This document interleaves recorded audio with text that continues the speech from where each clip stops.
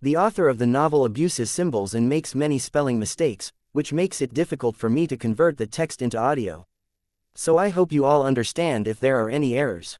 Please like, share, and follow the Cultivation Audiobooks channel to motivate me to create more videos, and don't hesitate to make requests for the novels you want to listen to. Chapter 591, Late Night Conversation. Yan Tianan was greatly shocked. He had no children yet, so he couldn't feel the wholeheartedness of being a parent to his children. He only thought that Lin Zan was very resourceful, considerate of all factors, and very bold. Although Lin Zan didn't say it clearly, Yan Tianan could also predict that when the child was born, he would invite a Yin family member, probably Yin Xingli, to hide the child's star chart by deceiving the heavens, or in any other way that would make his life appear like the star of salvation. Setting up a trap so that no one would keep staring at Lin Xuanji. Lin Xuanji could take advantage of the years or decades he had to enhance his strength and make himself stronger and fearless. And then what? Yan Tianan couldn't stop clenching his fist.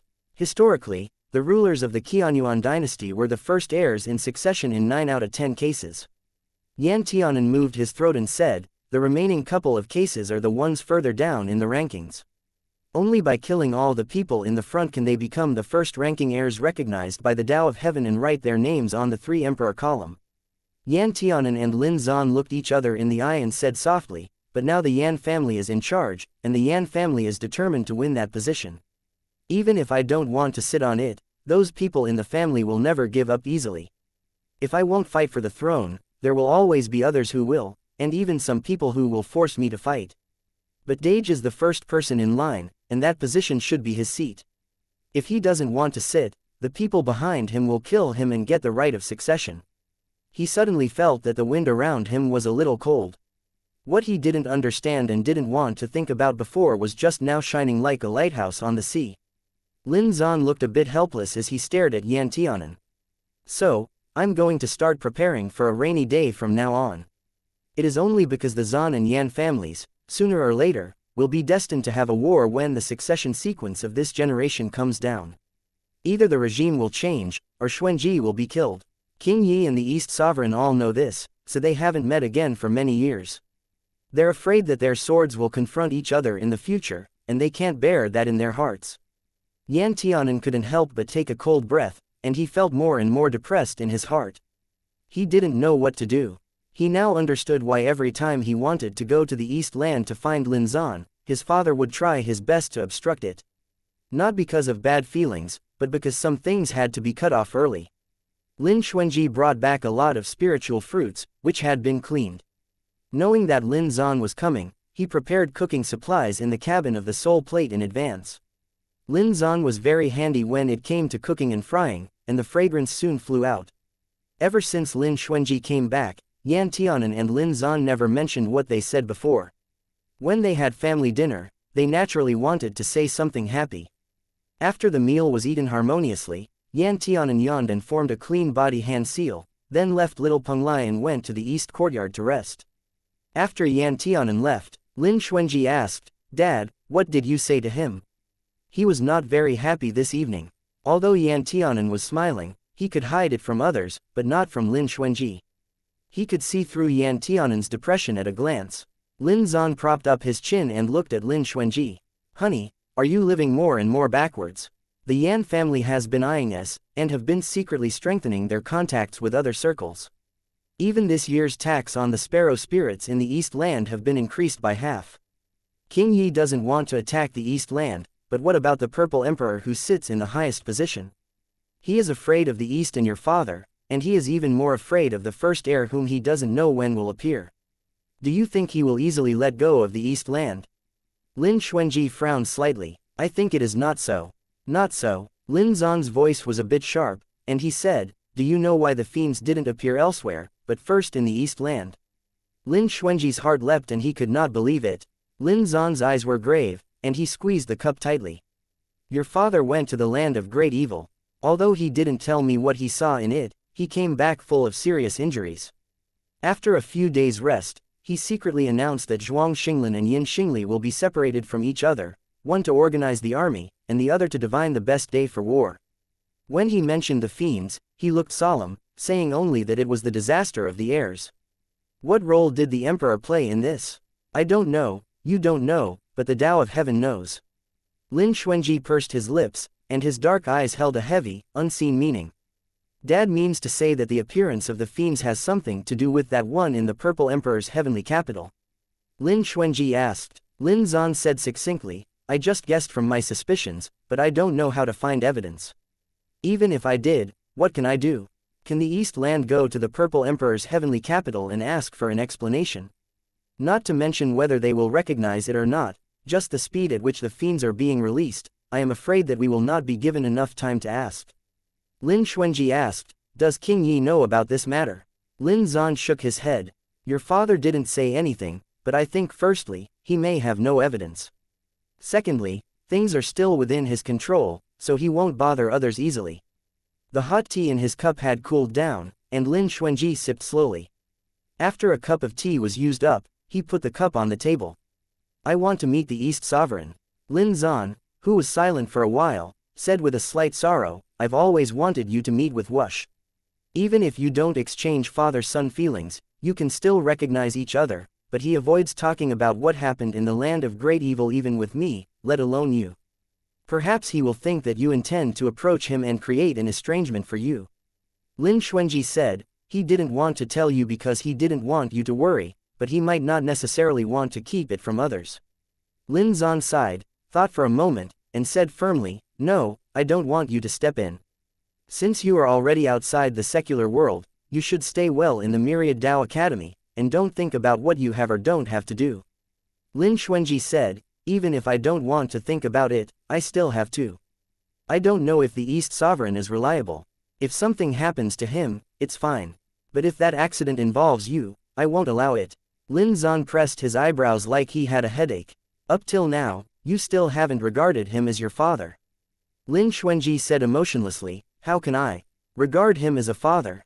From childhood to adulthood, he never held me or even knew that I existed. It was you who had feelings for him, not me. Lin Zan looked at Lin Xuanji. You are blaming him. Lin Xuanji smiled lightly, I have nothing to hate him for. I just regard him as a stranger. Lin Zan replied, don't say that, I'll be sad. Lin Xuanji said, there is nothing to be sad about. You and he must have other children after all. When the time comes, let that child make up for my debt to the two of you. Lin Zan's heart seemed to be stuck in a mass of cotton. It felt uncomfortable, but he couldn't force Lin Xuanji to recognize Zan Wush. On the one hand, the Tao of Heaven was ruthless, and on the other, Lin Xuanji didn't mean it. Lin Xuanji's stubbornness was like Zan Wush. No one could force him to do things he didn't want to do. Lin Zan closed the door and was suddenly pressed against the wall by a great force. Zan Wush pressed him and asked in a low voice, where have you been so late? Lin Zan said, I talked with Warong Sword Immortal in Little Penglai for a while. Zan Wush was somewhat dissatisfied and said, you are very interested in him. I found out that you have always had correspondence with him before. You even insisted on visiting Myriad Tao Academy in person this time. Don't tell me it was to see him. Lin Zan couldn't help but laugh when he heard the vinegar in his voice. How could it be to meet him?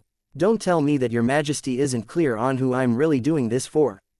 Zan Wush had never dealt with Lin Xuanji, but he had also heard of his reputation, and only regarded him as a person from another world.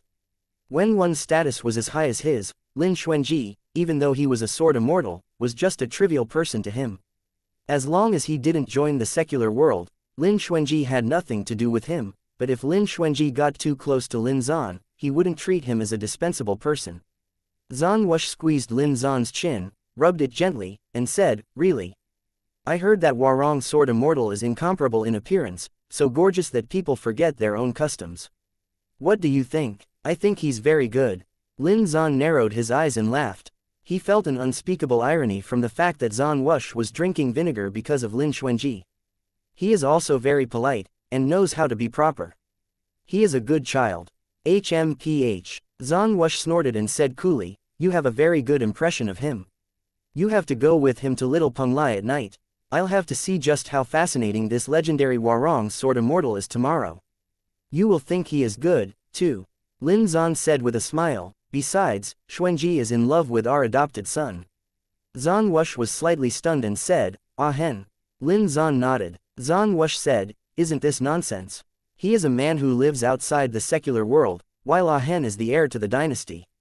If we have no children in this life, he is bound to inherit the throne in the future. But what if we have children? Lin Zan had always been good at grasping the key points. Zan Wushi's eyes were very dark.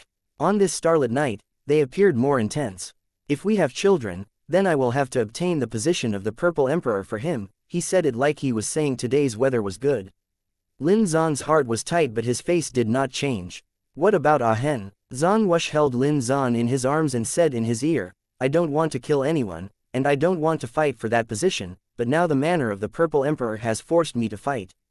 If a day really arrives in the future when our swords cross, Guangling, I only hope that no matter what decisions I make, you will not blame me or hate me. Chapter 592, Selling. Out medicinal pills. Since ancient times, all disputes involving power and status, especially those of the top rulers, had been bloody disputes, which involved life and death. This topic was too heavy. When Lin Zan was in the East Land, he mentioned it to Zan Wush more than once, but he was always lightly turned away by Zan Wush. Today, they brought up this matter again, and Zan Wush gave him an almost certain confirmation. Lin Zan lowered his eyes for a moment, then put his forehead on Zan Wushi's shoulder and said, in any case, don't hurt Ah Hen and Warong, okay? Zan Wush frowned slightly. I understand not to hurt Ah Hen, but how can Lin Warong deserve your protection? Lin Zan felt bitter in his heart, but he couldn't tell the truth to Zan Wush. First, it was because Zan Wush would soon forget that Lin Xuanji was his son. Second, if he really kept it in mind, he probably wouldn't be able to wait for a year and a half, and he would slaughter his way to the Purple Emperor's heavenly capital immediately. Weighing the two, not telling him, in fact, was the better choice. Ah Hen has a deep affection for him. If something happens to him, Ah Hen is bound to be miserable, and think that life is no better than death. Zan Wush didn't say yes, nor did he say no. He just suddenly felt that no matter whether he won or lost, Lin Zan would really not give him face in the end. Therefore, he had always been reluctant to mention this topic with Lin Zan and always adhered to the principle, if others respect me, I will show them thrice the respect, and when others retreat by an inch, I retreat by 3 inches, but if someone else is determined to offend me, no matter who he is, I will make him pay with his blood. Ever since Yan Tianan used his medicinal pills to clean up the toxins in Shiyi's body that had been poisoned for many years, his spiritual pill shop ushered in a small sales frenzy. After all, there was nothing more convincing than seeing it with one's own eyes. The medicinal pills used for beauty were quickly sold out, especially by elder martial sisters who saved up a lot of contribution points. They bought them as if they didn't need money. This morning, it took less than an hour for Yan Tianan's pills to be sold out. Looking at his leaf card, there were a total of 18,000 contribution points on it. This amount of contribution points was a lot, even for the older students. It filled a lot of people with envy. Those elder martial sisters who were too late to buy the pills asked Yan Tianan, younger martial brother Yan, do you have any ice muscle jade bone pills in stock? Can you still refine them? When can you refine new pills? Younger martial brother Yan, I've always been cold. I wonder if you could specially refine a pill for that. The price is easy to discuss. Younger martial brother Yan, we are free recently. We might as well go to the city to have a meal, enjoy some flowers and enhance our feelings. Younger martial brother Yan, many of these elder martial sisters who were anxious to get the pills were disappointed, but Yan Tianan was here and couldn't run away. Moreover, it was only 10 days, so they could afford to wait. The elder martial sisters said, it's only 300 pills. Do you want us to pay in advance so that we won't miss them this time? Yes, if someone wants to reserve all these 300 pills, won't others have none? Yan Tianan smiled. Elder martial sister, rest assured. It's stipulated that everyone can only buy 1 bottle of these 60 bottles of pills at most. Besides, the price is here. Elder martial sisters, you should still keep some money. When the time comes, you can't buy hairpin accessories to keep up with the trend. The elder martial sisters laughed, feeling charmed. Several elder martial brothers not far away looked at this sight and said, this boy is really good at pleasing women. There's nothing wrong with selling, but he wants to sell women's favorite beauty. Not only does he know how to please women, but also men. It is said that from the first day he came, he has been entangled with Warong's sword immortal every day. Can't help it, who let him have power and be the second successor of the Qianyuan dynasty? Speaking of it, why have we never heard of the first heir? Shish, you can't talk about this casually. You may have royal spies around you. Yan Tianan packed up the stall and distributed some contribution points to Qi Fiqing and Ji Ruyu. At the beginning, they said they didn't want anything. But Yan Tianan forced them by saying that if they didn't accept it this time, he would find someone else to partner with, and they reluctantly accepted it. Yan Tianan looked at the contribution points earned today, and felt that using the fire-hard lotus and 9-layered snow to help Shi really made him profit. On the second day of arriving at Myriad Dao Academy, Lin Zan visited several representative places together with Warong Sword Immortal and Sword Saint Tianshu. The first place was the Library Pavilion. According to the records, Myriad Dao Academy's Library Pavilion was the place with the largest, most comprehensive, and most advanced collection in the whole 9 lands, with hundreds of millions of books in it. It was vast and contained more books than any other sect. After observing several floors, Lin Zan couldn't stop exclaiming, "I just saw dozens of books that my East Sovereign wanted to find but couldn't find anywhere else. I didn't expect these books to be in Myriad Dao Academy." Sword Saint Tianshu was not modest, saying, "The Myriad Dao Academy has been established since 10,000 years ago. Now it has experienced several changes in the vicissitudes of life. Although the divine clans are also a remnant of the ancient past, some of them are no longer the main branch. Coupled with the flames of war and changes in dynasties, most of those books and classics would naturally be burned down." Lin Zan highly recognized it and nodded.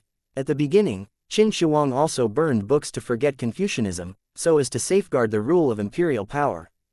Sword Saint Tianshu was stunned. Who is Qin Shuang? What does it mean to burn books and forget Confucianism? Lin Zan smiled. It's just an emperor from a lower realm. It's the same meaning as tampering with history to destroy a lot of valuable historical materials after the Yan family took the throne. Sword Saint Tianshu frowned and felt he couldn't answer this. Lin Zan went up to 3 floors with Sword Saint Tianshu.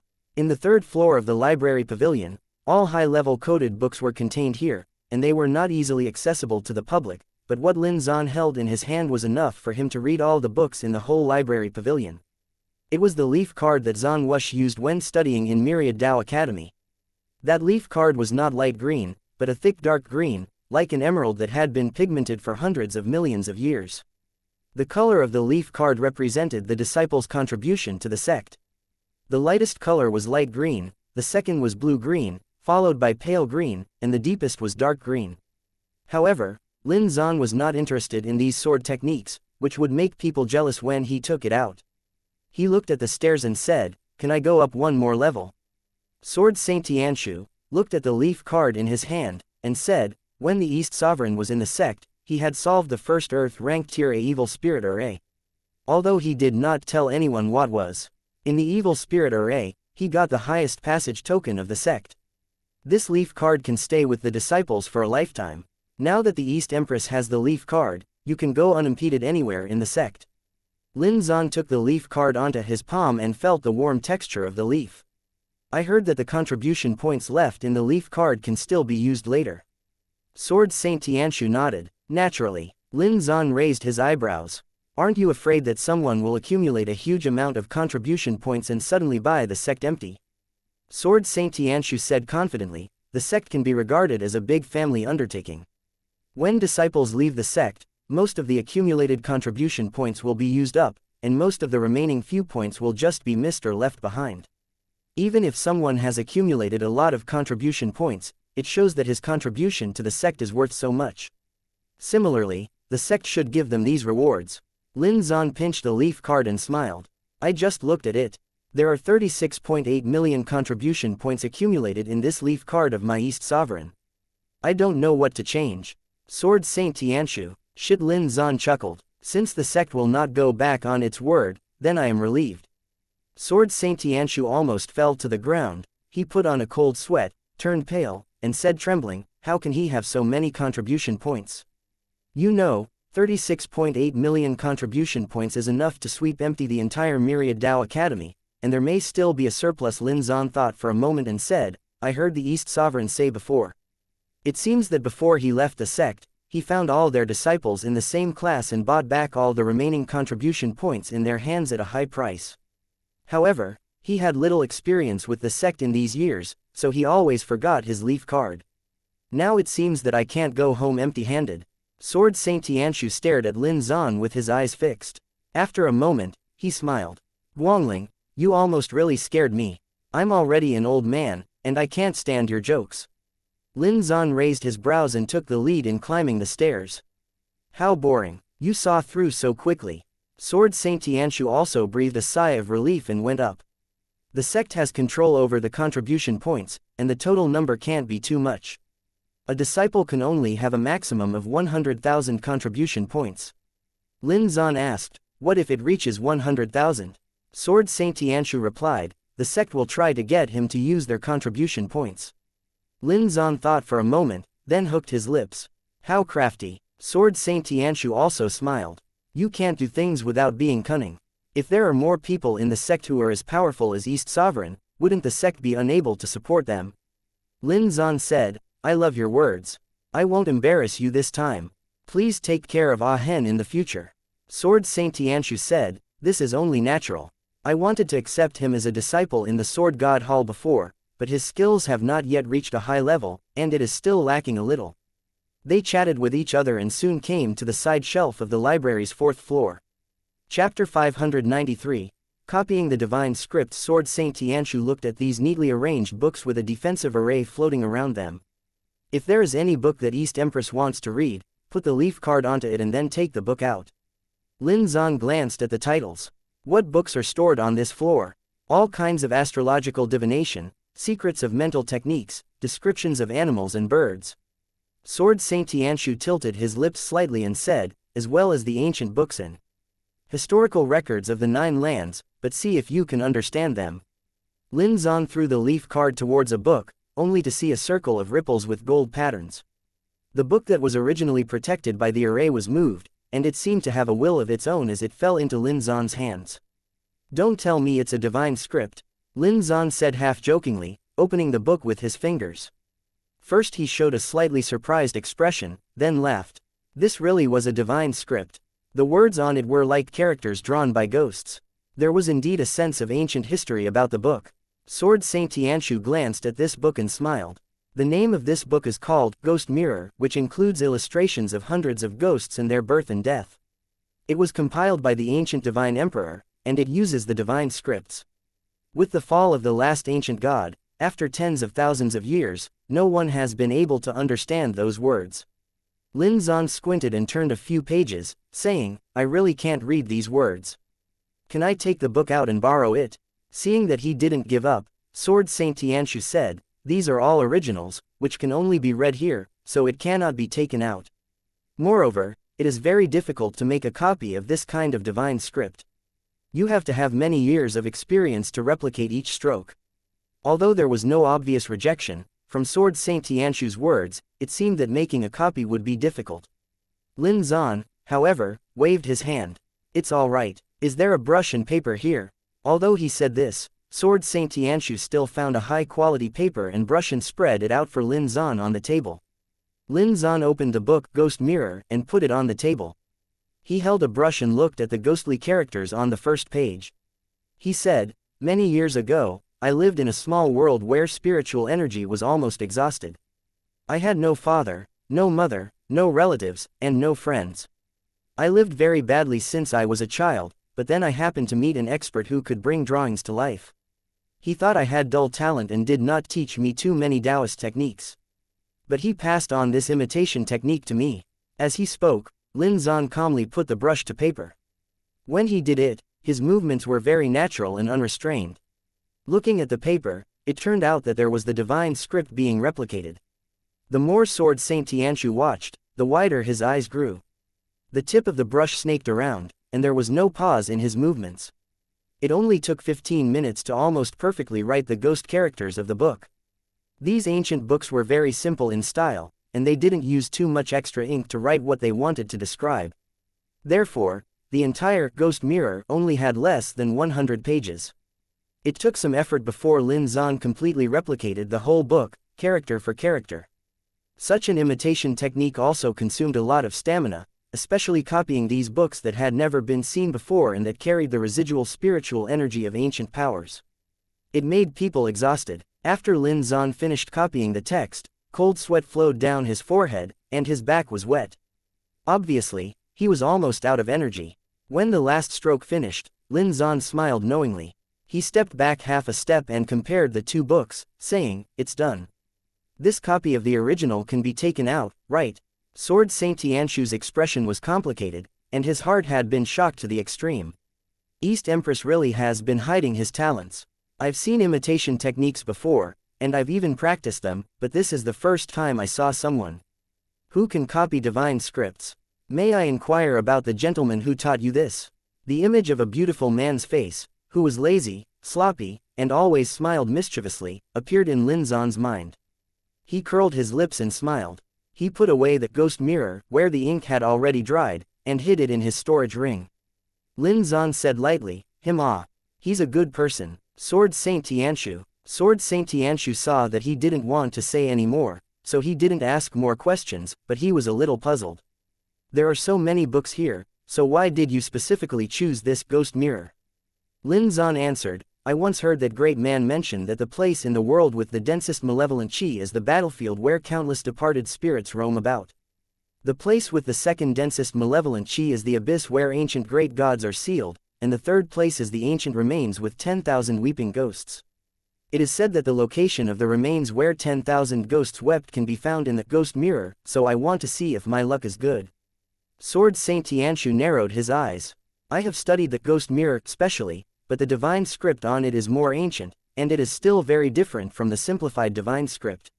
My talent is not up to par and I can't understand it. I just didn't know that there were people in this world who could actually understand it. Lin Zan hooked his lips and said, there is always someone better. Sword Saint Tianshu felt itchy and asked, East Empress, why don't we discuss it later and let me know when this book is translated? Lin Zan nodded. That's only natural. There are secrets hidden in the ghost mirror. If I can translate them all, I will be the first to tell Saint Sword to repay today's courtesy. Lin Zan seemed to be aimlessly searching for something in the 1,000 volumes of the library, yet it also seemed like there was an idea in his heart. He didn't make moves easily, but when he decided something, he would take out the books and then copy them. Although Sword Saint Tianshu felt that there was definitely a deeper meaning to Lin Zan's trip, he still could not guess Lin Zan's true purpose. After Lin Zan finished copying the fourth book, he could not help asking, East Empress, dare to ask, what kind of books are you looking for? Lin Zan put away the replicated books and said, I have already taken 4 books. The first one is Ghost Mirror, and the second one is Classic of Mountains and Rivers. That master of mine told me that I must get the first 2 books, and it's also for my own personal interests. The third book is Record of Sealed Secrets, and the fourth book is 9 Land Seals. These 2 books are for tracing the birthplace of the fiends and for finding the method to deal with them. Sword Saint Tianshu frowned slightly. Record of Sealed Secrets, it is said that it records the secret past between emperors and ancestors during the Antiquity era. How can it be related to the fiends? And that 9 Land Seals should be related to those ancient great gods. If you want to look for things about the fiends, shouldn't you look for miscellaneous books like the Strange Tales? Lin Zan shook his finger. You don't know anything about this. Although there are some records about fiends in the miscellaneous stories like Strange Tales, they are merely superficial information. Legend has it that fiends have existed since ancient times.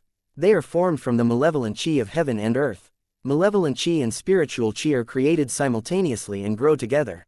Just as there is yin and yang, they are both indispensable. Since that is the case, the ancient gods must have also known about the fiends. When they recorded these ancient events, they probably recorded the fiends as well. Sword Saint Tianshu thought about it and said, I think it's very reasonable to say this. I didn't expect that the East Empress knew a lot about fiends. It seems that before coming to the sect, he did a lot of homework. Lin Zan replied, of course. I can't leave the East Land for too long. Naturally, I have to do official business as soon as I come to the sect. Where can I have the extra time to ponder here? Sword Saint Tianshu said, I only heard that the rulers can't leave the land for too long. Why are you in a hurry to go back, East Empress? Lin Zan showed an expression that men all knew. He rubbed his hands. My East Sovereign can't live without me. If I'm here for too long, then who will warm his bed? Sword Saint Tianshu. This venerable kicked through this pot of sudden dog food coldly. Next, Lin Zan copied and stopped, and took out 3 books. Copying books really consumed a lot of spiritual energy. At first, Lin Zan could write many characters in a single stroke. However, towards the end, every time he wrote a stroke, he had to rest for a while, and Sword Saint Tianshu couldn't stop worrying that Lin Zan would come to a critical point and fall down. However, Lin Zan's hand was as steady and powerful as ever from beginning to end. Sword Saint Tianshu couldn't help but say, "East Empress, do you want to take a rest first, and then come back to copy and repeat it another day?" Lin Zan shook his head, sat on the futon in a sloppy way, and said, "I don't have much time to stay here. Besides, it's not easy for me to open my eyes of heaven once. I must copy all the books I need this time." Sword Saint Tianshu lowered his hand to his side. Eyes of heaven. Lin Zan wiped the sweat from his head and said lightly, "There are still some words in here that I can understand." Sword Saint Tianshu's heart moved. "How can you understand it?" Lin Zan said, "I rely on the slightest induction from the Tao of heaven, but after the period of time passes, I won't be able to sense the connection." Sword Saint Tianshu was stunned. It was the first time he heard that reading characters relied on the sensory abilities of the eyes of heaven. Half a month later, Lin Zan finished copying the 7 selected books, and his entire person had almost lost strength. Lin Zan laughed and stood up against the wall. "It's done. I won't read the remaining books for the time being. This Myriad Dao Academy Library Pavilion deserves its reputation. After going out, I will advertise for you for free." Sword Saint Tianshu raised the corner of his mouth and said, "What does advertise mean?" Lin Zan patted him on the shoulder. "It means to promote something. If it was in my world, advertising would cost money." Sword Saint Tianshu, "Then I really have to thank you all." The gate of the library pavilion was blocked for 15 days because of the East Empress visit. Chapter 594, Jealous East Sovereign, edited by Aya. When Lin Zan stepped out of the gate of Myriad Dao Academy's library pavilion again, he immediately saw Zhuang Xinglan and Yin Xingli looking nervous outside. In addition, there was Lin Xuanji standing on the left and a man in black wearing a mask opposite him. "Your Highness, you finally came out." Zhuang Xinglan looked like he was about to cry. "You've been in there for 15 days, and you didn't tell us in advance. You made us worry to death." Yin Xingli also breathed a sigh of relief and said, "I told you nothing would happen." "Is His Highness someone who doesn't know his own strength?" The elder guarding the library pavilion smiled coolly. "Fortunately, nothing happened to the East Empress. If you still hadn't come out or lost even half a strand of your hair, I'm afraid your subordinate here would have torn down my library pavilion." After listening, Lin Zan knew that it was Zan Wush who couldn't wait to find him, so he smiled. "Elder, don't worry. If this library pavilion is torn down, I will be responsible for compensating by paying according to the price." "Elder, who cares about your compensation?" Yin Xingli couldn't help but move the corners of his mouth, and he coughed softly. Others also whispered in their hearts, "The East Empress is really overprotective." His subordinate coerced and bribed outside for a long time, yet when he, the master, learned about this, not only did he not scold his subordinate, but he also sounded like he was taking care of the aftermath for the subordinate as soon as he opened his mouth. It was simply unreasonable. Lin Zan looked at Lin Xuanji and saw Lin Xuanji gently nod to him. He said, "East Empress must be tired. Let's go and let East Empress have a rest before talking about other things." Lin Zan wanted to say something to him when a figure slipped past him. The masked man dressed in black blocked his view and said, "Your Highness, please hurry back to rest." Lin Zan looked at the mysterious man speechlessly. Knowing that Zan Wushi's habit of eating vinegar indiscriminately had been committed again, he could only say, "Let's go." Zan Wush immediately went down the stairs faster than Lin Zan. Lin Zan, Sword Saint Tianshu, hehe, people in the East Land are quite temperamental. Lin Zan had an impulse to hold his forehead. Zan Wush came here on horseback. As soon as Lin Zan stepped down the steps, his waist was directly grabbed by Zan Wush. Holding the flying body, he got on the snow-white winged heavenly horse and patted the horse's neck gently. Then the heavenly horse lightly spread its 4 hooves and flew into the air. Sword Saint Tianshu thought, it's such a good relationship that the two can ride a horse together and cuddle. However, since the East Sovereign didn't officially expose his identity, these elders could only act like they didn't know. After all, the significance of the East Empress' arrival to the sect was totally different from that of the East Sovereign's arrival to the sect.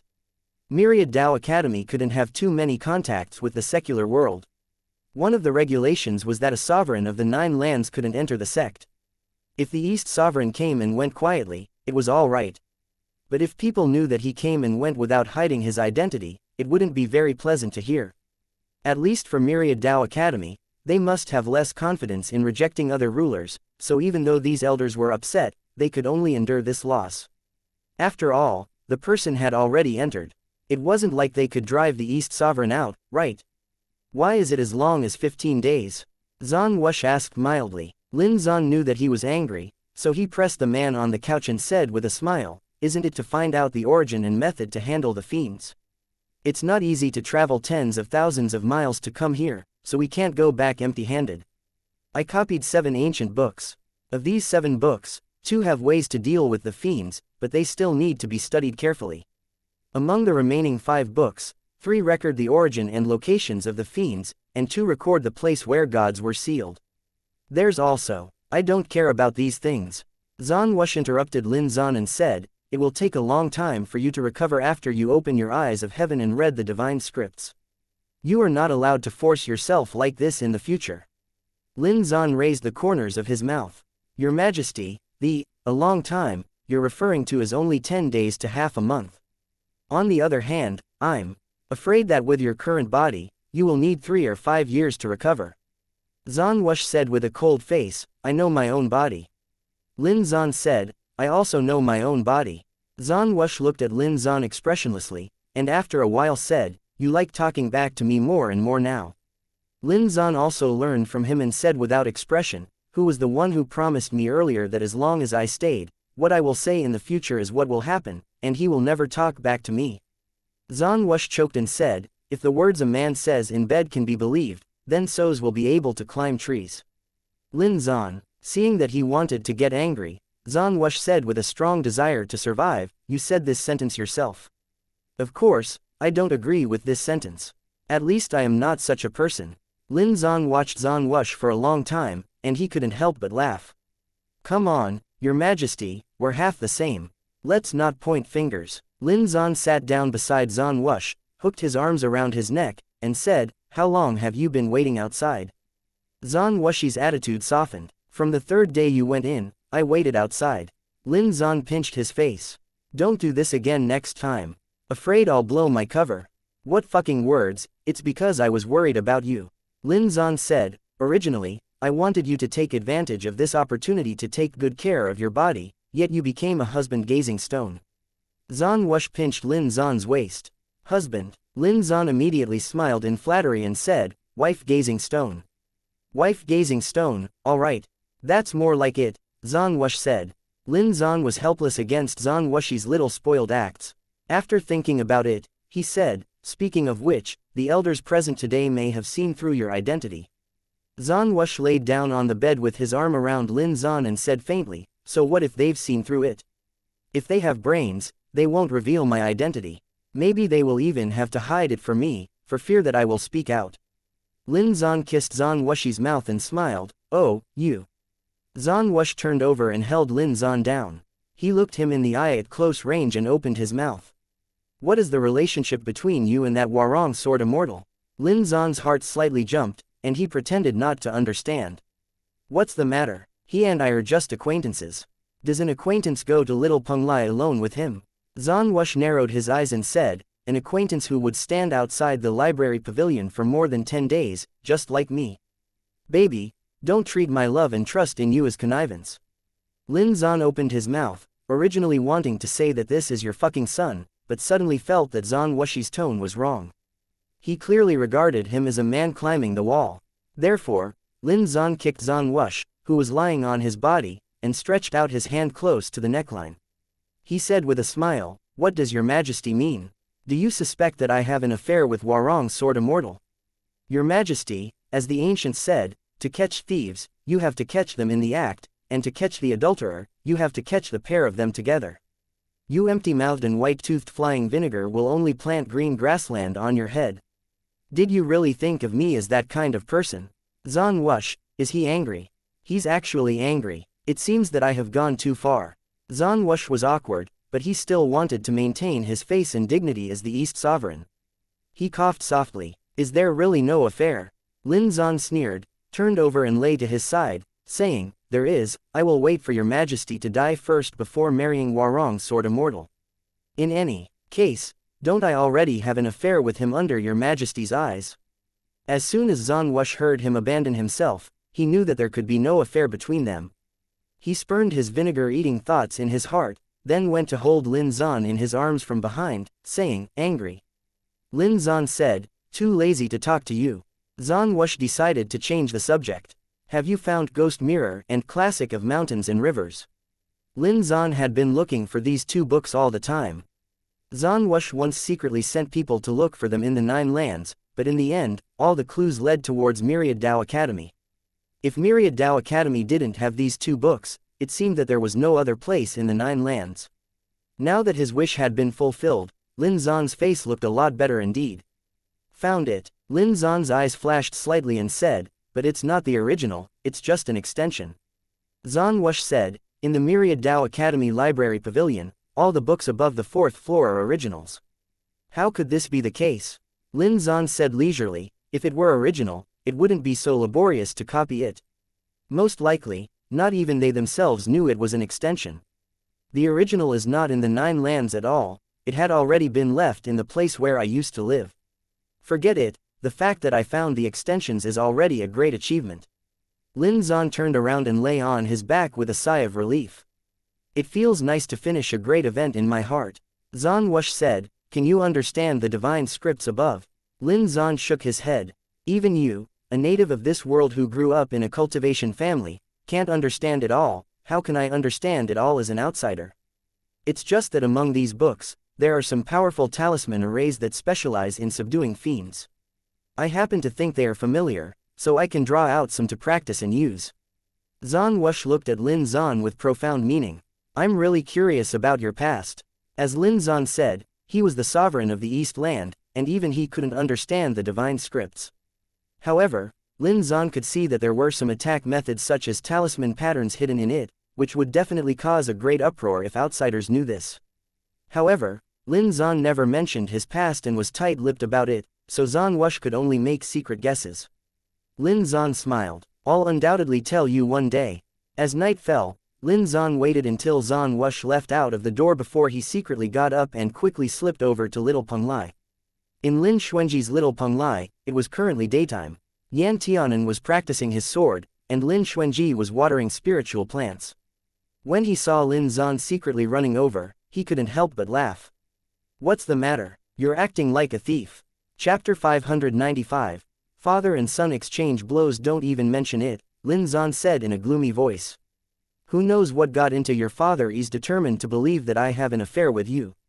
Earlier, he even questioned what kind of relationship you and I have. I could only take advantage of when he's out visiting friends to come talk to you for a while."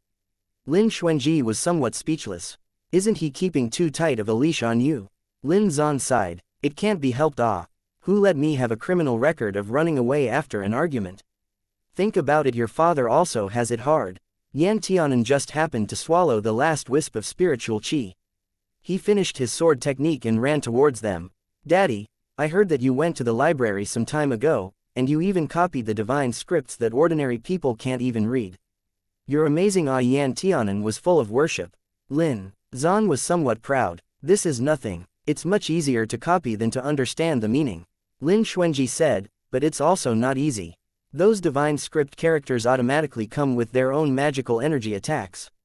Copying them consumes a lot of vital essence, qi, and spirit. I never knew that Dad also had this ability." Yan Tianan also nodded. "Right now, everyone in the sect is asking what kind of sacred person the East Empress is. I'm afraid that in a few days, the entire Nine Lands will probably know about Daddy's unique skill." "Alright, let's make a long story short." Lin Zan was afraid that Zan Wush would sense something, so he quickly took out a stack of papers from his storage ring. "These are the talisman and sealing techniques that I pulled out from those copies. They're extremely effective in dealing with fiends and monsters. My translation and their usage methods are written on the side. You two can study them by yourselves. They will certainly be useful in the future." Lin Xuanji took this precious stack of paper and asked, "I heard that Dad copied 7 divine script books in total. Is it to find a method to deal with the fiends? Not only that, it's also to find the fiends' origins. Of course, He had other uses for them, but that didn't have much to do with matters pertaining to the 9 lands anymore. Lin Xuanji asked, "Did you find it?" Lin Zan shook his head. "There are a lot of key characters in the divine script that I can't understand yet.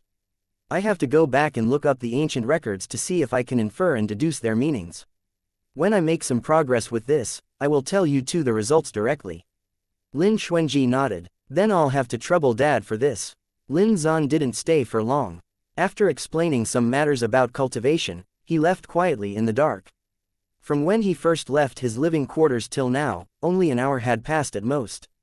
Moreover, the person that Zan Wush was looking for lived in the city lord's residence outside of the sect, so naturally, he wouldn't return for a few hours. However, Lin Zan had only just left Little Penglai when he suddenly saw Zan Wush standing on the shore with his hands clasped behind his back, staring at him with ice-cold eyes. "Lin Zan, it's over." In Little Penglai, Yan Tianan was startled and looked warily at a silver crack in the western part of the sky. "What happened?" Lin Xuanji, however, raised a corner of his lips. He already had the Zij sword in hand, which was buzzing with excitement, almost jumping out of its sheath. "Ah Hen, hide here. I will go out to meet that person." After saying that, he didn't wait for Yan Tianan to stop him. Lin Xuanji then rushed out of Little Penglai with his sword. It was Teal Lotus 9 styles, and moreover, it was pressure from the pure Teal Lotus 9 styles. Without a doubt, the attacker was the East Sovereign, Zan Wush. Lin Xuanji's sword strike broke through the clouds and met Zan Wush's less than full power attack. With a bang, 2 Teal Lotuses collided in midair, and the pale blue sword chi created vigorous shockwaves that broke through the air, hissing and rumbling. The shocks blasted apart the surrounding seawater. Zan Wush was dressed in black. His mask had already been taken off, and a handsome and peerless face was exposed to the air. The dark, 1-meter-long sword in his hand was leveled at Little Penglai. He stood in midair. The fierce gales around him made his clothes flutter, but the long hair on the sideburns hanging in front of his chest was still, which showed his high cultivation. Zan Wush was full of killing intent as he coldly stared at Lin Xuanji. "Zan Wush, fucking come down right now." Lin Zan was tied with a golden rope. He didn't know what kind of magic tool it was, but he couldn't break free. Zan Wush's eyes became slightly colder. Teal Lotus 9 styles. Lin Xuanji also stopped in midair, and the Zij sword in his hand was leveled at Zan Wush's chest. "You have a good eye." Over the years, Zan Wush had become more and more restrained, so he rarely allowed people to see through his mood. However, at this very moment, an indescribable anger was burning in his chest. Teal Lotus 9 styles was a unique technique that only the Zan clan's main branch could cultivate. Because it was a bloodline inheritance, it wouldn't be easily obtained by outsiders. However, as early as when he and Lin Zan became Dao companions and entered into a life and death contract, the Teal Lotus 9 styles in his Sea of Knowledge all entered Lin Zan's Sea of Knowledge. There was no way Lin Xuanji would know this technique, not unless Lin Zan told him. Zan Wush's grip on his sword tightened, and the murderous sword hummed in anticipation, full of fighting spirit. It looked like it would jump out of its sheath and drink blood. The sword was like its master. There was an absolute master-servant contract between Zan Wush and his sword. This sword had been the treasure of the Zan clan ever since the beginning, and only the clan heads could get its absolute obedience. This nameless sword was the undisputed first place in the divine weapons ranking.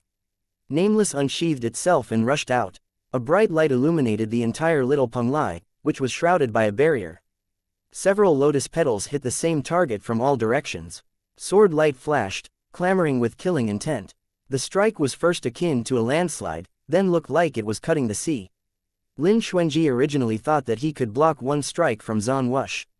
However, when he truly exchanged blows with an expert at the Sword Saint or even the Sword Emperor level, he suddenly discovered that their gap was just like the stars and the blazing sun, which could only be described as the difference between heaven and earth. Lin Xuanji didn't force himself. He just wanted to see the power of the Teal Lotus 9 styles when one cultivated it above the 6th layer. He also knew that he was no match for Zan Wush, so he immediately sacrificed a bell canopy magic treasure to block this fatal blow. With a loud bang, the golden bell-shaped barrier shattered into tens of thousands of pieces. Lin Xuanji pressed a hand to his chest and spat out a mouthful of blood, which had been forced out by the pressure from the spiritual chi. He fell to the ground.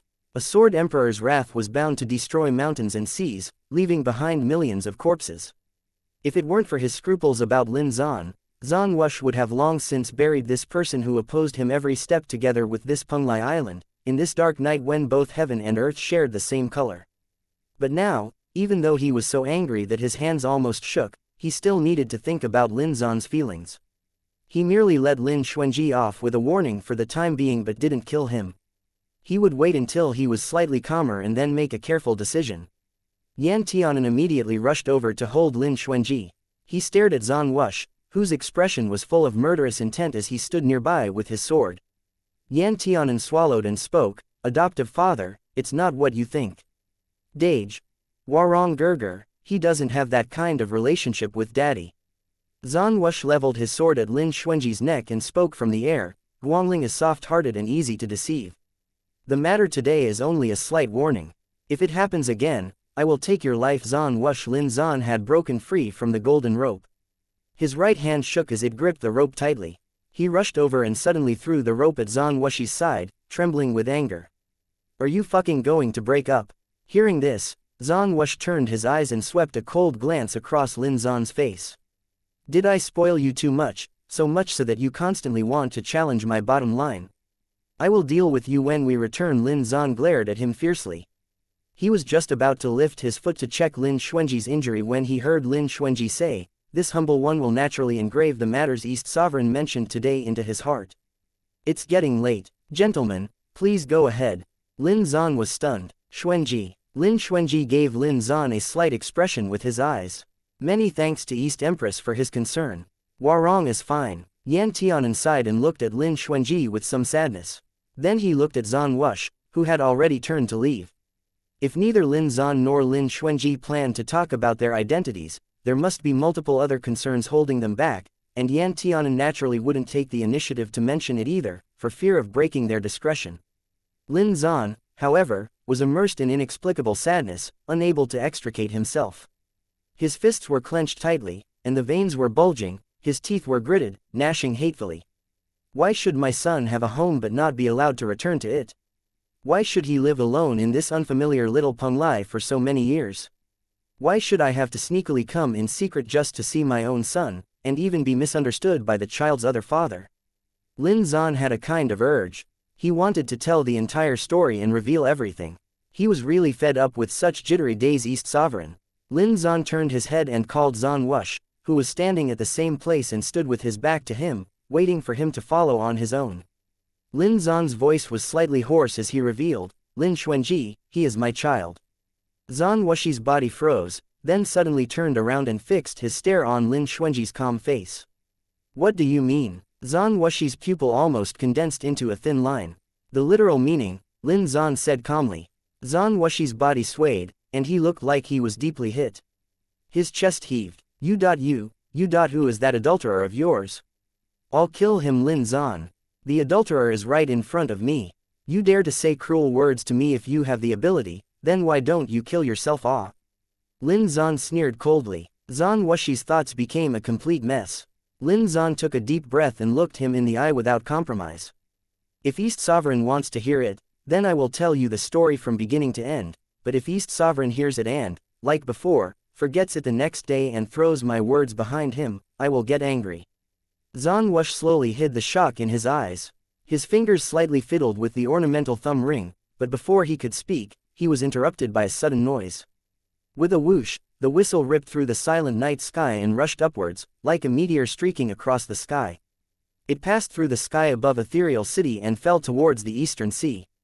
Chapter 596, East Land's Disaster. Not good. Lin Xuanji's pupils suddenly shrank. He grabbed Yan Tianan and took him to Lin Zan's side. "Dad, this is Ethereal City's help beacon. As soon as this beacon is fired, it means that Ethereal City is under a great threat. You should take a hen to rest first. I need to see what happened." Lin Zan grabbed Lin Xuanji's arm. "You still have injuries," Lin Xuanji said with indifference. "It doesn't matter, it's just a slight superficial injury." Even if His Majesty the East Sovereign was angry, he still held back. "If the city encounters trouble, I must go help." Lin Zan looked up and stared at Zan Wush. He didn't have to say anything. Zan Wush had already placed the mask back on his face. He slightly restrained his aura and suddenly seemed like a different person. "When I return, You'll tell me about this matter from beginning to end, Zhan Wush finished calmly. Looking at Lin Zhan's pale face, his heart couldn't bear it. He went over and kissed him gently on the forehead. Don't entertain foolish ideas. Protect yourself. Lin Zhan nodded absent-mindedly. Just as Lin Xuanji prepared to fly outside the sect gates, he received a voice transmission talisman from Sword Saint Tianshu, so he hurried over to the sentry post to meet with Wan Miantang. Lin Xuanji pondered a little and decided to follow his words. Lin Xuanji was in front while Zhan Wush was right behind him. Both of them arrived at the sect's sentry post as quickly as possible. After that whistle sounded, there was the rapid beating of drums, which was also located near the lookout post. When Lin Xuanji first went to the drumbeats location, he saw that the drummer was actually East Courtyard's Wan Miantang. Wan Miantang beat the drum with great force, and his hands waved in a fine rhythm. Boom boom boom, boom boom, boom boom boom boom boom. After the first round of the rhythmic drumbeat ended, the entire ethereal city should have woken up from its deep sleep and received this warning. Wan Miantang had already used spiritual qi to play the drums. He threw down the drumsticks and turned to tell Lin Xuanji, Warong, the fiends took advantage of the night and came ashore from the west, north, and south directions. They broke into ethereal city. Right now, everyone in the sect who can fight has already gone to fight the enemy in the city, but the sect can't be defenseless. You should stay here and guard the sect. Lin Xuanji nodded. He didn't care where he was, but if so, then his current purpose was to protect the sect. Zhan Wush stood next to Lin Xuanji and asked lightly, only the fiends invaded, but not the demons. Wan Miantang's eyes show some consternation. I don't know the specific situation yet. While he said that, Wan Miantang immediately made an expression at the sentry post and had the sentries observe the fiends more carefully. After a while, a sentry ran over with a pale face and reported, it's the demons. Wan Miantang who sucked in a cold breath, and his eyes gradually sank. This battle lasted until dawn. Sword Saint Tianshu and the others who went to the rescue had returned to the sect again after they repelled the last demon. As for the corpses and blood on the street, the people in the city lord's residence cleaned them up. That night, Lin Xuanji stayed at the sentry post until dawn, ensuring that no fiend or demon could break through the sect's defensive lines. And those who fought bravely inside Ethereal City also protected the innocent residents in the city on the one hand and the sect's disciples on the other. Their bottom line was to eliminate these attackers before they could reach the sect. Sword Saint Tianshu's body was still clean and didn't have any bloodstains.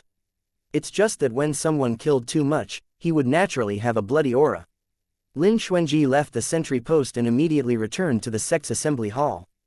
The elders who had provided assistance were all gathered here. Roughly speaking, around 700 to 800 demons broke into Ethereal City tonight. Sword Saint Tianshu spoke with a heavy expression, every demon had a fiend possessing it. They rushed forward without regard for their own lives and killed countless people. This night really was unexpected. The calm that Ethereal City had enjoyed for thousands of years was broken overnight and completely overturned. They could guess that in a short while, the news would grow wings and spread throughout the entire 9 lands. Not to mention what the outside world would think of Ethereal City and Myriad Dao Academy, just the families and clans of students would probably have them return home. Lin Xuanji asked, what about the casualties? Sword Saint Yaoguang sighed, I've seen more than 10 city residents die at the fiend's hands. It was a sneak attack in the middle of the night. It's likely that many people had already died by the time we discovered the invasion. Why would these things target Ethereal City specifically? The hall master of Tool Ocean Hall was so angry that his beard was about to curl up. He couldn't wait to pull out those fiends' tendons and bones. Exactly what kind of deep hatred do they have with us? It's not necessarily a deep hatred. At this time, a man dressed in a blue robe appeared at the entrance of the hall. He came in with a letter in his hand and walked briskly. He lightly threw the paper toward the front, and the paper unfolded itself. The 3 words written in blood appeared in front of everyone's eyes: Eastland's disaster. Everyone couldn't help gasping, and they all had something to think about. The hall was silent for a while. The young elder who brought the warning letter written in blood was an elder who lived in the mountains for a long time in closed-door cultivation. Because he didn't leave secluded cultivation easily, his real name could no longer be recalled. However, he always had a close relationship with the Prophet family. When the sect encountered any important matters in the past, he would come out to preside over the overall situation, so he was quite respected. Sword Saint Tianshu stared at the 3 bloody words on the letter and asked, Elder Feng Tan, where did you get this blood letter? Elder Feng Tan said mildly, someone sent it to the sect's door, and it was collected by the disciples. I noticed that there was strong demonic qi inside the sect, so I left secluded cultivation to collect this blood letter. Did you have frequent contact with the East Land these days? Elder Feng Tan's tone was light and didn't sound accusatory. However, after the elders of the 3 halls and 4 courtyards heard it, they all felt guilty and ashamed. Not to mention frequent contact, the ruler of the East Land and his wife were even here right now. Lin Xuanji spoke up, Elder Feng Tan, the East Land indeed came to visit at our invitation, but the reason was because fiends had reappeared in the world. Moreover, they first appeared in Jade Ocean City, an ethereal city. Jade Ocean City has always been on the East Land's borders, and the East Empress came to discuss this matter due to an invite. Elder Feng Tan swept a glance over Lin Xuanji with cool eyes. Warong, don't think that I don't know anything about the happenings outside just because I'm in secluded cultivation every day. Let me ask you, where did the fiends first appear? Lin Xuanji's reply was neither servile nor overbearing, Jade Ocean City. Ah, Yao Guang suddenly exclaimed, speaking of which, the fiends did initially appear in the East Lands. Since that blood letter wrote, East Lands disaster, does it mean that the fiends' goal has always been the East Lands alone and nothing else? It is very possible that the fiends appeared in Ethereal City only because they were forced across the sea by General Zhang. So, from beginning to end, the fiends attacked Ethereal City because we invited the East Lands dignitaries over for a visit. All the people present were smart, and they soon found the pattern. Lin Xuanji's eyes sank slightly. But when the fiends invaded Ethereal City for the first time, the East Land wasn't here. But they were already on their way to Ethereal City. Sword Saint Yuhang frowned. It's just that only Overlord-level fiends have consciousness resembling a human's. If this blood letter truly came from a fiend, then I'm afraid that it won't be easy to destroy the fiends. Elder Feng Tan swept a glance over all the people present. I came here to deliver the blood letter. It's up to you all to decide whether you want to declare war on the fiends and ally with the East Land, or whether you want to watch from the sidelines and seal the island again from today on. After he said that, Elder Feng Tan turned to leave. Elder Feng Tan, please wait. An elder of Pill Limit Hall who looked a little chubby spoke, there are not many people who can truly take full charge of the sect nowadays. The several other great elders are all in closed-door cultivation. Elder Feng Tan has enough qualifications. Why don't you show us the way? Elder Feng Tan turned his eyes slightly, his eyelids drooping. The sect has not yet come to the point where I must come out and take charge. You can do whatever you want, but I will only say one thing: Myriad Dao Academy has never intervened in the dispute over the secular throne before, and similarly, it also won't intervene today. If anyone dares to break the rules, I will personally dispose of him. Having said that, Feng Tan left like the wind, just like how he came like the wind. Thus, the discussion hall was quickly divided into 2 groups. One faction advocated for opposing the fiends to the very end, so that these evil things could see how powerful the sect was. Myriad Dao Academy wasn't a place that they could casually threaten. The other faction advocated for immediately sealing the island, so that Ethereal City could return to the isolated state it had before. As for the dignitaries from the East Land, it was time to send them off. After Sword Saint Tianshu heard both sides' arguments, he thought for a moment before asking, what was the meaning of that sentence Elder Feng Tan spoke right before he left. Lin Xuanji lowered his eyes slightly. He meant, the fact that the East Land was attacked by fiends this time was not an accident, but a result of someone's deliberate actions. Furthermore, it should be due to the imperial dispute over the throne.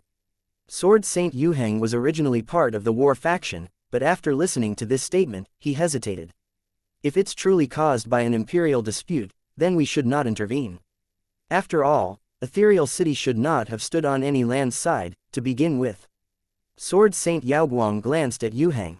Although there is some truth in your words, you can't just think about the cause, but you also have to consider the effect. No matter whether the fiends were deliberately controlled or not, they are still malevolent things. They are the enemies of everyone in the 9 lands. What's more, they also killed many people in Ethereal City.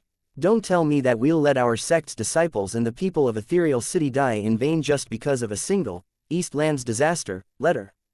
Sword Saint Yaoguang has a point. Mr. Lan nodded. Even if it is the East Lands disaster, if anyone releases the fiends, they will make an enemy of the entire 9 lands.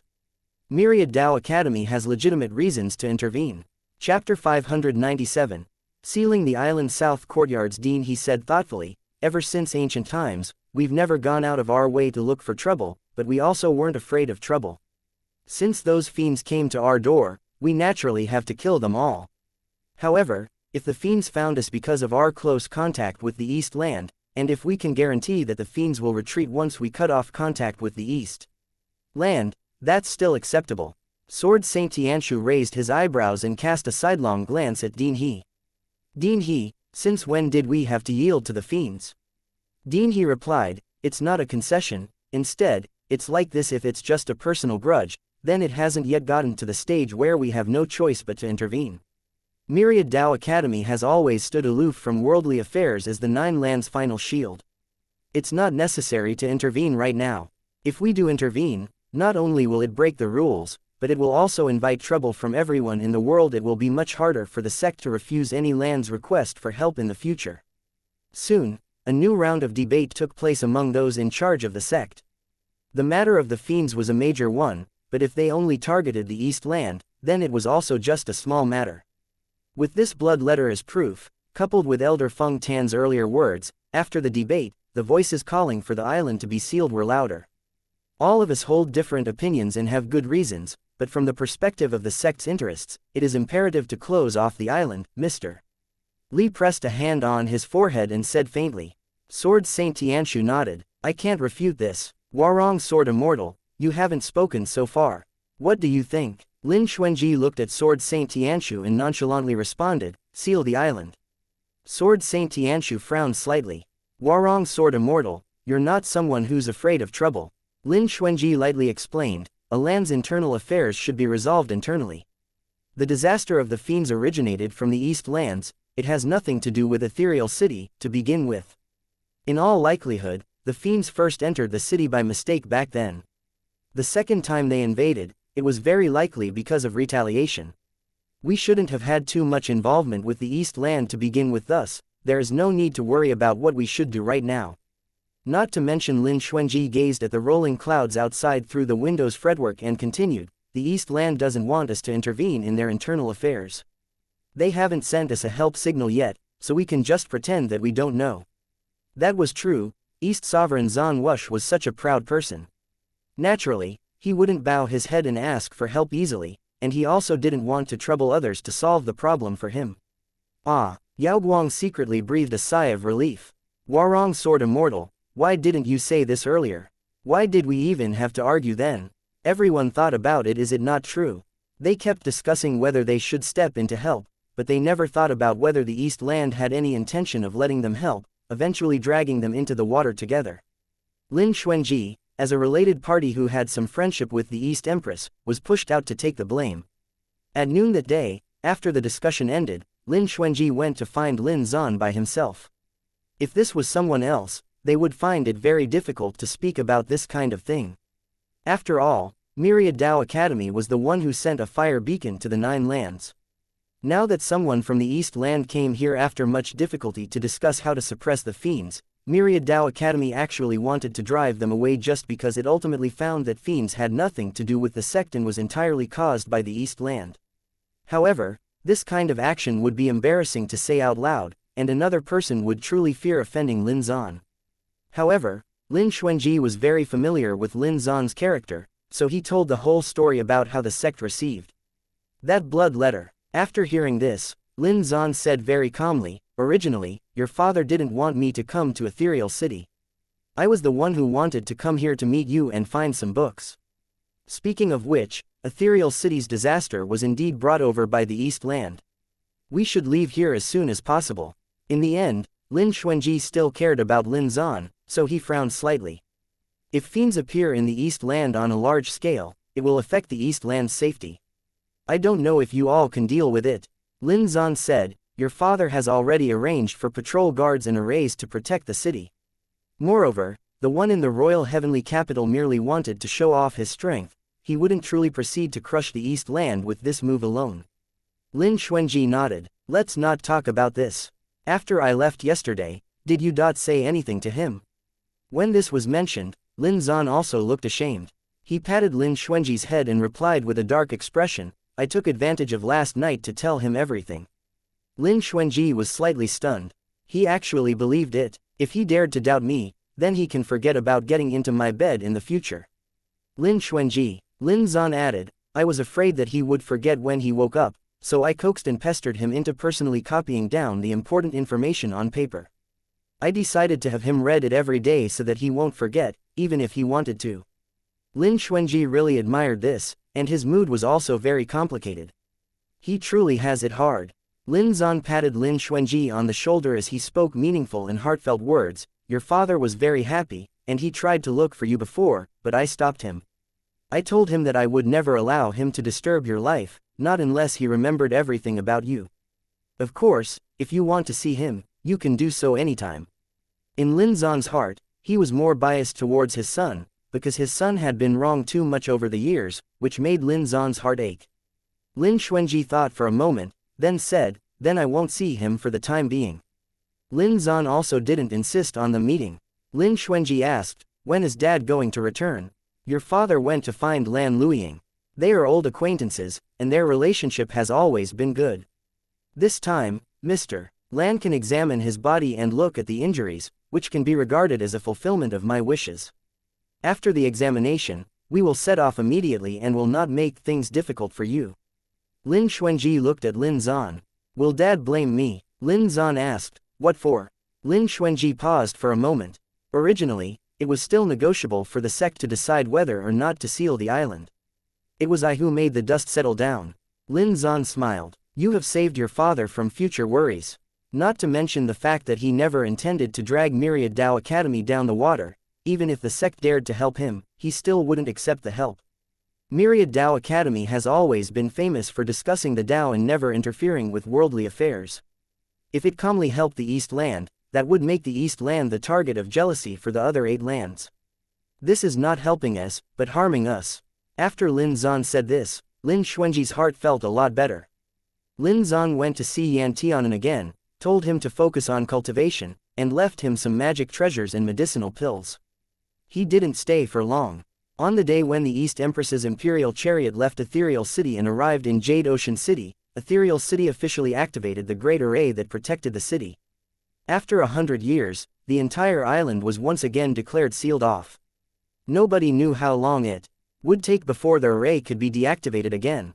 A year quickly passed. During this year, because the sect activated the array and sealed the island, no major event occurred. Even the fiends that once brought an uproar to Ethereal City disappeared without a trace, as if they had never appeared before. The fiends, who had invaded the East Land, were forced back by the East Sovereign's troops and formations, and returned to the legendary land where they were sealed. They were never seen again. After Lin Zan left, Lin Xuanji entered closed-door cultivation on Little Penglai and concentrated on cultivation. Yan Tianan would slip to Little Penglai every other night to practice, and 100 days in the Soul Plate was worth 10 days outside. His cultivation was also rising, and he soon broke through the 3rd layer of the Decline and Prosperity Sword technique. At the same time, because the cosmetic medicinal pills he refined were deeply loved by female cultivators in the sect, Yan Tianan's contribution points were also rushing into his leaf card like water, and soon he changed to a Tier A residence. Yan Tianan had never mistreated himself in terms of food, clothing, and shelter. The sect was large. There were many disciples who didn't meet or know each other, all the way from when they entered to when they left. During this year, because Yan Tianan wholeheartedly devoted himself to cultivation and alchemy, he didn't make too many friends, so he mainly spent it alone. On this day, Yan Tianan carried a wooden sword on his back and went to Little Penglai. Countless teal lights were like scattered lotus petals, light and ethereal, with a bit of somber and desolate aura to them. They split into thousands of dots of light, then concentrated into one point, cutting a huge rock in the distance into tens of thousands of pieces. The sound of a landslide rumbled loudly. Incredible. Yan Tianan clapped and walked towards Lin Xuanji from behind. Lin Xuanji turned his eyes and saw Yan Tianan. He curled his lips into a smile. Did you finish your class? Yan Tianan nodded. I went to help Mr. Lan take care of the spiritual plants. He cultivated a new species of extremely rare spiritual plant that must be watered in the middle of the night. Half a year ago, Yan Tianan entered Pill Limit Hall and became Lan Luying's first core disciple. Lan Luying did not give any advice on refining pills, but focused on cultivating Yan Tianan's affinity for spiritual plants and his foundational knowledge about spiritual plants, such as their characteristics, functions, and interactions. Although Yan Tianan complained on the surface, he finally understood Lan Luiying's painstaking efforts when he was interpreting scripts from those incomplete volumes. When Lin Xuanji heard this, he said, "Mr. Lan regards you highly. You should study well under him." Yan Tianan hugged Lin Xuanji's waist with a smile. "Naturally, I know that Mr. Lan is good to me. Just now, Dage's attack was very powerful. Did you have some new breakthroughs in your comprehension of this technique?" Lin Xuanji had been practicing this same technique for the entire year. Nobody knew how many rocks had been destroyed.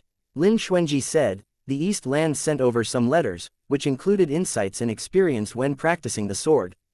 It was extremely helpful to me. Although the island was closed off, correspondence with the outside world was never cut off. Otherwise, how would the sect know what happened to the outside world?" Yan Tianan grinned. "It seems that the relationship between Dage and adoptive father has eased somewhat." Lin Xuanji pinched his nose. "I don't have any deep hatred against him, so what is there to ease? When I think that my dad may have kept talking about me into his ear every day, I feel some sympathy for him." Yan Tianan laughed. "Who let adoptive father always forget your identity when he is not careful? This kind of daily reminder can also be considered a good solution." Chapter 598. Inquiring about experience. Lin Xuanji's comprehension of Teal Lotus 9 styles had already reached the 7th level right now. Ever since Zhan Wush learned about Lin Xuanji's identity, he quickly accepted the fact that he actually had one more son, and that his son was already grown up. Zhan Wush could be considered extremely action-oriented. Originally, he was determined to welcome Lin Xuanji back to the East Land to have Lin Xuanji by his side and make up for the debts of so many previous years. After being rejected by both Lin Zhan and Lin Xuanji, he then tried every means to give Lin Xuanji presents. He sent over countless exceptional magic treasures, top-grade medicinal pills, and martial arts secret manuals. In addition, what Zhan Wush wrote about the most in his letters was his various insights when practicing Teal Lotus 9 styles, which was extremely valuable to Lin Xuanji. Zhan Wuxi's experience held great reference value during Lin Xuanji's cultivation. With such communication and Lin Xuanji's daily concentration on cultivation, he cultivated Teal Lotus 9 styles to the 7th level in just 1 year. Lin Xuanji calculated the time. Every September was the time when the golden osmanthus flowers were fragrant, and it was also the month when disciples had their first major exam. The new disciples had been working hard here for a year and a half. According to the sect's rules, the disciples could now accept all kinds of commissions from the sect. However, if they wanted to enter the evil spirit array or travel abroad, they must successfully pass the first exam. Otherwise, the academy would uphold the attitude of taking responsibility for the sect's disciples and have them continue concentrating on cultivation. "When is this year's major exam scheduled?" Lin Xuanji asked. "The 10th day of September," Yan Tianan answered. "I didn't pick the Alchemy Division's assessment, but the Dao Division's Swordsmanship assessment instead." Lin Xuanji raised an eyebrow slightly. "How is the cultivation of your decline in prosperity? You should know that the assessment is not to compete with the disciples of the same year, but to compete with the disciples of the previous generation. If you lose too badly, you will be deeply hit." Yan Tianan was very confident and winked at Lin Xuanji.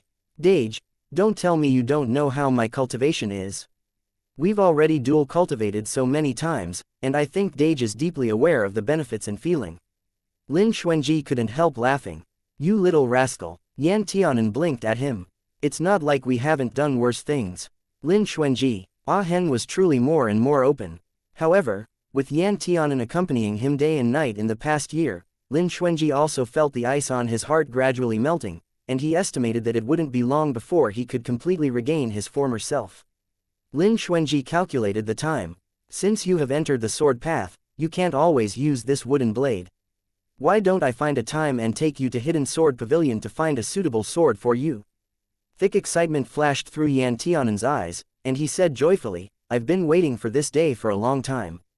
Dage, you finally acknowledged my swordsmanship and feel that I'm qualified to look for my companion's sword." Lin Xuanji was just afraid that Yan Tianan's swordsmanship and cultivation weren't good enough yet, so when he climbed Hidden Sword Peak looking for a sword, he would be unable to move a single step due to the arduous conditions. Now that Lin Xuanji personally witnessed Yan Tianan's growth, he was confident that Yan Tianan could reach the peak smoothly.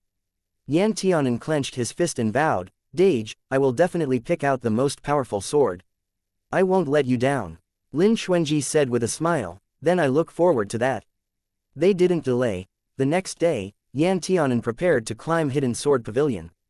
It was called Hidden Sword Pavilion, but in reality, the pavilion was a peak. Hidden Sword Peak was located north of Myriad Dao Academy's north courtyard and was tens of thousands of meters high.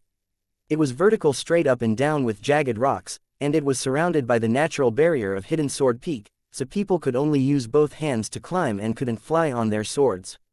Legend has it that an ancient sword venerable died here in order to protect the peace of the Nine Lands and stop the war between various gods.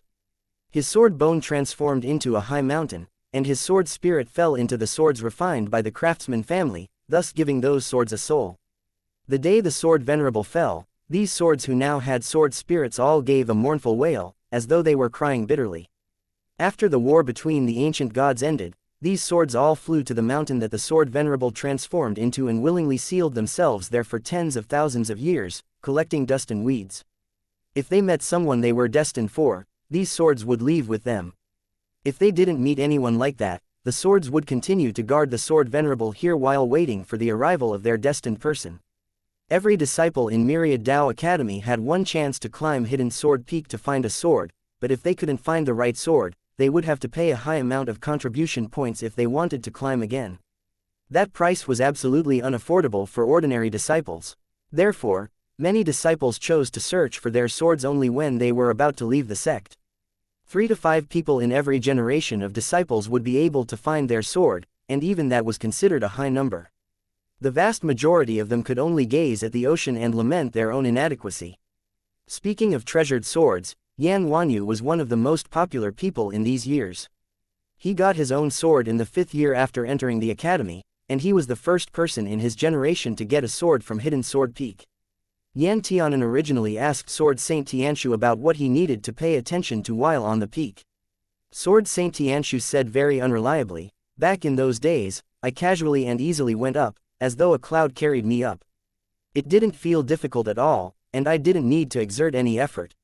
Later, I thought about it, it was probably because this sword saint is so heroic and domineering that he awed and intimidated those treasure swords.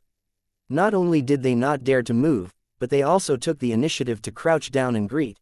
'Hey, where are you going?' I haven't finished yet." Yan Tianan deeply felt that Sword Saint Tianshu was unreliable, so he turned his head and walked away without wasting time, wondering who else to ask for experience.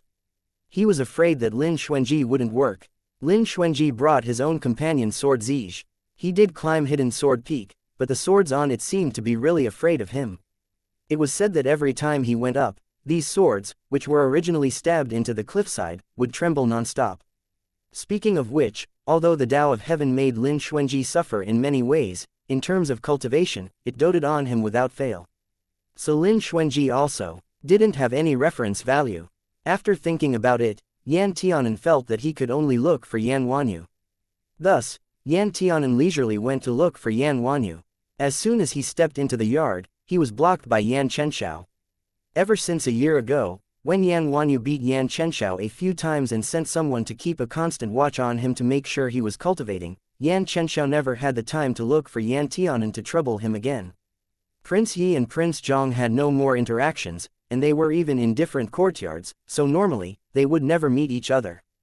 Unexpectedly, Yan Chenxiao actually saw Yan Tianan swaggering into their residence today. It was truly strange. Yan Chenxiao blocked Yan Tianan's path and asked with a raised chin, "What are you doing here?" "Looking for trouble with my Dage."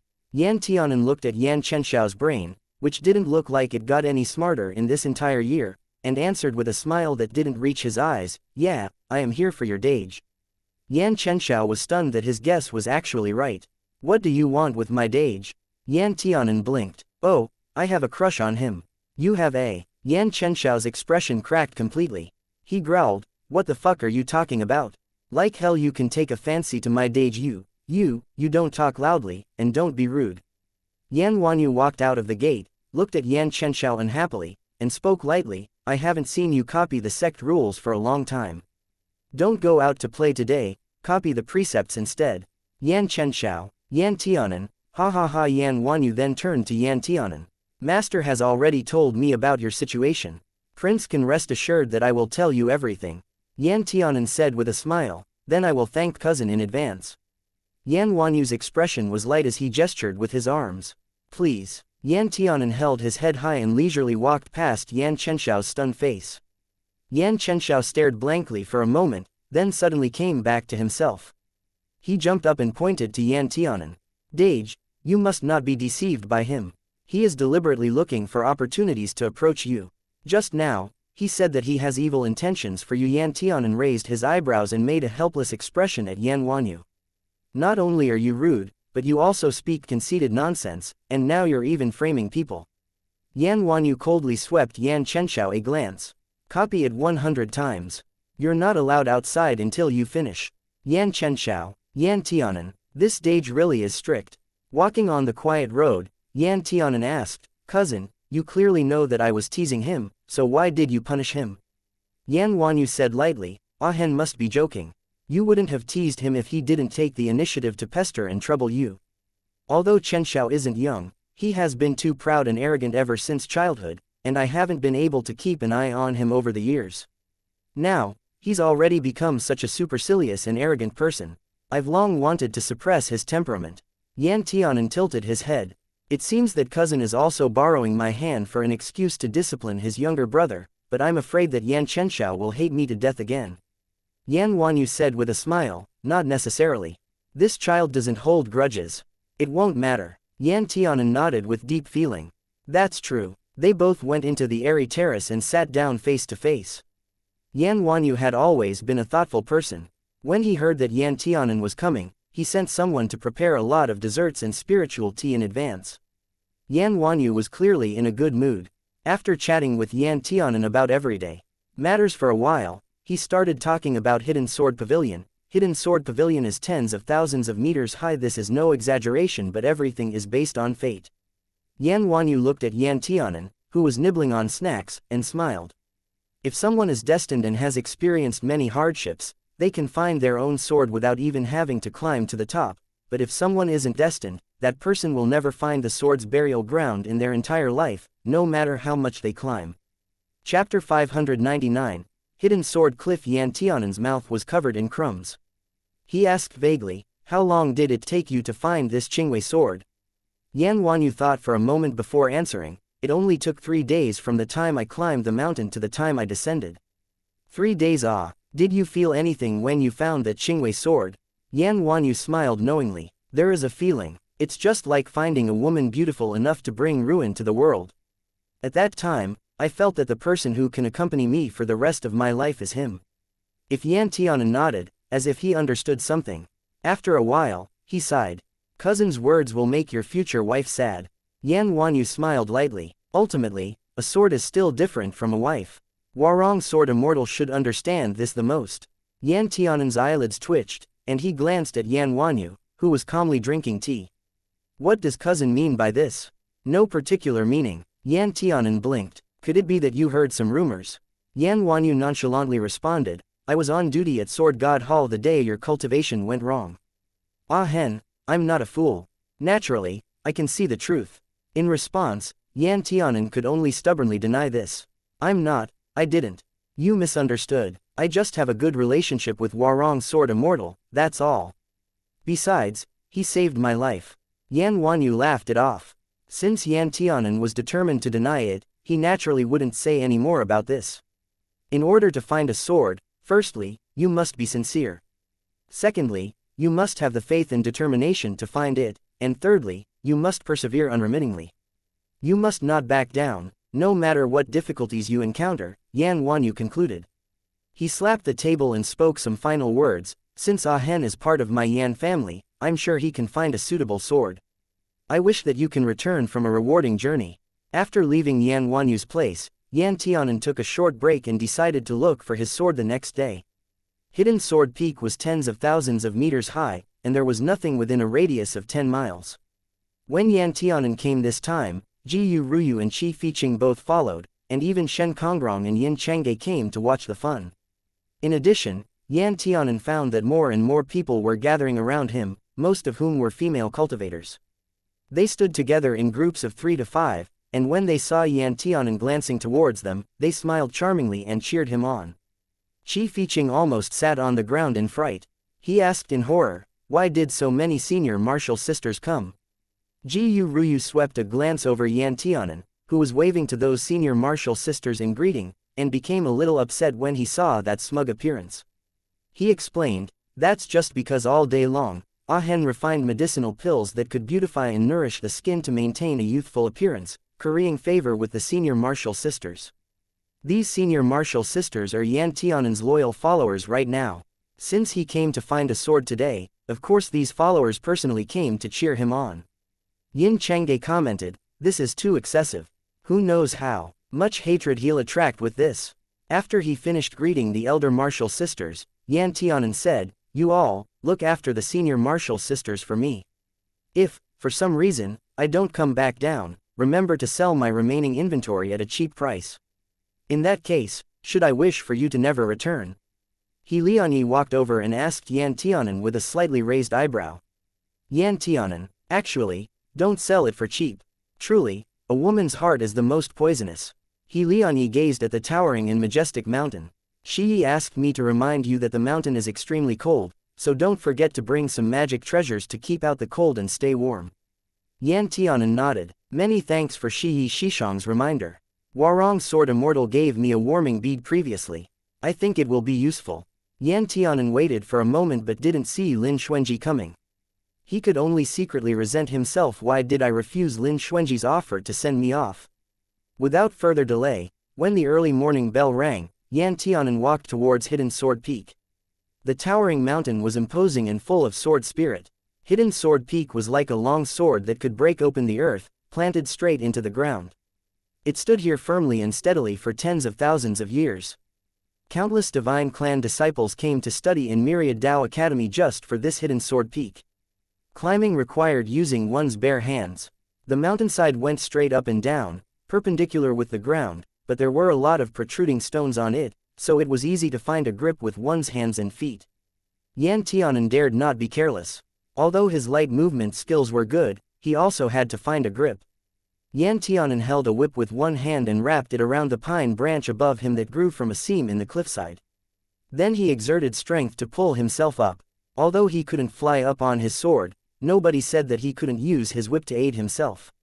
Soon, Yan Tianan could no longer see the ground when he looked down. When he looked up, he also couldn't see the end. Even the sky became blurry. He was surrounded by ethereal clouds and seemed to have already reached the sky. Yan Tianan discovered that the higher he went, the more difficult it was to wield a whip. Later, his yin flames couldn't even maintain the shape of a whip. Sitting on an inclined tree, Yan Tianan waved his sore hand and accidentally looked down. His legs turned soft, his hands trembled, and he almost fell. Mama, thank goodness I have a lot of courage. Otherwise, if I lowered my head and saw this high cliff while still climbing, wouldn't I be scared to death? Yan Tianan broke out in a cold sweat. After a short delay, he dispersed the yin flame whip, pulled up his sleeves, and planned to climb up with his bare hands. He didn't know how much time had passed. Bloody blisters had formed on both of his hands from the sharp protruding stones on the cliffside. Those bloody blisters then burst. The blood flowed out, leaving marks on the rock. Yan Tianan's entire body ached. He didn't know when, but gales actually started blowing on the mountain peak, and they were even mixed with snow. The temperature suddenly dropped very low. Next to him, a bird flew out from nowhere. As soon as it approached Yan Tianan, it was frozen into a block of ice and dropped straight down. Yan Tianan, he silently kept the warming bead in his mouth, which really saved his life. But soon, Yan Tianan found that something was wrong. That warming bead actually stopped working. Yan Tianan was shivering with cold. His hands were numb with cold, and he could hardly even feel the pain. His body moved stiffly, and his legs also climbed slowly. Looking around again, let alone a tree, there was not even a blade of grass, and there was still ice hanging on the mountainside, facing him like a spear. At this moment, Yan Tianan saw a piece of solid ice fall down and hit a monster who was also crawling up, causing it to fall off the cliff. Yan Tianan, shit, since when did so many monsters climb up the mountain? Yan Tianan's thoughts exploded suddenly, and he forgot where he was. He immediately climbed up with his hands and feet, for fear that the strange things following him might bite him. On the cliffside, hundreds of fierce wolves suddenly appeared out of thin air, and they were all like decaying corpses, with rotten flesh hanging on their faces, their yellow and stinky teeth exposed. Their fur was covered with black blood. These rotting corpse wolves howled in succession, and they treated this almost vertical cliff like the ground, rushing to surround Yan Tianan.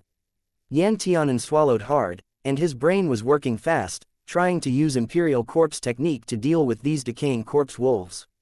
But Yan Tianan quickly discovered that the corpse wolves couldn't be controlled by him at all, and each one was fierce. "Don't come over," Yan Tianan swallowed as he stared at the corpse wolves approaching him step by step. He spoke expressionlessly, "There's no yin creature in this world that this prince cannot control, unless you guys aren't real." The rotting corpse wolves tilted their heads, then suddenly rushed towards Yan Tianan. A cry that almost pierced the sky rang out, and a golden teal ring of light exploded from Yan Tianan's body. Those rotting corpse wolves who were about to penetrate his body were suddenly thrown back. Before Yan Tianan could breathe a sigh of relief, he was lifted by a strong force. The wind almost split apart his skin, and he didn't know how long he was dragged up. Yan Tianan felt a heavy fall, then found himself lying on the ground. On one of the sect's islands, Lin Xuanji was playing Go with esteemed Feng Tan. Sword Saint Tianshu watched beside them with narrowed eyes, occasionally throwing a small spiritual fruit into his mouth. "Yan Tianan will search for a sword today. You're not going to go and keep guard beside him?" Esteemed Feng Tan put down a piece and asked. Lin Xuanji pondered where the next piece would fall and responded, "I don't necessarily have to be by his side to protect him." Esteemed Feng Tan raised his eyebrows. "What did you do for him again?" Lin Xuanji blocked a portion of the white piece's path. "I merely placed a sword spell on him." Esteemed Feng Tan, Sword Saint Tianshu, this could be said to be very shameless. Tianshu couldn't help laughing and cursing him. Xuanji, you really are overprotective. The swords on Hidden Sword Peak are already scared to death of you, yet you put a sword spell on Ah Hen. That's no different than telling those swords that you came in person. You're practically helping him cheat Ah." Lin Xuanji spoke leisurely, "The rules merely forbid people from going with him, but Hidden Sword Peak seems to have no rule that forbids someone from secretly helping. Isn't that right, esteemed Feng Tan?" Feng Tan's expression didn't change as he wholeheartedly played Go. "You're free to do so if you have that ability." Sword Saint Tianshu sighed, lamenting that the men of today are sadly degenerated. On Hidden Sword Peak, Yan Tianan crawled up from the ground with much difficulty. As soon as he looked up, he saw all kinds of swords stabbed into the ground around him. He gasped with excitement and could hardly speak. Right this moment, a faint wind came from behind. Yan Tianan tilted his body and backhanded the corpse wolf that tried to mount a sneak attack. The corpse wolf's chest was suddenly shocked by a teal lotus sword chi, and the entire wolf shivered. With a bang, it turned into a sword and fell to the ground. Yan Tianan was dumbfounded. So those rotting wolves who attacked me just now were actually the swords inside Hidden Sword Pavilion. Isn't this too fantastical? The sword was 1 meter long and was slightly wider than ordinary swords. It looked like there was a lot of red rust hanging on the body of the sword, and there were even some small dents on it, which made Yan Tianan think of those old people with 1 foot in the grave. Chapter 600. No choice. The sword was 1 meter long and was slightly wider than ordinary swords. It looked like there was a lot of red rust hanging on the body of the sword, and there were even some small dents on it, which made Yan Tianan think of those old people with 1 foot in the grave. Yan Tianan thought about it. Although he hated the rotten wolves who came out to scare him, this sword was really a scaredy cat, and it looked a bit miserable. Maybe a kick would completely end his life, so Yan Tianan decided to let it go graciously. Yan Tianan then looked at the swords around him. They were densely inserted on the ground, some were slanted, some were straight, some were new, and some were old. They were shining in the sun and looked very exciting. Yan Tianan rubbed his hands secretly, waiting for the arrival of his sword of fate. Just when he was about to pick up a sword, a voice suddenly came from the cliff. "Just now, the sword loved you so much. It seems that it has a relationship with you. Why don't you take it?" Yan Tianan suddenly looked in the direction of the voice. He saw a person sitting dimly among the 100 clouds, and the long hair of that person was like little snow leaves falling on ice, but because the person was sitting with his back facing him, he couldn't see his face, but he could distinguish from his voice that this should undoubtedly be a man. Yan Tianan was just about to walk a few steps over when the man spoke again. You don't have to come over, child. Yan Tianan stopped and said, why? Who are you? How can you be in this place? You just said that the sword is predestined to be with me. Are you talking about the wide sword covered in red rust? When Yan Tianan asked the last question, he obviously hesitated and looked at the only rusty sword lying on the ground in disdain. The mysterious man chuckled and said, I'm just a wisp of soul. Even if you come here, you still can't see my face. Why bother to be upset? I have been here for tens of thousands of years. I have met many people, but only when I see you can I feel that sword suits you very well. Yan Tianan, so in the end, we still came back to this sword.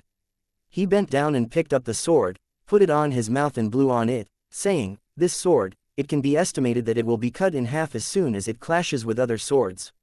This, sir, you said that I managed to climb up after all the difficulties and dangers, and I was full of expectations, so will you let me carry such a thing back? Won't I be laughed to death by others? The mysterious man said, don't look down on it. Although this sword looks useless, it is indeed quite useless right now. But if you can find the blood cypress tree sap that can remove the bloodstains, this rusty sword will be reborn and become the first sword in the world, capable of killing ghosts and gods.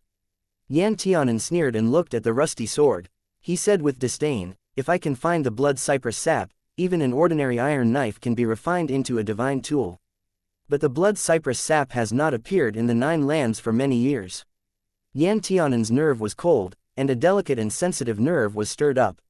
He could almost confirm that this remnant figure, or soul consciousness, came from tens of thousands of years ago. Puluo Mountain had been buried deeply in the ground during the vicissitudes of life tens of thousands of years ago. After the impact of meteorites from outside the sky, it had become a collapsed place, just like a black hole with a big mouth facing the sky. In the entire northeast land, the name of Puluo Mountain had already been forgotten, and had been replaced by the tomb of Yushin. Legend has it that this was the burial place of a great demon transformed into a mountain, and the tomb of Yushin had also become an ominous place where monsters, miasma, and ghosts could easily appear. Over the years, it's not that no one had the audacity to sneak into the tomb of Yushin with the idea of finding treasure there. But basically, there was no return. Even if some lucky people came out smoothly, they had not escaped without serious injuries. If someone asked about what's in it, they never dared to even mention it. Yan Tianan thought of it here and raised his eyebrows. Puluo Mountain has long since disappeared. I'm afraid I don't even dare to enter the tomb of Yushin now. Even if I entered, I won't necessarily be able to find a living blood cypress tree.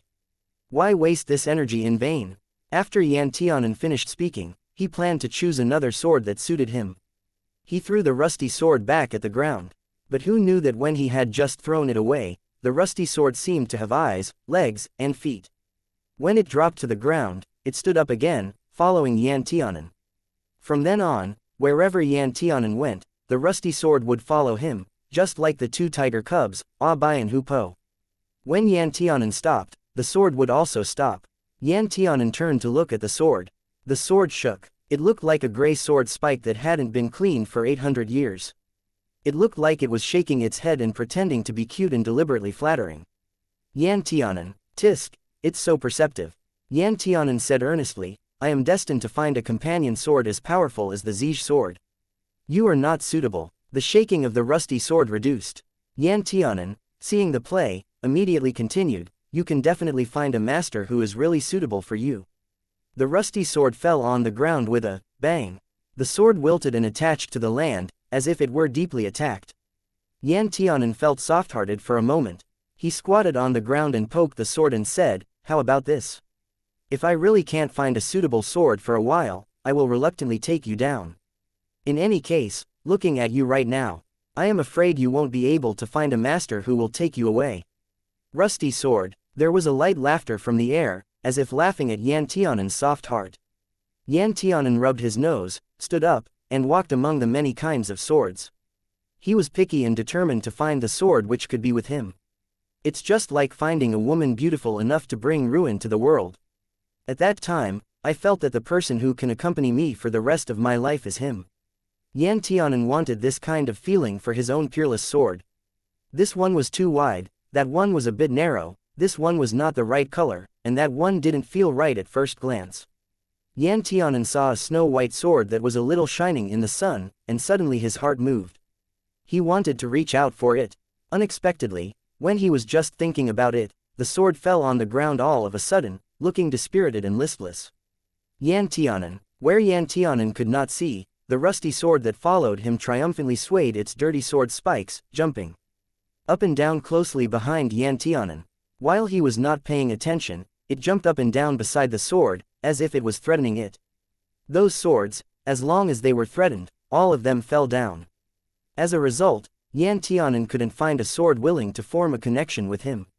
It seems that I really don't have a chance with the hidden sword pavilion. Yan Tianan sighed a little, and then walked forward. In front was a vast white fog. Although there might be swords in it, Yan Tianan decided not to go in any more. The gentleman does not stand under the dangerous wall, this was a saying Lin Zan often told him. If it was destined, the sword would have jumped out when he appeared long ago. If it was not destined, even if he searched all over the mountain, he would not be able to find it. Just like those swords he had just seen, they all fell down as soon as he laid his eyes on them, as if afraid of being chosen by him. Instead of choosing these swords, Yan Tianan thought that it was better to take away the rusty sword which was not useful at first sight. Anyway, although the rusty sword looked useless, it still took the initiative to show kindness to him, didn't it? Yan Tianan turned around, picked up the rusty sword from the ground, and scrutinized it for a while, then said, "Forget it, I'll just take you. Where's your clothes?" The rusty sword shook its spike, and a black light flashed. The scabbard, whose superior quality looked like it outclassed the rusty sword by many levels, flew out of the vast white fog and fell onto Yan Tianan's hand. Yan Tianan was slightly surprised. "This scabbard, don't tell me that you stole it from another sword." Rusty sword. The rusty sword was angry. It was determined to prove to this man that this kind of petty theft would never be done by a famous sword. So it suddenly rushed into the scabbard and made the scabbard fit tightly onto its body. Before the rusty sword had time to shake its spike, Yan Tianan said with a smile, "Not bad, you can even steal a scabbard that suits you." Rusty sword. Chirp chirp chirp. When Yan Tianan got the sword, he bowed to the back of the faint figure, and said, "Thank you, Sword Venerable, for your guidance. I will definitely treat this sword well." The voice seemed to have a little bit of a smile. "This sword is a peerless sword. But now, it is just a jewel covered in dust, and the sword is sealed. You can bring it to Puluo Mountain and re-refine it with blood cypress sap. When the blood rust on it falls off, this sword will regain its former glory." Yan Tianan had an idea in his heart, glanced at this honest and peaceful sword, and said, "Sword Venerable might not know this, but Puluo Mountain has now been renamed the Tomb of Yushin. After several changes in the vicissitudes of the sea, the place has become a forbidden region. It is not easy for ordinary people to enter, and those who did, many of them have not returned. Whether to go to the Tomb of Yushin, I still have to think about it again." The Sword Venerable pondered for a moment, and said lightly, "It's all up to you to decide." After he finished speaking, the Sword Venerable's soul consciousness gradually became more and more transparent. Before Yan Tianan could step forward, the transparent soul consciousness disappeared. Now, it seemed that what Yan Tianan had seen before were all illusory bubbles, just a dream he had. Yan Tianan rubbed his eyes and suddenly felt a sense of sadness in his heart. At this moment, he suddenly understood that the Sword Venerable had truly dissipated from this world. Yan Tianan couldn't help but respectfully bow to the cliff where the figure with his back facing him had stood. A moment later, he got up and walked towards the mountain road with this useless sword in his hand. Although there was no way up the mountain, there was a mountain trail to go down the mountain. Yan Tianan rushed and walked down the mountain in a short time. As soon as he got off the mountain, he saw people waiting at the foot of the mountain. Chapter 601. Sword Saint summons. He's coming down. He's coming down. He was not actually thrown down.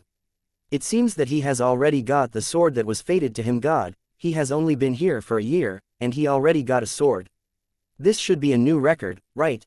Oh, what's all that about how Hidden Sword Pavilion is the most fair? Isn't it just bowing to these divine clan heirs? Which divine clan disciple went up the mountain and failed to get a sword? You can't say that. After all, many of these swords belong to the divine clan disciples 10,000 years ago.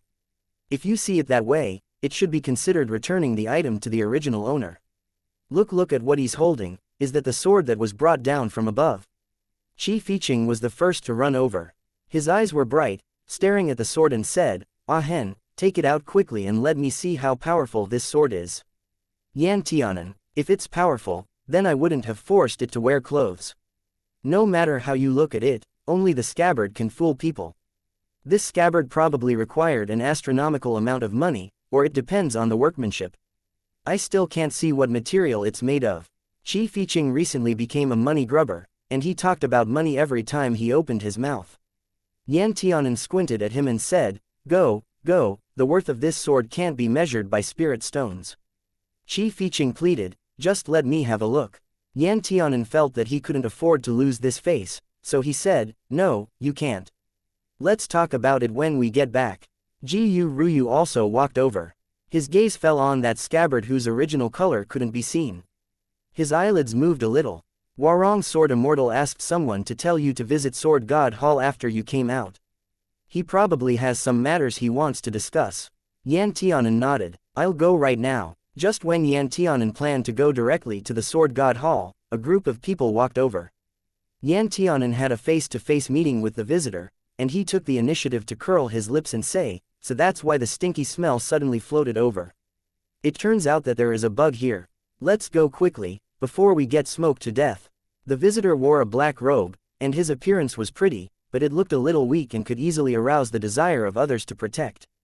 Yan Tianan cursed the son of a bitch in his heart. This bastard was really sharp-eyed. I had already hidden the sword hilt consciously, but I didn't expect that he still caught sight of it. Yan Tianan said without expression, "This just shows that your eyes are not good." Longyao Lingguang said, "Indeed I don't have a good eye, but I can still distinguish between garbage and treasure. I can still recognize it. What kind of treasure doesn't the Northland's Dragon Palace have? Moreover, this prince grew up in the Dragon Clan when he was a child, unlike some people, who's like a country bumpkin and haven't seen anything in the world, yet he still insists on branding himself as royalty. What a joke. Longyao Lingguang, what do you mean by these words?" Qi Fiqing took a few steps forward, flipped his fan, and said, "Prince Yi is the legitimate second heir to the throne. Even your father had to kneel down and bow. Your father is in front of you trying to accumulate fortune, but you are lighting the fire behind. You really aren't afraid of shortening his lifespan." Longyao Lingguang curled his lips coldly and said, "The Longyao clan never bows to anyone. Sure enough, the dog is just like its owner. You are too ignorant." In addition, Longyao Lingguang's gaze turned to Yan Tianan, and said, "Remember to remind that bastard that the Dragon Clan is not a place where he can behave atrociously. His scumbag of a mother is a sinner of the Dragon Clan through the ages. She should be forever crushed and tortured in a filthy place regardless of life or death. He wants to recover the bones of his mother, which is impossible in this life." Yan Tianan lowered his eyes and bared his teeth coldly. "One day, I will tear your mouth apart." Longyao Lingguang sneered, "Then I'll wait for that day." After Longyao Lingguang finished speaking, he led everyone to walk towards Hidden Sword Peak. Yan Tianan took a few deep breaths and asked, "What is that bug going to do?" Qi Fiqing grinded his teeth and said, "In the past few days when you were away, I heard that Longyao Lingguang's cultivation base has broken through the peak of Profound Realms separated spirit stage, and he has already entered the unified spirit stage. He even achieved a minor attainment in swordsmanship, so his master gave him permission to come to Hidden Sword Peak to find his sword." Yan Tianan's face darkened. "He is deliberately opposing me." Ji Ruyu frowned slightly and said, "Next time you see him, don't talk to him so as not to annoy yourself." Yan Tianan said, "Do you think I'm willing to talk to him? If he hadn't repeatedly insulted my second martial brother every time he saw me, I would not bother to pay attention to him. He's nothing. Bitch, my elder martial brother must have been bullied in the Northlands recently. I'll have to ask about the situation in a while." Ji Ruyu said, "Your authority can't reach the Northlands." Yan Tianan nodded and said, "Ever since the Eight Lands gained autonomy, the Purple Emperor's heavenly capital cannot directly intervene in the internal affairs of the Eight Lands, but I am a disciple of Fuyao sect. I should take care of my elder martial brother in my personal capacity. If he needs something, I will do my best to help him." Ji Ruyu said with a faint smile, "Hai Quanglang is really lucky to have you as a junior martial brother." Yan Tianan said, "I'm really lucky to have these elder martial brothers." Yan Tianan soon took the sword to the Sword God Hall. There were 5 elders sitting in the hall, 4 of whom were sword saints and 1 was a sword immortal. The 4 sword saints were Tianshu, Yaoguang, Yu Heng, and Tianquan, who only came out of secluded cultivation 10 months ago. The sword immortal was naturally Lin Xuanji. When Lin Xuanji saw Yan Tianan, he asked, was it a smooth journey? Yan Tianan smiled at Lin Xuanji after finishing a Taoist greeting. It was pretty smooth, and I didn't suffer much. Sword Saint Tianquan said with a smile, it's good that you did not suffer. This time, many people are paying attention to you. They want to know what kind of peerless sword our dignified Prince Yi can get. Yan Tianan blinked his eyes and said to Tianquan, Sword Saint Tianquan, when I came down the mountain, I saw your apprentice, who also took people to the mountain to look for his sword. The scene was bigger than me. After Sword Saint Tianquan came out of seclusion, he accepted Longyao Lingguang as his apprentice. The reason why Yan Tianan didn't meet Longyao Lingguang before was that they were in two different courtyards, so it was not easy for them to see each other. Secondly, as soon as Longyao Lingguang entered the sect, he often went into closed-door cultivation and didn't have time to trouble Yan Tianan. It was after Sword Saint Tianquan came out of seclusion and accepted Longyao Lingguang as his apprentice, that Yan Tianan and Longyao Lingguang often met each other in the Sword God Hall. As soon as Longyao Lingguang first took a step onto the mountain, Yan Tianan began to tattle on him to Sword God Hall's elders. Sword Saint Tianquan didn't have any connections to the secular world, and Yan Tianan was firm in his belief that he only accepted that brat as his apprentice because the bug was so good at acting. He behaved like an obedient grandson in front of Sword Saint Tianquan, but in fact, he was a black-hearted fellow with rotten lungs. Hearing this, the Sword Saint Tianquan didn't blame him, and smiled slightly. It's probably because it is the first time he gets to choose his fated sword, so he was worried and wanted to find some people to support him, so he has more confidence. Yan Tianan clapped his hands and said with a smile, I think so too. He must be scared to death, so he has to find so many people.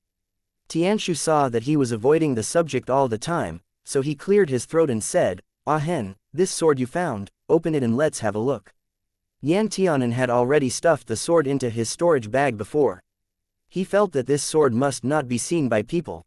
He was embarrassed and said, my sword, it's shy. Several sword saints showed various expressions one after another, and Lin Xuanji's brows wrinkled slightly.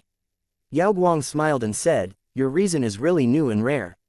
I have never heard of anyone whose sword is shy. Yan Tianan spoke utter nonsense with an earnest and serious expression, my sword has a sword spirit, and it has stayed in that empty place for a long time. The first time it sees people, it naturally becomes shy. When it is shy, it likes to hack at people. For the sake of everyone's safety, I decided not to take it out to harm people when I am in the sect. Yao Guang raised his eyebrows. You said all this. Ah Hen, tell me the truth, is the sword you found a useless sword? Yan Tianan said firmly, how can it be a useless sword? You should know it's not from its scabbard alone. Tianshu said, then you might as well take the scabbard out and show it to us. Pull it out for a while. Yan Tianan curled his lips and said in his heart, it seems that these old guys won't let me go until they've seen the sword today. It's really embarrassing to take out that rusty sword. But sooner or later, the rusty sword will be seen by people. This kind of thing can't be concealed. Yan Tianan simply changed his secretive attitude and said, I'm not afraid to let you see it, but I'm afraid you can't see the advantages of this sword, and you might misunderstand it. Yao Guang slapped the table, don't dawdle nonsense, I'm dying of curiosity. Yan Tianan secretly glanced at Lin Xuanji, and saw that he also smiled at him, looking very expectant. Yan Tianan directly took the rusty sword out of the storage bag and handed it to the sword-holding boy of Sword Saint Tianquan who was nearest to him. He muttered, you can take a look, I'll see if you can see if it's good. The sword-holding boy handed the sword to Tianquan. When Tianquan looked at the scabbard, he was surprised and said, the scabbard is made of extremely high-grade materials. It's cold to the touch. It seems that there's a faintly visible shape of scales on it. I am not a craftsman, I can't see what it is made of. First it was a compliment, then Tianquan took the hilt and pulled it out of the scabbard. A 4-finger-wide sword covered with red rust appeared in front of everyone. Tianquan was stunned, and his expression was even more surprised than when he saw the scabbard. This, Sword Saint Tianshu's words also got stuck. He raised his finger to the rusty sword and asked incredulously, the scabbard really belongs to this sword? Zaki rubs hands and eat popcorns, camping at the comment section. Chapter 602. A rusty sword. Lin Xuanji also slightly frowned and said, let me have a look at that sword. Tianquan handed the sword to the sword-holding boy and handed it to Lin Xuanji. Several sword saints stared at Lin Xuanji, to see what he could see. After all, the Zijie sword in Lin Xuanji's hand was peerless. As its master, naturally Lin Xuanji's sight was quite experienced. Although the Zijie sword doesn't occupy a position in the divine weapons ranking, it was because he never drew the Zijie in front of people, and seldom fought with people. Therefore, no one could test which position the Zijie sword can rank. However, these sword saints of Myriad Dao Academy had sparred with Lin Xuanji. They had seen the sharpness of the Zijie sword and knew that Lin Xuanji was knowledgeable. They also knew of Lin Xuanji's knowledge of all kinds of strange treasures in the world. Perhaps he would be able to see where they came from just from holding them. However, Lin Xuanji looked back and forth for a while, then hesitated to say, "This rusty sword, because it has been sealed by blood for tens of thousands of years, I can't see its power for the time being. If the blood rust on it is not rid of, it probably can't exert too much power." Yan Tianan dropped his head in disappointment. Sword Saint Tianshu didn't want to believe it and asked, "Are you sure? Maybe you can get rid of the rust on it." "It's not easy." Tianquan sighed and continued, "All the swords in Hidden Sword Peak were left by the Sword Venerable when he sacrificed himself 10,000 years ago. If they were stained with blood rust, it had already become one with the sword. It could not be separated easily. The sword's biggest fear is to be stained with rust, whether it's copper rust, iron rust, gold rust, or blood rust. Once they are stained with rust, they will become useless. It's a pity. It's a pity. Every sword cultivator often wipes his sword. The purpose is to wax the sword and keep it in a brand new state. At least it can't rust. Once the sword is rusted, no matter how good it is, its power will be greatly reduced. Unless it is reforged, it will be difficult to completely remove the rust. Even if it is removed, the effect still won't be as good as before." Sword Saint Yaoguang could not stop sighing regretfully. "This sword is so rusty that you can't even see its original appearance clearly." "Ah Hen, how can you choose this sword?"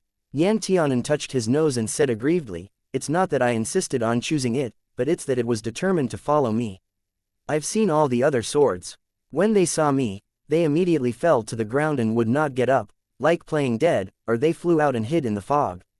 They don't want to be found by me. I think it's better to bring down this sword than go back empty-handed, at least it looks like it has a fate with me." "You stupid child." Sword Saint Tianshu was distressed. "It's better not to take such a piece of rubbish than to become a laughingstock. If you don't take it, the most they can say is that you have no fate with Hidden Sword Peak. If you go to another place tomorrow, you could find a sword that suits you. But since you took it down..." Sigh. Sword Saint Tianshu was extremely disappointed. He swung his sleeve and looked away. He made it clear that he was too angry to speak. Yan Tianan was a little confused and asked, "Didn't I just take a sword? If I don't think it's suitable for me, I'll change it for another sword." The sword saints all looked at Yan Tianan. "Yan Tianan, what's going on? Don't you know?" Sword Saint Tianshu asked nervously. Yan Tianan's face was full of confusion. "What should I know? What else do I not know?"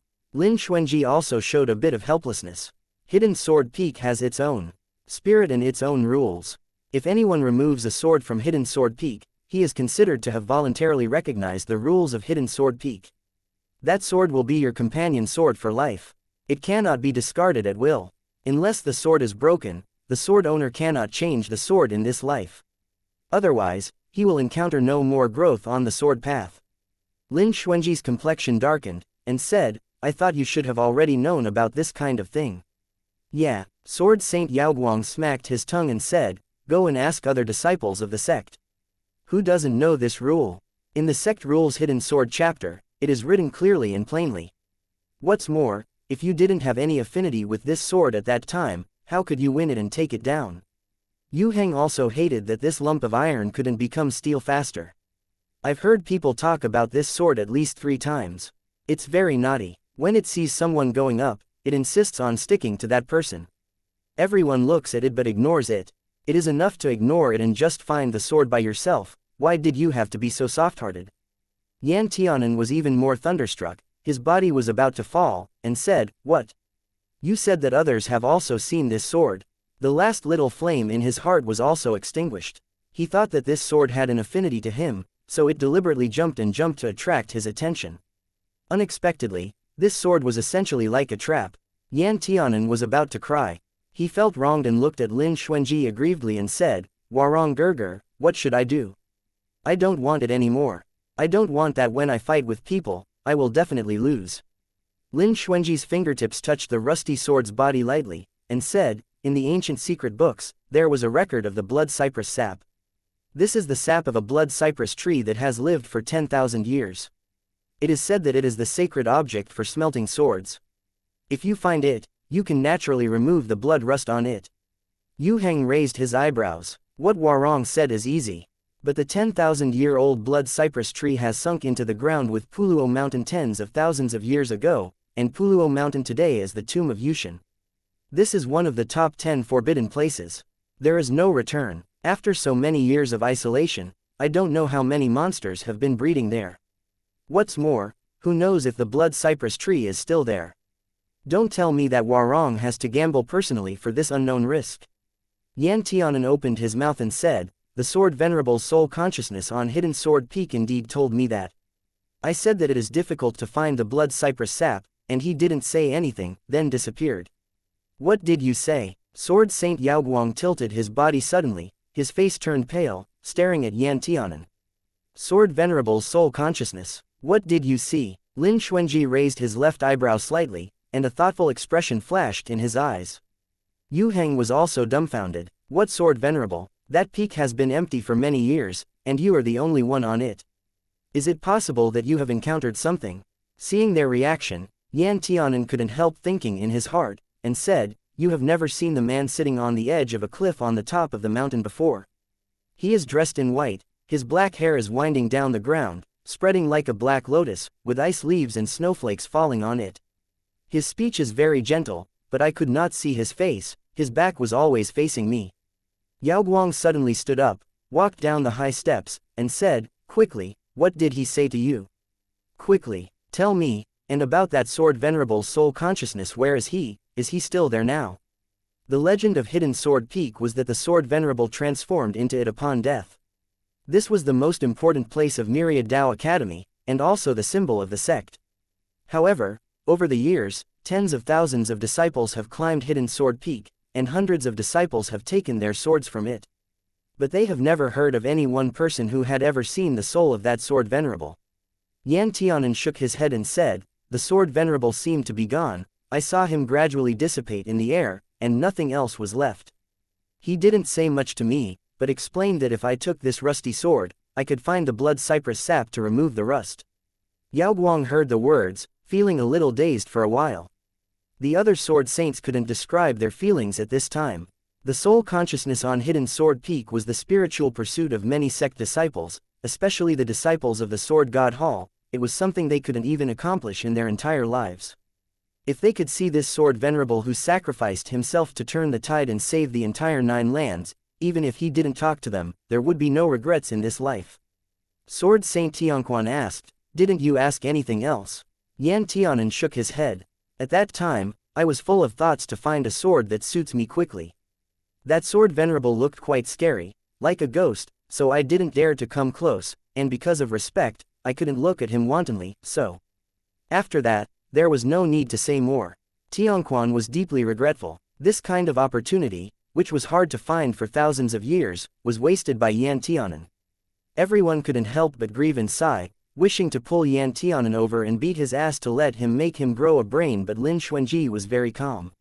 He took the scabbard and put the sword back into it, and said, anyway, since this sword has been brought down by Ah Hen, it's considered to be fate. And since the sword venerable has already pointed out the way, it seems that we will have to go to Puluo Mountain when the time comes. It's the tomb of Yushin. Yaoguang deliberately corrected the sentence, then frowned. How can the sword venerable let disciples go to their deaths? Are you sure that the person you saw was the sword venerable, not someone else pretending to be him? Yan Tianan said, can there be anyone else besides the sword venerable's soul consciousness who can appear at the top of Hidden Sword Peak? Lin Xuanji shook his head and said, I'm afraid there is no one else. Sword Saint Yaoguang said, the matter of going to the tomb of Yushin requires a long-term discussion. Lin Xuanji nodded in agreement. Outside the gate of Sword God Hall, Yan Tianan had a bitter expression on his face. There was no one around, so Lin Xuanji raised his hand and rubbed Yan Tianan's head, and said comfortingly, I have already said that Dage will help you find the blood cypress sap. Don't be sad, there will always be a solution. Yan Tianan miserably looked at the sword he was holding in his hand, and said, if I can't find the blood cypress sap, won't I have to use such a rusty sword to fight against enemies for my entire life? Lin Xuanji thought for a while and said, it's still better than those who couldn't even take a sword down. Yan Tianan did not feel comforted. Lin Xuanji said, in fact, there is another way. Yan Tianan looked up and asked, what's the other way? If this sword is broken, the contract with you will be terminated naturally. Why don't I use the Zij sword to fight with you and cut this sword in half? Yan Tianan's eyes suddenly lit up. Zaki okay, is the naming of the rusty sword. I guess we now know what name one from last chapter's comments. Zaki. You know Ahen, he will definitely find a silver lining with this one. More like a whole silver sky, not just a lining. Cheeky smiley face. Chapter 603. Sharp contrast. On Little Penglai, Yan Tianan held his sword in both hands, and his legs were firmly planted on the ground. His spiritual chi sunk into his dantian, waiting for the fateful blow to come. He saw Lin Xuanji's hand holding the Zij sword scattering with pale green and dark light, flicking upwards, and cutting straight to the point toward the rusty sword. Clang! The sound of the sword connecting rang out.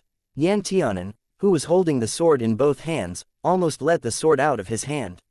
His whole body staggered and he stepped back a few steps before finally standing still. He took a closer look at the rusty sword that was stabbed down by Zij forcibly. There was not even a dent or a scratch on it. After only a few tremors, it returned to its original state. Lin Xuanji's eyes changed slightly. He took the rusty sword thoughtfully, and looked at it from the hilt to the tip. Yan Tianan was also very surprised, and asked, how can this be? The Zij sword is the sharpest and fastest sword I have ever seen. There's no weapon in this world that could not be cut straight by it. Dage, don't tell me that you held back. Lin Xuanji shook his head and said, the Zij sword is not invincible, but with just my strike, this sword should more or less have some traces. Since it has no effect, it seems that this sword has some background, but the material has been completely covered by blood rust, and I cannot identify anything now. Yan Tianan took his sword sadly and ground it on a piece of wood. Looking at the shallow mark, he said, but this rusty sword can't even cut down wood. Lin Xuanji looked at Yan Tianan. Ahen, only a third-rate sword cultivator would depend on the sword, a first-class sword cultivator depends on himself. There are many levels of swordsmanship. The higher your swordsmanship attainment, the more you will find that the sword is just a tool to convey your mind. The real sword is only yourself. The so-called human and sword is one, is this truth.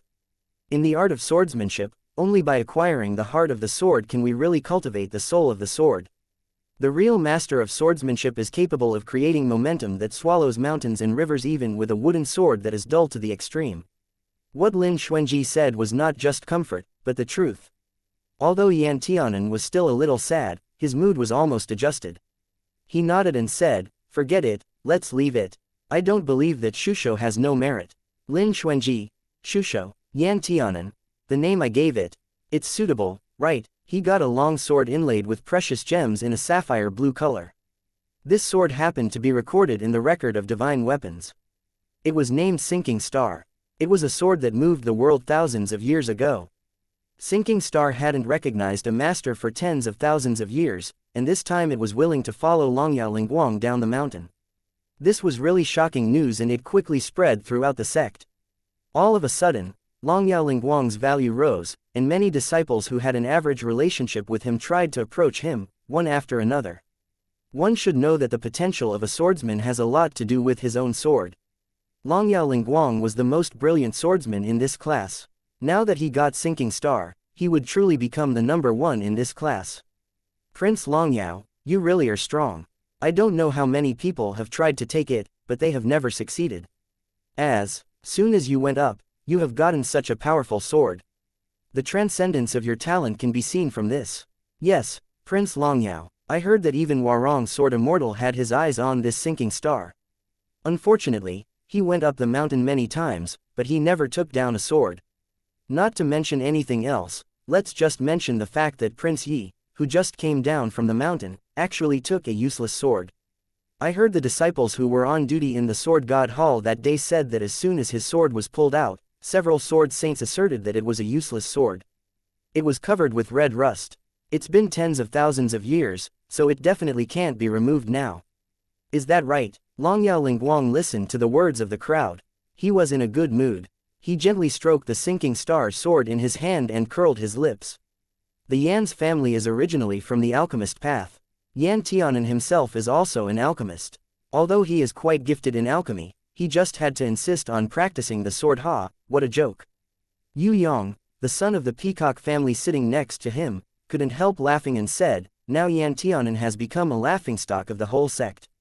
Originally, Sword Saint Tianshu planned to let him enter the Sword God Hall after he selected the sword, but later he didn't mention it anymore. Yan Tianan's journey in the sword path has basically come to an end. Longyao Lingguang gloated and said, and here I thought he was so powerful. So what even if Sword Saint Tianshu valued him?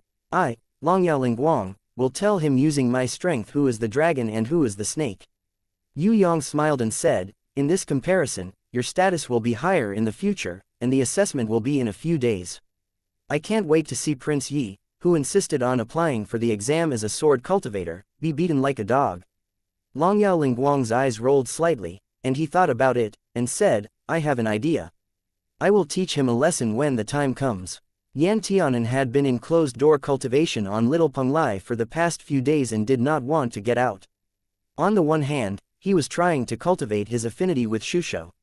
On the other hand, Yan Tianan was also trying to hide from the limelight. It couldn't be helped. Who lets him be such a popular figure in the sect? Ever since he obtained Shusho, somehow everyone knew that he took down a useless sword. No matter where he went, he could hear someone deliberately or secretly discussing him. Even though Yan Tianshan was thick-skinned, he still couldn't quite bear this. Next, with Longyao Lingguang taking down Sinking Star, it was such a sharp contrast. Yan Tianan was almost trampled into a piece of excrement. Yan Tianan could not help but feel aggrieved and indignant, and secretly made up his mind to take this rusty sword and beat his opponent down thoroughly in the examination to wash away his humiliation. The sword technique of decline and prosperity was old but not old, new but not new. When he first practiced the sword, he spent a whole year in the soul plate. Yan Tianan's daily work was to observe the flowers on the mountain blooming and withering, the vegetation withering and flourishing, the moon rising and falling, the wind blowing and stopping. In all living things, where there is decline, there is also glory, and when there is death, there is also life. Yan Tianan did not feel much when he first observed the changes in those lives. However, later, as his sword skills became more proficient, he could feel more heavily the weight of a single word reincarnation. Everything bears yin and embraces yang, rushing into harmony. To restrain oneself and endure calmly is yin, and to be grand, bold, and majestic is yang. Everything was in a fixed reincarnation cycle, and everything was contained in the changes of yin and yang. When wielding a sword, one must consider the duality in all things between movement and stillness, haste and delay, illusion and reality. Sometimes his sword was fast and other times slow, and sometimes he showed off his abilities while other times, he contained them. When Yan Tianan comprehended this truth, his decline in prosperity was halfway completed. The rest of the time was to keep practicing the unique sword moves with the matching mental techniques. Time flew so fast. A few days later, the time of drawing lots to select examiners came as scheduled. Yan Tianan came out of Little Penglai, and his entire person's temperament changed slightly. In the past few days, his cultivation had broken through a small stage, and now he had reached the peak of Profound Realms' separated spirit stage. He was merely a step away from Profound Realms' unified spirit stage. Yan Tianan walked briskly towards the martial arts venue where the lottery was drawn. There were a lot of people in the martial arts training ground. It was very lively. It seems that there were many elder martial brothers, who were in closed-door cultivation but came out ahead of time in order to join in the fun. Every year in the assessment of new students, a few disciples were either killed or injured. To put it euphemistically, it was an assessment, but to put it bluntly, the old students were teaching the new ones a lesson. After all, even if the new students had come to the sect for more than a year, they still weren't as good as the old students in their cultivation time and cultivation realm, so it was easy for them to suffer losses. However, of course, there were also dark horses in the new disciples who could fight back with the old disciples. It was said that not everyone is treated equally when seeking the Tao. Some geniuses had already begun to cultivate in their mother's womb, and they could already breathe qi before they could even walk. Naturally, They were extremely powerful. In the world of immortal cultivation, especially within the Nine Lands, what it didn't lack the most were geniuses, and dark horses counter-attacking were common. It was like Yan Wanyu of the previous generation. When he was evaluated back then, he had decimated an older martial brother from a higher year, and that martial brother almost lost his heart of Tao and suffered a chi deviation. It was Sword Saint Tianshu who helped him into a stable state, coupled with the following years of recuperation, and he finally returned to normal. But now, when he saw Yan Wanyu, he had to walk around him, and the two seldom met each other. Speaking of greatness, of course, one couldn't forget about Lin Xuanji. Lin Xuanji did not formally participate in the assessment that year. Instead, Sword Saint Tianshu personally fought against him. According to the recollections of the disciples who saw the two of them in person, they also had a complex expression of fear, yearning, admiration, and other emotions, saying, that day, the sky was dark, there was no light from the sun and the moon, and the two figures, one white and one teal, seemed to be the only ones left in the world. After watching this duel, many Sword Division disciples immediately broke the bottleneck of their cultivation realm. Even Sword Saint Yaoguang comprehended something new. After returning, he went into secluded cultivation for 3 full years, and when he came out again, he had already achieved major attainment in Earth Realm's major perfection stage. The disciples who had never seen that competition all sighed and wished they were born 10 years earlier. The arrival of Yan Tianan had caused a lot of discussions. Look quickly, Prince Yi is here. Ah, I haven't seen him in the past few days. I thought he wouldn't be here. He probably found a place to hide and cry secretly. If I were him, I would want to hang my neck. His companion's sword is actually useless. This is too cruel for a swordsman. Go, go, go. What are you spouting rumors for? Qi Fiqing glared at the gossiping disciples and squeezed over to Yan Tianan's side. He looked at Yan Tianan and said worriedly, Ah Hen, are you okay? Yan Tianan's mental state had already been adjusted, and he casually answered, what can be wrong with me? Is it about time to draw lots? Qi Fiqing nodded and said, the north courtyard will be drawn first. This time, the 4 courtyards are staggered. We happen to have drawn the north courtyard. It's a bit unlucky. Chapter 604. Watching the show, everyone knew that the north courtyard and the east courtyard didn't like each other. If the disciples didn't agree with each other on the road, they would fight. Moreover, on the whole, the north courtyard won more often, so it was more arrogant. Yan Tianan gave a tisk and said, new and old grudges, this time we'll settle them all at once. Qi Fiqing said, yes, just now the disciples of the 2 courtyards have cursed each other for a round. If Ruyu and Xie Lianheng had not stopped them, they would have already started fighting. Now they are in the stage of a temporary truce to save up strength. As the person in charge of the east courtyard and the leader of the team, Jiyu Ruyu was naturally the busiest at this time. Jiyu Ruyu looked at the disciples around him and said to Jiyu Ning, go and check if they are all here. When they are, get ready to draw lots. Jiyu Ning nodded and began to check everyone one by one. Jiyu Ruyu saw Yan Tianan, whom he had not seen for many days. It just happened that Yan Tianan was also looking in this direction. Jiyu Ruyu smiled and said, so you finally left secluded cultivation. If you did not come again today, I would have assumed that you intend to give up directly. Yan Tianan squeezed through the crowd and said, what a joke. Honorable me has no idea how to write these 2 words, give up, since I was born. Jiyu Ruyu was surrounded by many disciples in the east courtyard. One disciple asked nonchalantly and curiously, Tianan, I heard that you took a rusty sword from Hidden Sword Peak. Is it true? Qi Fiqing raised his eyebrows and his face turned dark. He grabbed the kid and said, do you know how to speak? Next time you ask stupid questions, careful that this little master will skin you. The disciple shivered and shrank his head. He mean it, he was just curious. But as soon as someone started talking, they could not stop. Not all the disciples of the east courtyard were friendly to Yan Tianan. Ever since Yan Tianan stepped into the sword path, his swordsmanship had improved tremendously. Even the instructor couldn't help praising him. He used Yan Tianan as a benchmark to encourage these sword path disciples while saying, look at Yan Tianan, not only he is outstanding in alchemy, but his swordsmanship is also developing rapidly. You pure sword practitioners, if you don't work hard, you won't even be able to find your own alchemists in the future. Even an alchemist is better than you, so why would alchemists want to follow you? Therefore, Yan Tianan had gained a lot of admirers as well as many enemies. How could these disciples let go of such a good chance to throw stones while he's down? Especially the disciple named Zhang Haomiao, who was ranked third in the East Courtyard. He was even more energetic when he heard that, and said in a strange way, a powerful person like Prince Yan is the light of our East Courtyard. He's a swordsman genius. How could he have taken a useless sword? Even if it is covered with blood rust, still, he must be much better than those of us who have precious swords, and he's so good that he can kill us even without a sword, don't you think so? Ha ha ha, but didn't he still take a rusty sword in the end? Ha ha ha ha ha. As soon as Zhang Haomiao saw Ji Ruyu, he immediately became scared. He had no confidence in his heart, but he still did not want to lose. He stuck out his neck and said, I'm complimenting him. You can't understand human words. Ji Ruyu sneered, and some disciples with Ji Ning came over. When they looked at Ji Ruyu's expression, they knew that Ji Ruyu was really angry. Ji Ning immediately came to Ji Ruyu's side and gently pulled his sleeve. He turned to Zhang Haomiao and said, Zhang Haomiao, I see that you haven't been taught enough by my dage. There will be more opportunities to fight in the future. Don't tell me that you want to be taken off the arena in a stretcher next time.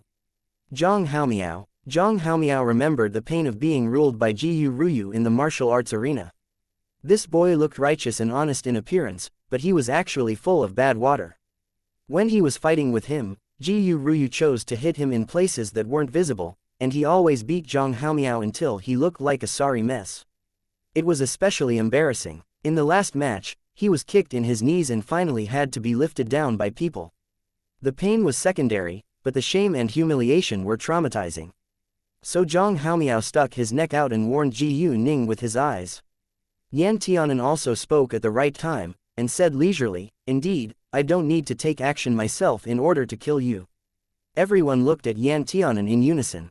Yan Tianan hooked his lips and said, if I ask the people here if anyone can help me kill you, I will allow him to be a third-grade official of Purple Emperor's heavenly capital, or refine 3 Earth-ranked pills for him. Do you think anyone will want to kill you for me? Zhang Haomiao's face turned white and suddenly stepped back 2 steps. Everyone was in an uproar. Looking at the expression, he estimated that many people were waiting for Yan Tianan to speak. It's true that although Yan Tianan never flaunted his position in his daily life, his status and identity were properly placed there. Was he someone who could be trampled on by others at will? What's more, he was an alchemist, and the most promising alchemist of this year to boot, so who wanted to offend him? If Zhang Haomiao had some background, he could be equal to Yan Tianan and oppose him, but although he came from an aristocratic family, it was merely a small family who could not get into any rankings. To openly provoke Yan Tianan was really asking to be humiliated. Zhang Haomiao looked at the eyes of the people watching the show, and suddenly blushed and shouted, inside the sect, you are never allowed to show your identity openly, you can't oppress others with status, you are blatantly breaking the rules. Yan Tianan said with a smile, so, this young master didn't say to give them this status now, but to wait until after leaving the sect, and then exchange the promise. This young master will always keep his word. Shen Kongrong listened in the crowd, then smiled, and said, Prince Yan is naturally a man of his word. If such a good thing actually exists, remember to count me in. Yin Changge usually did not like to talk much, but now, he couldn't help laughing and said, I don't want to be an official, I just want you to refine an Earth-ranked pill for me, so count me in. After that, many disciples also spoke up. They didn't really want to be an official, but in this atmosphere, everyone was still very happy to be a little playful. However, Zhang Haomiao took it seriously. His legs were trembling, and the skin of his mouth was blue. He did not know who called out, Warong Sword Immortal has come. Only then did these disciples of the East Courtyard suddenly stop talking and all look to the direction of the sound. Lin Xuanji descended from the air with his sword, and after landing on the ground, he happened to meet the 3 sword saints, Yaoguang, Yuheng, and Tianquan. Lin Xuanji did not come alone, and behind him were 2 little children who looked like they were carved with powder and jade. The little boy still had a pair of furry ears on his head, and a tail dangling behind his buttocks. At a glance, everyone knew that they were the 2 tiger cubs who had just transformed. Sword Saint Yaoguang raised his eyebrows, pretending to be surprised, and said jokingly, Aiya, I haven't seen you in a few days, but your 2 sons have already grown so much.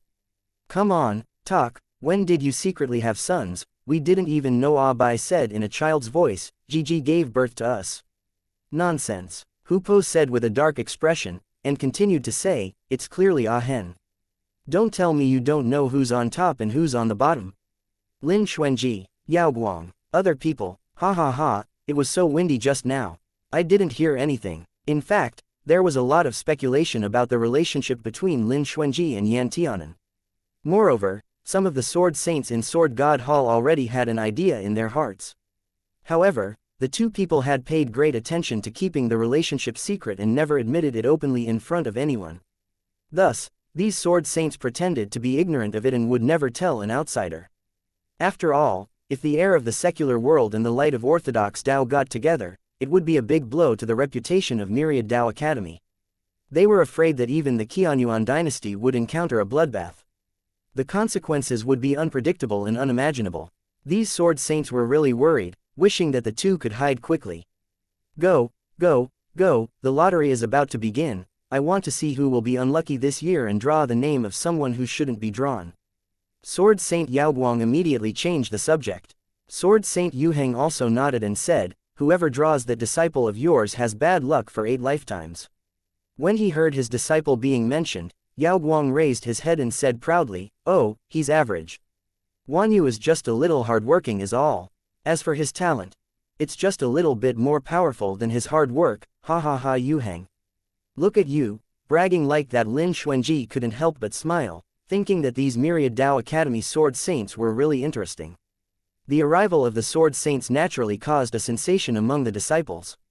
After the salute, Sword Saint Yaoguang didn't talk nonsense, and said, don't be too slow, draw lots quickly, I'm still waiting to see if there are any unexpected combinations.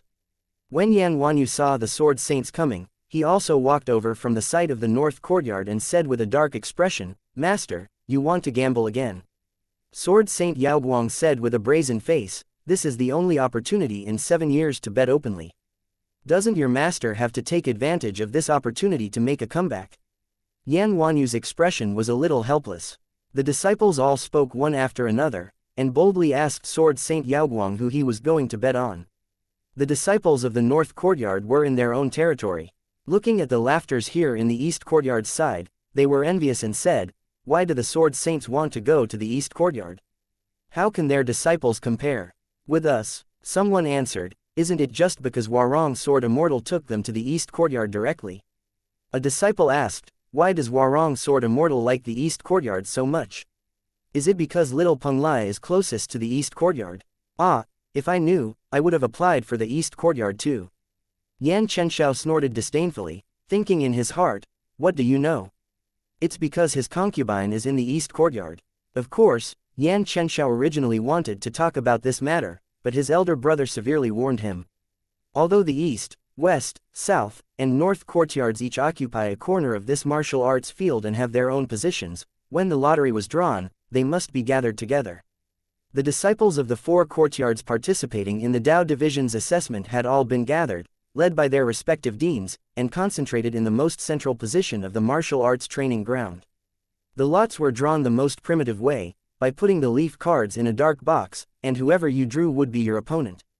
It was a black box made of unknown materials, and all the names of the disciples from the last generation of the south, north and east, and west courtyards were placed in it. Chapter 605. Failing people's expectations. Freshmen drew old students, and all the old students watched from the stands from far away, waiting for the new sheep they could abuse to appear. After all, since entering the school, this was the only opportunity to bully their martial brothers fair and square. The freshmen started drawing lots. Some of them drew a strong senior martial brother or sister, and wailed, lamenting their deaths, wishing they could do it again. Some people drew ones with ordinary cultivation, letting go of their breath, saying prayers, and planned to go back and exchange feelings with the senior martial brothers, begging the other side for mercy. East Courtyard's disciple Shen Kongrong, against North Courtyard's disciple Yongla. East Courtyard's disciple Ji Yu Ning will be fighting North Courtyard's disciple Shi Yao. The seniors reported the leaf cards, then put the leaf cards in a storage bag and returned them to the older students later. Yan Tianan's turn was next. Yan Tianan stepped forward, felt around in the box, and picked up with a leaf card in his hand. After looking at the name, the corners of Yan Tianan lips twitched. East Courtyard Disciple, Yan Tianan, fights North Courtyard's Ying Guanchao. As soon as the words were read, the scene began to get noisy. Ying Guanchao raised an eyebrow, sitting in a North Courtyard seat, with an expression of idle complacency. The person next to him couldn't help saying, "Young Master Ying, to actually draw you, he's really out of luck. In our North Courtyard, young Master Ying is second only to Yan Wanyu in terms of sword cultivation, and could easily beat up Yan Tianan. That Yan Tianan can be considered a little unlucky. Of all the people he can draw, he just had to get young Master Ying. This time when I bet, I will definitely bet on young Master Ying. I'm a little uneasy." Another disciple said, "Yan Tianan is said to have been personally instructed by Warong Sword Immortal, and his swordsmanship is outstanding." Ying Guanchao glanced at him and said contemptuously, "So what even if he is acknowledged by Warong Sword Immortal? He is just an alchemist, but he is forcefully learning the sword above his own means. Yan Tianan is just taking the road to his own doom, yet he is still very confident in his swordsmanship.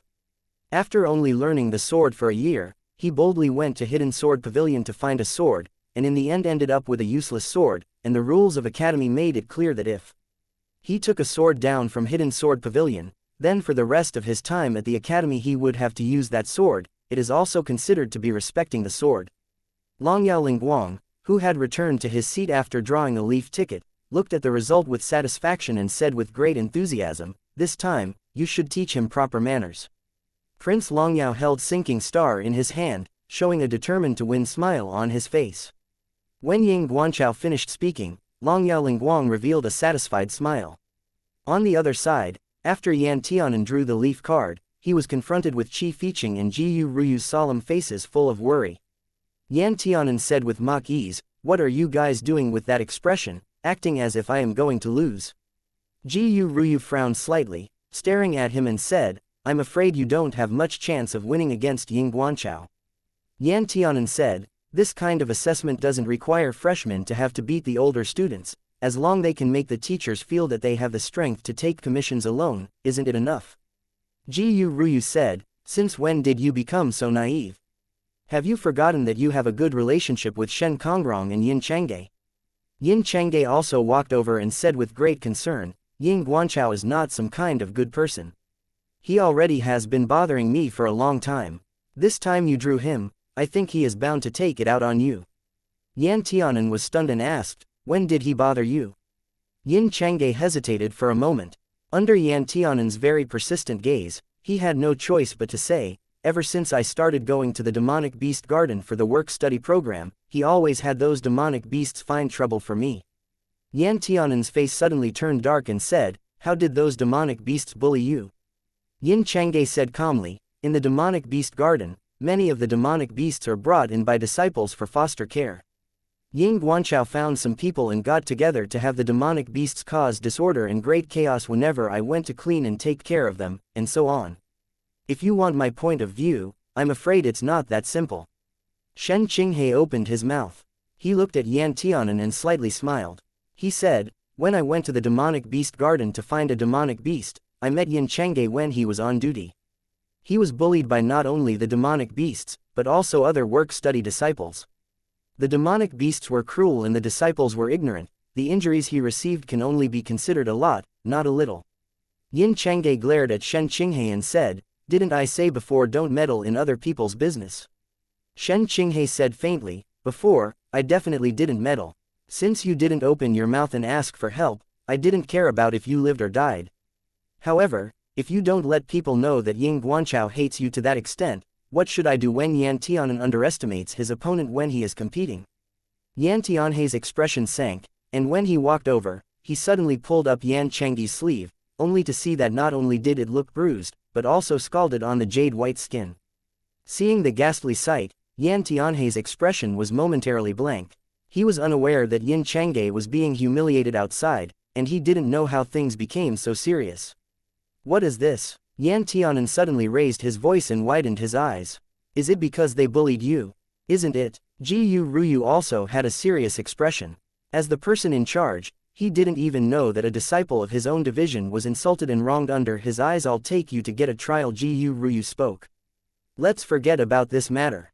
For now, Yin Changge frowned and reluctantly stepped back half a step. The assessment is just around the corner. If Ah Hen completely offends Ying Guanchao because of this, I think he is bound to do something more excessive. Moreover, and what? Yan Tianan's eyes almost turned red with anger. Moreover, Ying Guanchao privately warned me at that time, saying that if I just endured this, the grudge would be settled after I left the sect, but if I dared to tell others, they would use any method to try to kill Shen Kongrong. This kind of intimidation and coercion may be useless to others, but it was really easy to threaten Yin Changge, who came from a small village and had no status, no power, and no backing. After all, Ying Guanchao was a disciple of a big family of the capital, with noble status. Even if he had to hold back because he was in the sect, as long as they passed the examination this year and they could go out to perform tasks, wouldn't that just give Ying Guanchao a chance to take action against them? Moreover, Ying Guanchao didn't need to do it himself, there were people willing to kill for him. Yin Changge considered all this and chose to bear it patiently for various reasons. His bullying is going too far. Yan Tianan clenched his fist and said, I'll definitely squeeze him to death. You can't have really believed it. Shen Qinghe couldn't help laughing, looking at Yin Changge, who hung his head and couldn't see clearly, and said, don't be silly. Ying Guanchao knows Shen Kongrong is powerful, however you are weak and easy to bully, so he would play you like this. You didn't really think that if you promised this, Ying Guanchao will really not take any action, and a few years later, this account with you and Shen Kongrong will be settled and forgotten. At least I won't annoy him. Yan Changge frankly said. Enough. Yan Tianan was furious and said, does Shen Kongrong know about this? Yin Changge replied, naturally, he doesn't know, and you guys should never tell him. Yan Tianan looked around. Where is Shen Kongrong? Ji Ruyu said. After drawing his card, he already left. Yin Changge said, he has come to a few realizations about the sword path recently. When he finds the time, he would go to seclusion and practice his swordsmanship. He is not willing to waste any bit of his time on side matters. Yan Tianan angrily said, are you considered a side matter?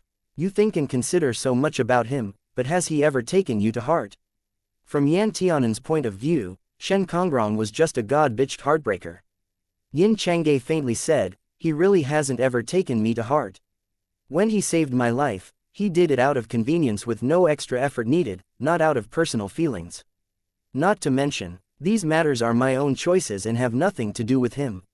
Yan Tianan held back, feeling like he was resentful for iron not being steel. He held out his finger and pressed not lightly and not strongly on Yin Changge's forehead and said, what you said is reasonable, but it still pisses me off. No, it's not allowed, I have to get revenge on him today. He even dared to touch the people by my side. He doesn't want to live anymore. When Ji Ruyu saw that he was angry, he blocked his way and said, there are too many people here right now. If you want to punish him, might as well wait until your assessment is over. Yan Tianan narrowed, his eyes turned around dangerously, and said, I can't wait for that long, but there are indeed quite a lot of people here. When is the next time you will go to the demonic beast garden for duty? Yin Changge said, it will be tomorrow. Yan Tianan took a deep breath, scheduled it in his mind, and said, then we will wait until tomorrow to deal with everything. After all, Lin Xuanji was still here, and he seemed to be in a good mood today. Yan Tianan naturally didn't want to do anything that would make him unhappy in front of him. Afterwards, although Yan Tianan wasn't in a good mood, but because Lin Xuanji didn't leave, he naturally wanted to stay here. Although the two of them were quite far away, and couldn't say anything, however, seeing their sweetheart from a distance was a pleasant thing to both the heart and the mind. The lottery continued. Not after long, it was Longyao Lingguang's turn. It's unknown if Longyao Lingguang should be considered lucky or not. As soon as he drew East Courtyard's Zan Zion. Speaking of Zan Zion, Yan Tianan had never dealt with him, but because he was born to the Zan family, he paid more attention to him. Moreover, Yan Tianan had met him when Shen Kongrong was sentenced to trial. Zan Zion had always disliked taking part in any kind of battle, and he was an extremely lazy person. If he could sit, he would never stand, if he could lie down, he would never sit, and if he didn't have to practice swords, he wouldn't practice swords. He never accepted any commissions, and never went outside to train or gain experience. He simply enjoyed flowers and petted dogs every day. However, it was precisely such a person who was the head of the sword path in the East Courtyard, and the only one in the 4 courtyards who crushed several swordsmen in the north courtyard and tied with Yan Wanyu in the last assessment. Prince, is there any need to find Zan Xian's previous battle record? The valet who entered school along with Longyao Lingguang asked in a low voice. Chapter 606. Zan family's Xian Longyao Lingguang handed the leaf card to the senior martial brother who collected them, and walked without looking back. What's there to see? I've awakened the dragon clan's bloodline, and now I also have Sinking Star. He doesn't have any motivation to fight. I only need to pester him for a little while, and he will take the initiative to concede. He has done such things many times in the past.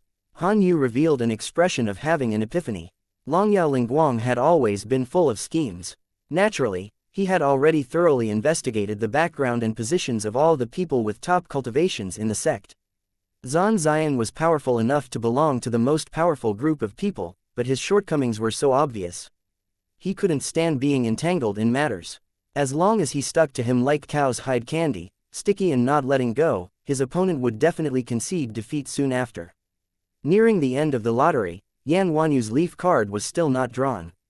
Just when everyone thought Yan Wanyu would be passed over this year, his leaf card appeared, and the person who drew his leaf card was of the East Courtyard's Alchemy Division, Shen Qinghe. When Shen Qinghe received that leaf card, he just smiled, lifting his eyes and glancing at the distant Yan Wanyu. He then placed the leaf card into the hands of the recorder and turned away. An uproar rang out, and the gentlemen who were sitting above them and watching these disciples draw lots also could not help but comment in succession.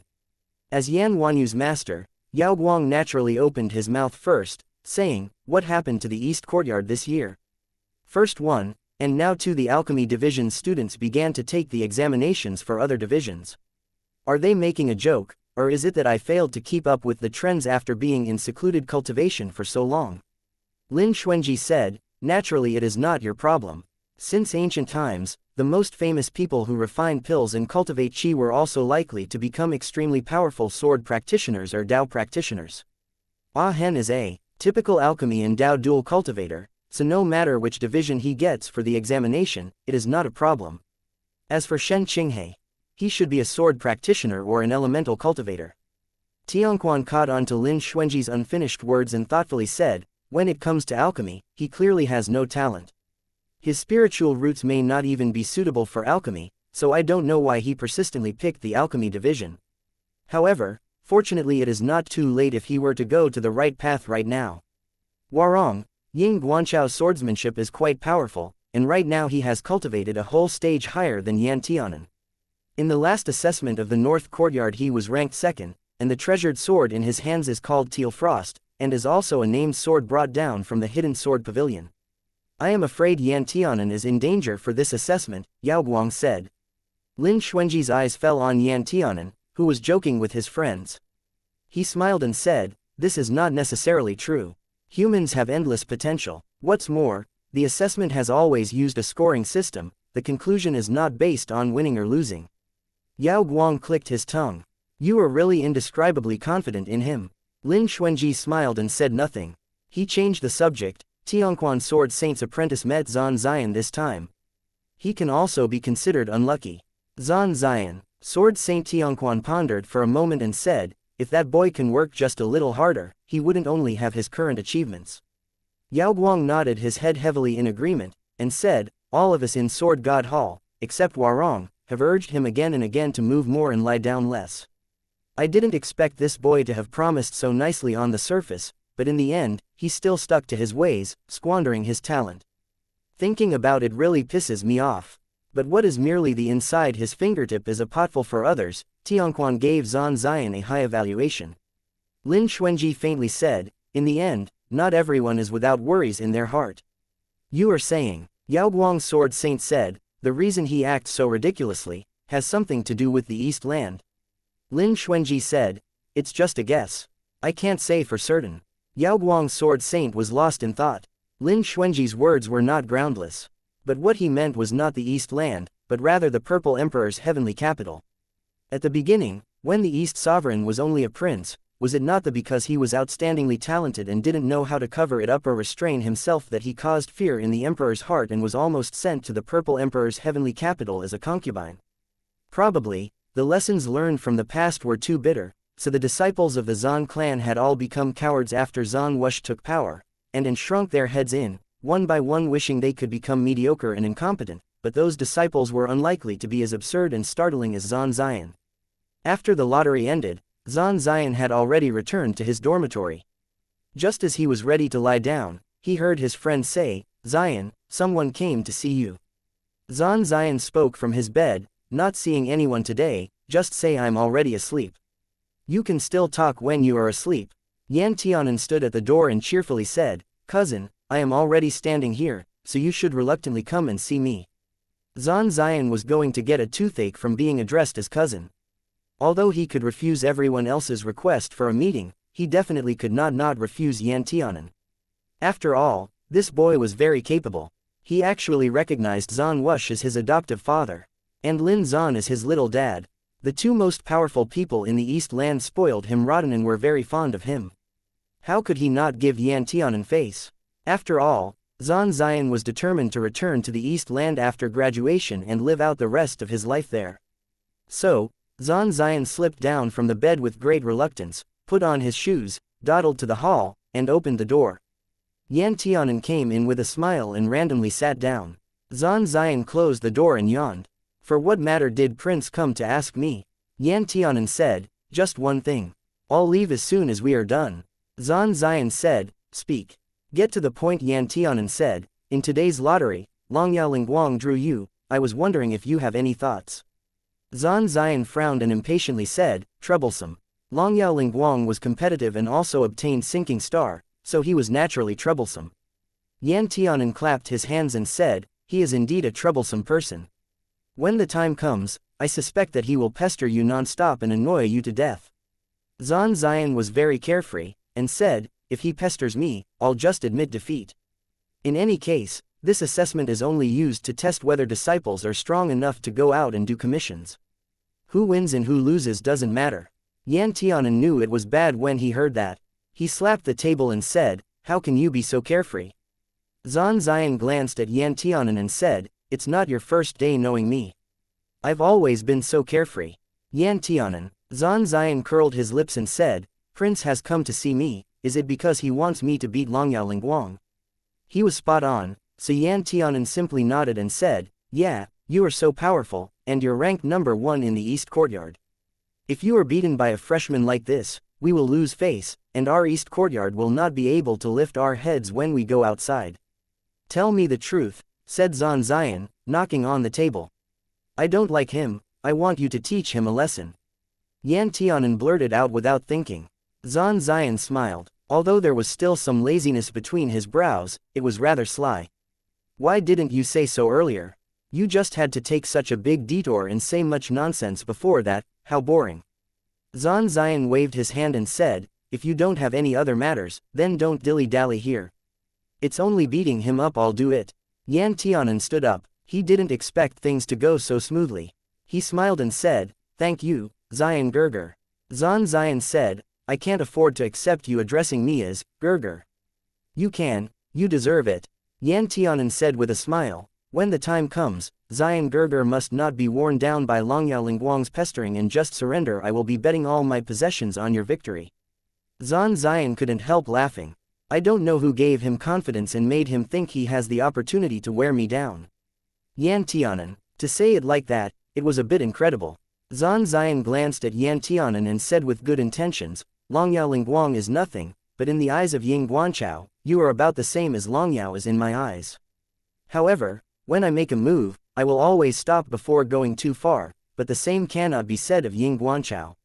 Yan Tianan nodded in agreement. "One can see at first glance that he is not a gentleman." Zan Zion said, "I have been on a mission with him before. This person deserves to be called selfish, ruthless, narrow-minded, and vengeful. However, his attainment in swordsmanship is very good, and the teal frost is also extremely rare. I am afraid that the rusted sword you have will not be his match."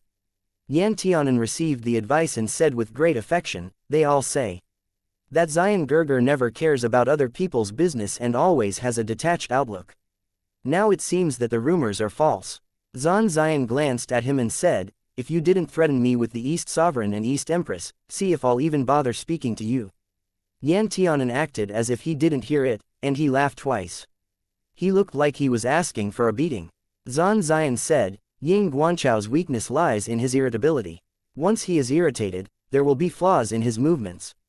It looks like that sword of yours can't exert any real strength. If you want to get away unscathed, you must learn to find the holes in his moves. Yan Tianan's eyes shined and he nodded thoughtfully. If Zion Gerger wants to make more money, I suggest that when I go against Ying Guanchao, you bet on me winning. Yan Tianan shook his finger and said, and, it will be within 100 moves. Zan Zion nodded. Whether I bet on you or not, it is inevitable that the fight will end within 100 moves. If they went past 100 moves, Yan Tianan would definitely lose. After all, the amount of spiritual qi in his body after 100 moves couldn't be compared with Ying Guanchao's. After 100 moves, Ying Guanchao would still have some spiritual qi remaining, while Yan Tianan may have used it all up. On the second day, Yan Tianan went to Little Penglai, but did not practice swordsmanship, and he also did not ask Lin Xuanji how to fight Ying Guanchao in the future. Instead, he just asked for the 2 tiger cubs. Lin Xuanji asked, what do you want Bai and Hupo for? Yan Tianan said, I'm going to take them to the demonic beast garden so that they can gain some experience. Lin Xuanji glanced at him. You didn't take them earlier. Why must you take them right now? What do you want to do? Yan Tianan grinned and stuck to Lin Xuanji's side and said, after this assessment, isn't it time for me to go out on missions? I want to take Bai and Hupo and let them experience in advance what other demonic beasts are like to prepare them for the future. Author's note. Ahen is going to be bad. Translator's note. Laplace, I deeply relate to Zan Zion, other than the reasons he has for probably acting the way he does. Why be awake when you could be sleeping? Chapter 607. Ahen making a move. Nonsense. Lin Xuanji raised his hand, pressed on Yan Tianan's forehead, and asked, what are you up to now? Yan Tianan felt his forehead, his face had a smile. He said, Dage, just don't ask, I have serious things to do. I promise I won't get you into trouble, is that good? Lin Xuanji ruthlessly debunked, every time you say you won't get me into trouble, you always definitely get me into a lot of trouble. Yan Tianan, Lin Xuanji went on to say, if you want to take them somewhere just take them. You are also their master, you don't need to tell me. Yan Tianan immediately rushed over and kissed Lin Xuanji on the face, and said, Dage loves me most. When I come back, I'll tell Dage about it in detail. After saying that, Yan Tianan waved his hands and said to Bai and Hupo, little ones, follow me. Bai and Hupo. We have a bad feeling about this. Yan Tianan had 2 cat-sized tiger cubs lying on each of his shoulders. He took the 2 young tigers to the demonic beast garden and on the way urged them very seriously, first you'll do this, then that, finally this. Do you understand? Bai nodded, massaging his fists with the appearance of jumping to try. However, Hupo still had some worries and said, there should be a leader of the demonic beasts in the demonic beast garden, just like the leopard of the demonic beast academy back then. Yan Tianan's eyes were slightly cold. He patted Hupo's ass and said, don't be scared, even if there is a demonic beast leader. My sword isn't a vegetarian. Bai shuddered. That sword of yours, I don't think it can even eat vegetables. There was supposed to be someone on duty at the entrance, but when Yan Tianan waited for a moment, and no one came, he strutted in. Not long after, Yan Tianan started to hear people's laughter and demonic beasts' roars. Hurry up, make him roll, I want to see him roll on the ground. A disciple who was originally supposed to be on duty laughed and pointed to the yin chenge covered in dust, and cried to the rare beast who bumped into his butt. The rare beast seemingly looked like a bull in appearance, but it had a pigtail and extraordinary strength, but its brain was not very good. It did whatever the onlookers ordered and made a jing-jing sound when it cried out. When the beast heard what was said, it then rubbed its hooves on the ground, bending its head and rushing towards Yin Chang'e. Yin Chang'e immediately climbed up, turned around, and tried to escape, but he was stopped by an entirely fire-red raging inferno crane. The raging inferno crane blew a breath of fire, narrowly falling short of burning Yin Chang'e's long hair, and Yin Chang'e's wrist was licked by the flame, and he immediately let out a painful hiss. With just that pause, Yin Chang'e was slammed on the ground by the rare beast, and with a bang, Yin Chang'e fell, spawning on the ground. Ha ha ha ha ha, this boy is like a ball, rolling around, rolling around. It's so interesting. These demonic beasts are really powerful. This boy still dares to say that he is a sword cultivator at the East Courtyard.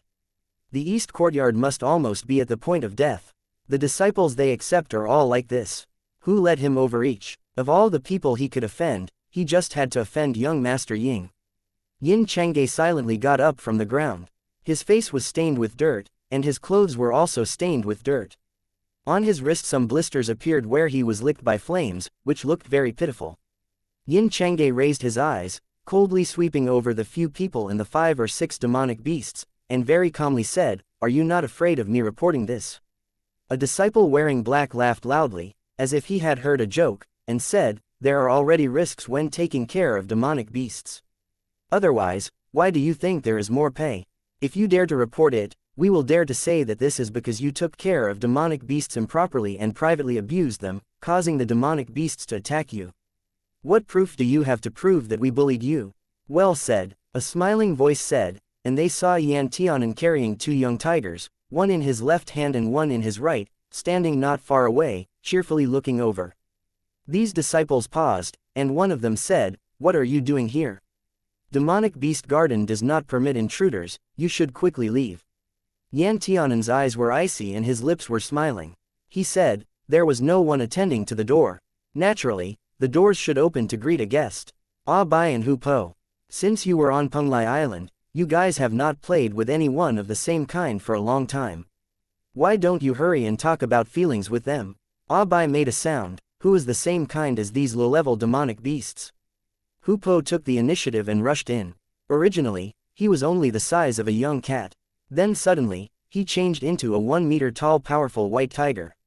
Cold light burst out of Hu Po's amber eyes.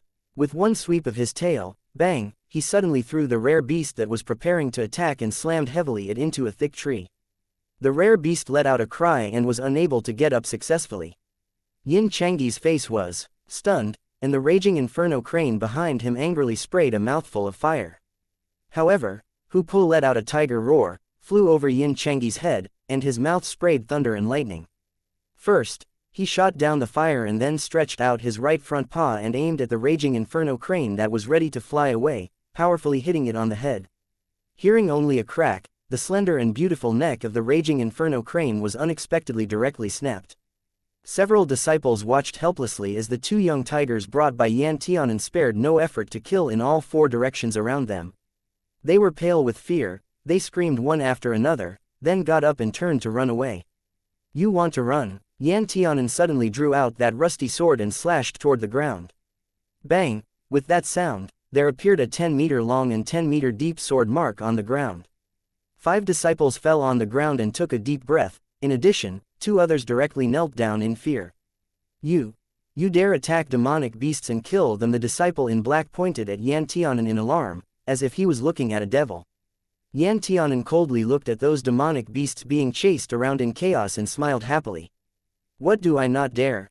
It's just a few demonic beasts. If Honorable Me wants to kill them, I will." Yan Tianan lifted his lips, pointed his sword forward, and said, "Roll over there for me." A disciple immediately got up and prepared to escape, but Yan Tianan whipped him on his back.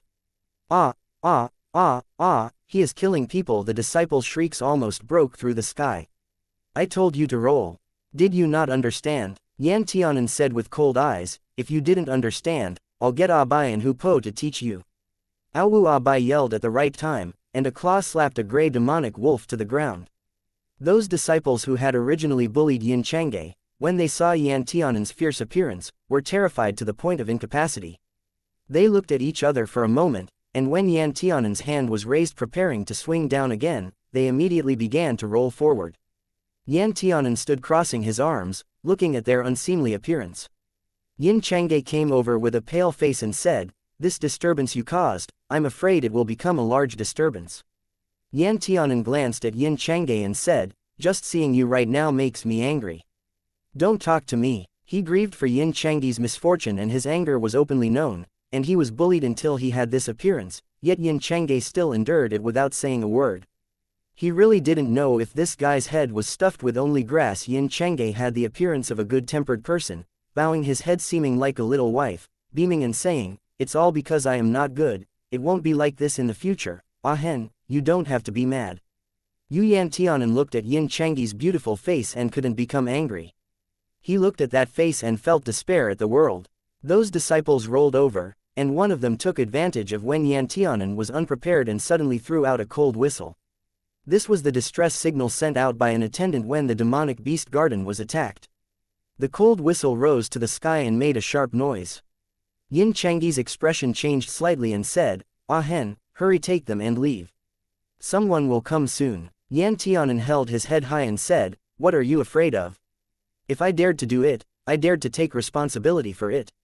What else can they do to me?" Yin Changge showed a worried face and said, "The fine beast just now belonged to Ying Guanchao, and that red bird was Longyao Lingguang's." Yantianan had a cold expression. "What about Longyao Lingguang? Why, do you think he won't apologize to this honorable one?" Yin Changge silently pressed down his feelings and thought, "No, I am worried that he will try to find trouble for you." Since ancient times, the white tiger had been the king of beasts. Even in ancient times, when the mountains and seas were overrun with beasts and great monsters appeared, the white tiger clan was still well known. Who knew how many demonic beasts they killed and sealed, and to the end their bloodline was passed down to this day.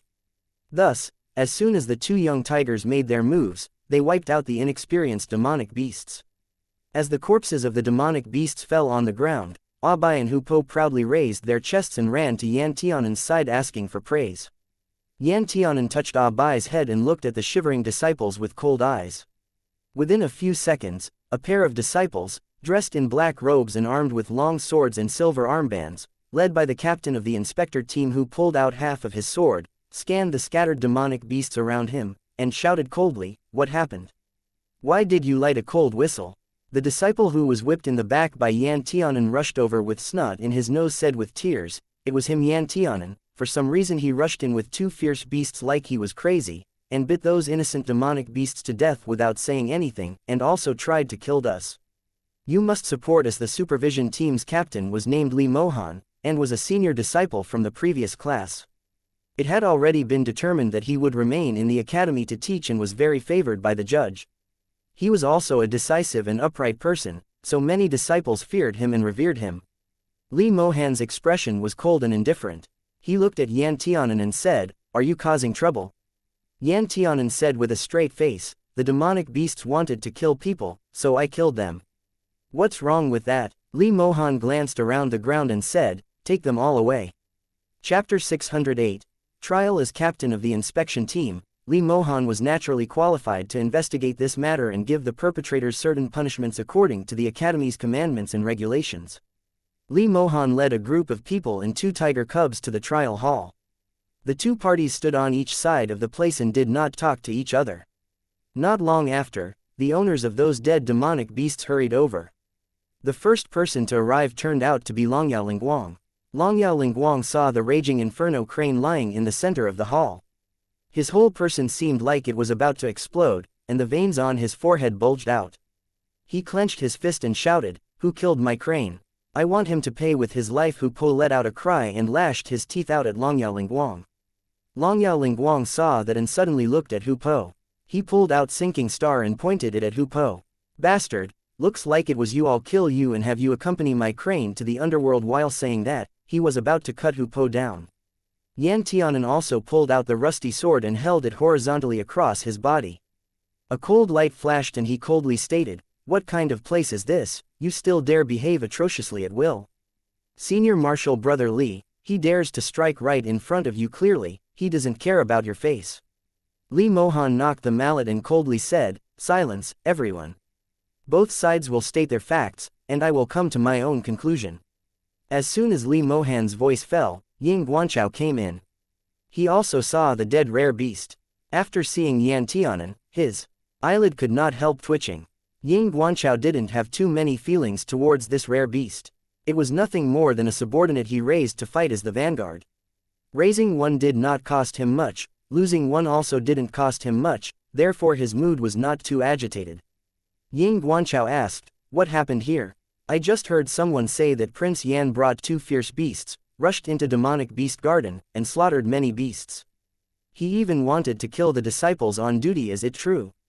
Yantianan lightly said, "On the contrary, it was these disciples and those demonic beasts, who suddenly went crazy for some reason, who wanted to kill Yin Chang'e. He asked me for help, so I hurriedly arrived just in time to save the person in distress. I had no choice but to take your place and kill these demonic beasts for you, lest these beasts hit Yin Chang'e. After all, if that happened, the master would be the one who would be punished. Longyao Lingguang almost sneered in hatred, so in the end, this prince should actually thank you. Yan Tianan calmly said, I remember that Prince Longyao has always looked down on bastards. How can you trust this mixed breed of raging inferno bird and cranes this much? Longyao Lingguang was so angry he couldn't speak. Li Mohan looked down and said to the disciples who sent out the cold whistle, you both have entirely different stories. Who is telling the truth? Him he is lying. That disciple pointed to Yan Tianan with bloodshot eyes and said, in all these years, has there ever been a matter of demonic beasts going crazy at the demonic beast garden? After all, we have done our utmost to care for the demonic beasts. There was never half a step of error, but why was it that these demonic beasts all went crazy when he came? That's right. What's more, although these demonic beasts are not human beings, and they can't change forms, however, they are still living beings. He just let those two white tigers brutally kill these demonic beasts. He's vicious and merciless. I am vicious and merciless. Yan Tianan laughed. Not to mention how you neglected your duty. Not only were you not on duty during the assigned time, but you just had to get together with those demonic beasts and bully someone. Anyone who still has some sense of justice would be unable to stand it if he saw it. Don't frame upstanding people. Yeah, when did we bully anyone? This is slander. Slander. Don't think that you can do whatever you want just because you are the second heir to the dynasty. This is Myriad Dao Academy, the most fair and impartial place. Senior Marshal Brother Li will definitely not give you a lighter punishment just because of your status. Li Mohan was being flattered, but he still looked indifferent. Longyao Lingguang sneered, Yan Tianan, don't tell me that my Yanji is crazy just because you said it went crazy. If I say that your two bastards are sick, can I similarly kill them as well? Yan Tianan said, if I didn't have any evidence, how can I dare to casually take action? Do you think I am as stupid as you? After he finished speaking, he turned to Yin Chang'e and said, show your wrists to these people. Yin Chang'e was just about to show his wrist when he inadvertently locked gazes with Ying Guanchao, whose pair of dark eyes were full of warning. Yin Chang'e paused and remembered Ying Guanchao's warning that day, you'll endure this. If you dare to show it to people, be careful of Shen Kongrong's puny life. I can crush him like an ant. When he thought of that, Yin Chang'e's lips curved slightly, and soon it fell down. He looked up and pulled up his sleeves. The burn marks marring his snow-white skin had spread to his elbow and were bleeding profusely. He had clearly been burnt by flames. Someone gasped. Yan Tianan's eyelids twitched. Why didn't you say you were so badly hurt? I'll give you medicine first. Yin Chang'e shook his head, looked up at Li Mohan, and spoke, Senior Marshal Brother Li, it was still fine when they constantly bullied me and insulted me, but today, they just had to pour dirty water on a hen, so I'm no longer willing. Ever since I came to the sect a year ago and got guard duty for the demonic beast garden, I've always been grateful. Although these colleagues always bullied me as a newcomer and assigned me the dirtiest and most tiring work, I had nothing to say and worked hard without complaint. It's just that recently, not only did they bully me, but they also had these demonic beasts bully me. Ah Hen passed by here today and saw that I was nearly killed by the demonic beasts, so he urgently took matters into his own hands and killed these demonic beasts. If Senior Marshal Brother wants to punish someone, he can punish me. Li Mohan stared at Yin Chang'e's arm, and his heavy eyebrows wrinkled tighter and tighter. What you said, is it true? Naturally, the disciple on guard duty at the demonic beast garden would deny it. He stuck out his neck and spoke angrily, this wound was caused by the demonic beast's counterattack when he abused them. Don't look at his pure appearance. In fact, his heart is black. If he hadn't tortured those demonic beasts first, how could the demonic beasts attack him? He's spouting venomous slander. Senior Marshal Brother, please see it clearly. Yin Chang'e sneered slightly, do you really think I would dare to speak here without thinking if I didn't have any evidence? With this, Yin Chang'e took out a piece of crystal jade from the worn-out storage bag, then stepped forward and presented it to Li Mohan. All the events are recorded here. Shishong will understand after seeing it. As soon as this thing was taken out, Ying Guanchao's face suddenly changed. He blurted out, how can you have a second piece? Didn't that piece of yours get? He suddenly closed his mouth. Yin Chang'e turned. His expression was mild, and his tone held hints of a smile. Ying Shishong wants to say that my piece was taken away by you, right? Ying Guanchao was livid. Don't talk nonsense. Yin Changge said, it doesn't matter even if you deny it. However, who told you that I only have one crystal jade like this? Ying Guanchao. Hearing this, Longyao Lingguang understood everything. He couldn't help but angrily glare at Ying Guanchao, who couldn't even handle matters properly. They relied on the fact that Ying Guanchao had already snatched away Yin Changge's crystal jade capable of recording pictures so that Yin Changge possessed no other treasure. Even if he was bullied, he still wouldn't be able to report. Otherwise, how could they be so unbridled? But who would have thought that there would be two pieces of this rare natural crystal jade in the same person's hands? Ying Guanchao didn't know what that crystal jade had recorded, so he couldn't help feeling a little uneasy in his heart. He quickly exchanged glances with Longyao Lingguang and no longer raised objections. Li Mohan took the crystal jade. After watching it, he gently nodded while sneering, great, really great. To think that in the academy, right under the Sword Venerable's nose, this kind of bullying within the sect can actually happen. It's simply repulsive. As he spoke, he struck the gavel heavily and frowned severely. According to the sect rules, anyone who bullies or humiliates their fellow disciples for no reason for over a year, regardless of their family background, talent, or strength, will be expelled from the sect and never readmitted. You guys. Li Mohan read out the names of these disciples on guard duty in the demonic beast garden and said, today, I will give you all a day to pack your bags. Tomorrow, follow me to the steward's house to take your names off the register, then leave on your own. These disciples were suddenly stunned, one after another. When they finally reacted, they wept bitterly and cried regretfully, begging Li Mohan to give them another chance to turn over a new leaf. Senior Marshal Brother Longyao Lingguang narrowed his eyes and asked, how to prove that they've been bullying him for over a year? Li Mohan replied, the records in the crystal jade are crystal clear. I will report this to the judge and ask him to draw out the recording in the crystal jade and keep it for our records. If you don't believe it, wait until the evidence is preserved and take a look then. Longyao Lingguang took a deep breath, clenched his fist in secret, and sneered, since both the witness and the evidence are there, I will accept it. It's just that Yan Tianan killed my raging inferno crane. This debt, how should it be settled? Yan Tianan was very happy in his heart. He said leisurely, that stupid bird of yours not only bullied the weak, but it also bullied the weak and feared the strong. My family's Bai and Hupo were just acting on behalf of heaven. If they killed it, then they killed it. Longyao Lingguang stared at Yan Tianan with a narrow gaze, and his expression showed he wished he could stab him 100 times. Everyone knew that although the raging inferno crane's cultivation was not high, it was his Dage Longyao Linggang who went to the southwest land to especially find the demonic beast pet for him. Over time, it was bound for greatness. Longyao Lingguang also doted heavily on this raging inferno crane. Now it had died in the hands of Yan Tianan's spiritual pets. How could Longyao Lingguang just swallow this? However, nobody had to think about it to know that, inside the crystal jade, the behavior of the raging inferno crane was definitely recorded. Longyao Lingguang took a deep breath and said, my raging inferno crane has only lived for 15 years. It's nothing more than a baby and doesn't understand anything. Besides, demonic beasts have strong temperaments by nature.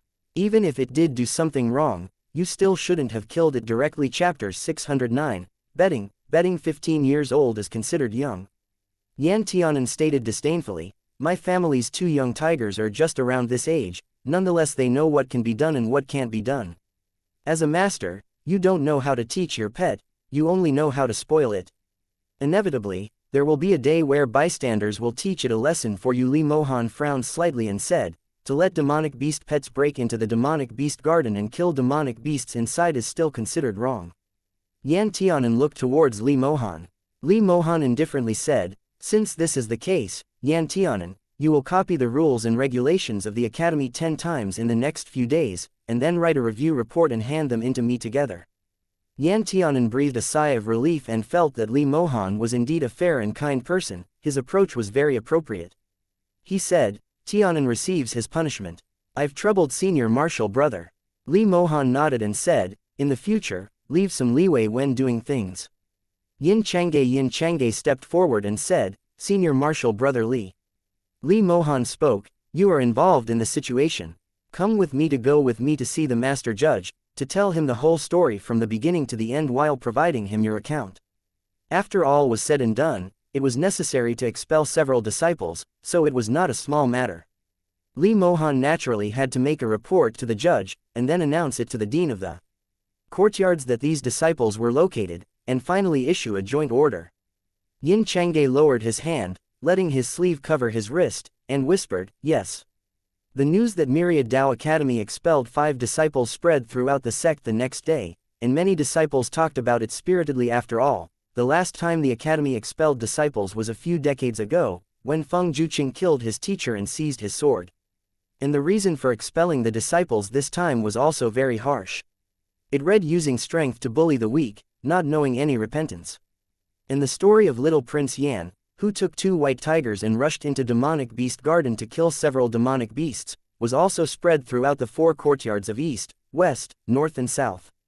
While expressing admiration or loathing or dread towards Little Prince Yan, most of the disciples who were gossiping held the mentality of watching a good show, waiting for him to be brutally beaten by Ying Guanchao, who secretly stored up power, in the coming assessment. After all, this incident also involved Ying Guanchao. Although he was the initiator, because he did not leave much evidence and many people vouched for him, so he was not expelled from the sect, but he was still reprimanded by the dean and was forbidden from accepting missions for a full year.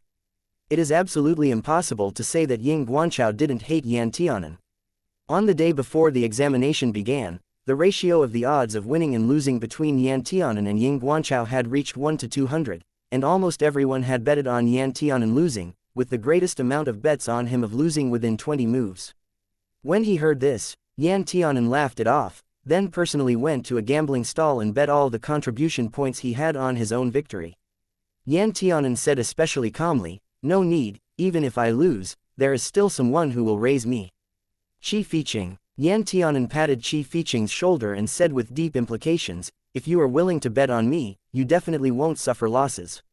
Qi Fiqing had a bitter expression and said, "No, I can't understand, where does your confidence come from?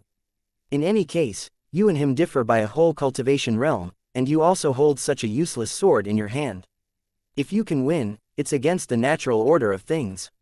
Yan Tianan. Why do I feel the urge to whip someone? Yan Tianan sinisterly smiled and said, "People in the mountain naturally have their own clever ways. In any case, I will never cheat you." Qi Fiqing. Okay. Just when Qi Fiqing was wavering between betting and not betting, Yin Nian rushed in with great enthusiasm. As soon as he stood still, he slapped his leaf card on the table and said, 3,000 contribution points, all betting on Yan Tianan winning. All right. Yin Nian's voice caught Yan Tianan's attention. "Yo, young Master Yin," Yan Tianan shouted. Yin Nian turned his head around and saw Yan Tianan and Qi Fiqing standing in the corner. He immediately raised his eyebrows and came their way. "You also came to bet?" "Yeah." Yan Tianan nodded and said, "You must seize opportunities to make a fortune." Yin Nian smiled and asked, "Who are you betting on?" Yan Tianan touched his nose and said, "Betting on myself." Yin Nian laughed and said, "It's good to bet on yourself. Even if you lose, you can't blame it on others." Yan Tianan. What you said is very reasonable, but for some reason, it sounds displeasing. Although Qi Fiqing wanted to draw his sword whenever he saw Yin Nian, it was improper to draw his sword while they were in the academy. In addition, he was really curious, so he asked, "Everyone else all bet on Ah Hen losing, so why do you want to bet on Ah Hen winning? Could it be you know what his ultimate move is? You actually have an ultimate move?" Yin Nian raised his eyebrows and said, "I am not betting on you because I have confidence in you, I merely want to test my luck. After all, your ratio is the highest among everyone. If I win the bet, won't I win big? I am normally too lazy, so I have very few contribution points left, so now I can only play big." Yan Tianan. Yan Tianan was unconvinced and said, "I have looked before, the odds between Longyao Lingguang and Zan Ziyan are also very large." "That was before yesterday." Yin Nian said, "Haven't you heard? Just this morning, Ying Guanchao announced at this time, he will have you walk up the arena but be carried down. He swore to never give up until he had beaten you within an inch of your life." Ying Guanchao was so energetic that people assumed he would go all out, so there were even more people who bet on him winning. Yan Tianan nodded and said, "He has ambition and ideals. Unfortunately, the enemy he met is me." Yin Nian pretended to sigh and said, "Little prince, you have to make an effort. I've bet all my possessions on you. If you lose, in the future I will have to drink the northwest breeze."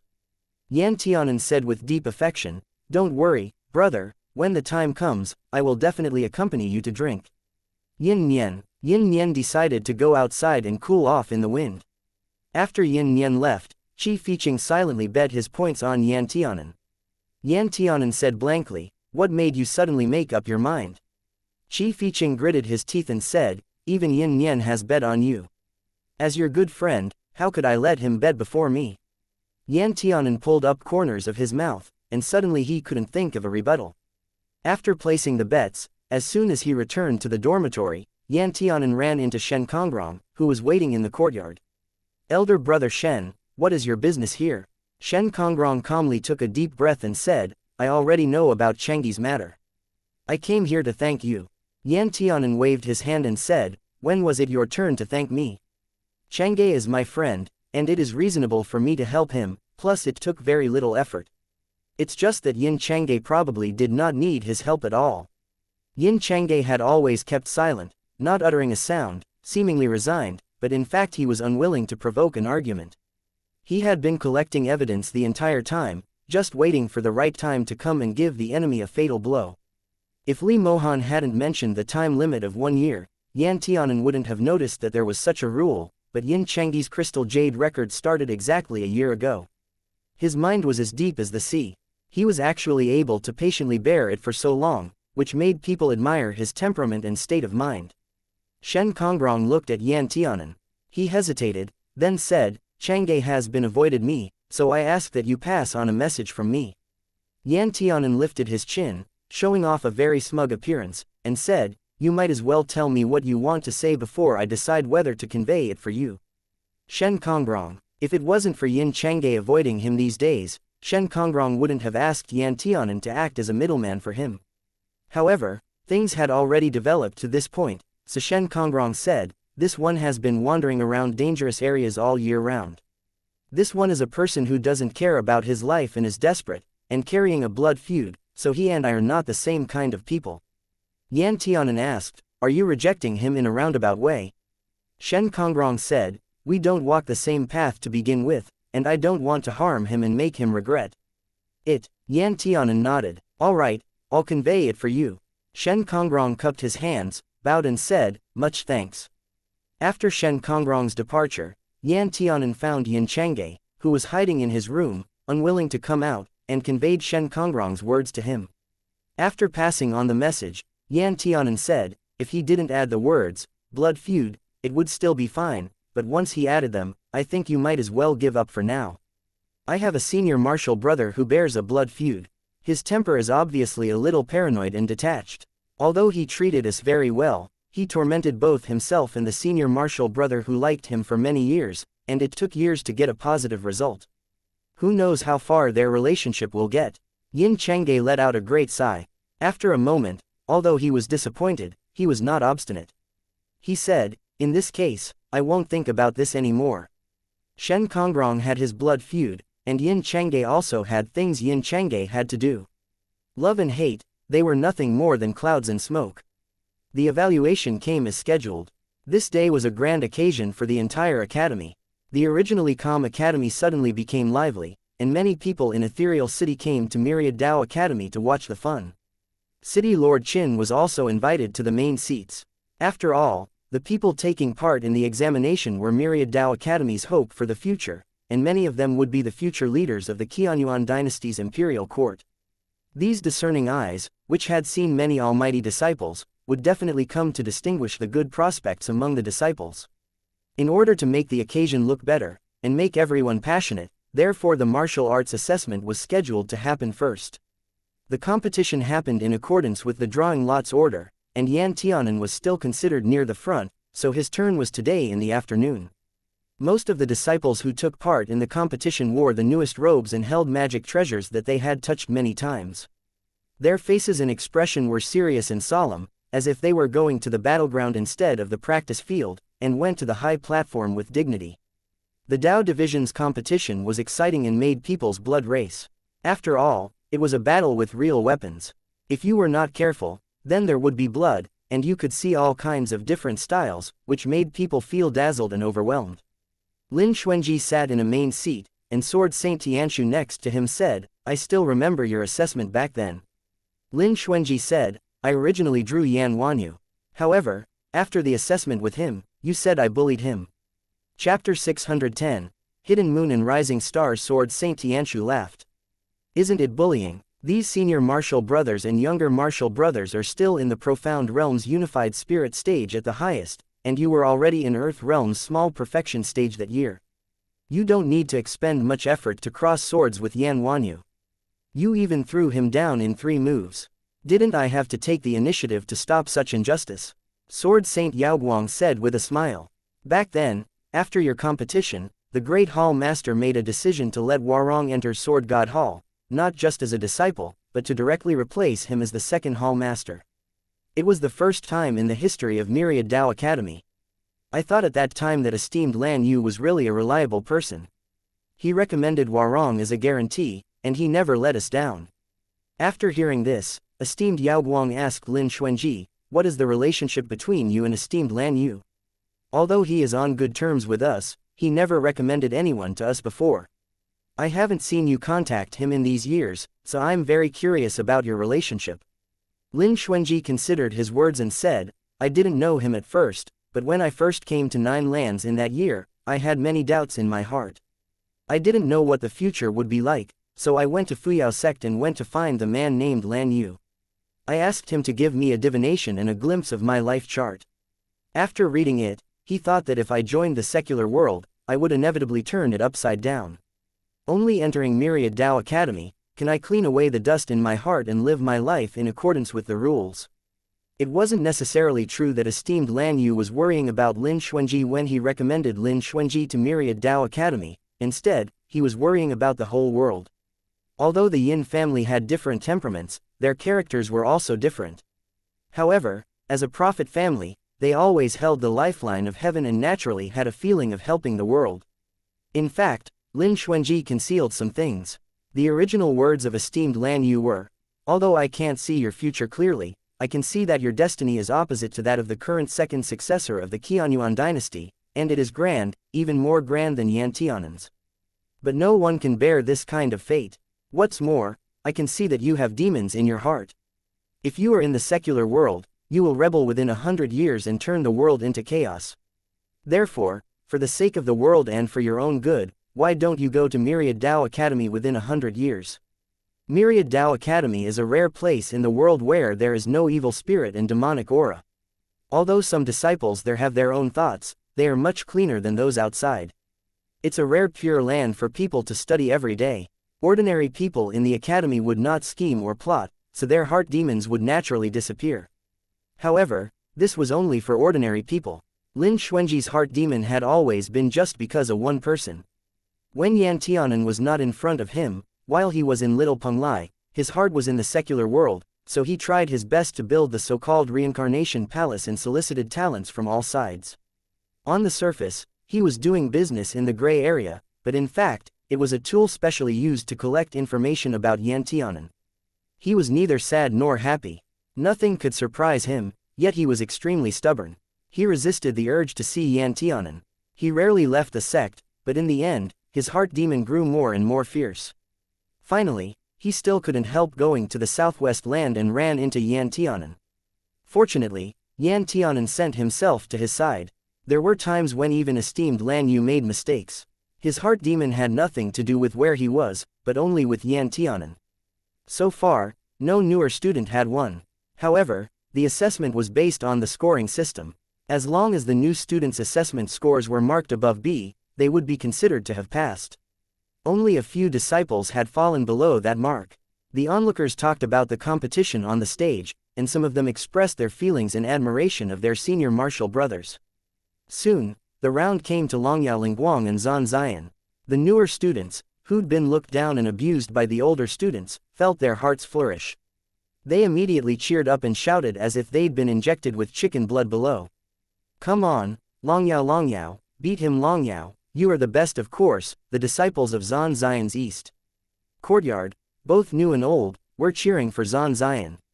Zan Ziyan yawned as soon as he came on stage. His eyes were very hazy, as if he had just woken up. Everyone, The disciples of the East Courtyard thought he was rather unreliable. A senior who had a good relationship with Xian sighed. Xian is just too lazy. If he can be more diligent, I wouldn't have to worry about him giving up. Next to him was a new younger martial brother. When he heard this, he nervously asked, "What? Will he surrender? It's not like he hasn't done this kind of thing before." The senior replied, "Before we had another competition with the North Courtyard, he just fought casually. Later, when he was annoyed by the pestering, he stopped and gave up. This kind of thing has happened more than once, and this time, I don't know if he will be the same as before." The younger martial brothers wiped their cold sweat in succession, and their little hearts plopped up, feeling more and more nervous. On the stage, Sword Saint Tianshu touched his chin. Xian's talent is far above Yan Wanyu, but it's such a pity that this good seedling is wasted. Although Sword Saint Yaoguang was Yan Wanyu's immediate master, he had to agree with Sword Saint Tianshu's words and nod his head. Amazing talent and outstanding genius, but in this world of cultivating immortals, there has never been a lack of various talents. Not everyone can become immortals in the end. Sword Saint Tianshu frowned slightly. He is regarded as an important side branch member of the Zan clan. I found that every disciple of the Zan clan who has come to Myriad Dao Academy since Zan Wush took power has similar styles, and each one is more decadent than the next. It's just that boy, Xian is particularly lazy and unmotivated. When Lin Xuanji heard this, he said faintly, his talent and mind are the best among his peers of the Zan family. The East Sovereign seems to be interested in accepting him as an adoptive son and handing over the East land to him. Xian just doesn't want to blatantly evade, yet he also doesn't want to force himself to do things he doesn't want to do. Therefore, he constantly indulges himself, hoping that the East Sovereign would change his original idea. "What nonsense!" Sword Saint Yuheng, who was more serious, exclaimed, "He's treating his future like a joke. It's not so easy to be the son of the East Sovereign." Sword Saint Tianshu smiled and said, "I don't know what's the big conflict between the East Sovereign and the Prophet family. The prophecy 30 years ago, however, has done terrible harm to the East land. As long as the East Sovereign dares to give birth to an heir, the Purple Emperor will no longer just make a small move and give a warning." Lin Xuanji looked at the two people who had started to fight on stage and said, "It's more than just the East land. At that time, the whole 9 lands won't be able to stay out of it." Meanwhile, Sinking Star was a legendary sword that could make stars fall. The grade had not been identified, so it was uncertain for the time being, but one could guess it was at least a spiritual tool or above. Xian's sword was called Graceful Beauty, and it was also taken from Hidden Sword Peak. When he'd taken down Graceful Beauty, Sword Saint Tianshu had just sighed with regret and said, "Loss." Up to now, no one knew whether Sword Saint Tianshu's phrase "loss" was referring to Xian losing out or this Graceful Beauty sword's loss. In sum, Graceful Beauty was also a peerless sword. The wind rose, and the sword fell.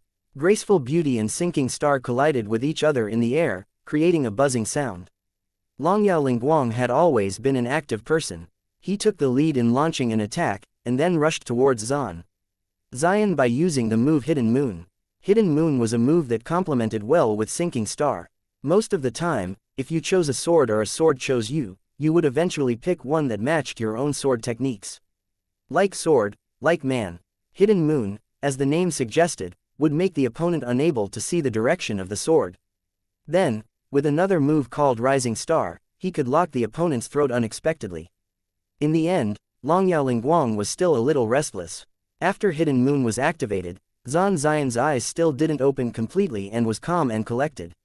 He even lowered his sword and was just standing on the platform stupidly while holding his weapon, letting the surrounding figures flash and change. The Emperor was not in a hurry, while the eunuch was in a hurry. The disciples below were almost crying out their voices. "Brother Xian, move quickly, don't give up, give him a beating, I've bet all my possessions on you." Rising Star boom at a speed beyond the reach of ordinary people. Xian quickly thrust out his sword to his left and above him, blocking twice. He unexpectedly stopped the attacks with precision.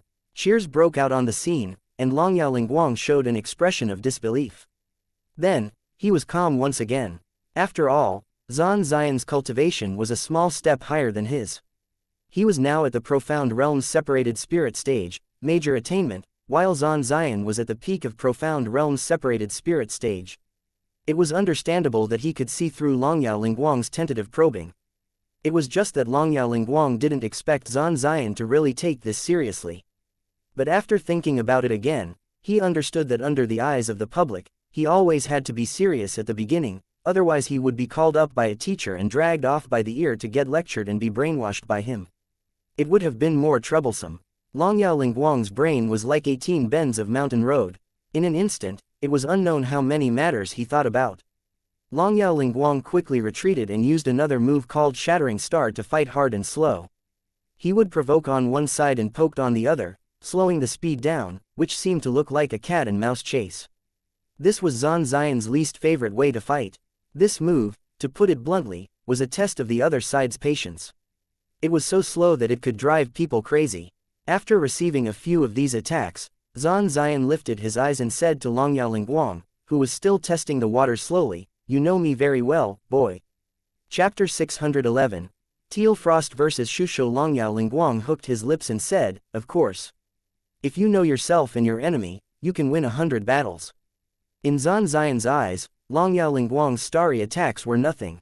Although Zan Ziyan's sword was not as fast, every move and style was like the kiss of a butterfly. The light and abrupt move suddenly blocked Longyao Lingguang's sword from an unexpected angle. In the blink of an eye, the two people have already traded 30 moves. The disciples of the North Courtyard had been banging their drums and shouting, wanting Longyao Lingguang to teach the East Courtyard headed by Zan Ziyan a lesson, so that they could get off to a good start. The disciples of the East Courtyard were worried. Everyone was afraid that Zan Ziyan would suddenly quit on a whim. Some of them covered their eyes and didn't dare to look, while some went to find a few first aid pills from a pharmacist. Qi Fiqing also sweat dropped. Senior Martial Brother Zan's expression seems to be a little impatient. Yan Tianan also observed for a while and found that Zan Ziyan's handsome face, which was originally a bit lazy, was obviously growing more intolerant. "Zan Ziyan, hold on!" the older Martial brothers cried out in unison. It was no joke that Zan Ziyan represented the face of the East Courtyard, recognized as their top student.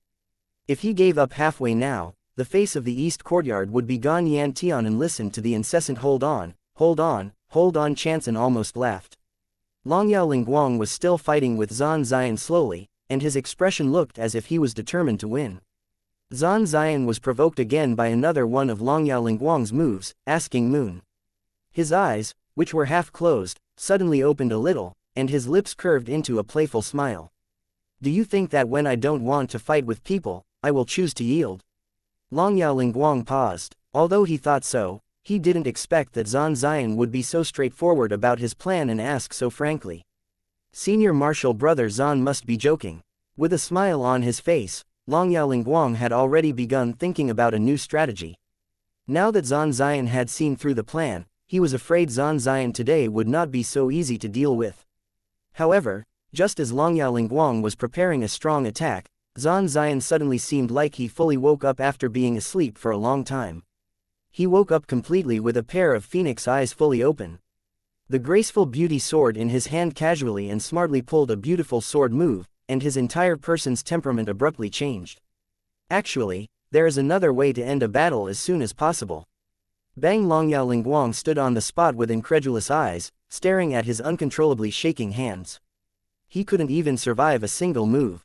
The disciples spectating from the sides were also surprised by this turning point. Unexpectedly, no one spoke for a moment. However, the situation did not last long. It was unknown who first gave a whoop of joy, followed by overwhelming shouts and whistles.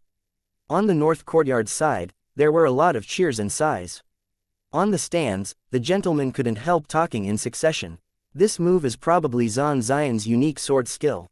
It's called Guhong Jiaoying. Sword Saint Yaoguang touched his non-existent beard and exclaimed, "That's what he used to draw against Wanyu." Sword Saint Tianshu laughed. This Zan Ziyan is really unkind. He didn't want to waste his time, so he ended the battle quickly. He didn't give any face.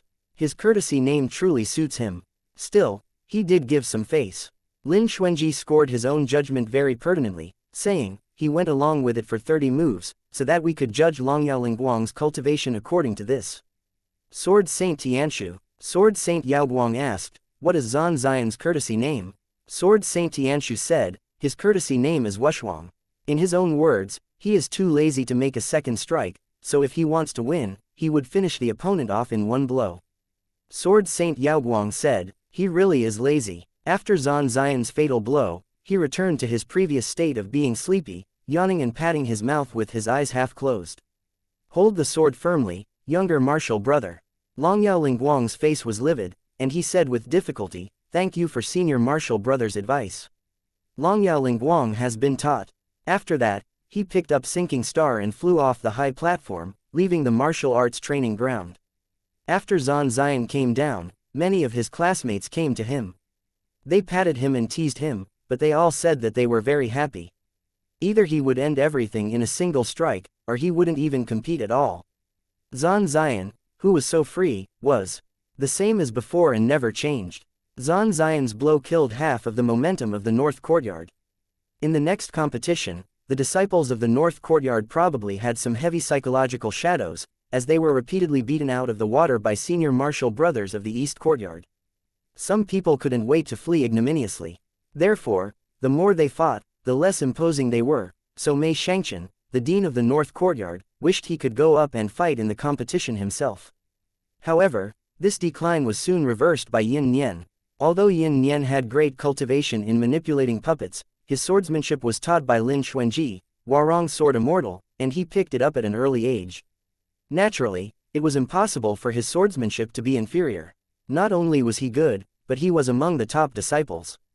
Yin Nian's opponent was not very eye-catching in the East Courtyard, but for this high-profile Reincarnation Palace young master, it was hard to really care. However, Yin Nian soon let him know what would happen if he underestimated the enemy. As soon as the senior martial brother tried to unsheath his sword, he was blocked by Yin Nian's ordinary sword, which seemed to have no characteristics. Then, the sword moves that were unrestrained and arrogant came out one after another, which made people dizzy. Then, in a one-sided situation, he sealed several big acupuncture points and finally kicked him off the platform. This set of one-sided slaughtering made all the disciples gape, leaving them to have nothing to say until the senior martial brother fled this hellish martial arts arena red-faced, and some disciples didn't even have time to react. Why is it over instantly? That senior martial brother should not have deliberately let Yin Nian win, right? Heavens, doesn't Reincarnation Palace's young master not use a sword? How can he be so good at sword fighting? Can't he leave a way for others? A lot of disciples of the North Courtyard acted very distant to Yin Nian. They always disdained to speak to him in ordinary days. Now that they saw Yin Nian giving the North Courtyard face, they couldn't help but come over to congratulate him after his win. Lin Xuanji, sitting on the high platform, looked at Yin Nian that clearly portrayed a proud and show-off expression. He could not help but want to smile. Whenever he saw Yin Nian, he thought of Yin Chongyu. A year ago, after the Fiend disaster ended, Yin Chongyu went into closed-door cultivation and had yet to come out. It was unknown what year or month he would come out. From now on, the disciples of the North Courtyard seemed to be encouraged, as if they'd seen the morning star. They rallied and gradually recovered their momentum. The two courtyards' win rates were getting more balanced. Bang with the setting sun, when the bird returned to its nest, someone shouted, "In the next round, disciple Yan Tianan of the East Courtyard will fight against disciple Ying Guanchao of the North Courtyard." Yan Tianan lightly jumped on the platform, and dragged a wide sword full of blood rust in his hand. Laughter broke out in the North Courtyard, and the students of the East Courtyard couldn't bear to look directly at this scene. Ying Guanchao also came up with a sword in his hand. His posture was more ethereal and beautiful, but the more vivid contrast was that sword of his, called Teal Frost, which was teal in color, but it had silver sword light when waving it around, hence its name Teal Frost. The Teal Frost was slender and sharp, just like a peerless beauty, with a bundle of fine sleeping elements. On the other hand, for a sword, the rusty sword was really too wide, as if there were too many pieces, so it looked a little bloated, which made people always feel uncomfortable. Not to mention that it was not only ugly, but also not very practical. Which sword was superior could be seen from a glance. Ying Guanchao confronted Yan Tianan, and his eyes contemptuously swept the rusty sword in Yan Tianan's hand. He said, "It's not too late for you to admit defeat now. If the competition starts, there will be no turning back. When the time comes and you yell stop, I don't really think I can stop in time." Yan Tianan didn't care. He waved his rusty sword with a smile and said, "I'll return this sentence back to you, word for word. There are some moves that cannot be taken back once it starts. Weapons have no eyes. If senior martial brother Ying were to be hurt, I'm not going to be responsible for you. Of course, that's not because I think senior martial brother Ying is ugly. Ha ha ha, there was a following burst of laughter from the audience. Ying Guanchao's eyes deepened, but his lips hooked up. Yan Tianan, you are really bold and overconfident. However, since you said so, you seem to be fearless. I want to see how you can attack with a useless sword. They did not talk nonsense and immediately began to fight. Ying Guanchao made a move first that would cleave off his head horizontally. But as he started toward the top of Yan Tianan's head, Yan Tianan did not move at first. Only when the sword was inches away, did Yan Tianan turn shusho and use the edge of the blade to collide with that move with ease. Clack! This sound was not clear, like a sword cutting on a soft peak. Qi Fiqing ground his teeth together, fearing that Yan Tianan's sword would be cut in half. However, it turned out that although the rusty sword was not good-looking or easy to use, it was resistant to cutting. The first move was blocked and the second move came again. There were 3 unique skills in Ying Guanchao's sword technique. The first skill was called goose landing in flat sand. The second was called listening to pines in the forest, and the third was fishing by the river. These 3 tricks could also be regarded as the martial arts' ultimate techniques of the Ying family. All disciples of the Ying family could learn them if they were willing to learn, but nobody knew if they could learn it well or badly. In the blink of an eye, the 2 people had already exchanged 20 blows. Although Yan Tianan seemed to be very skillful in these 20 moves, it was actually very exhausting. If he didn't want his sword to fly out of his hand, he had to use spiritual qi. However, when he fought with a man who always had the advantage and was pressing him, his spiritual qi was naturally consumed very quickly. If it went on like this, he would certainly lose in another 30 moves. Chapter 612. The situation is reversed. The time was not yet right. Still, the chance would come. Ying Guanchao suddenly pulled up his body and disappeared from Yan Tianan's sight. Yan Tianan deepened his focus, knowing that the next move was goose landing in flat sand. He couldn't help but feel a little uneasy. The goose landing in flat sand move meant that the sword holder could disappear in midair, making it hard for others to see him. But all of a sudden, from a certain position, he would make a surprise move to defeat the enemy. The move was somewhat like hiding moon, but the target was more concentrated and the killing power was greater than hidden moon. If Ying Guanchao used all of his cultivation, Yan Tianan couldn't block it no matter what, but he was sure that Ying Guanchao, even though he hated Yan Tianan very much, would never dare to take advantage of this opportunity to kill him. At most, it was just to make him suffer some serious injuries. As long as the Ying family was still serving the Purple Emperor's heavenly capital, and Yan Tianan was the second successor, he wouldn't dare let an accident happen under the eyes of the public. However, Yan Tianan didn't plan to face it head-on either. He shook a carved surface on his wrist and saw a ferocious face reflected on it. The man's eyes turned slightly, and he backhand threw a thunderbomb. With a bang, Ying Guanchao screamed. It turned out that he was caught off guard and couldn't escape. The thunderbomb exploded in the sky and burned his face. Oh, the sound of the thunderbomb was so deafening, it almost scared people out of their wits. How could Yan Tianan be so bold? There were also several changes in the faces of the gentlemen on stage. The competition also had a bottom line. If a magic weapon was extremely powerful, it wouldn't be allowed to be used.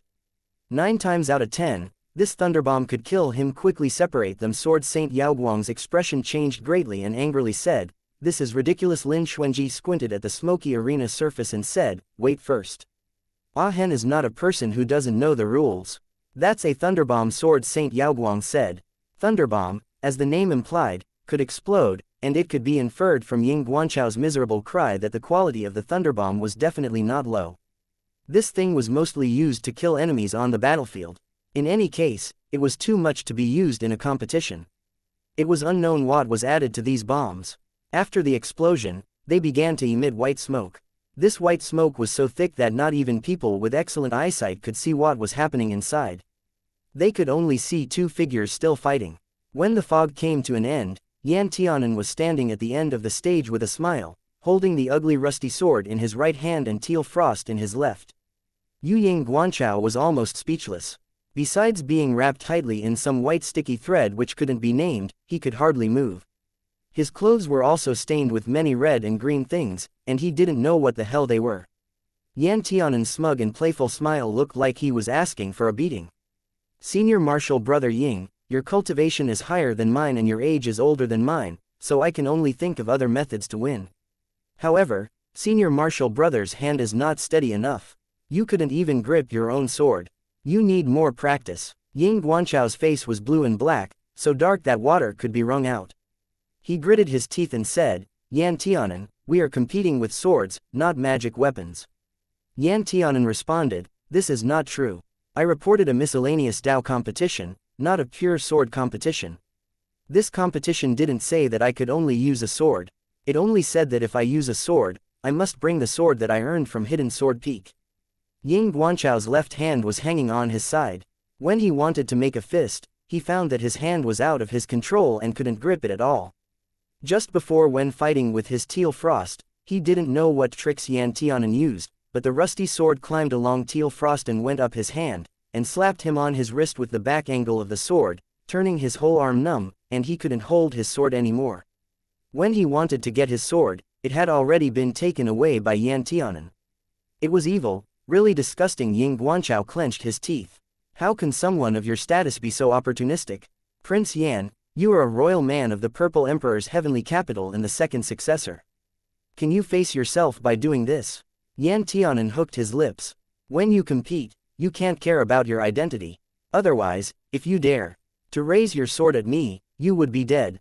How can you compete? Ying Guanchao probably had never seen such a brazen and shameless person. He choked and couldn't speak. Sword Saint Yaoguang could not help but gasp. Yan Tianan is a sophist.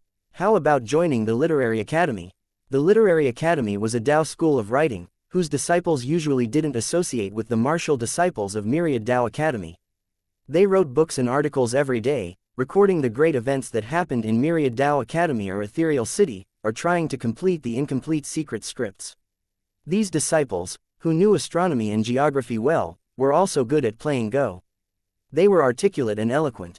All of them were like encyclopedias, and most of them had the same characteristics. They were all people of Ethereal City. Lin Xuanji chuckled and shook his head. Ah Hen is not suitable for going to the Literary Academy. Sword Saint Yaoguang asked, why? Lin Xuanji said, I don't want the gentlemen of the Literary Academy to be angry and vomit blood. Most of these gentlemen are very fragile. Sword Saint Yaoguang, I didn't think of this. Warong's Sword Immortal sure is thoughtful. Yan Tianan did not play according to the usual principle, and soon someone asked this side whether it was compliant. Lin Xuanji just asked faintly, can there be a rule that you are not allowed to use magic weapons, pills, talismans, and arrays? The disciple who came to ask was a little embarrassed and said, this is not clearly stipulated. After all, not all of these disciples are sword cultivators. Lin Xuanji nodded. Since there are no rules stated, it is not against the rules. The disciple opened his mouth. Looking at the fascinating face of Warong's Sword Immortal, he said in a trance, but, the magic weapon used by younger martial brother Yan is by no means available to ordinary people, which is too unfair. Lin Xuanji said, this is an unfair competition, to begin with. Most of the senior disciples have higher cultivation than the freshmen, but they have to compete with each other. Moreover, fighting between cultivators is not only about weapons and swords. When they reach a certain realm, they will not make any attacks casually. The fight would then turn to magic weapons, talismans, arrays, pills, and so on. Luck and background are also a kind of strength. The disciple had always been convinced of Lin Xuanji. He had already summoned up the courage to ask a few questions. After hearing Lin Xuanji's gentle explanation, the disciple was so elated that he didn't even remember what day it was anymore. How could he ask again? Therefore, the disciple immediately nodded and said, what Warong's Sword Immortal said is very true. When you fight for real, who cares how you win? The disciple immediately ran back and told fellow disciples who were waiting for the verdict. After the disciple left, Sword Saint Tianshu swept his eyes to Lin Xuanji. You are very overprotective of him. Lin Xuanji smiled. I'm just being reasonable. If everyone is like this, then this kind of assessment is unnecessary. Lin Xuanji replied, therefore, I suggest that the loopholes in the competition manual should be filled up. Starting from tomorrow, the competitors can only use their main cultivation paths and are not allowed to casually use pills, talismans, weapons, or arrays. Sword Saint Tianshu, Dog Man Yan Tianan won against Ying Guanchao. After inspection, the so-called thunderbomb he used only looked like it was greatly lethal, but actually did not hurt people. It was only able to split into thousands of sticky and intractable silks during blasting, which bound the enemy, and then cast out fog that was hard to see through with the naked eye to confuse sight. On that day, the results came out, and Yan Tianan got the grade A and passed the examination smoothly. This also meant that Yan Tianan could accept missions and leave Myriad Dao Academy from now on. Yan Tianan was naturally happy. On the evening of that day, Yan Tianan, with Jiyu Ruyu and Qi Fiqing, took advantage of the Myriad Dao Academy exam and the opening of the gate to go to the biggest restaurant in Ethereal City to drink. In the biggest restaurant, there were no performers. The restaurant looked simple, elegant and low-key, but the bamboo curtains above and the potted plants inadvertently placed on the shelves as decorations could reflect the richness of the owner's family. Yan Tianan and the others originally wanted a private box, but in the end, because the box was already full, they had to settle for second best and went to a cubicle. One of the advantages of the cubicle was its excellent location, ventilation, and the chance to enjoy the scenery outside. Yan Tianan waited until the waiter came up. "Bring up your sweet duck, crystal sweet scented osmanthus rice cake, wild silkworm frozen buns, purple gold custard buns, May fish, and add 2 pots of white jade spring." Great. The waiter was a lovable child with a clever smile and said, "Taoists are very knowledgeable and experienced. All these are our signature dishes here. This wine is also the best wine." Yan Tianan was a little proud and said, "Naturally. I'm not boasting, but no matter where I go, when I meet delicacies, I can tell the good from the bad with one bite." "Then you are really good." The waiter paid a few compliments again and then yelled to report the dishes. After the waiter left, Jiyu Ruyu looked at Yan Tianan with his brow raised. "When did you come here to eat? I remember we only came here once before, and we didn't eat these kinds of food." Yan Tianan smiled and said, "If I don't come with you, I can always come with Warong's Sword Immortal, right?" Qi Fiqing struck the table. "You have gone too far. It's clear that in this year, all the disciples of the sect are forbidden to go out. Basically, the sect is completely closed off. You and Warong's Sword Immortal sneaked out without telling us. We could have gone with you and gotten some free food." Chapter 613. Drunk with white jade spring. Jiyu Ruyu sneered, "I think there is only Warong's Sword Immortal in this boy's eyes. There's no room for us." Yan Tianan felt a little guilty. "This meal is on me, so you guys should talk less nonsense." This blocked Qi Fiqing's mouth. The food was soon delivered, and the 3 people ate and talked about the future. Qi Fiqing asked, "Ah Hen, ah you, what are your plans?" Yan Tianan countered, "What about you?" Qi Fiqing touched his nose, took a sip of white jade spring, and said, "I don't like cultivation very much. I just want to do business. I may take on some missions related to the business path, so I can travel to all parts of the 9 lands." Jiyu Ruyu looked at him. "In the end, business is a proper path. You always have to improve your cultivation before talking about other things." Qi Fiqing smiled. "My brother gave me a total limit of 7 years. I only have a few years to live freely. Why should I restrain myself? After 7 years, if I still want to continue to trade, it will be impossible. My Dage may kill me if I do that." Jiyu Ruyu nodded and said, "At least you understand." Yan Tianan asked, "How about you?" Jiyu Ruyu replied nonchalantly, "Naturally, I will accept missions to train and gain experience in many ways." Yan Tianan said, "What kind of missions do you want to take?" "I want to enter the evil spirit array." Yan Tianan. Qi Fiqing almost jumped up and said, "Are you tired of living? Why do you want to go to that evil spirit array to die? The death rate in the evil spirit arrays is the highest. Countless people went in and never came out again. Why don't you choose those missions that can travel abroad and give lots of contribution points and rewards? It won't be too difficult." Jiyu Ruyu's expression was mild as he sipped his wine. "There are many rare treasures in evil spirit arrays, many of which do not belong to our 9 lands. In fact, I suspect that those high-level evil spirit arrays, such as profound ranked tier A or up, are all teleportation arrays leading to another small world." Jiyu Ruyu asked, "But what if there are some people inside the arrays who are extremely powerful and can control the laws of space?" Yan Tianan wanted to refute, but he couldn't say a rebuttal to this possibility. Jiyu Ruyu said, "I heard that Earth-ranked tier A evil spirit arrays are related to going back in time. After entering, we can go back to many years ago and see our past. I really want to go back and see." This rumor, in fact, had existed as early as many years ago. However, None of the disciples who entered the Earth-ranked Tier A array had been able to come out alive. Some evil spirit arrays do not allow the dead to stay inside, as was the case with this legendary evil spirit array. After the disciples died, they would be sent out, and they all had sweet smiles on their faces, as if they had seen something happy before dying. But as for why the evil spirit array could go back to the past, it was impossible to prove. Perhaps it was speculation, or perhaps someone came out alive and told all this. Yan Tianan felt that Ji Ruyu's idea was very dangerous. He frowned and said, "Your cultivation and contribution points are not enough to get you into this evil spirit array. I advise you to not entertain this idea and to live a good life." However, Ji Ryu seemed to have made up his mind. He raised his cup and said to Yan Tianan, "Ah Hen, if I can't find the person who took my brother away in this life, I will never become a god or an immortal. This is my heart demon. If I don't settle this matter, Ji Ryu would have lived his life in vain." Qi Fiqing frowned. Ah Ning has already been gone for a long time. It's only been over 10 years. Ji Ryu seemed to be understating it, but in fact, he'd been thinking about his lost brother disappearing every day in his heart. Yan Tianan could understand this idea and nodded. "If my brother is lost, I would surely go heaven and earth to look for him, searching every living person and corpse. But Ji Ryu, you should not act impulsively. Don't forget, you are the eldest son of the Ji family, and you still have your parents and 2 younger brothers to take care of." Ji Ryu nodded. "I don't need you to tell me that. I will naturally cherish my life. Don't worry, if I am not certain, I will not try it easily." Yan Tianan was a little relieved. Finally, when talking about Yan Tianan's plan, Yan Tianan held his cheeks and thought about it. "I have already discussed with Warong Gerger. First, I will take a mission to the northeast land.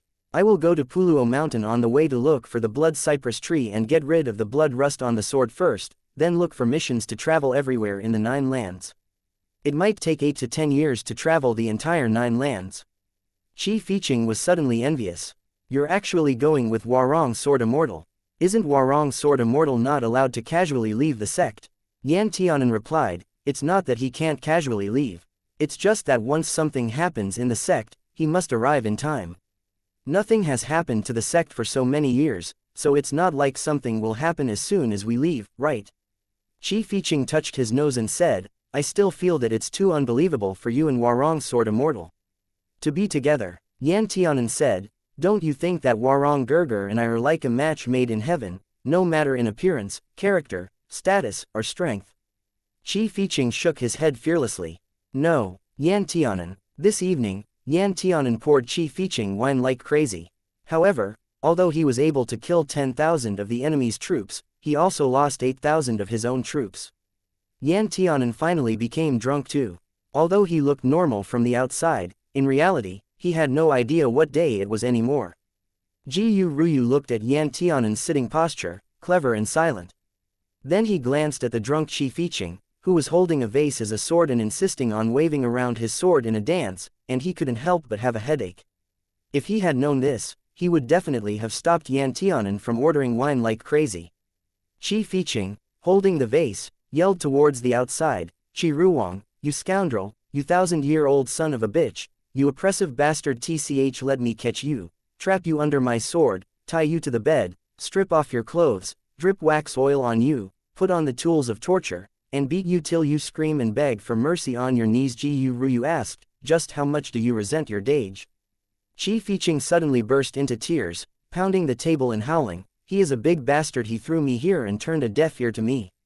He just thought I was a drag." Ji Ryu squinted at Qi Fiqing's unbridled performance and supported Qi Fiqing's swaying body with a growing headache. He got up and said, "I shouldn't have let you drink casually. You're only giving me more trouble. Ah Hen is much better. Even if he is drunk, he still doesn't quarrel and make noise." Heh heh, heh heh, heh heh. There was a burst of giggles immediately. Ji Ryu was about to speak when he heard Yan Tianan say, "Dage, why are you here?" I miss you so much."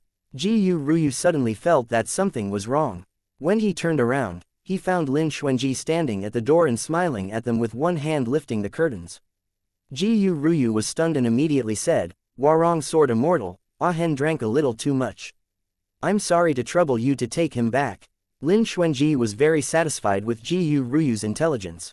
Lin Xuanji came in, held Yan Tianan who was giggling at him, then turned to Ji Yu Ruyu and said, "Please send Qi Fiqing to the next room."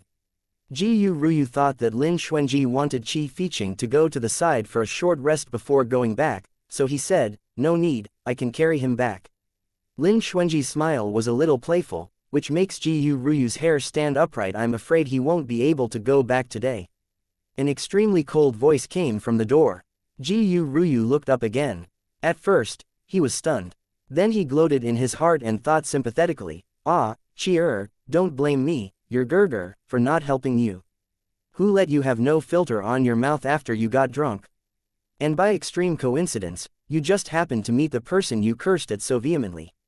Qi Ruoang was a famous person in the Purple Emperor's heavenly capital. His reputation was so well known that he could stop children from crying at night. He was the lord of criminal law enforcement. He was nearly 50 years older than Qi Fiqing. Although he hadn't been in charge of the law for long, he was more famous and severe than when his father was in office. Ji Yu Ruyu didn't know why Qi Ruoang arrived here right now, but it was not important anymore. What was important was that Qi Fiqing's most feared person in the world was Qi Ruoang, who made him weak as a kitten in front of him every day. Now, not only had Qi Ruoang seen Qi Fiqing drunk and disheveled, but he also heard with his own ears the filthy words that would make a dignified elder brother like him do something inappropriate. Qi Fiqing sat up straight. Seeing Qi Ruoang in front of him, he was completely awakened from the wine. Qi Fiqing's eyes were blank, staring at Qi Ruoang, who was coming towards him step by step. He was so frightened that he couldn't even move an inch. Qi Ruoang swept cold eyes over Qi Fiqing, who looked pale and covered by a drunken red flush. He said without any warmth, "Don't want to live anymore." What an embarrassment. In response, Qi Fiqing suddenly stood up. Ji Yu Ruyu thought that he was still in a dream, and he would continue to curse Qi Ruoang. He was considering whether to stop it, when he heard a thud. Qi Fiqing's knees had bent, and he was kneeling on the ground. Even though he was aware of Qi Fiqing's nature, Ji Yu Ruyu still couldn't help but stare blankly at this scene. For Qi Fiqing, Qi Ruoang's authority was very profound, which could be seen. Qi Ruoang was ashamed of this display and said coldly, "You, stand up for me." Qi Fiqing grabbed the table and climbed up from the ground, trembling. He said with a numb tongue, I've just got a weak leg."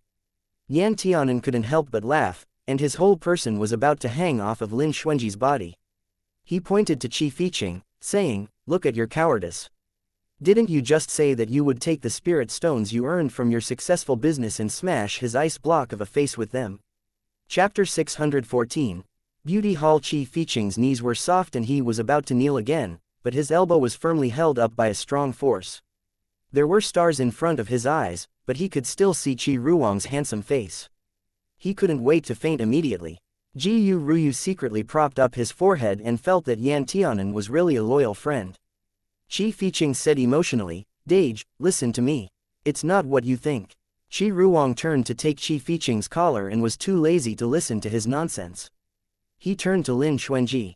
"Warong Sword Immortal, you should go back and think about today's matters first. I still have some things to deal with, so I will go ahead for the time being." Lin Xuanji smiled subtly and said, "Your brother is also naive, but he shares similar interests with Ah Hen. After all, he is a member of our sect, so there is a need to save some face.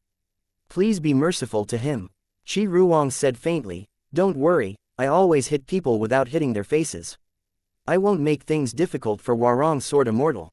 With that, Qi Ruoang was like carrying a chicken as he took Qi Fiqing, who even forgot to ask for help, to leave here. Ji Yu Ruyu couldn't help but sweat for his good friend.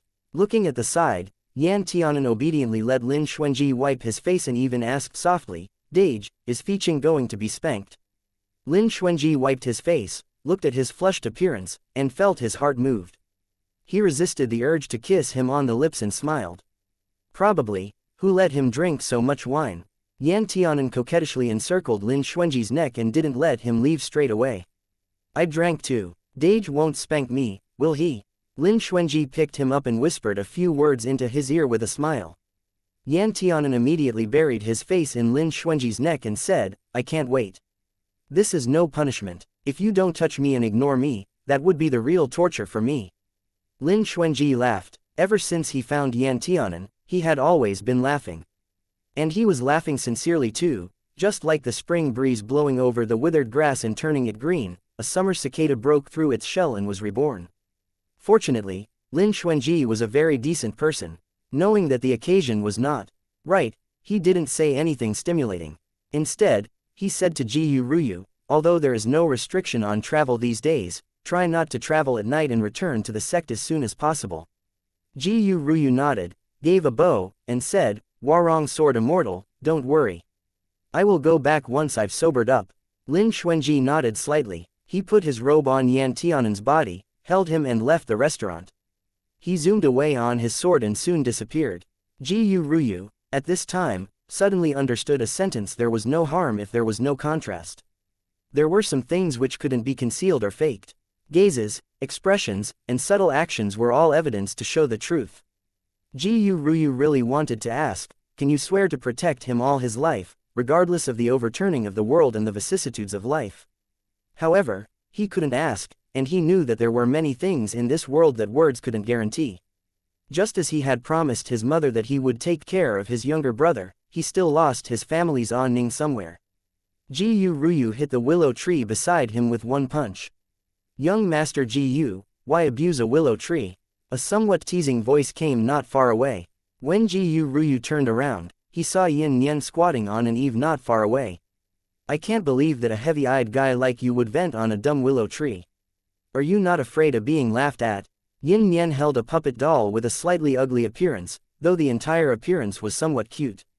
Jiyu Ruyu didn't want to pay attention to him, but he didn't know why he responded, what are you doing so high up?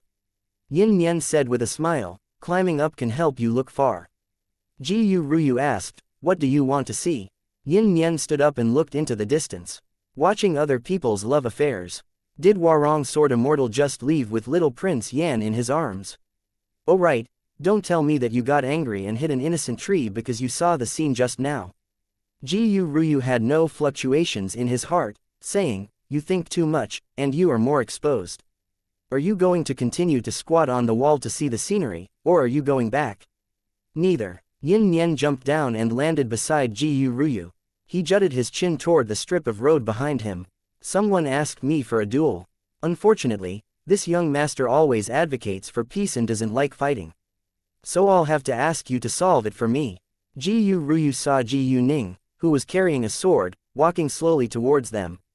Because Jiyu Ning saw Jiyu Ruyu and Yin Nian standing together, his footsteps subconsciously slowed slightly, and then he stepped up and stood beside Jiyu Ruyu. Dage. Jiyu Ning lowered his head, hiding his gaze. Jiyu Ruyu asked, what are you doing here? Jiyu Ning looked at Yin Nian quickly, saying, he asked me to meet here tonight, saying there was something he wanted to tell me. Yin Nian was stunned. He raised his brows and said, hey, how can you be a dirty liar? Clearly, you asked me to come here to fight. How come it became me asking you to come here? Jiyu Ning's eyes flashed and sank for a moment. He immediately looked at Jiyu Ruyu and said, Dage, I really didn't know. Jiyu Ruyu looked at the two of them who were pushing the blame on each other. He felt somewhat impatient. You guys can talk slowly, I'll go back first. Dage. Jiyu Ning grabbed Jiyu Ruyu's sleeve. I will go back with big brother. Jiyu Ruyu took a look at him and saw Jiyu Ning's white face. There were 3/10 consideration, 3/10 flattery, 3/10 uneasiness, and the remaining 1/10 was longing. What was he longing for? Jiyu Ruyu didn't know, and he wouldn't waste his energy to explore it. He just suddenly felt that the image of the little beggar he had brought home in his arms vaguely overlapped with the man in front of him.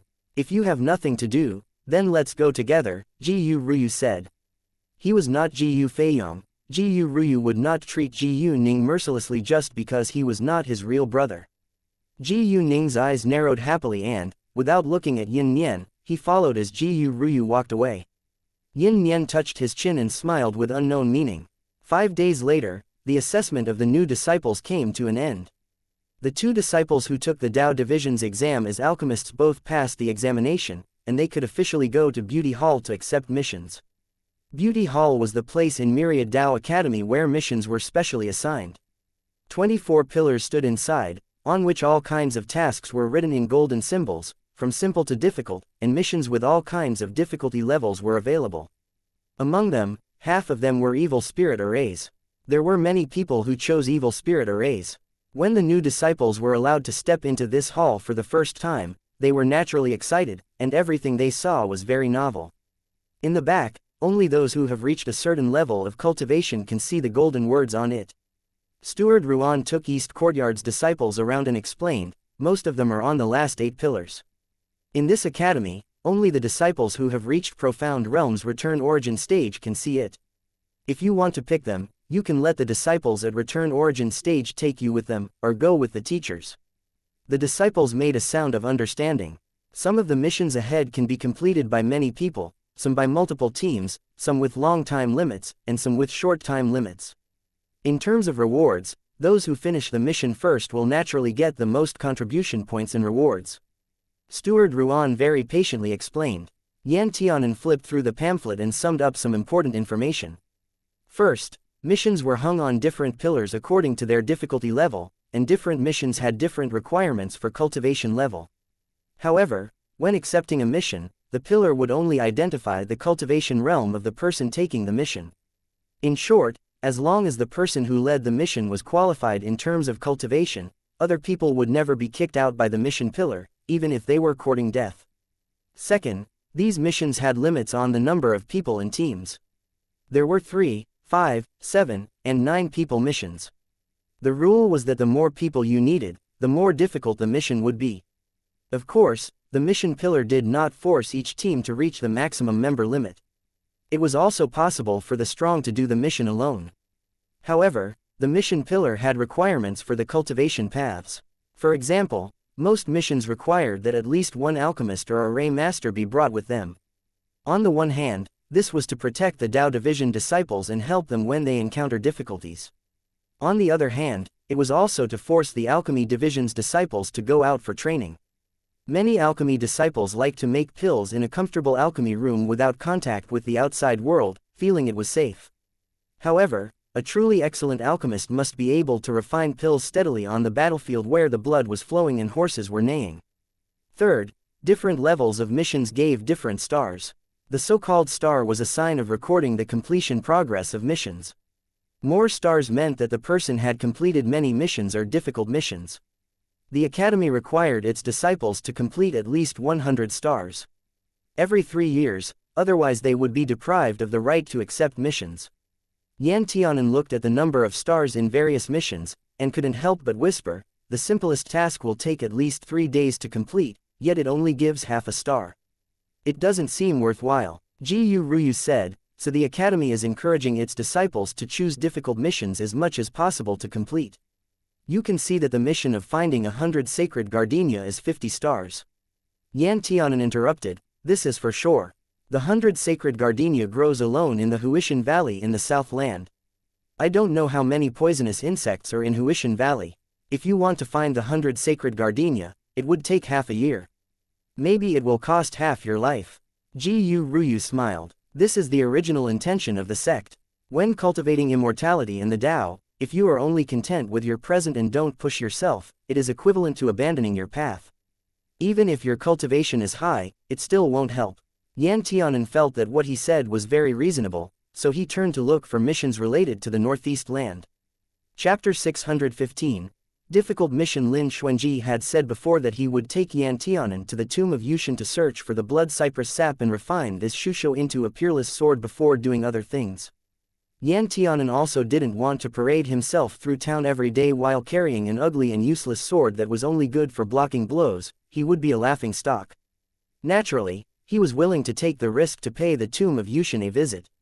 However, the sect definitely didn't have any missions allowing him to enter the tomb of Yushan, so Yan Tianan had to settle for the second best option and choose missions close to the tomb of Yushan to finish in passing.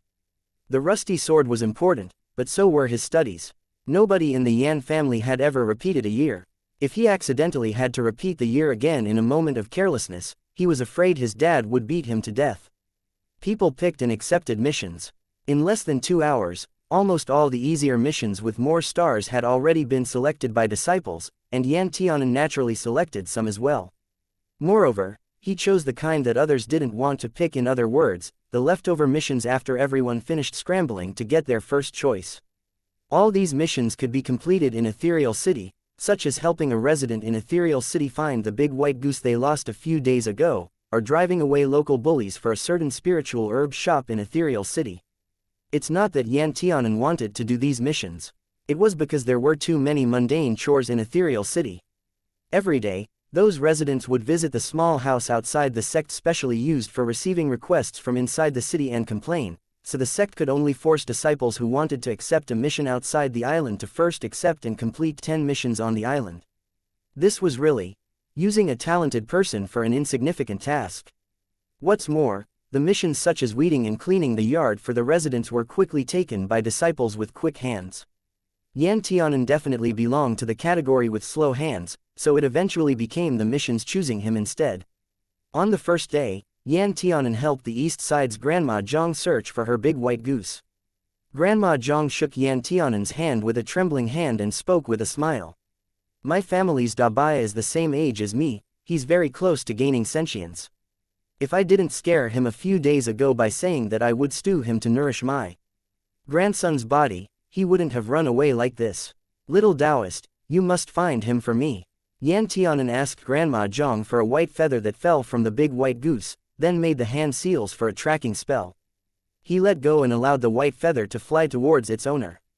However, Yan Tianan excitedly followed the white feather to the goose's location, only to find a pile of white feathers that had fallen all over the ground.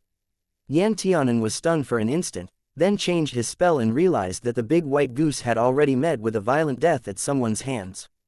Yan Tianan rushed in to ask the household for the big white goose, but unexpectedly, the wife said very casually, "Oh, that fat goose ah. It somehow broke into my yard and swallowed 2 chicks. I was so angry that I slaughtered it and stewed it.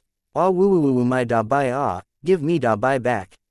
The vigorous Grandma Zhang had chased after Yan Tianan and arrived just in time to hear the news that her goose had been stewed. She immediately sat on the stone pier in front of this household's door, crying pitifully. Immortal Blessing Pavilion's madam looked like a young and beautiful woman. Yan Tianan could see that her true form was a fox spirit, but this fox spirit did not harm people, so he was too lazy to care. The owner of Immortal Blessing Pavilion was surnamed Shan. He was a man who looked very dull and honest, and his words were not very articulate. Madame Shan looked at the smashed bottles and jars and sobbed sadly. These goods are all my husband's hard work, yet they've been ruined by those hooligans. My heart hurts ah. Yan Tianan rubbed his nose and calmed her down. Why don't you report it to the authorities? Madame Shan slammed a hand on the table, her willow eyebrows furrowing. Yan Tianan was startled. Madame Shan said, that city lord and those local hooligans are deeply involved, all to bully powerless ordinary people like us. People say that Ethereal City is paradise, everyone loves each other, and honesty prevails through society, but in reality, it's all bullshit. That city lord Chin isn't anything good either. He ignores the complaints of ordinary people like us without exception. Instead, he has a very good relationship with the large families in the city, and he calls them brothers every day. Yan Tianan's skull hurt after hearing this. This fox spirit was too eloquent, and he also couldn't confirm the truth of Madame Shan's words just by listening to it. That gang of hooligans would come on time on the 15th day of each month. After waiting for 2 hours, Yan Tianan almost fell asleep. Finally, a cold shout sounded, and Yan Tianan got up excitedly. Have your shopkeeper crawl out and give all of this month's profit to Laozi, or else Laozi will smash your shop. Yan Tianan was originally leaning behind the counter, and when he heard the small speech, he poked his head out silently. He saw a young man with arrogance and authority written all over his face holding a sword in his hand. He held his head high and proudly led a group of people to enter, his chin held high. The whole room was silent after his words. Yan Tianan and the young man saw each other. They both froze at the same time. Yin Nian, martial ant, Yan Tianan. Yin Nian quickly covered his mouth and looked around.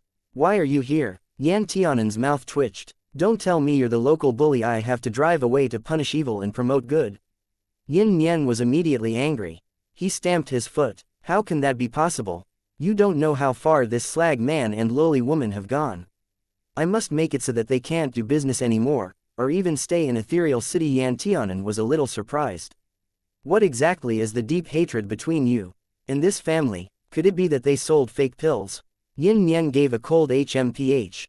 It's 100 times worse than that. Madame Shan had been hiding in the back and waiting for Yan Tianan to stand up for them, but when she saw him hesitate a little, she immediately rushed out and shouted, "This bitched hooligan is with those bullies from before. They don't study every day, and they just insist on doing this shady business. Don't think that we are weak and easy to bully. I'm telling you, Myriad Dao Academy's Taoist has already come, and he will surely bring you to justice." Boss Shan nodded. The person who came a few days ago didn't seem to be this boy. Yin Nian sneered and released a puppet, which loudly started smashing the place. The action was so skillfully done that even Yan Tianan was dumbfounded. Madame Shan screamed and went to fight Yin Nian. Yin Nian jumped to the side and took out his sword, saying, "Fox spirit, honorable me will do justice for heaven today." Just like that, Yan Tianan watched Yin Nian and the fox start fighting. He soon discovered that the fox spirit's cultivation level actually wasn't low, and the longer the fight dragged on, the more difficult it was for Yin Nian, and he was at a disadvantage. Such a tough fox spirit could absolutely look after the store herself. Why would she insist on asking the sect for help? It's simply a waste of resources. Boss Shan was so anxious that he jumped up and spoke to Yan Tianan, "Taoist, why are you only watching and not helping? Aren't you going to help us expel the bullies?" Yan Tianan rubbed his nose and innocently replied, "But that Taoist is also from my sect. How can I take action before I understand the situation? What's more, this boy is my Tao companion's proudest disciple." Although his actions and style were a little exaggerated and grandiose, and although he had a little bit of 8th grade syndrome, he was still Lin Xuanji's direct disciple. Boss Shan stared blankly and felt like he had shown the wolf into his house. Yin Nian was soon at a disadvantage in the fight. That fox spirit obviously had a very high cultivation, at least much more powerful than Yin Nian. Yan Tianan cursed, "If you're already so powerful, why do you still need to ask for help?" He took out the Yin flame whip and rushed up to assist Yin Nian. The fox spirit was whipped and burned with fury. She said through gritted teeth, "Good, very good, so you guys are in the same boat. I will certainly go up the mountain to sue you in the future, you pair of thieves and prostitutes, taking people's property and kicking a benefactor in the teeth. I want to see just exactly who will be sued." Yin Nian stuck out his neck and cursed loudly. Yan Tianan only felt that a large basin of dog blood was incoming. The fox spirit gave a sharp cry and turned into an orange fox with 3 tails and sharp teeth.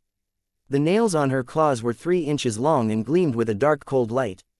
If they get clawed once, it would probably rip off a chunk of flesh. Yan Tianan's Yin flame whip wrapped around the front claw, but it was smashed apart by a single slap. Yin Nian immediately used his puppet to grab the fox's tail from behind, giving Yan Tianan time to steady himself again after almost falling. Yan Tianan then squared up and rushed to tie the 3-tailed fox demon firmly with his Yin flame whip. With a roar, the 3-tailed fox demon blew a mouthful of fire, which collided with the Yin flame whip and made a crackling sound. Yan Tianan was surprised that the fox demon had such advanced cultivation, so he pulled Yin Nian along and ran away. In the evening, Yan Tianan went to little Peng Lai, crying and snuggling into Lin Xuanji's arms. Lin Xuanji rubbed his head with a smile.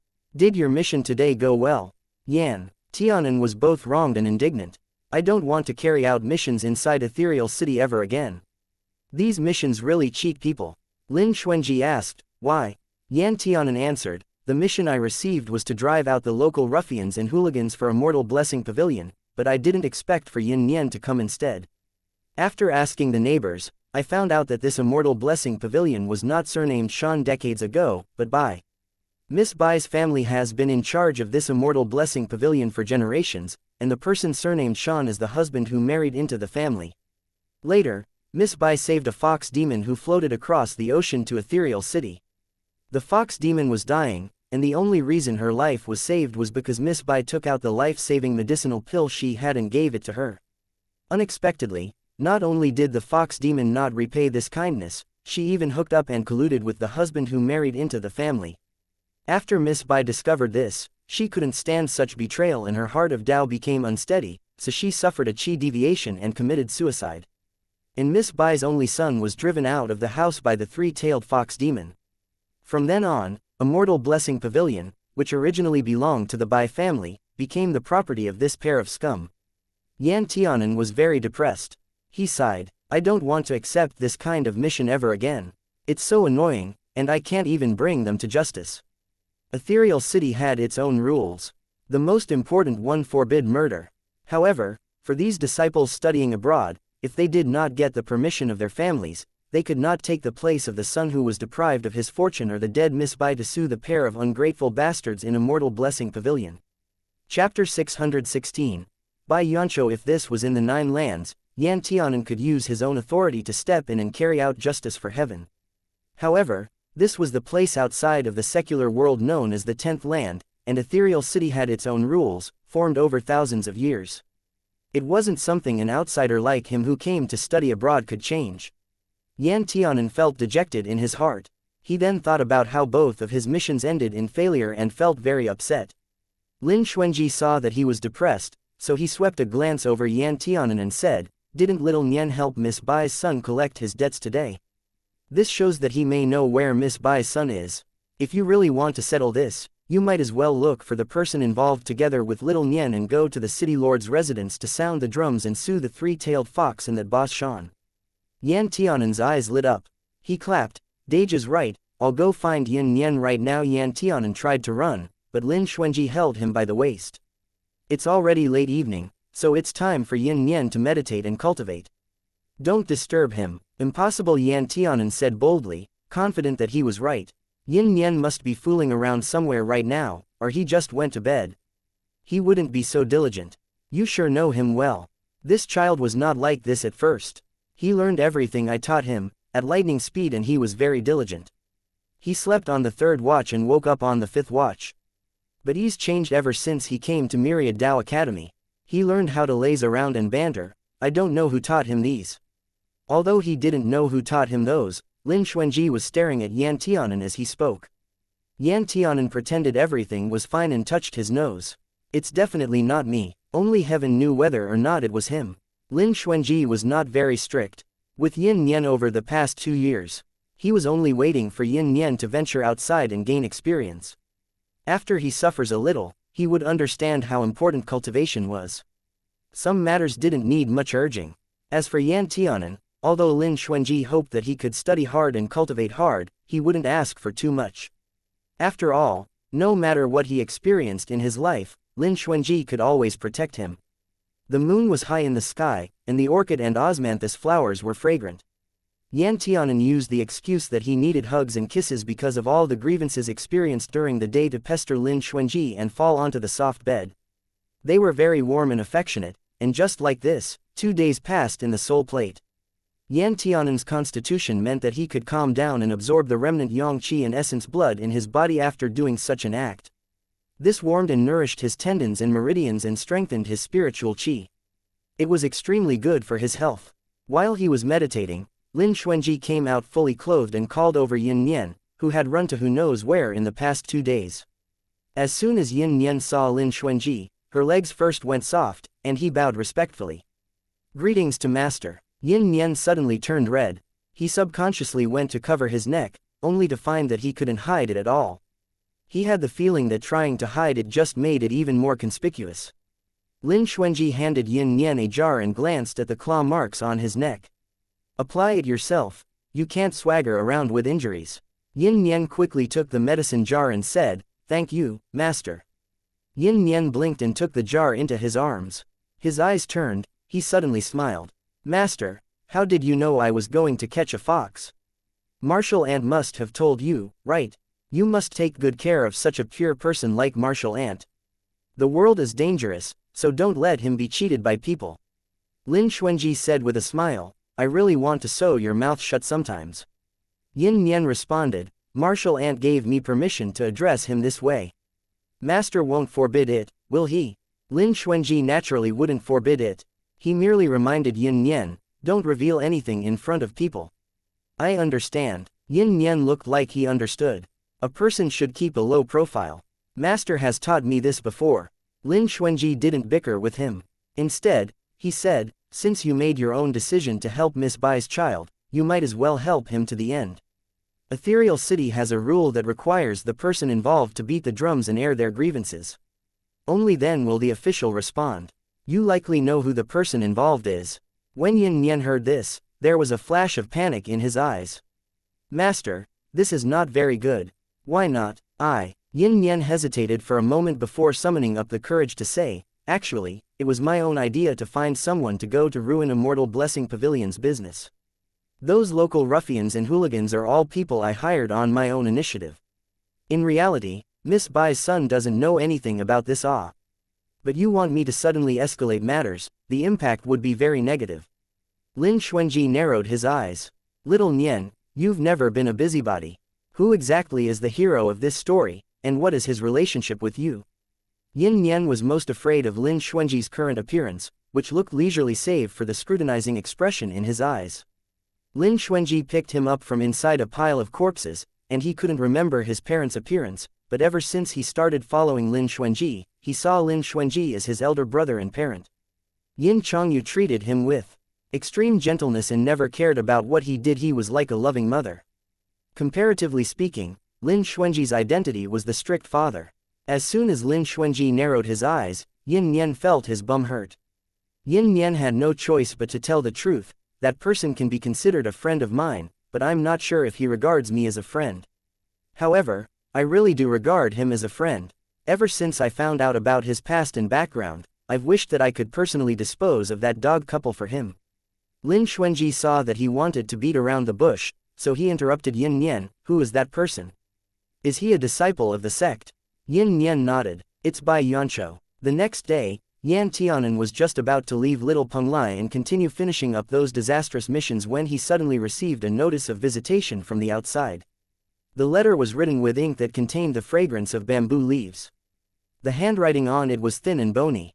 The writer was likely a rather prideful person. When Yan Tianan saw the name of the person who signed the letter, he was suddenly slightly surprised. He thought, Bai Yancho was ranked first in the West Courtyard in the previous generation. His alchemy attainments are extremely high. Although he'd only been accepted as an inner hall disciple of Pill Limit Hall last year, over the years, be it alchemy or cultivation, he had received the gentleman's personal teachings and had already outstripped other people by far. However, Bai Yancho had always been training in the outside world, and not even the matter of the fiends, which caused such a storm inside the city a year ago, was enough to make him return. It was precisely because he spent very little time in the sect that Yan Tianan's impression of this person had always been from the older Martial brother's words. Unexpectedly, the first thing that Bai Yancho did after just returning to the sect was to send Penglai Island a visitation letter. Yan Tianan told Lin Xuanji about this. Lin Xuanji seemed to already have a premonition. With a wave of his hand, he put away the soul plate covering the entire Little Penglai. The water split apart in the middle, and a road hidden in the water emerged. Bai Yancho stepped on this road dividing the water and leisurely walked over, with Yin Nian behind him. Bai Yancho had a kind of calmness and indifference about him that was typical of people in Ethereal City. His words were neither slow nor fast, and he was genteel and polite. His every move was flawless, which gave people a favorable impression of him. When he saw Lin Xuanji, Bai Yancho gave a salute before saying, "I didn't tell you in advance and suddenly visited. I ask Warong Sword Immortal to forgive me." Ethereal City's local dialect held a soft charm typical of water towns, which was mixed with a clear sound when coming from Bai Yancho's mouth. This made it even more touching. Just the sound alone could make people soft. Lin Xuanji said, "You need not be polite. I invited you, to begin with." Bai Yancho's eyebrows were clear and cold, but his gaze was soft. He looked at Yan Tianan and smiled slightly. This must be Yan Shidi. As early as years ago, I heard that Yan Shidi's alchemy attainments were extremely high. A few days ago, I saw the medicinal pills you refined, and I realized that the rumors really were true. Although Yan Tianan had been praised a lot but didn't care, he felt a little embarrassed when being praised by Bai Yancho. He quickly spoke, "Bai Shishong is the one whose hand movements look like they were made by heaven and is number one in the alchemy path." Yin Nian proudly said, "Not only is he first in the alchemy path, but his medical skills are also extremely incredible. In the world, people call him Lord Fuxing, and he'd cured countless people." Yan Tianan was surprised. The legendary Lord Fuxing is actually Bai Shishong. "Bai, Lord Fuxing, do you mean the person who developed a prescription and saved entire cities by himself when a plague was raging rampantly throughout the Northlands?" "Yup, that was Bai Shishong." Yin Nian puffed up his chest in pride. Yan Tianan gasped. Lord Fuxing became famous in his early years and could be said to be a legendary immortal figure who saved the people from suffering.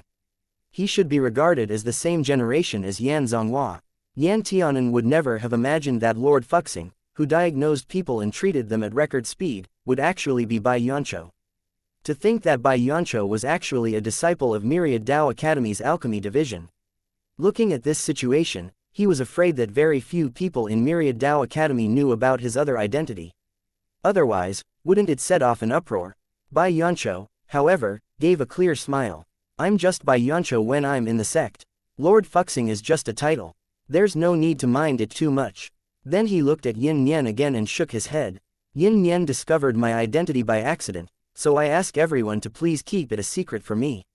Yan Tianan nodded. Of course. After all, the sect's disciples all love to gossip. If they found out that Bai Yancho was the famous Lord Fuxing, wouldn't they all rush to his doorstep?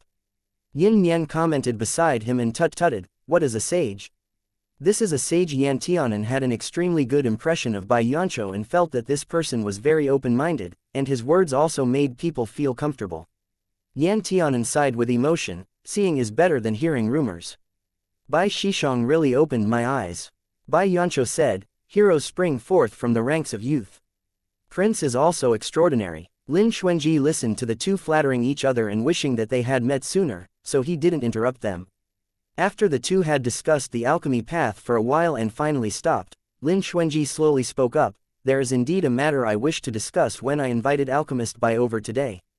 Bai Yancho nodded. Yin Nian has already told me the general story. I never thought that Yin Nian would secretly stand up for me and find trouble for that couple, and I never imagined Yan Shidi would accept a mission from Immortal Blessing Pavilion because of a misunderstanding. It's all because of me. I will naturally handle this matter properly, so younger martial brothers can rest assured. Chapter 617.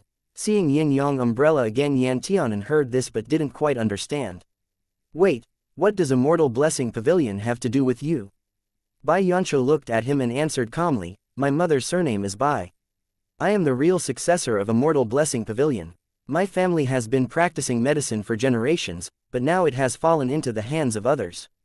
Yan Tianan opened his mouth wide to exclaim, so it's like that. Who would have thought that the average-looking boss Shan, who seemed a bit slow-witted but actually had a black heart, could give birth to such a refined son? Bai Yancho probably resembled his mother much more.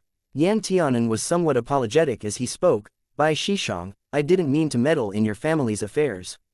When I took the mission, I saw that the task involved local ruffians bullying the shopkeeper, so I thought about accepting the mission. However, after I knew about the situation, I risked mission failure and completely ignored the owner. Bai Yancho smiled slightly. I know, Shidi, thank you for your trust. In fact, a few years ago, I also thought about taking Immortal Blessing Pavilion away from them. However, I was still young back then, my ability was insufficient, and I spent many years training outside, so I didn't have the time and energy to manage the huge Immortal Blessing Pavilion. Therefore, I placed Immortal Blessing Pavilion in that couple's hands for the time being. I was waiting for a good time to sound the drum and sue them in order to snatch it back. Bai Yancho's move was pretty poisonous. Instead of letting passion dictate his fights, he temporarily retreated. Firstly, he needed to grow stronger. Secondly, in order to manage Immortal Blessing Pavilion, human capital and financial resources were both indispensable. Since Boss Shan and the three-tailed fox wanted to look after the store for him, why would Bai Yancho be dissatisfied? In any case, these two would certainly manage Immortal Blessing Pavilion properly. After all, these people thought of Immortal Blessing Pavilion as their own property. Bai Yancho, on the other hand, finally felt that the time was right after many years, so he returned to snatch back the Immortal Blessing Pavilion his mother left him. Not only did this plan save him energy, but it also preserved his mother's business, so what could he have against it? After thinking about this, Yan Tianan admired Bai Yancho very much. He said with a smile, Bai Shishong is thoughtful and far-sighted. When does Bai Shishong plan to take back the business? Bai Yancho originally wanted to wait a few more years, but since Yin Nian and Yan Tianan were worried about this matter and had done so many things for him, he naturally had to reciprocate and let these two younger martial brothers see a satisfying result. Bai Yancho replied, I returned this time precisely to take back Immortal Blessing Pavilion and get justice for my mother and me. Yan Tianan was immediately overjoyed. In this world, what normal person didn't like to see satisfying things that upheld virtue and condemned evil, redressing wrongs and clearing people's hearts? Yan Tianan immediately said, "Bai Shishong, when do you plan to sound the drum and state your grievances? I'll go with you to boost your confidence." Bai Yancho naturally had no reason to disagree. Bai Yancho still needed to go back and prepare some more evidence, so he left first after the discussion. After Bai Yancho left, Yan Tianan couldn't restrain his curiosity and asked, "Yin Yen, how did you meet this person?" In that year, first there was a flood in the Northland, followed by 3 years of great drought. Countless people died. The demon clans secretly poisoned the river water, spreading plague. 1 person infected 10, and 10 people infected 100. Within 2 months, several cities in a row had become graves for the living dead, and I was also infected. I almost died in that pile of corpses, but Lord Fuxing arrived in time and treated me with medicine, saving my life. At that time, his face was covered by a piece of white gauze, which was used to keep out the poison in the air. When he treated me, I accidentally rubbed off his white gauze and saw his appearance. Yan Tianan suddenly understood. It turns out that Lord Fuxing saved your life before. Yin Yen touched his chin and mused, if Master and Dad didn't arrive in time back then, I think I would have followed Lord Fuxing and learned the art of medicine instead, helping the world. Lin Xuanji swept a light glance over him. Why, do you regret it? Yin Yen quickly showed his loyalty and spoke with justice. Of course, my temper is not suited for learning medicine at all. If I had followed him, there would be 1 less genius swordsman in the world today. Yan Tianan. Back then, Lord Fuxing saved Yin Yen and didn't really care that Yin Yen saw his true appearance. After all, his reputation was not so prominent back then. After that, Yin Yen happened to meet Lin Xuanji and Yin Chongyu, who were passing by. Lin Xuanji saw that the child in shabby clothing was very pitiful. His appearance also didn't look like someone from the Northland. Only after asking the locals did he learn that this child had been abducted and sold, but he had fled here and was now drifting about. Not even the child himself remembered where his hometown was.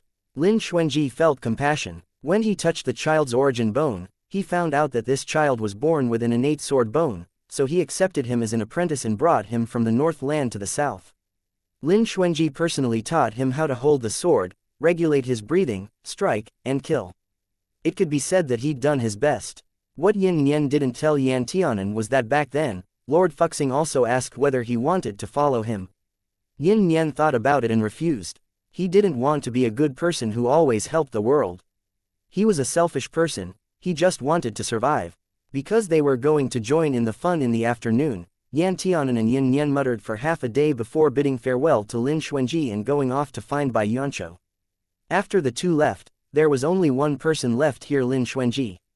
He lowered his eyes slightly, made a hand seal, and then flicked out a drop of blood from his fingertip. In a short time, 2 more teenagers appeared on the originally empty ground. They looked similar yet different. One was very unrestrained and casual, carrying a white umbrella over his shoulder. His expression was sloppy. The other had a gentle smile and politely held a black umbrella. He looked like a kind young master. "Master," young umbrella let out a cry, "long time no see. How have you been?" Lin Xuanji nodded slightly. "Not bad. What did you two find?" Young umbrella answered, "I went to the tomb of Yushin with little Yin, but we only stayed at the periphery for a moment and didn't dare to go in further. I suspect that there will be extremely powerful demons or evil spirit arrays at the core of the tomb of Yushin capable of making people feel fear." Yin umbrella also looked unhappy and frowned. This kind of sunken in place, especially a place that used to house an entire mountain range, had definitely become a land of death a long time ago. The killing intent and ghost chi inside are particularly heavy and dense. One cannot easily set foot into it. "Master, do you really have to visit this place?"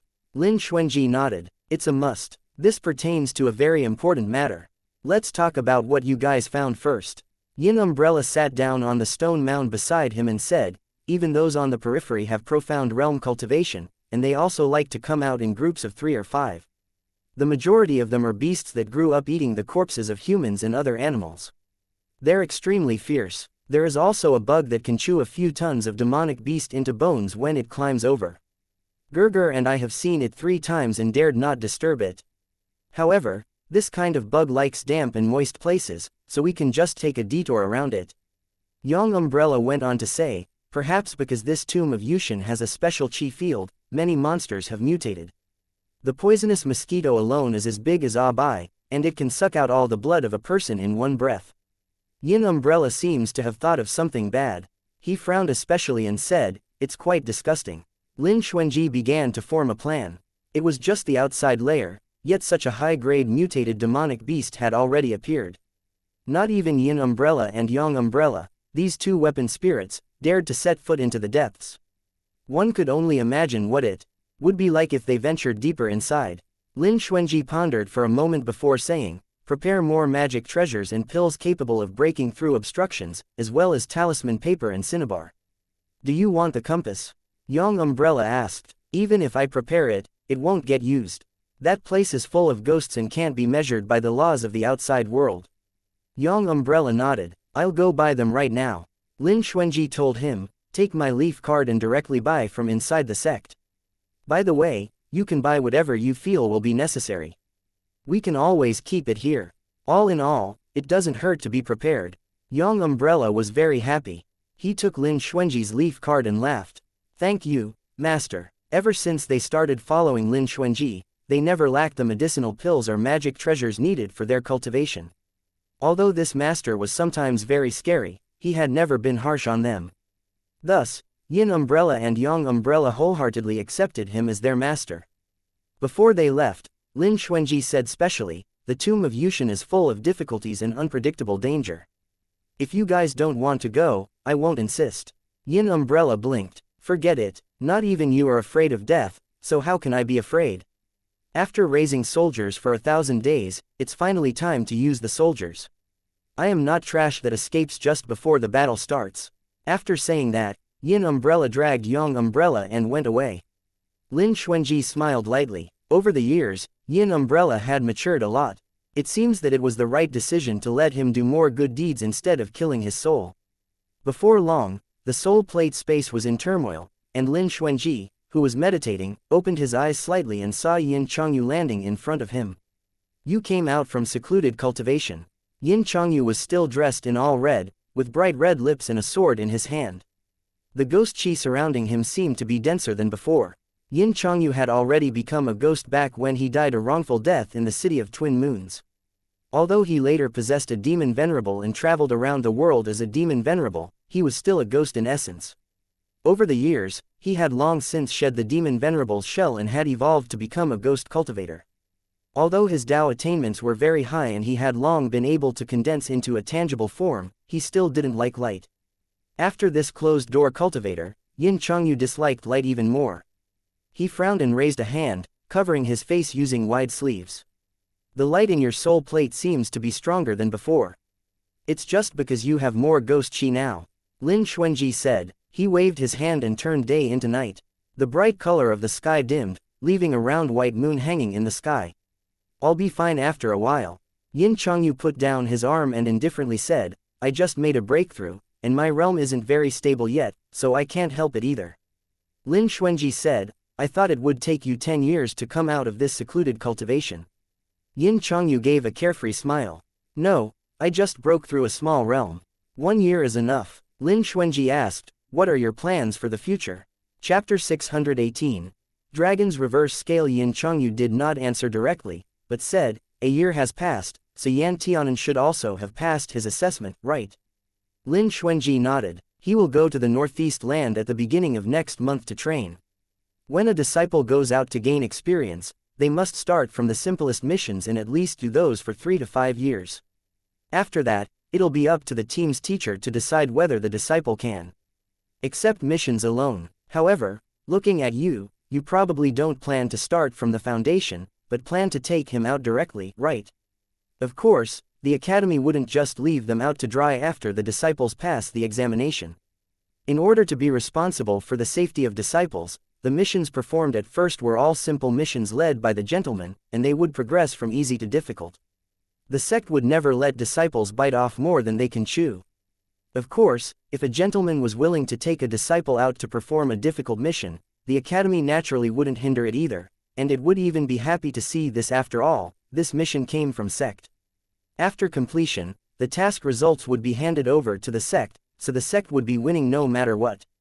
Lin Xuanji was not one of the academy's gentlemen, but he occasionally taught classes for East Courtyard disciples and was also on temporary duty at Sword God Hall, so he was naturally qualified to take disciples out on missions. Therefore, Yan Tianan did not sign up for the missions led by East Courtyard's gentlemen but planned to act with Lin Xuanji from beginning to end. Lin Xuanji answered, "This is the intention." Yin Chongyu smiled, "In that case, I will follow you wherever you go. And take Yin Nian with you. Of course, my son must follow me. Besides, any place you'll visit is extremely safe." Lin Xuanji's mouth turned up, and he said, "That may not necessarily be true." Yin Chongyu had a bad feeling. "Where do you plan to go?" "The tomb of Yushin." Yin Chongyu, "No, I just want to know why you're so tired of living. In fact, blood rust doesn't necessarily have to be removed with the blood cypress sap. Let's go find the Craftsman Alliance, where there are many sword makers, and ask if they can remove the blood rust. Besides, how would you know whether the blood cypress is still the same blood cypress tree from 10,000 years ago? Maybe it's already died and rotted away a long time ago. Then, wouldn't we have wasted our efforts in vain?" When Yan Tianan came back, he saw Yin Chongyu, whom he hadn't seen for a long time, following behind Lin Xuanji all day and nagging like a broken record. He seemed to want to dispel Lin Xuanji's idea of going to the tomb of Yushin. Lin Xuanji was holding a book in his hand. He was reading it while walking and did not look askance. He turned a blind eye to Yin Chongyu and completely blocked him out. When Yin Chongyu saw Yan Tianan, he immediately pulled him over. "Show me your sword." Yan Tianan took out Shusho and handed it to Yin Chongyu. Yin Chongyu looked at the scabbard, and his eyes immediately widened in shock. Disbelief flashed through his dark red eyes, and he tossed and turned the scabbard again, carefully feeling it. With narrowed eyes, he carefully examined the clear scale patterns on it. Lin Xuanji glanced at him and immediately put down his book. "Do you know what material this is?" Yin Chongyu gasped in shock. "Of course I know. The scales are shining and the color is subtle. It seems dim but is actually dignified and imposing. It feels cold and slippery to the touch, but in reality, it's actually flexible and firm. It is impervious to both fire, water, and evil spirits.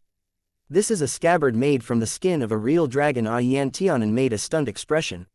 Lin Xuanji's gaze turned serious, and he took the sword and carefully felt it.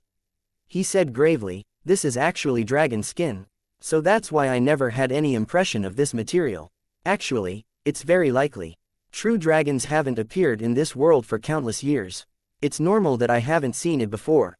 Yan Tianan almost sat on the ground in fright. Dragon skin, if it's really dragon skin, then why would this sword look like this? Yin Chongyu's expression looked grave and also a little heavy. He pulled out the rusty sword and examined it from beginning to end. It seems that someone used blood rust to deliberately seal this sword. If that's the case, then we really do need to visit the tomb of Yushin. Yan Tianan was at a loss. What exactly is the story behind this sword? Yin Chongyu looked at Yan Tianan.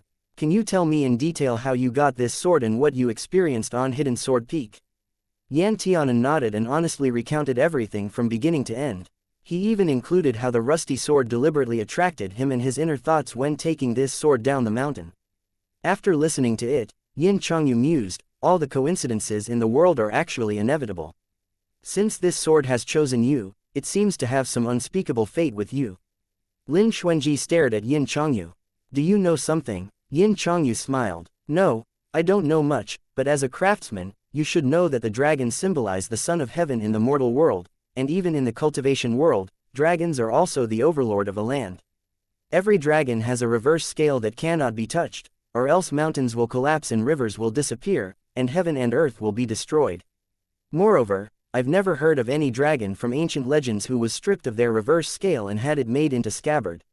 Lin Xuanji's eyes sank slightly, and he also seemed to understand something. If nobody forced a dragon to give up its reverse scale, that meant that the dragon willingly contributed a piece of its own skin, and someone who could make the dragon behave like this must either be a person he cared about very much, or someone far more powerful than him. No matter who it was, being able to use dragon skin to forge a scabbard showed that his identity was absolutely extraordinary. If the sword venerable didn't own this sword, that means it would be a heavenly sword. Yin Chongyu looked at this sword. It's just that with the fall of the unknown deity in the ancient great immortal demon war, the last heavenly sword capable of protecting mountains and rivers and deciding the universe had already turned to ashes. I have no idea where and when this sword came from. Yan Tianan couldn't help feeling excited. I really can't wait to see Shusho break out of its cocoon and transform into a butterfly. Yin Chongyu narrowed his eyes. Originally, I didn't want to become involved in this muddy water, but I'll go with you guys this time to the tomb of Yushin. However, I'm afraid only a few of us are not enough. Lin Xuanji said, there are also Ah Bai, Hu Po, and the Yin Yang umbrella. Yin Chongyu said, we still need someone good at using medicines and poisons. The tomb of Yushin had fallen into enemy hands and degenerated, so it will be full of poisonous miasma. Yan Tianan raised his hand and recommended himself, I can do it. Yin Chongyu mercilessly shot him down, you can't. Yan Tianan was unconvinced. Yin Chongyu said nonchalantly, you are too inexperienced and unqualified. At least one of the 4 gentlemen from Kai Lan Dong Li must come with us. I'm afraid they won't go outside easily. Lin Xuanji said, the sect's new disciples will go out to train, and the 4 gentlemen must already have arrangements to lead teams on missions. Furthermore, this matter is not a sect matter, but a private matter.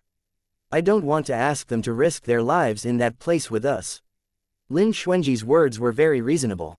Not to mention getting a Hall Master level alchemist to go with them, Lin Xuanji was afraid that as soon as he told them where he planned to go, those alchemists would probably try to stop him with earnest and well-meaning advice.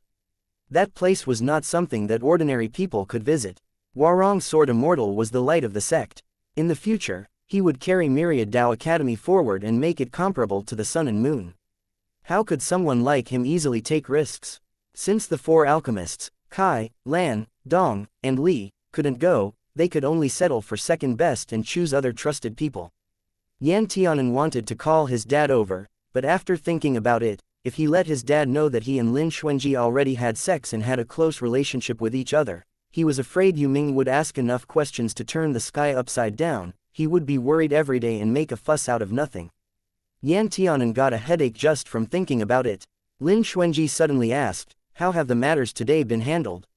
Yan Tianan replied, that city lord Qin probably has a lot of informants in the city. When he saw Bai Shishong and heard him mention Miss Bai an Immortal Blessing Pavilion, he understood his purpose. On the very same day, he sent people to drive out the pair in Immortal Blessing Pavilion and had them return the shop to Bai Shishong.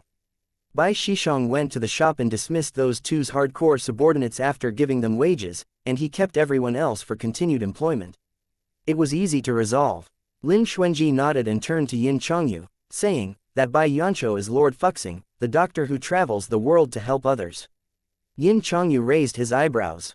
Oh wow, this Myriad Dao Academy really is full of crouching tigers and hidden dragons. To think that even Fuxing came here as a disciple. Although I don't know his current medical attainment, I can be sure that it's definitely not lower than that of Mr. Lan. He came here hiding his identity. I'm afraid it's because he wants to improve his alchemy skills. It would be wonderful if he can go with us, but who will be the lobbyist? Lin Xuanji said, Little Nian has some history with him. It's better to have Little Nian ask him. Yin Chongyu seemed to think of something and nodded thoughtfully. I haven't seen Little Nian for a long time.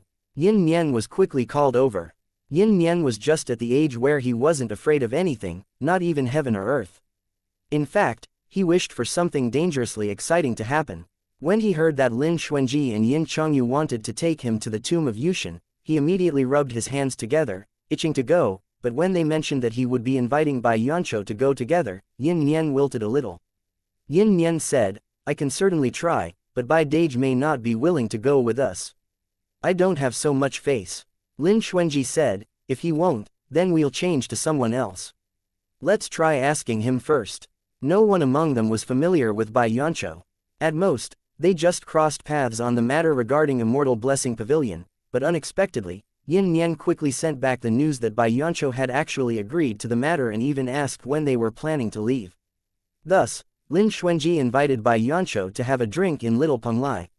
First, he congratulated him on taking back Immortal Blessing Pavilion. Then he told him about all the difficulties and obstacles that may be encountered in the tomb of Yushin and asked him to weigh them carefully. After listening, Bai Yancho smiled freely and raised his glass, saying, to tell you the truth, I've wanted to go to the tomb of Yushin since a long time ago, but I was afraid to venture deep into the valley alone, so I postponed it again and again. Lin Xuanji looked at him. What items in the tomb of Yushin can attract you? Ordinary people would avoid this place like the plague for fear of any accidents happening, yet Bai Yancho had already made plans a long time ago. There must be a treasure he wanted. Chapter 619. A debt of blood must be repaid with blood. Bai Yancho said, although my mother was not an alchemist, she was a powerful pharmacist. She studied medicine under her grandfather in the early years. When she heard that there were lingzi mushrooms and immortal plants made with the bones and flesh of the living dead, as well as flowers, plants, bugs, and beasts that could cure all kinds of strange poisons, she naturally aspired to visit. My mother's last wish was to go to the tomb of Yushin and take a look. Now she has lost this opportunity. As her only son, I naturally have to find ways to fulfill her wish. Lin Xuanji said, "You really are a filial son." Bai Yancho shook his head. If I truly was a filial son, I wouldn't have let my mother suffer such a sad fate. When Yin Yen saw that he was sad, he quickly said, "Bai Dage, this matter is not your fault. Back then, you were only 7 or 8 years old. You couldn't even protect yourself yet, so how could you possibly have been a match for that fox? Furthermore, people say that it's not too late for a gentleman to take revenge, even after 10 years, and now they're suffering." Bai Yancho stared blankly for a moment, then sighed a little regretfully. "Unfortunately, I only learned a little of my mother's skills." Yan Tianan said, "I was in such a hurry in the afternoon that I forgot to ask what happened to the three-tailed fox demon and Boss Shan."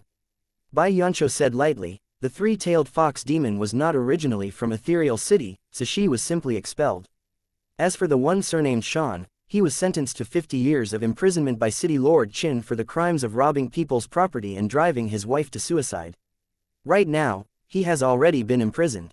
Ever since his mother's death, he had never called that person father again." Yan Tianan was very satisfied. How satisfying, but that fox has also done bad things. It's too light a punishment to just drive her out. Bai Yancho paused slightly, then gave a light sigh. Yan Tianan very perceptively changed the topic and talked about the tomb of Yushin again.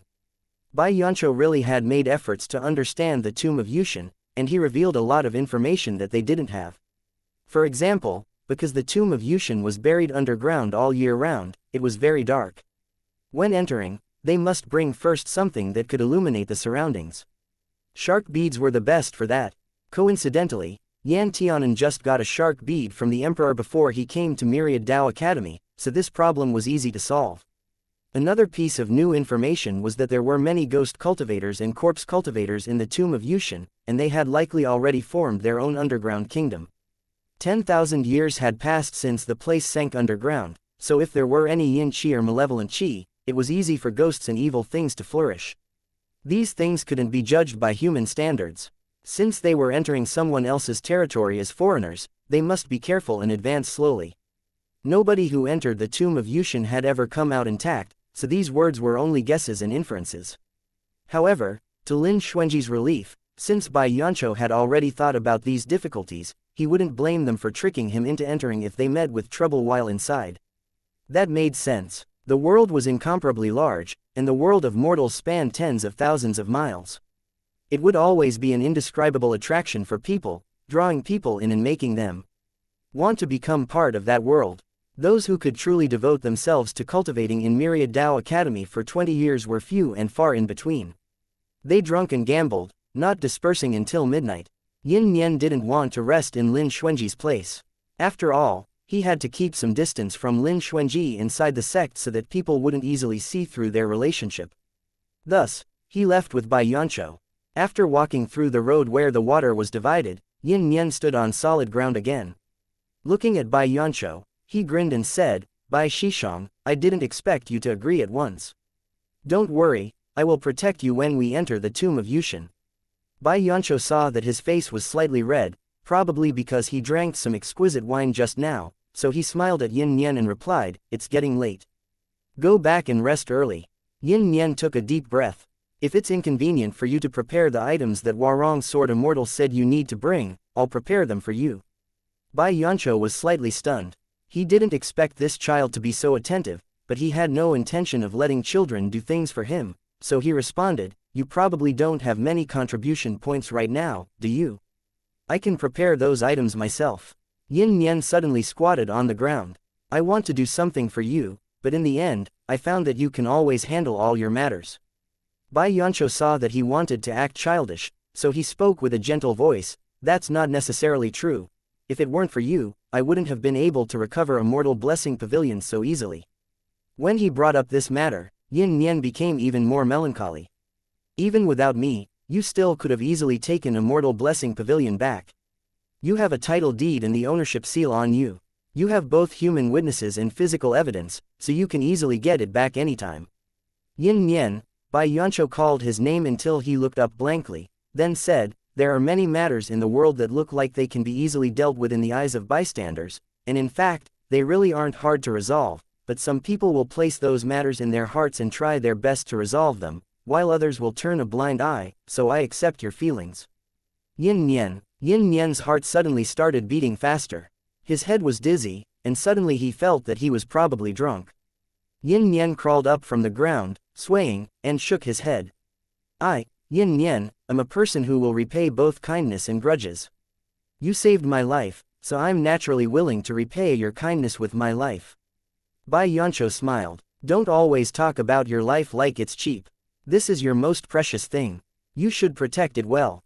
Bai Yancho saw that it was late, and it was almost time for curfew, so he sent Yin Nian back first before he left the sect alone.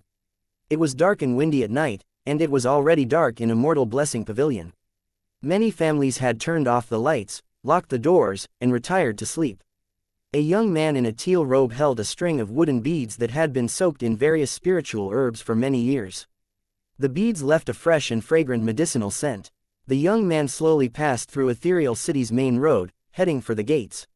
When he was almost at Ethereal City's main gate, the youth suddenly took off and left the quiet and sleeping city like a gust of wind while the guards were still dozing off.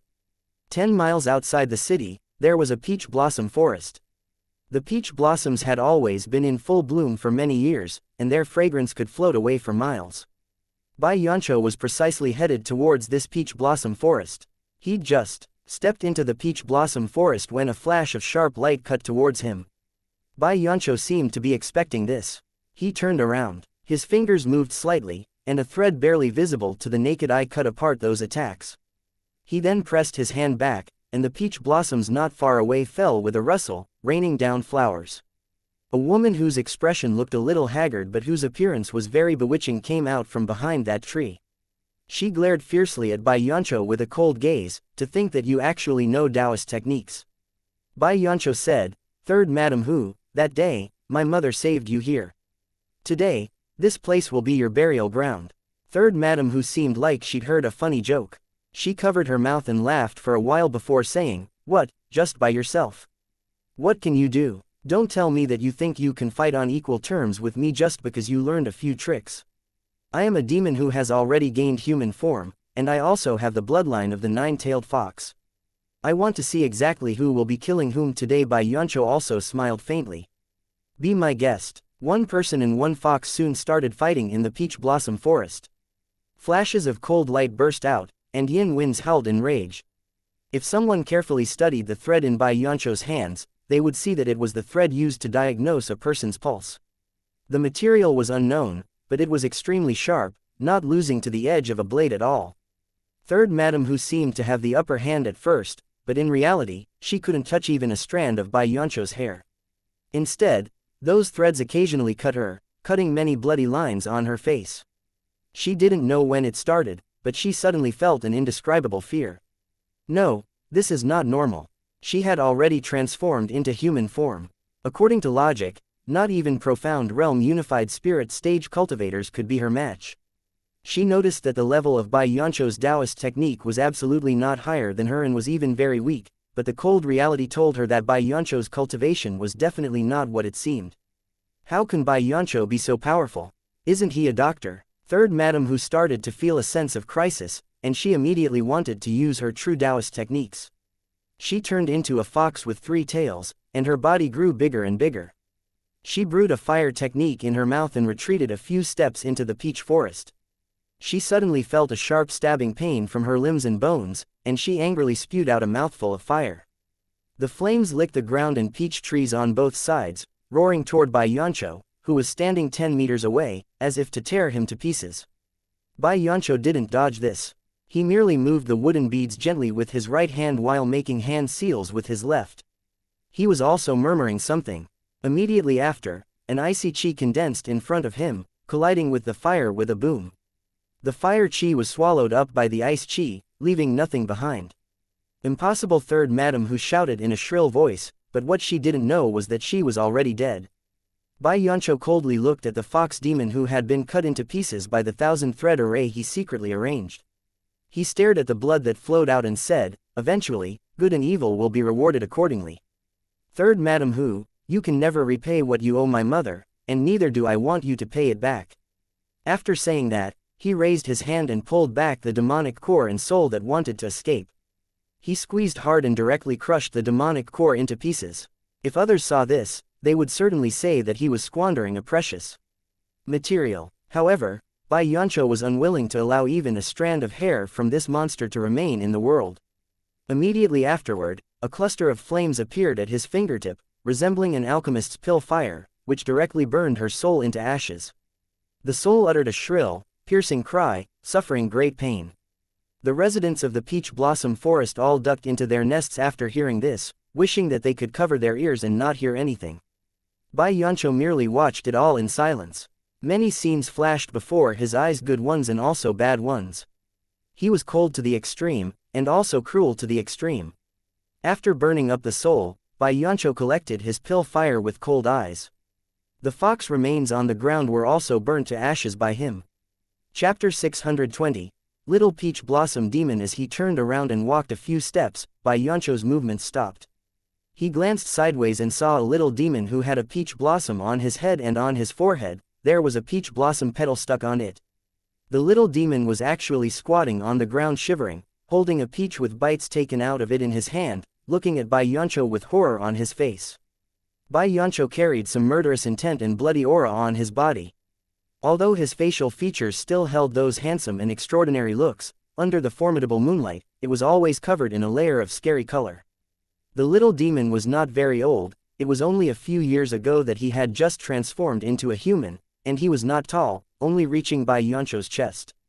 The little peach blossom demon had a face like a peach blossom, and his peach blossom eyes were slightly raised. The clothes he wore were white with pink peach blossoms, and it looked as light as a gauze, which was not vulgar or showing anything that was not allowed to look at. There was a sense of harmony. The little demon's face was pale, and his fingers were picking the trunk of the peach tree uncontrollably. He stammered, I didn't see anything. Don't kill me." It was the first time that Bai Yancho had seen a spiritual creature whose transformation resembled his true form so much, so he stopped and looked at it some more. Since the peach blossom demon was scared, Bai Yancho didn't get closer. He looked at the little demon for a moment, and then said indifferently, "I am not a bad person, and I will not kill innocent people." The peach blossom demon asked, Is she a bad person?" "Yes, she repaid kindness with malice and killed my mother." Peach blossom demon said, unexpectedly, "This fox is so bad." Bai Yancho paused and said, "Don't tell me that you just believe in anything I say." The peach blossom demon frowned, and the imprint of the peach blossom petals on his forehead suddenly moved, as if it had come to life. "That fox doesn't look like a good person. As soon as she came here, she wanted to pull down a lot of flowers. If she was in a bad mood, she took out her anger on the peach trees and broke a lot of branches. I feel so distressed," the little peach blossom demon said angrily. Seeing him so innocent, Bai Yancho said kindly, "You should hide yourself quickly, don't let others see you." This peach blossom forest had a long history. Although there were rumors that the peach trees here had all become spirits, no one had ever seen a peach blossom demon before. It was probably because peach blossom demons were afraid of seeing people and always hid themselves. The people of the world were eager to use the spirits of plants and trees. Not only did they contain the spiritual chi of heaven and earth, but they also contained the essence of the sun and moon. Most of them had outstanding appearances. They had their own body fragrance and were very good ingredients when used as medicine. The peach blossom demon heard the truth and immediately blushed and said, "I'm not, so don't guess randomly." Bai Yancho's lips evoked a faint smile and quickly disappeared. "I'm leaving, goodbye." The little peach blossom demon saw that although he killed the fox and the scene was bloody for a time, but in the end, he was still gentle, so he was bold enough to say, "You made my place bloody, but you haven't compensated me yet." You can't just leave like this. Bai Yancho looked at the land stained with blood and felt that the little peach blossom demon made some sense, so he asked, how do you want me to compensate you? The little peach blossom demon rolled his eyes and said, I don't know yet. I'll let you know when I think of something. Bai Yancho said, okay, after you think of something, come to me at any time. The little peach blossom demon did not accept this and said, who knows where you're going? If I think of something but can't find you anymore, won't I be suffering a loss? Bai Yancho was helpless. He looked at the little peach blossom demon's fluttering small face and asked, then what do you want to do? The little peach blossom demon blinked his eyes and said, well, I'll follow you wherever you go. Bai Yancho stared at the little peach blossom demon for a moment. He was silent for a moment, then said, I will go to many very dangerous places. The little peach blossom demon nodded. I know, I have seen you leave from here many times and return many times. Sometimes when you come back, you have injuries on your body, I can see that. Before Bai Yancho could ask him why he wanted to wander around with him, the little peach blossom demon continued, but if you have been here for thousands of years, being a tree is also very lonely and desolate. I heard that in the outside world, there are very high mountains, very big towers, beautiful pavilions, deserts full of sand, and river domes full of ice and snow. I think I would like to go out and take a look. I don't want to be a peach blossom in ethereal city for the rest of my life. Bai Yancho didn't know which sentence he said touched him. Initially, he was determined not to bring an oil bottle, but he pondered it for a moment and said, okay. The little peach blossom demon's eyes lit up. But the place I want to go, the vast majority of people never return from there. I may not be able to protect you. The little peach blossom demon said with a smile, then I'll protect you. I'm very powerful. So, just 10 days later, on the day Lin Xuanji and the others prepared to leave, they suddenly discovered that there was one more person in the team. This is a friend of mine, Bai Yancho introduced. No, the little peach blossom demon immediately denied, and said seriously, he is my master, and I am his little peach blossom. Yin Nian looked at this young man with red lips and a white face that resembled peach blossoms. The more he looked at him, the more uncomfortable he felt. He wondered, it's only been a few days since I last saw him, how come he has a rotten peach blossom around him now? Yin Nian took a deep breath and said to Bai Yancho, Elder Martial Brother Bai, where we are going next, it's not convenient for us to be accompanied by strangers who don't know what's important. Won't you reconsider? Before Bai Yancho could open his mouth to answer, the little peach blossom demon said, I won't give you any trouble. Besides, I have a contract with Yancho Gerger. If I want to think evil thoughts and do bad deeds, he will surely bring me out at once. Yin Nian was stunned for a moment. Contract? What on earth are you? Bai Yancho glanced at the peach blossom demon and said, he is called Teoshan, and his true form is that of a peach blossom. There are so many plants and trees buried in the tomb of Yushin, so there must be a lot of plant and tree spirits as well. Moreover, plant spirits have a natural understanding of soil, climate, water sources, etc., so bringing him is not a hassle. Yin Nian curled his lips and said, so that's why his face looks like a peach. He turned out to be a peach blossom demon. He has small arms and thin legs. You can tell at a glance that he can't endure beatings. If you take him with you, you'll have to take care of him. The little peach blossom demon blinked and said, no, I'm very easy to carry around.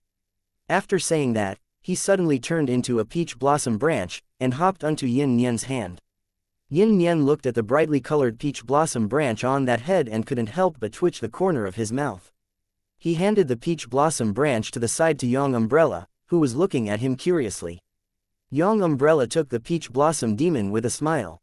The peach blossom demon jumped around, disguised as a tender flower hairpin, and inserted itself into Young Umbrella's hair. Young Umbrella felt it was very interesting. Just as soon as he wanted to raise his hand to touch it, the peach blossom was mercilessly pulled out by a hand and then thrown to Yan Tianan. Yin Umbrella's face looked upset as he said coldly, who allowed you to have flower hairpins on your head without my permission? It's so ugly, Young Umbrella. Little Yin's temper seems to be getting worse and worse. Yan Tianan liked the peach blossom demon very much. He played with the branches and leaves and said, turn into a human first. I have something to ask you. When the branch fell to the ground, it became a pink-faced teenager in white clothes. Yan Tianan said, you can come with us, but you have to tell me what's your talent first. The peach blossom demon turned his wrist, and there was a red peach in his hand. It was full of color and looked tender and juicy. "All right, you're in." Yan Tianan took the peach and gave it to Lin Xuanji smoothly, as if offering treasures, and said happily, "Dage, take this kid with you, you won't be afraid of going hungry on the road. It's so convenient if you want to eat peaches." Lin Xuanji saw that he wanted the treasure. He reached out for the peach, which was very clean even without washing. He said with a smile, "No problem. Since he is a friend of fellow Taoist Bai, let's go together." He wouldn't use a suspicious person, but conversely, he wouldn't doubt someone he was using. Since they had already decided to treat Bai Yancho one of their own for the time being, the people he brought were also naturally useful. Bai Yancho cupped his hand and said, "Warong Sword Immortal, don't worry, I will restrain Taoshan well along the way on this journey." Yin Nian's face was dark as he stared at Taoshan. He didn't say anything along the way, probably because he didn't think that Yan Tianan was so disloyal that he could be bought by a peach. If you wanted to leave Ethereal City, you needed to take the big boat off the coast of Ethereal City to Jade Ocean City first. The tickets were not cheap, but for the disciples of Myriad Dao Academy with the leaf cards, the discount was still very large, and because of the cooperation with the sect, contribution points could also be used to buy the tickets. Most of Yan Tianan's contribution points had been used to purchase magic weapons, pills, and spiritual plants. Although he had planted a lot of spiritual plants in the soul plate, most of them were commonly used varieties. If he wanted those plants that bloomed or produced fruit once every 100 years and resided in the high mountains and deep valleys, those hard-to-find spiritual plants in the world still had to be obtained by external forces. Yan Tianan replaced several spiritual plants that could refine life-saving pills and spent almost all of his contribution points. Now as he thought about it, he felt a toothache, but he couldn't help it. His dog life was very important.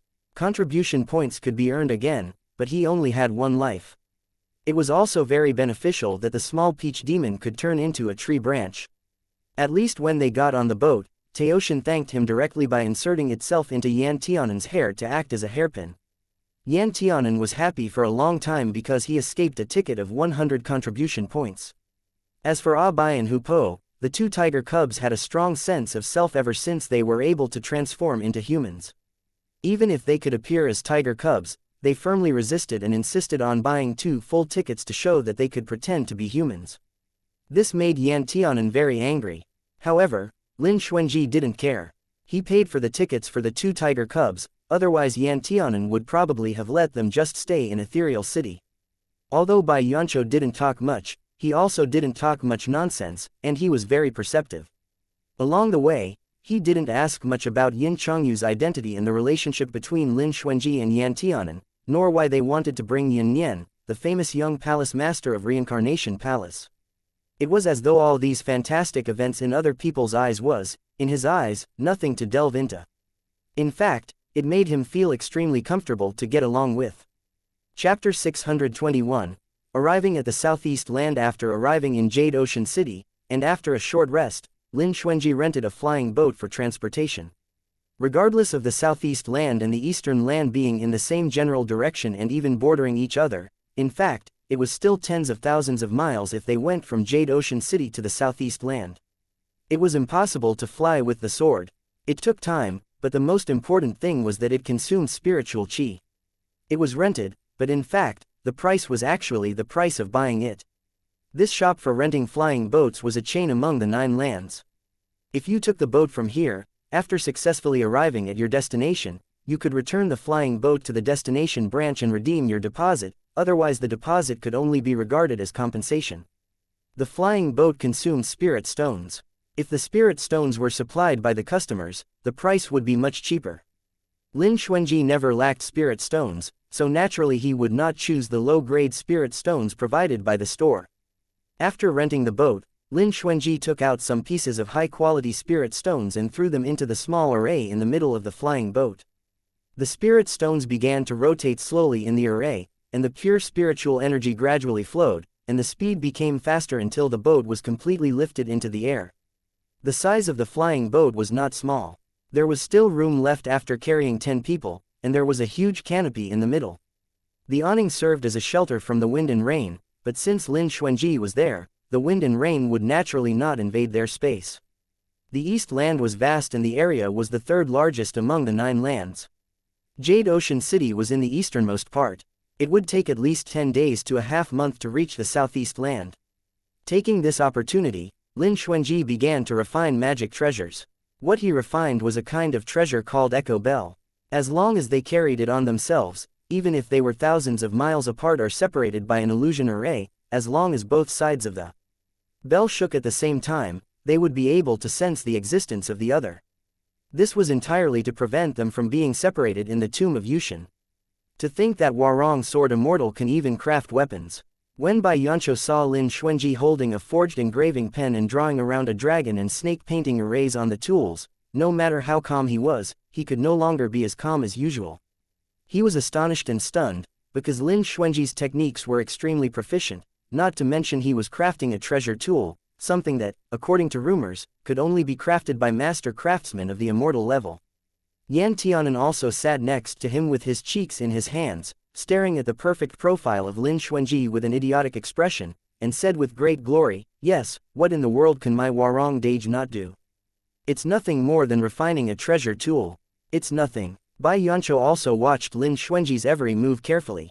Soon, he discovered that Lin Xuanji's crafting attainment was not shallower than his swordsmanship attainment. Unlike Lin Xuanji during their journey, he just casually sat on the floor and closed his eyes, then began crafting the tools at will, and in just 1 or 2 days, he was able to rush out a set of treasure tools. This is the first time Bai Yancho had ever seen this kind of craftsman in his life. 10 days later, Lin Xuanji made 10 echo bells. They were handed over to everyone. These echo bells will recognize you as its owner if you drip a drop of your blood on it.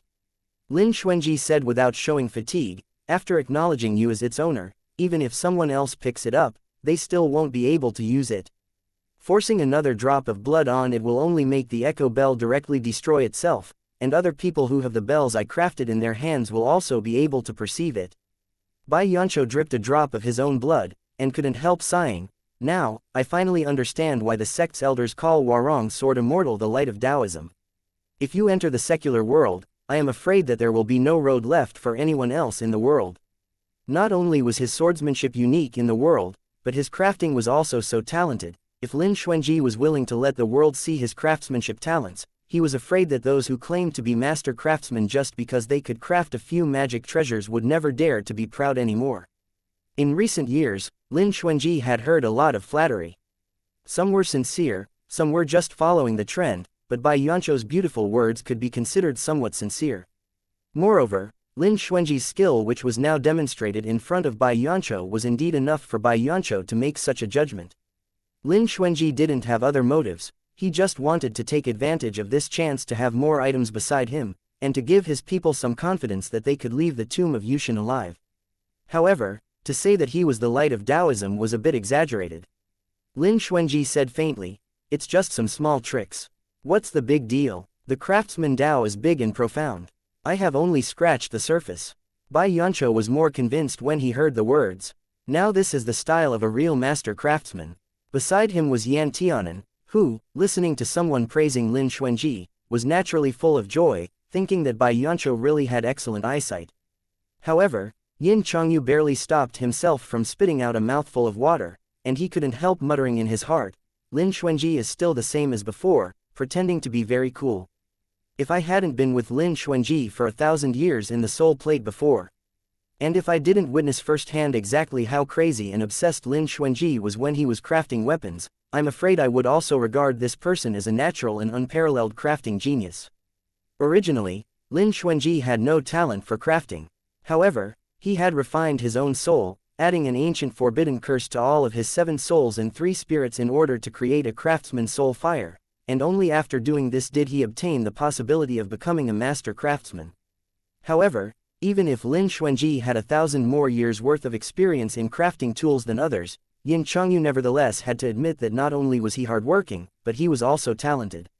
In cultivation, no matter what kind of path one took, talent basically determined everything else. When they reached the border of the Southeast Land, looking down from the flying boat, they could see that the scenery here was completely different from the other 9 lands.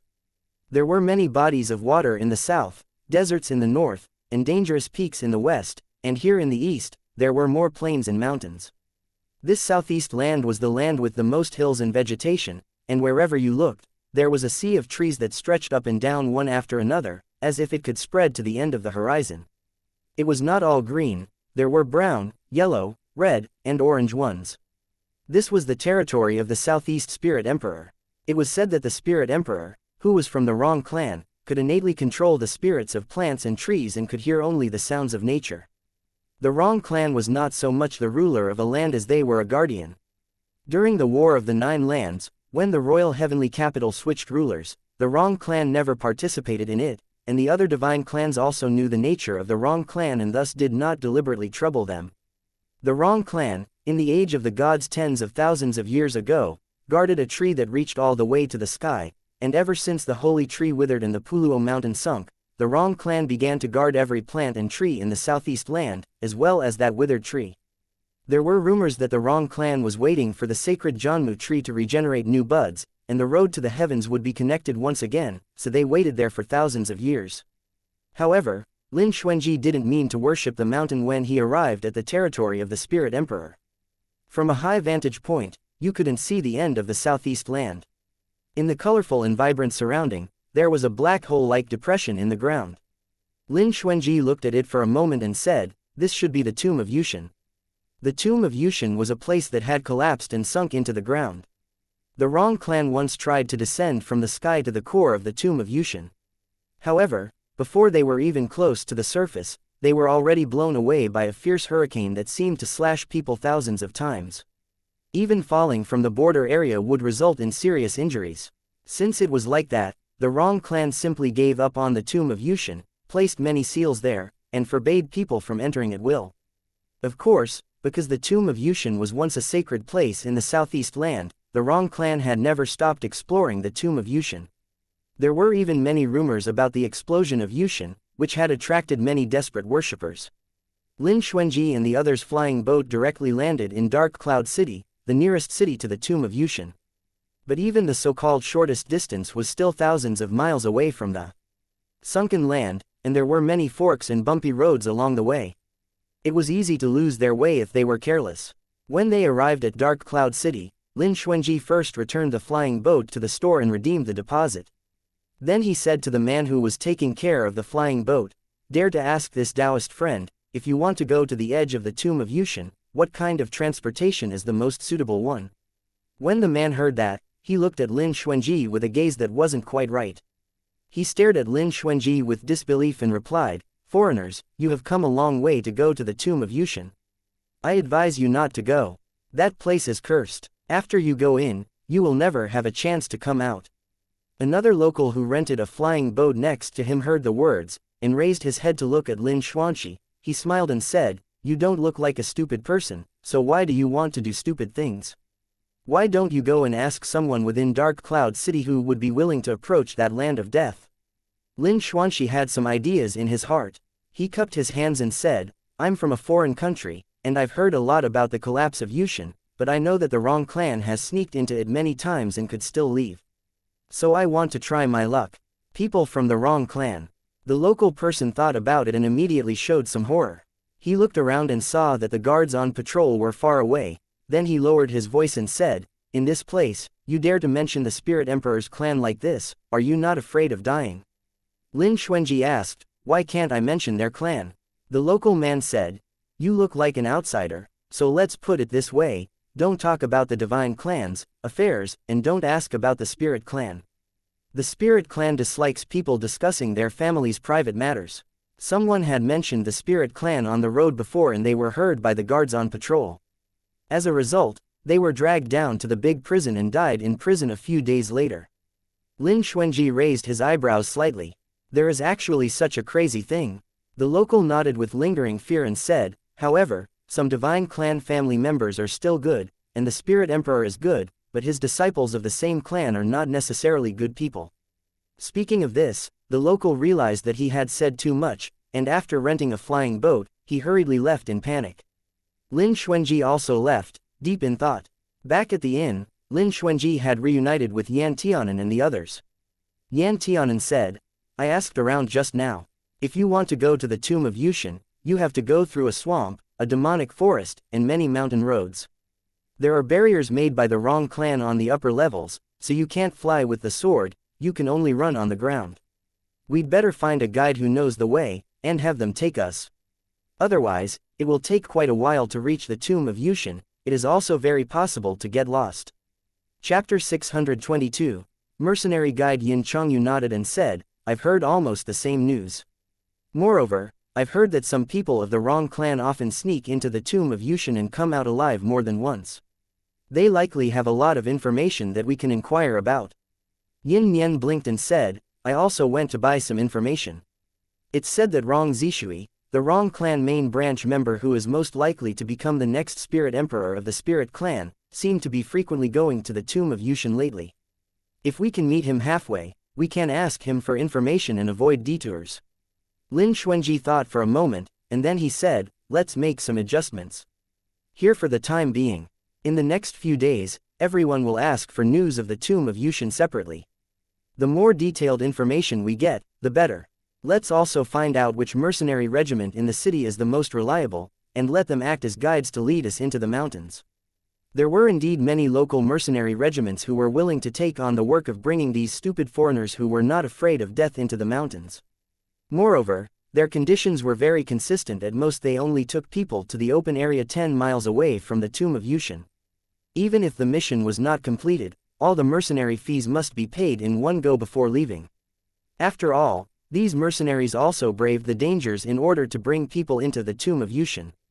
Even if they didn't go inside, the extremely dangerous environment in the surroundings meant they had to constantly risk their lives. Lin Xuanji found a mercenary regiment that had cooperated with Reincarnation Palace in the past. Reincarnation Palace had businesses spread across the entire 9 lands, and it cooperated with many mercenary groups. This mercenary regiment was named Berserk Sword. The regiment once helped Reincarnation Palace escort a batch of extremely expensive goods, and these goods were delivered to the destination untouched. The head of the Berserk Sword mercenary group was a short man. He was carrying a palm-wide, long blade in his hand. When Lin Xuanji saw him, he was picking his teeth with the knife. Seeing Lin Xuanji, the short commander narrowed his eyes, while several subordinates around him were staring straight. There were so many beauties in Southeast Land, but it was rare to see a man so beautiful as this. Lin Xuanji said, I'm going to the tomb of Yushin, would you be willing to take this mission? A few people who were very eager to move immediately changed their expressions and snuffed out their improper thoughts. After all, those who wanted to go to the tomb of Yushin were either those noble sons of the aristocratic families who held the wrong clan's entry permit, or those desperate ones who just wanted to try their luck inside. Among the top 10 forbidden areas in the 9 lands, the tomb of Yushin ranked 3rd. Normal people would not want to go, as long as they weren't crazy. The commander of the group put down his blade, stood up, looked at Lin Xuanji, and asked, Brother, why are you so tired of living that you insist on going to that dead place? Lin Xuanji answered, I have nothing to do. I want to take a stroll. The commander immediately laughed. He laughed loudly for a while, then quieted down and said, We can take the mission, but we have our own rules. Pay the full amount of the fee up front, and we can only send you 10 miles outside of the tomb of Yushin. Our brothers will not enter the tomb. Okay. Lin Xuanji asked calmly, what's the price? The commander gave a price. This figure was slightly higher than other mercenary regiments, but in many cases, a higher price meant a higher quality of service. Lin Xuanji also did not engage in haggling for the price, and said, after 3 days, can we go on the road? Seeing that Lin Xuanji was quick, the commander also quickly replied, yes.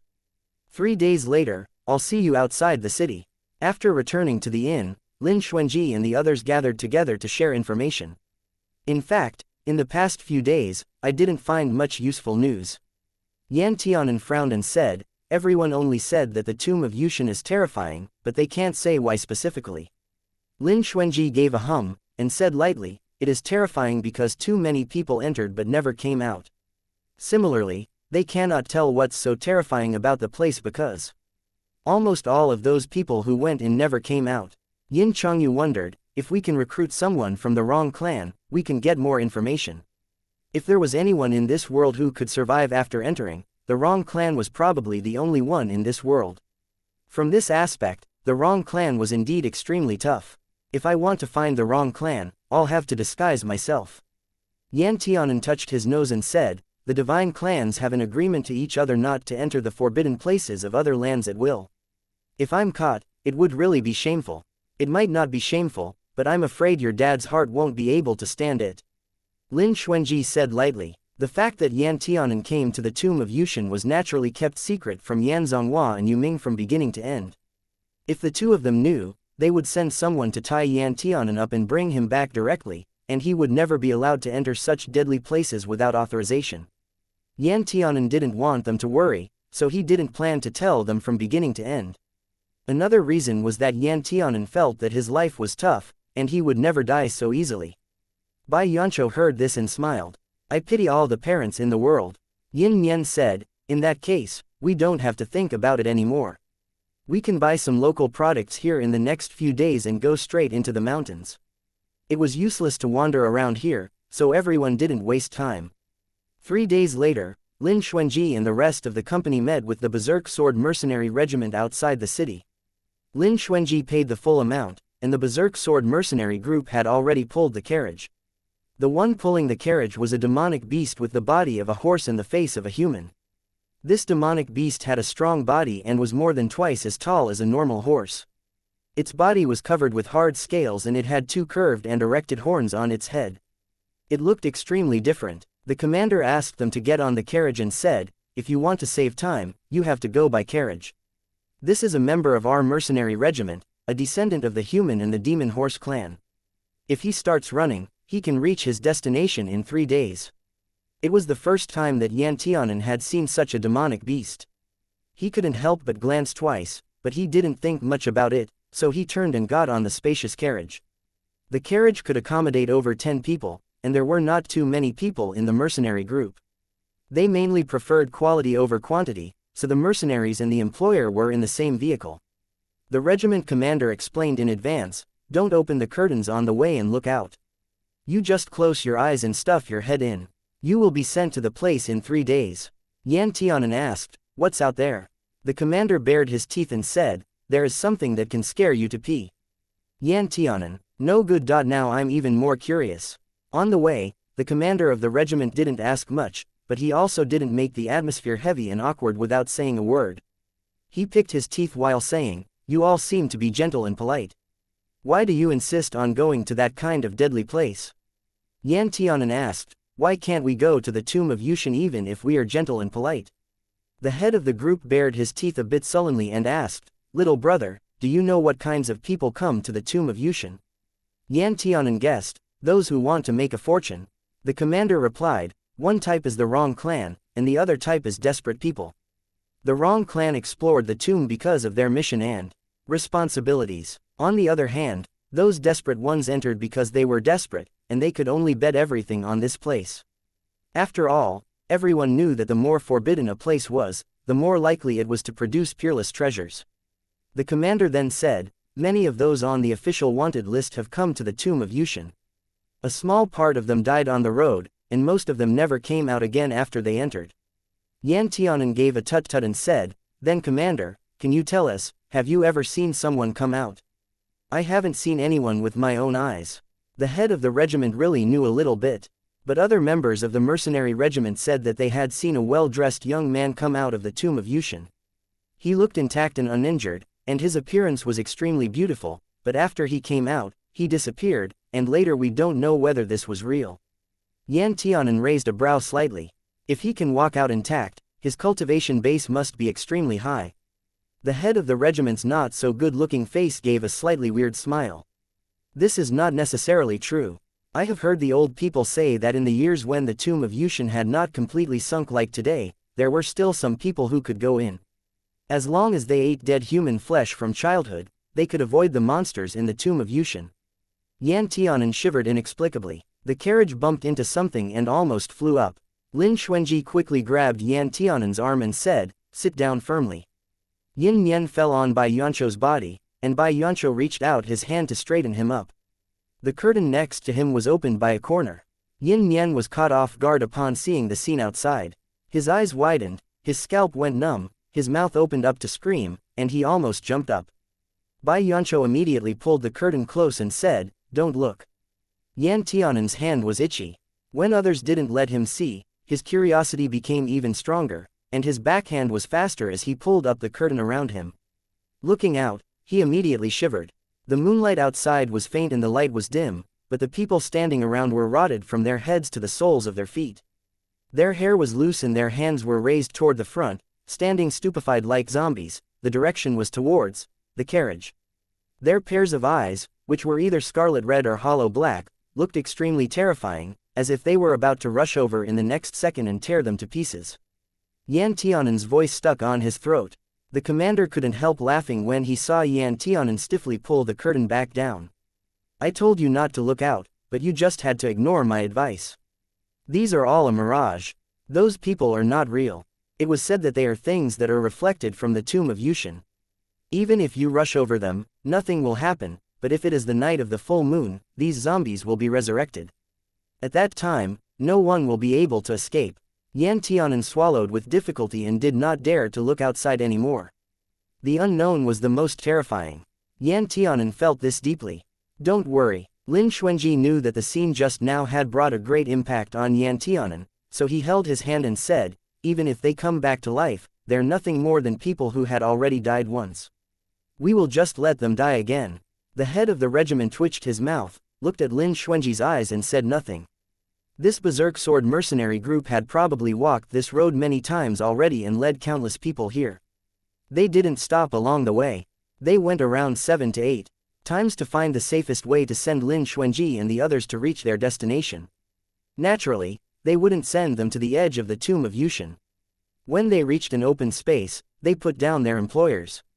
The task was done. They would never go further into the inner parts. Chapter 623. Sunken place. The commander looked at the knight and said, although we met by chance, I still advise you that the tomb of Yushin is a place of curse. It is said that the reason why this place fell down was completely due to the fact that a heavenly god had put the seal of blood curse on the ancient demons here. Lin Xuanji said, thank you for reminding us. It's just that we have already arrived here, so we have no reason to go back the same way. The commander nodded and did not persuade him much anymore. He gave Lin Xuanji a bone whistle and said, if you can come out alive, blow this bone whistle and I will pick you up. Lin Xuanji said, thank you. The commander waved his hand and took his comrades into the carriage, and the man-horse shook his hooves and went back. Although there was still some distance from the tomb of Yushin, looking forward from here, they could already see the black hole that seemed to be able to devour all life in the world. Look at the sky, Yin Nian said. Lin Xuanji raised his head. At this time, the sky had become a bloody red. There were 3 miserable white moons hanging in the east. One of them was shaped like a machete, one was round, and the other one seemed to have been bitten by the heavenly dog. A corner was missing. A blood-red sky was an inauspicious sign for people in the world of immortal cultivation. This was the color that the demons in the demon world would prefer. In the 9 years since Yan Tianan came to the 9 lands, he once went to the demon realm with Yu Ming. However, even in the demon realm, the sky seemed to be filled with fire and clouds. It was a bit beautiful and confusing, probably because there were still distinct clear clouds in the sky. But the sky here was red as if it was about to drip blood, and when they looked around them, the atmosphere gradually became thick and bloody. The place completely turned into thick black where they could not see the end. This should be a more terrifying place than the demon realm. The tomb of Yushin was like an enormous bloody maw, and it was like a whirlpool from hell. When people looked at it, their whole body would be cold and afraid, and they would want to turn around and leave immediately. When they arrived, the yin and yang umbrellas emerged from the umbrella. The yang umbrella said, we entered from here last time. If we go straight ahead, we can see a path that seems to be a trail. If we go down that path for 10 hours, we can reach the first huge depression. Yin umbrella's eyes were a little grave. That place is a cliff. Before, I came with a live chicken. I threw it down, and only a few seconds later, I heard the scream of a live chicken, then was immediately replaced by the sound of chewing, so Gerger and I did not intend to continue. Everyone got ready. All life-saving things like magical weapons, talismans, pills, etc., were all put in the most convenient place, waiting to be used in time in case of an accident. Under the guidance of the yin and yang umbrellas, Lin Xuanji and the others soon came to the entrance of the path which was said to have been walked on. Surrounded by a dark and dense forest, these dark and disorderly leaves looked like black due to the dim light. The path was very messy. Looking forward, you could see that the surrounding bushes had blocked the path. There had never been a path to the tomb of Yushin. They had to create a path themselves. Lin Xuanji said, I will lead in the front, Ah Hen will follow me. Yin Chongyu said, I'll take care of the back. Nobody had an objection to this arrangement. Among all the people present, Lin Xuanji and Yin Chongyu had the highest cultivation level.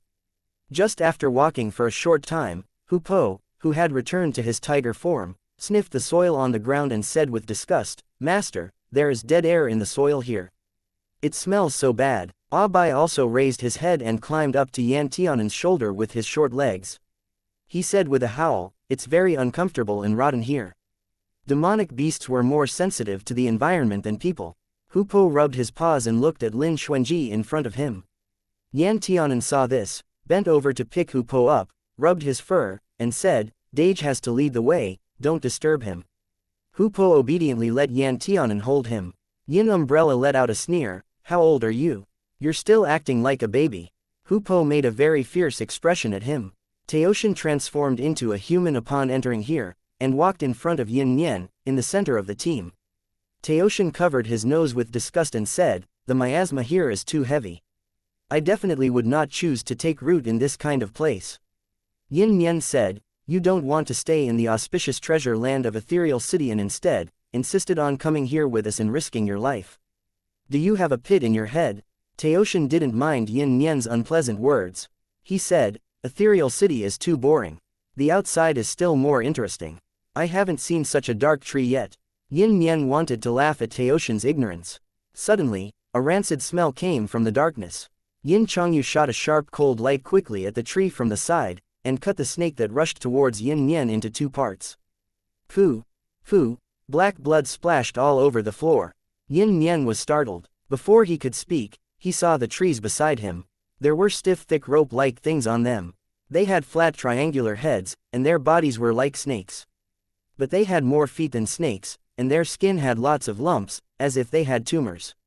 All these snake-like things were staring at these intruders with their evil little scarlet eyes, as if all of them would rush out in an instant, and they densely covered the trees. Yin Nian, in this case, there's nothing to wait for. Lin Xuanji suddenly remembered that when he wrote to Zhan Wush a few days ago, he mentioned the tomb of Yushin. Zhan Wush told him that in a place that never saw the light of day, the aura of living people would attract the attention of these demonic beasts who remained dormant in the dark all the year round, just like bees were naturally attracted by nectar. The snakes seemed to be waiting for a signal to attack. Lin Xuanji, however, chose to strike first. His sword light was the signal of an attack. The Zij sword broke through the air, and the first two rows of snakes were cut into several sections and sloppily fell down from the tree. When the signal was sent out, everyone joined the battle. The snakes also hissed and attacked these outsiders non-stop. Although their flat heads looked small, if they were opened, you would find that the mouth of these snakes was actually as big as an arm. In the big mouth, a slender tongue stretched out, and a black bug the size of a thumb flew out. Lin Xuanji watched as a bug rushed straight to Yan Tianan. He used the air to pinch it with his left hand and threw the insect on the tree next to him. The tree, which was as thick as 3 people, caught fire in an instant and became ashes in the blink of an eye. The snake-like things that were entwined on it had no chance to escape, so they were burned to ashes. What the hell was that? Yin Nian howled, with fear as he killed the snakes. Never seen them before. Yin Chongyu was protecting him by the side. After a few palm moves, a large swath of snake-like things flew out. He said, but there are similar insects in the demon realm, which are called fireflies. Everyone, be careful, don't touch that kind of bug. As Lin Xuanji said this, he and Yan Tianan made a big move. Fierce gales of sword chi coiled around the burning yin flame whip, like a black fire dragon, and darted into the snake group at full speed. It aimed for the places where there were many snakes, as if it had eyes of its own. The shrill scream suddenly sounded in the wild mountains, and the burning sound was endless. Beautiful. Yin Chongyu snapped his fingers and said to Yan Tianan, very tacit cooperation. Yan Tianan rubbed his hands excitedly and said, I've wanted to do this for a long time, but this attack is too destructive that I can't find any place to use it. Today I can finally use it to take them out. Lin Xuanji watched him and just smiled. Although these snakes were not difficult to handle, it made them realize the danger of the tomb of Yushin, which made these people, who were not optimistic to begin with, feel deeper pressure. Next, on the way down, Lin Xuanji and the others all paid the utmost attention to their surroundings for fear of being attacked. Fortunately, it was still the outermost edge of the tomb. It couldn't be considered the actual tomb of Yushin. Although the road was dark and bumpy, the demons living in the dark here were not powerful. Although there were no fewer than 10 sneak attacks along the way, under the double protection of Lin Xuanji and Yin Chongyu, all the dangers were turned into a breeze and the enemy was quickly wiped out. The deeper they went inside, the stronger the malevolent chi and miasma there was. Taoshin's reaction was the most obvious. He was a plant spirit. He had the deepest sensitivity to the soil and air. If the soil in a direction had the most hidden filthy things, he would be the first to find out and warn people to avoid that place. In this way, they saved a lot of effort. 10 hours later, the vigilant people finally reached the cliff valley mentioned by the yin and yang umbrellas. The bottom of the cliff and deep valley could not be seen, but from the top, it was covered with the branches of the trees, which extended out for thousands of miles, and the thick and hard vines spread along the trunk towards the front, crisscrossing and entangled together, which meant people couldn't even see the sky clearly. This is the deepest point that little Yin and I reached when we came to the site last time. Looking at the cliff under which countless sharp vines were slanting up, the Yang umbrella said, "It gave us a very bad feeling here." Originally, the Yin and Yang umbrellas were pathways that connected the Yang realm to the underworld, but the death chi here is even worse than that of the underworld. The Yang umbrella didn't need to mention it. Lin Xuanji had already felt the desperate, depressive, and icy aura. It was an aura that contained a mixture of death, decay, and malevolence. The trees here were crawling with moss everywhere, and there were withered and old branches hugging white skeletons. They were tightly attached to the trunk, and the branches were deeply stabbed into the bones. It seemed that they could see the picture of the people who had set foot into the forest being devoured by the branches as cannon fodders. Yin Chongyu took out a scroll from the storage ring. After opening it, he squinted at it for a while and said, "If this map is correct, Yushin should have been formed after the Puluo mountain and all the mountains within 1,000 miles sunk down. The blood cypress tree was originally in the center of the mountain, and I'm afraid, even now, it is still in the center." With that, Yin Chongyu looked up and looked forward. Chapter 624, Creative Solution. There was no light in front of him, and he couldn't see anything. Yan Tianan leaned over his head and looked curiously. He was surprised and said, "Senior, it's really good that you have brought this kind of thing." Yin Chongyu said, "Otherwise, do you really think that your Dage and I came here unprepared to court death?" Lin Xuanji also looked at the map again. This map was a sketch of the Puluo mountain period. Now the terrains had greatly changed, and many landmarks had almost completely disappeared. Although it had reference value, it couldn't be relied on completely. "We have to go down in the end. Let's explore the way first." Then Lin Xuanji turned to Hupo and said, "Throw that rabbit down." In Hupo's mouth, there was a demonic rabbit that suddenly attacked them on the way. The rabbit was half dead, with a pair of scarlet eyes glaring at Hupo. Hupo came forward and spat the rabbit on the ground. But before it could get up and run away, he slapped the rabbit with one paw and threw it down. The rabbit uttered a cry of horror, and they saw a thick vine soaring from below, leaving only a bloody mist in front of everyone where the rabbit used to be. Everyone, Yin Yen swallowed hard, and said, "This bitch is a really good hunter." Taoshin shivered and turned into a peach blossom branch, swiftly inserting itself in Lin Xuanji's black hair. Along the way, he had already seen who the real boss was. Yan Tianan glanced at the peach blossom, but he didn't bother to pay attention to it at this time. Yin Chongyu asked, "Can you see the cultivation level?" Lin Xuanji replied, "It has a very strong force and fast reflexes. It's at least profound realm. However, we can only see the power that these things display in the face of very weak enemies, so we can't gauge its full power." Bai Yancho said, "These demonic vines are not one or two, but an uncountable number." Yan Tianan asked, "How about using the swords to fly?" Lin Xuanji refuted, "Who can guarantee that there will be nothing in the air?" Yin Chongyu touched his chin and said, "Why don't we test it out?" All the vines were torn off, and a thick blood-colored plant liquid gushed out. When it sprayed on the skin and flesh of the giant snake, it turned into the most corrosive liquid, and burned the body of the giant snake full of black pus holes. Then these vines seemed to be drained of life and softened. But immediately the second batch of vines rushed up to stab into the giant snake's corroded wound. Hundreds, thousands, tens of thousands of vines finally wrapped the giant snake into a huge cocoon. It couldn't move at all. After a few shaking wails, the cocoon soon collapsed, as if it had been sucked dry, and in fact, the giant snake had indeed been sucked dry. The vines ate all the essence of the giant snake, then retreated towards the mountain wall. Lin Xuanji and the others watched the giant snake, left with only a bloody skin, crashed down. All this happened in an instant. Everyone fell silent again. This was truly a world where the weak ate the strong, and there was still a big difference from the outside world.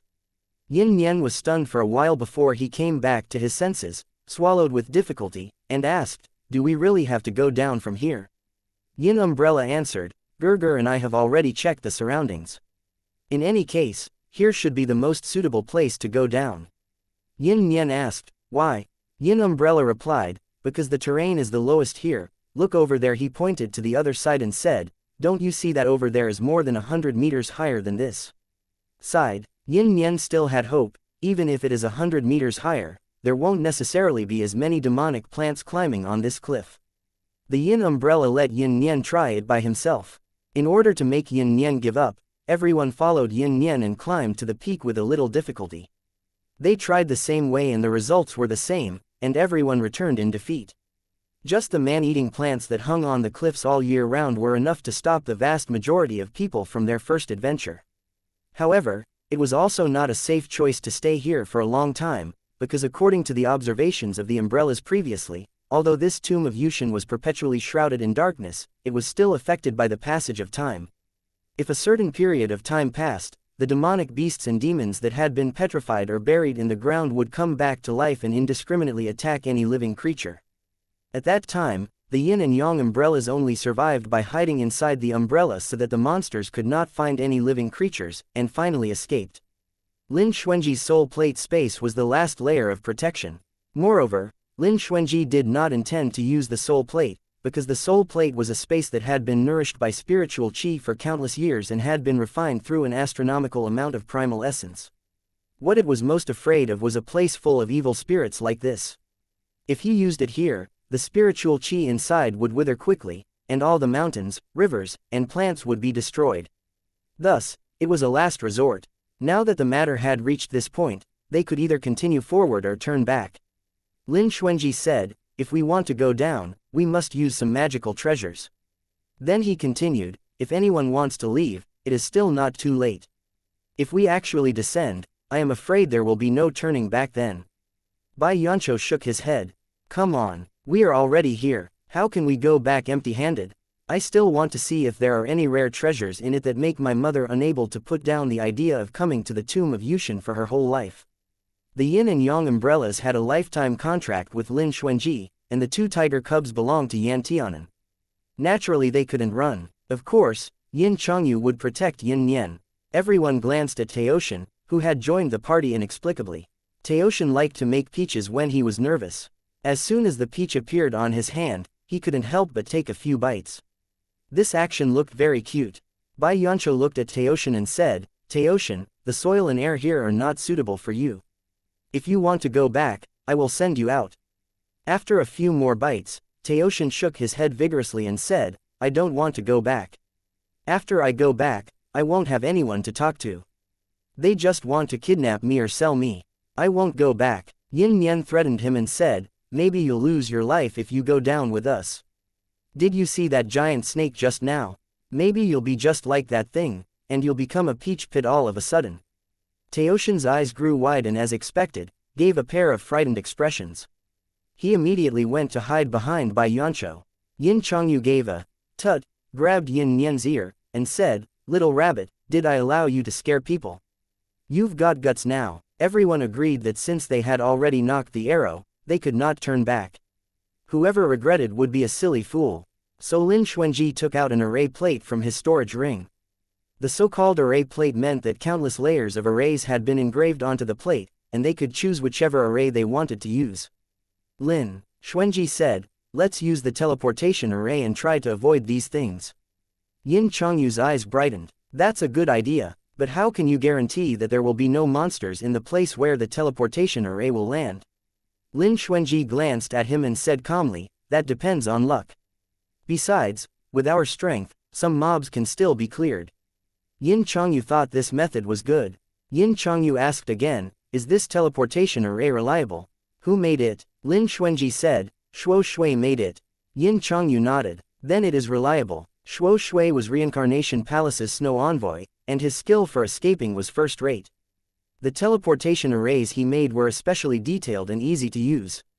Lin Xuanji drew out several teleportation arrays from the plate and placed them forward one by one.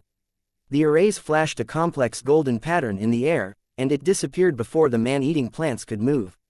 There was a nightmare plant that wanted to swallow it, but when it got there, it found that there was nothing, so it could only come back in defeat. The shorter the distance of the teleportation array, the faster the teleportation speed. Lin Xuanji did not hesitate to lay down dozens of teleportation arrays, which made others feel heartbroken at the expenditure.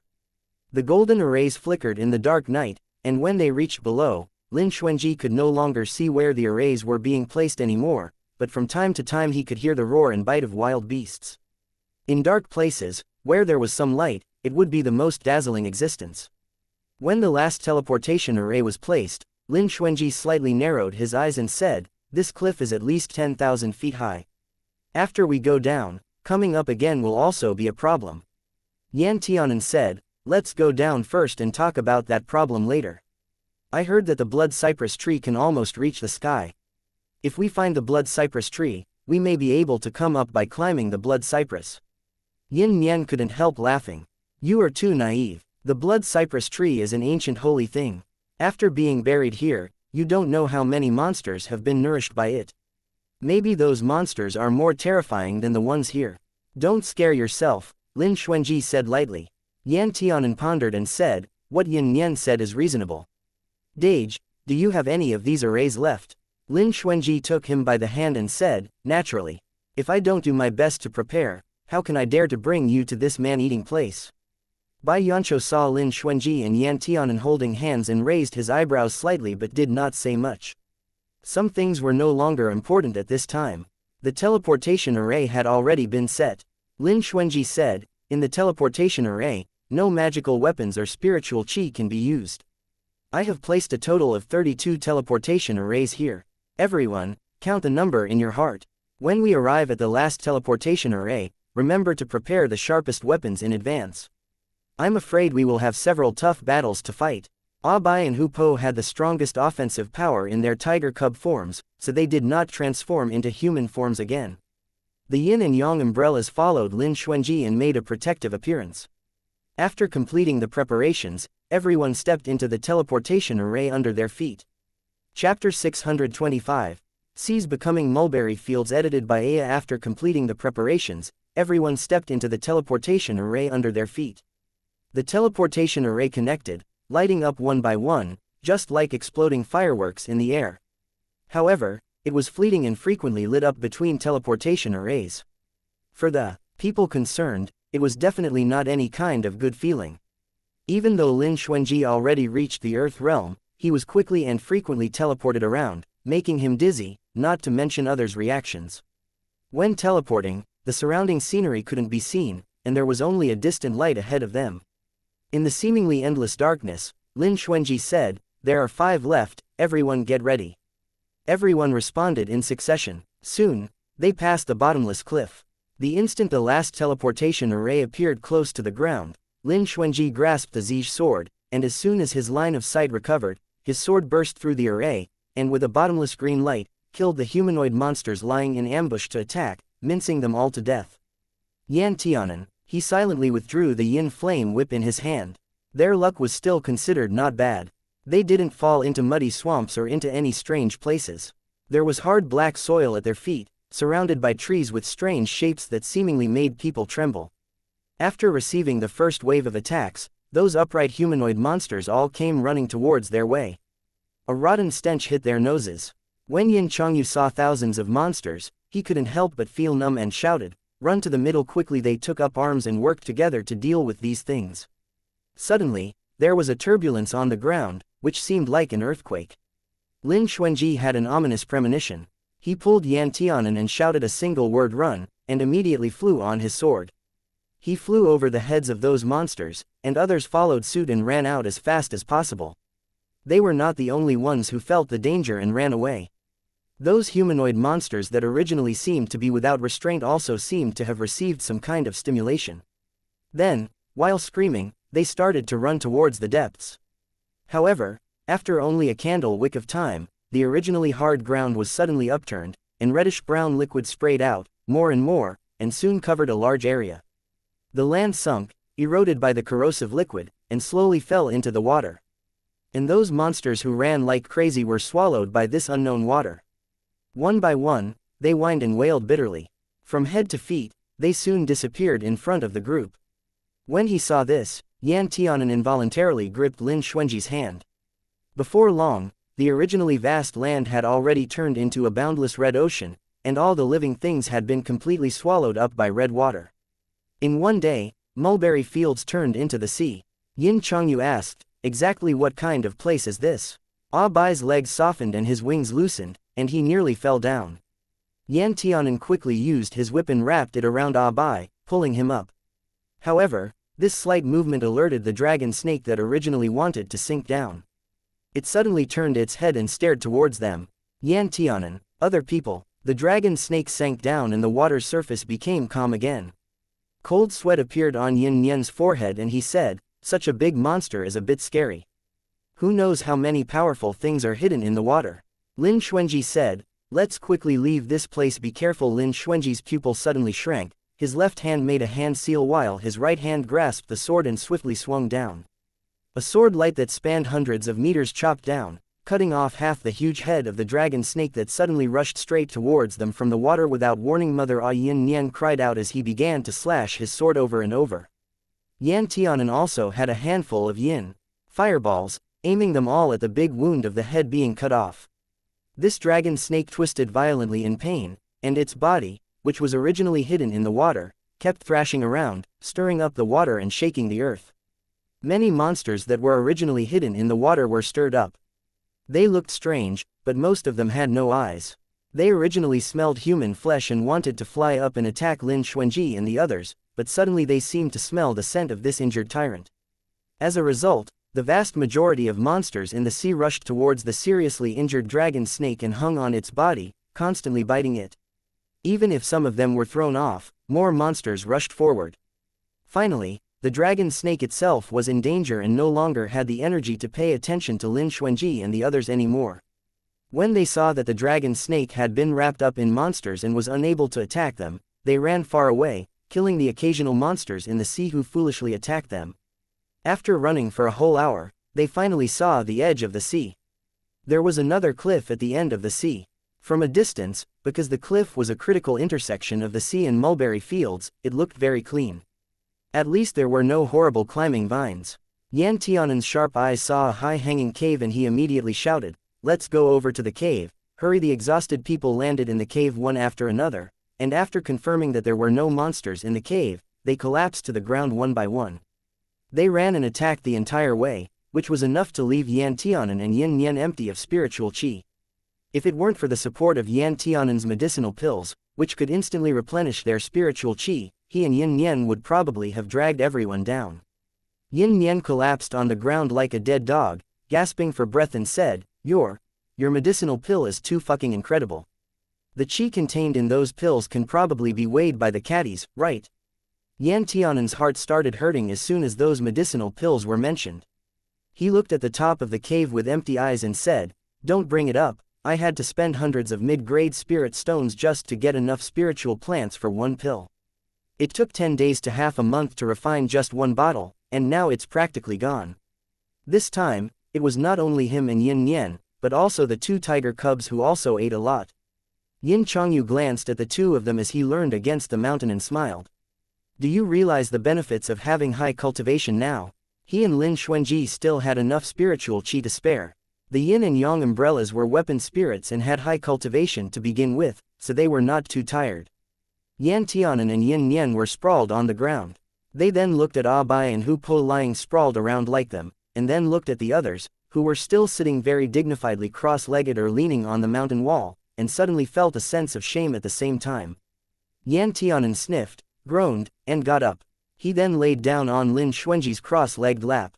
He looked at Lin Xuanji's faintly open eyes and said, "Thankfully, Dage urged me to cultivate before, otherwise, today I wouldn't be able to even reach this level."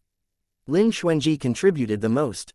Not only did he need to navigate and cut open a path, but he also had to handle the monsters that jumped out one by one. At this time, a few strands of his long hair, which was originally tied up, were scattered in front of him, giving him the image of a lazy beauty.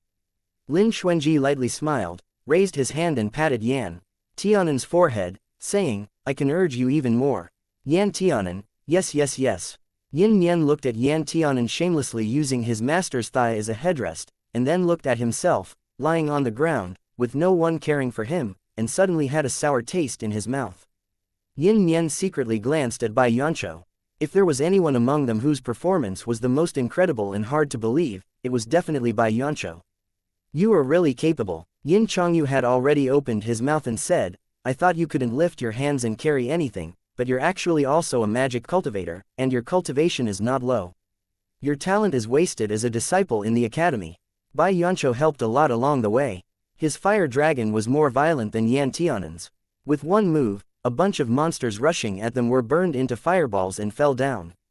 Looking at him right now, those attacks didn't seem to have taken a toll on him. Bai Yancho just smiled modestly and said, "I have been traveling outside all year round, so it is only natural that I should have some ability in order to protect myself. Besides, I came to Myriad Dao Academy only to learn alchemy. As the saying goes, there are many specializations, but each always has shortcomings. Look, what is a modest gentleman? There is a living one right here." As soon as they came to the tomb of Yushin, they suffered from the malice here, but fortunately, they could get out of danger and win a short respite of peace right now. The frequent fights before and the unusual changes in terrain made these outsiders clearly realize that the enemies here were most likely existences they had never encountered before, but on the other hand, it allowed them to find that the monsters in the tomb of Yushin were not invincible. The cave hanging over the high cliff was considered safe. Not only was it sheltered from the wind, but it was also rarely attacked by demonic beasts. They all used this place as a stronghold for the time being, and hurried to take the time to adjust their conditions. Teoshin contributed a lot of peaches, which were grown in Ethereal City with abundant spiritual chi for many years, so each peach was full of spiritual chi. They were fresh, juicy, and plump. After eating it, not only was the absorbed miscellaneous dirty chi cleaned out, but also the spiritual chi in the body recovered a bit. Yan Tianan was very satisfied with eating peaches. Although Teoshin's fighting capacity was not good, his restoration ability was high. That night, at an unknown time, suddenly there was a loud rumbling noise outside, like an earthquake, startling everyone awake.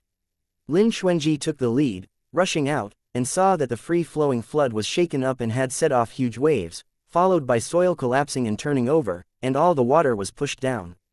It took less than a moment for those soil to condense together thickly, burying all the Red Sea beneath and turning the sea into a mulberry field overnight. The scene was quite spectacular. A row of people stood at the entrance of the cave, looking towards the picture that could only be called spectacular and utterly shocking. They witnessed the transformation of a vast ocean into land. The demonic seeds buried in the ground took root and sprouted at a speed visible to the naked eye, then grew branches, and finally became what they had first seen: an endless canopy that blocked out the sky and perfectly merged life and death together. Chapter 626. Stranded in the swamp. Then, from those trenches, lines of walking corpses, puppets, and various monsters broke out, and began to bite and devour each other, becoming a hellish landscape. In the face of the power of nature, everyone lost control of their voice. Having been shocked by this spectacular scene, this was the deity's creation of nature. It was the power of the ancient times when the clouds could be overturned and in a second the sun, moon, mountains, and rivers could be flipped. The flow of time here was not fast, and they were afraid it was out of sync with the outside world. Moreover, they soon found that there was not much difference between day and night. Perhaps the only thing that made it easy for people to recognize the time was the alternating changing of the sea and mulberry fields, which could never happen in the outside world. Before he understood the laws governing this place, Lin Xuanji decided to have everyone sit there for now, while he himself went out to find more about the situation. Yan Tianyun knew that his strength was still weak, and going out would also be dragging down Lin Xuanji, so he didn't move to go out. He just silently stuffed a few bottles of life-saving medical pills into Lin Xuanji's hands. After 3 changes of mulberry fields and seas, Lin Xuanji finally came back. The malevolent qi on his body was so thick that it could condense into tangible matter, and his face was as white as snow, which looked like his spiritual qi was exhausted.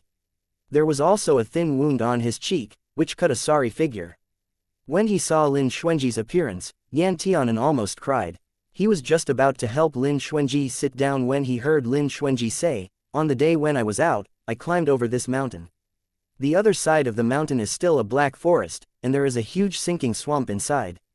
Speaking of this, Lin Xuanji vomited a mouth-corrupted qi and said, "The malevolent qi and miasma are very thick, and the strength I can exert is less than half of that before, but those native monsters can use this malevolent qi to attack, and we have no advantage. The marsh is difficult to cross. The monsters block the road. The closer to the center, the greater their difficulty." And Lin Xuanji had found that ever since they got to the edge of the tomb of Yushin, all the compasses they brought no longer worked. There was no sun and no direction of wind, and they could only identify their position by their feeling. After deliberation, they collectively decided to pass through the swamp by using magic treasures and arrays. Here, however, there was a difficult problem that they had to face. No one knew what was waiting for them on the other side of the swamp. They counted the magic treasures, medicinal pills, and talismans they had on hand. There were quite a few, so they could take a gamble. After Lin Xuanji's observation, he also found that whenever it snowed over the swamp, the monsters would move much more slowly, and whenever it rained, the monsters' chaotic activity would reach its peak. It's just that the snow was too cold and the road ahead would be more difficult. After calculating a good time and watching the change of mulberry fields and seas several more times, the group decided to hit the road. They were still in the original order. When crossing the sea, they left the cliff cave that had given them a short refuge. As soon as they came out, they met a huge scavenger eagle falling from the sky, and Bai was nearly snatched away. As a result, the scavenger eagle was chopped down by a lightning bolt from Hupo, and burned the top of its head. Then it turned, flapping his wings and running away in a mess. Yan Tianan looked at that with a muddled face. Firstly, because he didn't know when Hupo had gotten so powerful. Secondly, he didn't expect that the monsters who fought without regard to their lives in the tomb of Yushin could be afraid. What did this mean? As the saying goes, the violent ones fear the rash ones, while the rash ones fear those without regard for their lives. As long as the monsters knew fear and cherished their lives, this showed that they didn't need to fight these monsters to death and only needed to win. After all, fighting them to the death would only waste more spiritual qi, which was not beneficial. Although Teoshin was a bit slow, he also realized this and nodded subconsciously, saying, "Moreover, the deeper you go, the heavier the malevolent qi and miasma. These things may depend on malevolent qi to live. Perhaps they can use these two types of qi to cultivate." Along the way, Teoshin felt more uncomfortable the further in they went, but he was not a delicate little peach blossom, and he didn't complain. After reaching the edge of the swamp, the humidity of the air seemed to have improved several grades at once.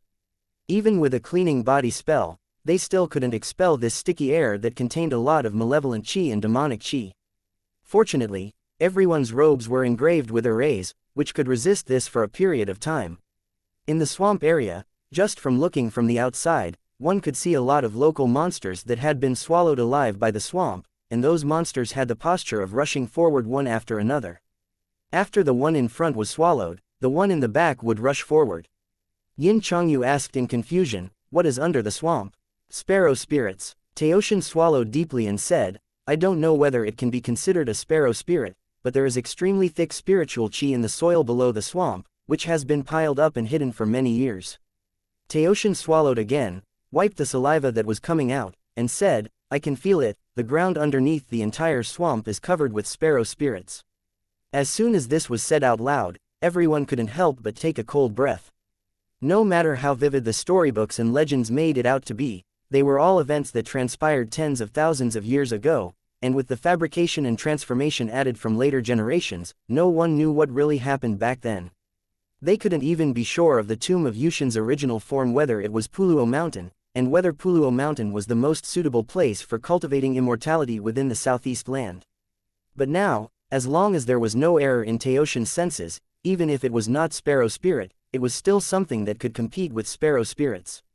The reliability of that rumor was self-evident. Yan Tianan's eyes looked straight at the monsters that dived into swamps one after another and said, "Say, do you think we have any way to lift these swamps?" Lin Xuanji said, "Don't even think about it. Our purpose this time is to find the blood cypress tree sap." We can steal other treasures if it is along the way, but don't think about the rest. Yan Tianan let out a disappointed cry of oh. The poison was pervasive, and it could almost be condensed into dark clouds. There was still darkness ahead, but they could take advantage of this darkness. After Lin Xuanji and the others discussed the countermeasures, they then sat on the flying leaves Lin Xuanji made by himself before he came, getting ready to break through the swamp.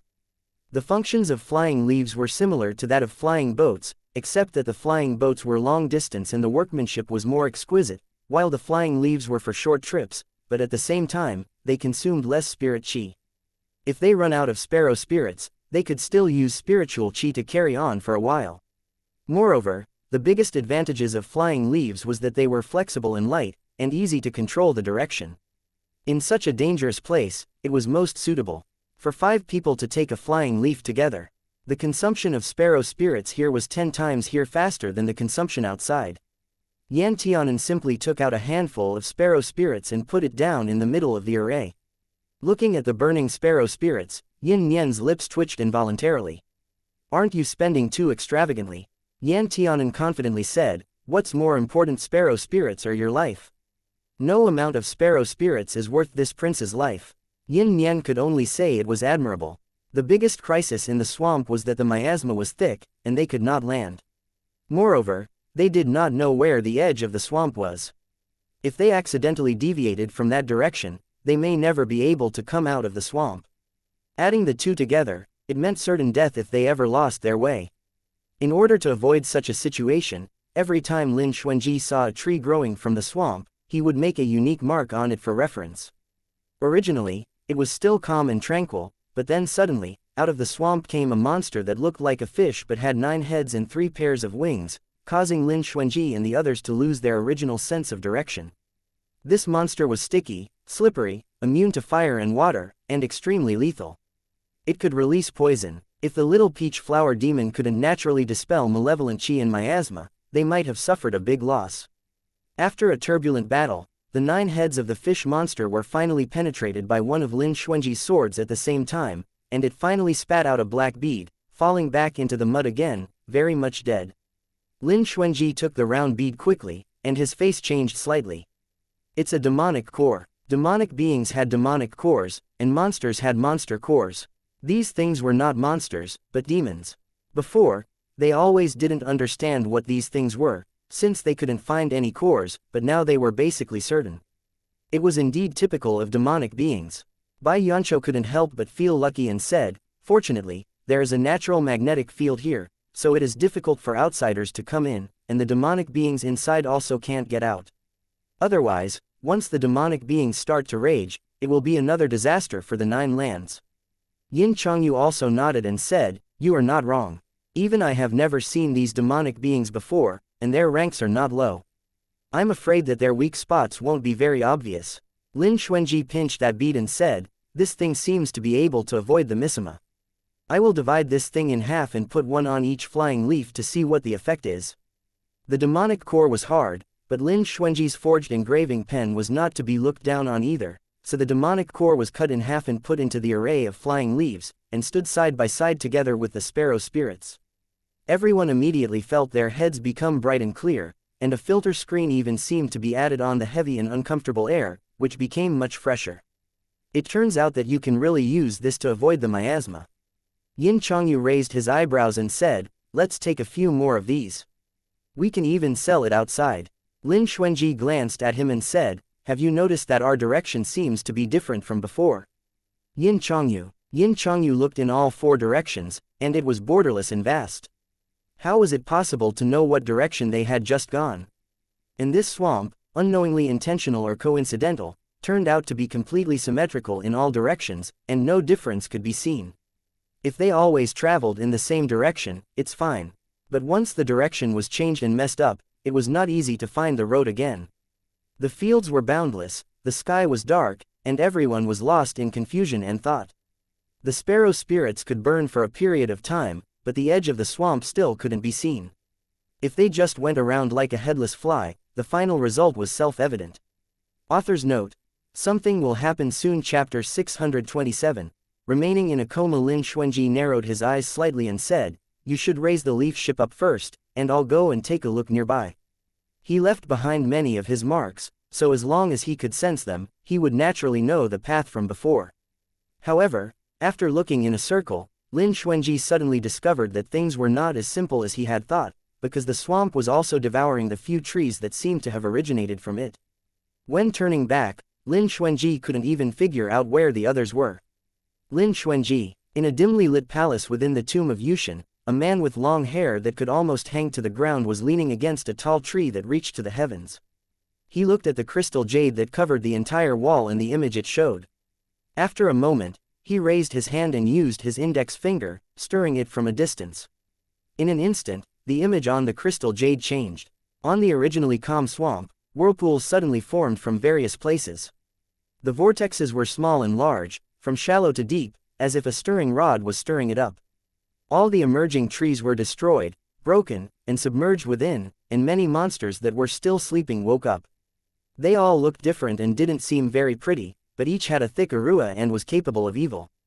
They roared and rushed towards those invaders who emitted a rich aura of spiritual chi. The man looked at the invaders who were in a tight spot after being chased and fleeing. His eyes, which originally looked calm, had a somewhat proud expression. Those invaders, after all, were going to be buried in the hellish land and become the most precious nutrient for the underground spiritual chi vein. The man was bored to death as he watched everything end. He thought that these people were no different from those invaders who had overreached past their abilities before, and he also teased them like those invaders.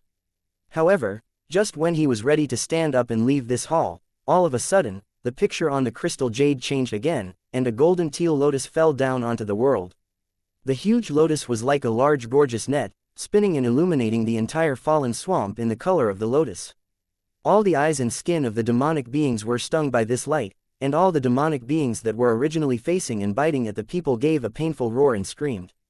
At the time, the entire tomb of Yushin was wailing, like 1,000 ghosts weeping. The lotus flower shrunk to a normal size. When the lotus was located in the heart of the swamp, it opened, all of the sudden exploding in waves in all directions. The entire tomb of Yushin was affected by the sword chi, and for a period of time, all the monsters panicked and began to run around in fear, stirred up into becoming a group of messes. The sword intent was threatening, rich and powerful, vast and divine, just like it was becoming tangible. It could let people clearly feel it even when separated by the crystal jade.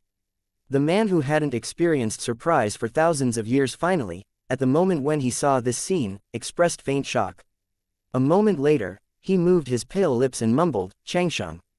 It was a sword style that with one move broke through the air. The area around Yan Tianan and the others who were attacked by countless monsters instantly quieted. The swamp was still the swamp, but the miasma had faded a lot, and even the surrounding scenery changed. Lin Xuanji's spiritual chi and physical strength had all been exhausted, and he could barely hold onto the Zij sword. The spiritual chi in his body was turbulent, raging wildly within his four limbs, which made him almost unable to keep balance.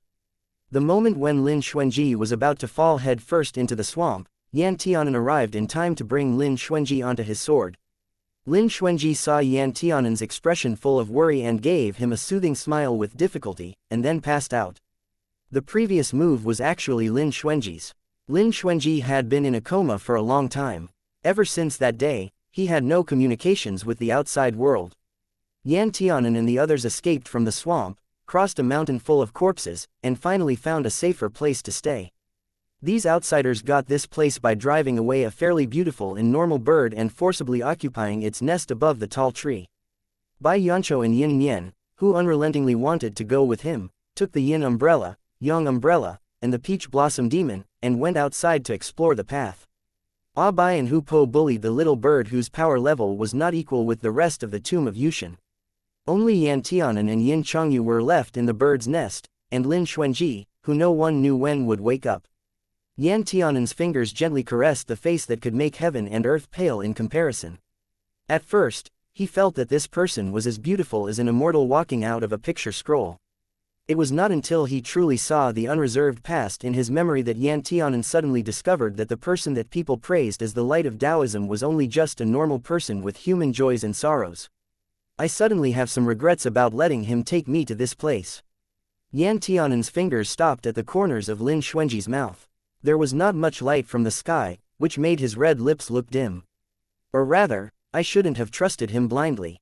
Yan Tianan really regretted it, saying, I thought he could do anything, so when he proposed to come to the tomb of Yushin, I agreed. But I forgot, with my current cultivation, to come in here was just akin to dragging him down. I should have waited and only come here when my cultivation was similar to his. Yin Chongyu yawned. What's the use of you saying such things now? And it's not like you didn't know Lin Xuanji. If he wants to do something, it's useless even if immortals try to block the way. Besides, he didn't do things he wasn't certain about. The previous move, to tell the truth, even though I have lived this long, I have never seen it. It was definitely not any one of the moves in Teal Lotus 9 styles.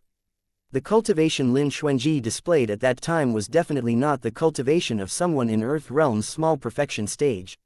He was at least in Earth Realm's major perfection stage. If he was a bit more powerful, he might have even reached Earth Realm's Grandmaster stage. Yin Chongyu would never forget the scene when he knelt down alongside those monsters. Major perfection was already a conservative estimate, and Yin Chongyu himself was at the major perfection stage. If it was someone of the same level, or even slightly higher, the pressure he felt would not have been that great. Grandmaster stage was the most likely. However, nowadays, among the 9 lands, those who could reach the Grandmaster stage could be counted on one hand.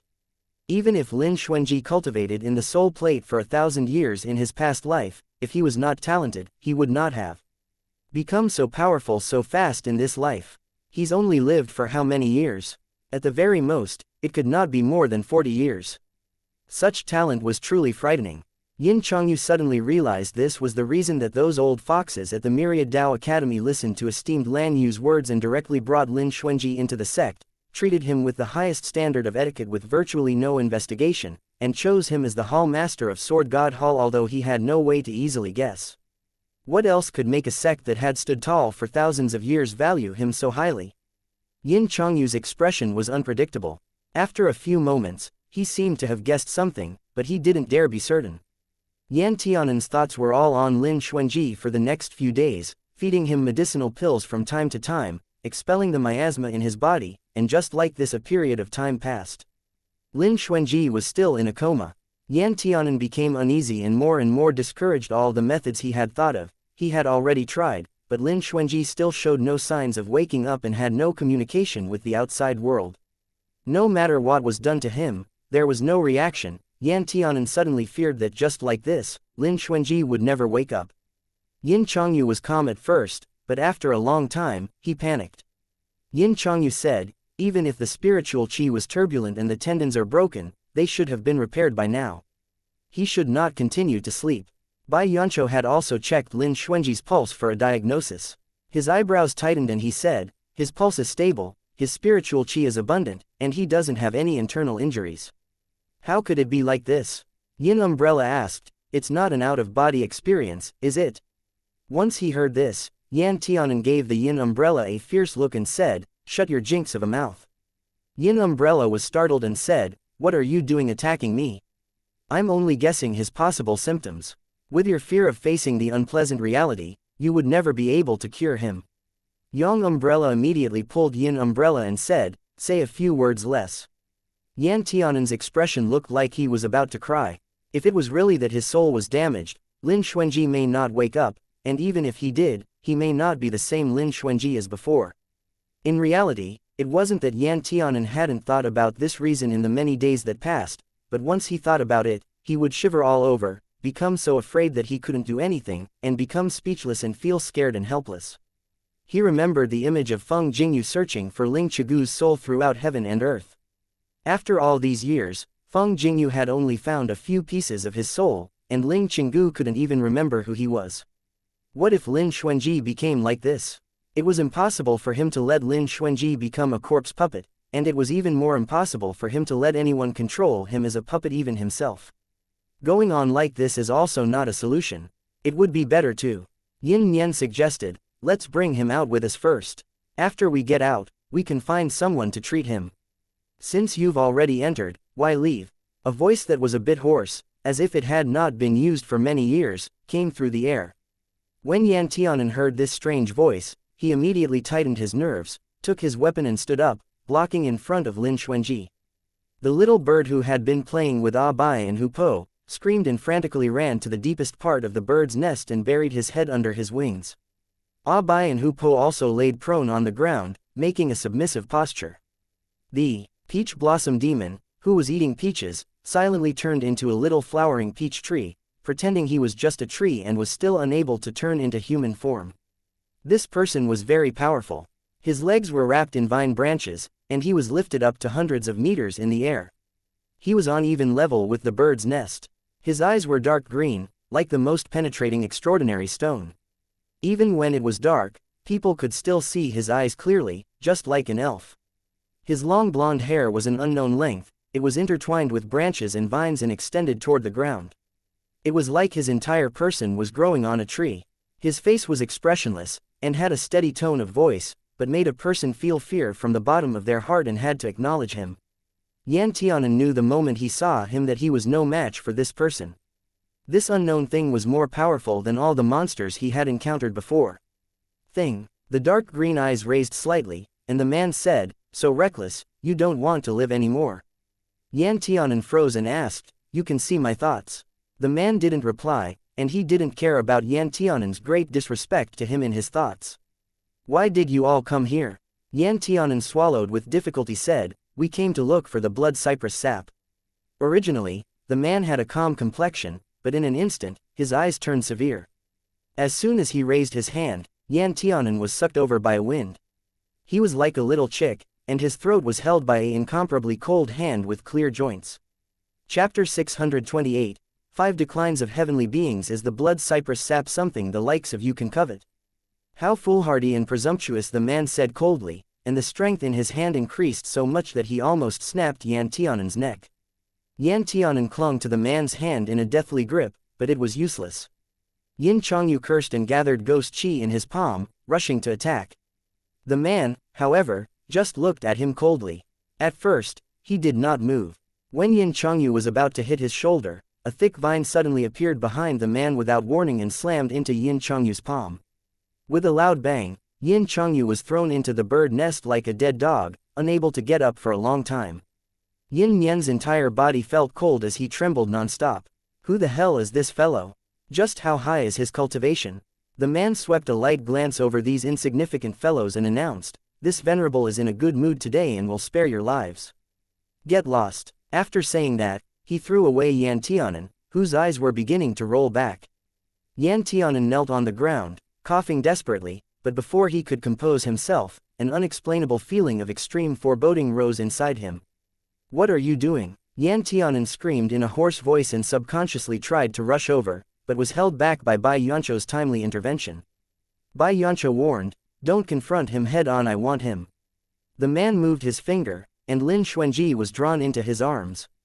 He looked at Lin Xuanji's face, which looked extraordinarily beautiful even with his eyes closed, and raised his lips with pleasure. He said, "Consider yourselves lucky."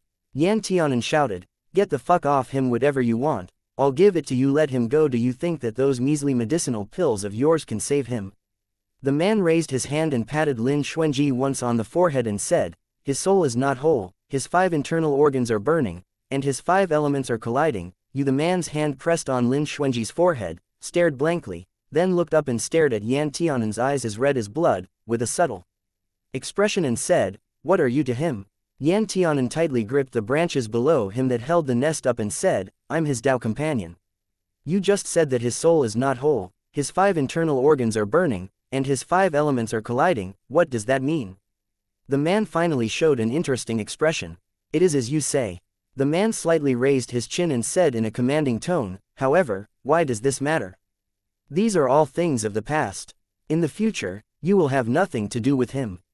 This venerable is just telling you it's not a discussion." When the man finished speaking, he raised his hand and threw a blood-colored bottle into the nest and said, "The common people are greedy for the blood cypress tree sap. If you want it, just take it. Don't set food into the tomb of Yushin again until you are at the Grandmaster stage." When the man finished speaking, just when Yan Tianan wanted to open his mouth, the man pointed a finger between his eyebrows. He only felt as if his soul was going to be torn apart, and he screamed, wailing in pain and shrinking up in a ball in the nest. Afterwards, Yan Tianan only felt like there was a blur in front of him. The wind roared next to his ear, and his consciousness began to waver and become disorganized, seemingly making him feel like he wouldn't remember anything anymore. But he still desperately opened his eyes and watched the unknown man easily take Lin Xuanji away from his side. And just like that, took him away. And he could not fight back at all. Yan Tianan's shout spilled out of his lungs, and his heart was also hurt. He suddenly used power to stand up and then fell head first into the nest. Hen, the turbulent spiritual qi, rampaged around violently in his body, and his veins fractured inch by inch and shattered. Even his dantian could not bear this huge spiritual qi, and split into several pieces. Yan Tianan's entire body was sweating and his small face was wrinkled, writhing painfully. His face was as white as snow, and fresh blood constantly came out of his mouth and nostrils. The appearance of 5 declines of heavenly beings by Yuancho's expression was pale. During this time, he had fed Yan Tianan life-saving medicine every day, but he couldn't stop the decline of his body at all. Yin Chongyu sat next to him in silence. Originally, his complexion only had 30% of ghost qi, but now the ghost qi had already reached 100%. These days, it wasn't that he hadn't tried to find Lin Xuanji. However, the surrounding terrain was constantly changing. If it weren't for the echo bell that could give him directions, he was afraid he probably might not even be able to find Bai Yuancho and the others. Yin Nian's eyes were red. He had suffered greatly in recent days. Not only was he worried about Lin Xuanji, but he was also frightened by Yan Tianan's current physical condition. With great difficulty, Yin Nian turned to Bai Yuancho, who was trying to smooth Yan Tianan's spiritual qi, and asked, "Elder Martial Brother Bai, Hen, what will happen if he can wake up?" Bai Yuancho's eyes darkened and said, "His veins and dantian have been half abolished, and his cultivation realm can barely be maintained at the foundation stage. I'm afraid it might not be possible for it to go up." Both of Yin Nian's legs felt a little weak, and he suddenly knelt down in the bird's nest. Yin Nian suddenly shook his head and said, "It's impossible. This is absolutely impossible. He was just thrown a little spiritual qi. How could it be so serious? Elder Brother Bai, you should take a good look again. Quickly, take a good look at him." Bai Yuancho slightly sighed and pressed on his forehead, and said, "A little spiritual qi, indeed, he just got thrown a little spiritual qi. But you need to know, that spiritual qi contained at least half the power of someone at Earth Realm's Grandmaster stage. Do you think, with the present condition of his veins and dantian, that he can endure it?" Yin Nian was stricken with panic for a while, and then said with a clear sobbing tone, "If he's become like this, how will I explain this to Master when I see him again?" Yin Chongyu frowned and said, "You are not allowed to cry." Yin Nian held his tears back. Yin Chongyu asked, "Are there any other ways to cure it?" Bai Yuancho shook his head and said, "It's hard to say. His injury, it's estimated that it has to be cured with a divine-grade medicinal pill. If critical care is done in time, it is also feasible. But looking at the present situation, we don't know when we can leave the tomb of Yushin. The more we delay, the harder it will be to treat." These days, Yin Chongyu spent most of his time searching for a way out. However, the terrain of the tomb of Yushin changed every day, as if it was purposefully trapping them there. Even if they found a path out, when they intended to leave, the landscape would change greatly, and make their previous effort wasted. If they couldn't get out, they wouldn't be able to cure Yan Tianan, and if Yan Tianan couldn't receive treatment for a long time, it would be more difficult for him to recover in the future. Moreover, even if his body recovered, his cultivation still might not come back. This was extremely cruel for any cultivator. Teoshin's health also got worse. After all, he was a plant spirit. Staying in a place with malevolent and evil qi for a long time would always be harmful to his cultivation. In addition, every day, he had to expel miasma from Yan Tianan, and no one knew how long he could hold on. It seemed like everything had fallen into a dead end. Fortunately, the Yin umbrella and Yang umbrella followed and went with Xuanji. Yin Chongyu couldn't help but sigh. "To be honest, I am not that worried about Xuanji. His fate is extremely precious and noble, and it is impossible for him to die in this kind of place. A very noble fate doesn't mean it's impossible for an accident to happen." Yan Tianan spoke this line with a hoarse voice, then immediately started coughing. He wanted to use his own power to sit up, but was unable to even move. It felt like his internal organs had moved locations, and even moving a finger would cause deep piercing pain in his heart. His body had basically already been completely crippled. Even if he had made a special trip to refine his body in the lightning lake, it still wasn't able to endure these shattered veins. When Yin Changyu saw him gain consciousness, he said, "You shouldn't casually move around your current body." He paused and kept silent. Yin Changyu had thought that with Yan Tianan's temper, he might cry and scream at the top of his lungs. However, he guessed wrong. Even though Yan Tianan acted extremely delicate in front of people and would complain as soon as he got even a small headache, that was only in front of Lin Xuanji. Moreover, it was because Lin Xuanji was there to love him and care for him at that time. But now, Yan Tianan was very clearly aware that Lin Xuanji was no longer by his side and was no longer able to take care of him. Yan Tianan accepted his body's problems very calmly and sat up straight with the help of Yin Changyu and Bai Yancho with much difficulty and determination. "I heard all of your words just now," Yan Tianan said. "I can't leave right now. You should leave first. I'm going to find Xuanji." Yin Yan's heart throbbed and said, "Martial Ant, don't give up. You are the second heir to the Qianyuan dynasty. When you want wind there will be wind. As long as you give the order, all the people of the 9 lands will seek out powerful alchemists and miracle pills for you. Let's get out of here first and then make plans." "I am honored you called me Martial Ant."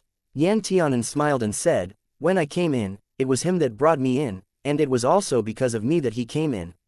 If he's alive, I want to see him, and if he's dead, I want to see his corpse. No matter what, I must find him."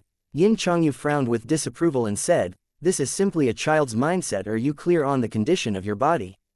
Just how far do you think you can walk with this crippled body in this tomb of Yushin?" Yan Tianan said, "I know my own situation, but I always have to take a gamble. Now that I am this way, even if you take me out, you'll just be carrying along a burden." "What are you saying?" Yin Yan suddenly stood up, raising his neck and said, "I'll carry you back out, even if I have to carry you on my back. Even if I die, I will still die in front of you." Yin Yan finished speaking, and stood angrily with his back facing Yan Tianan, unwilling to look at him again. Yan Tianan was a little touched, but he had already made up his mind. He had already abandoned Lin Xuanji once, there would definitely not be a second time. Although that spiritual qi destroyed his body, it suddenly made him remember events from the past, the unique and precious memories hidden deep in his sea of knowledge that belonged to him and Lin Xuanji that had been obliterated by the Tao of Heaven. He remembered their past lives, the scene of the first time they enjoyed intimacy on the ground of the myriad beasts' demonic forest, and the cruel picture of Lin Xuanji who was perfectly happy and willing to become a sacrifice in order to unlock the seal of the 5 continents. He had already forgotten Lin Xuanji for 10 years. Right now, he had finally found Lin Xuanji again after much difficulty, so how could he so easily let go of Lin Xuanji? Author's note: this Tomb of Yushin arc will be comparatively longer. Laplace. Hey everyone, sorry for this chapter being so late without any warning. Chapter 629 won't be impacted by this and will be uploaded at its normal time. Sorry for the inconvenience. I hope you enjoyed this chapter. Chapter 629.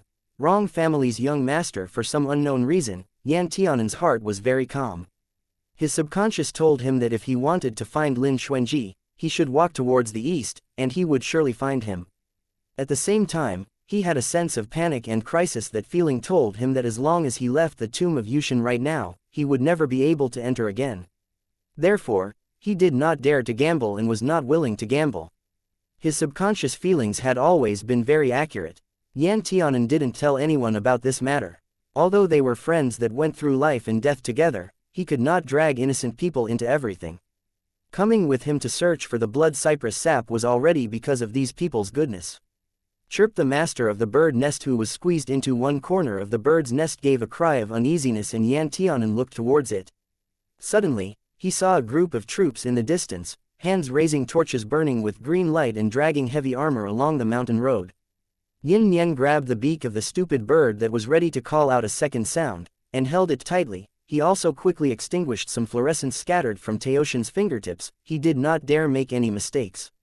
What is that? Everyone had an expression of confusion on their face. Although the distance was huge, they could still see the soldiers dragging their weapons, fully armored, like soldiers going to battle.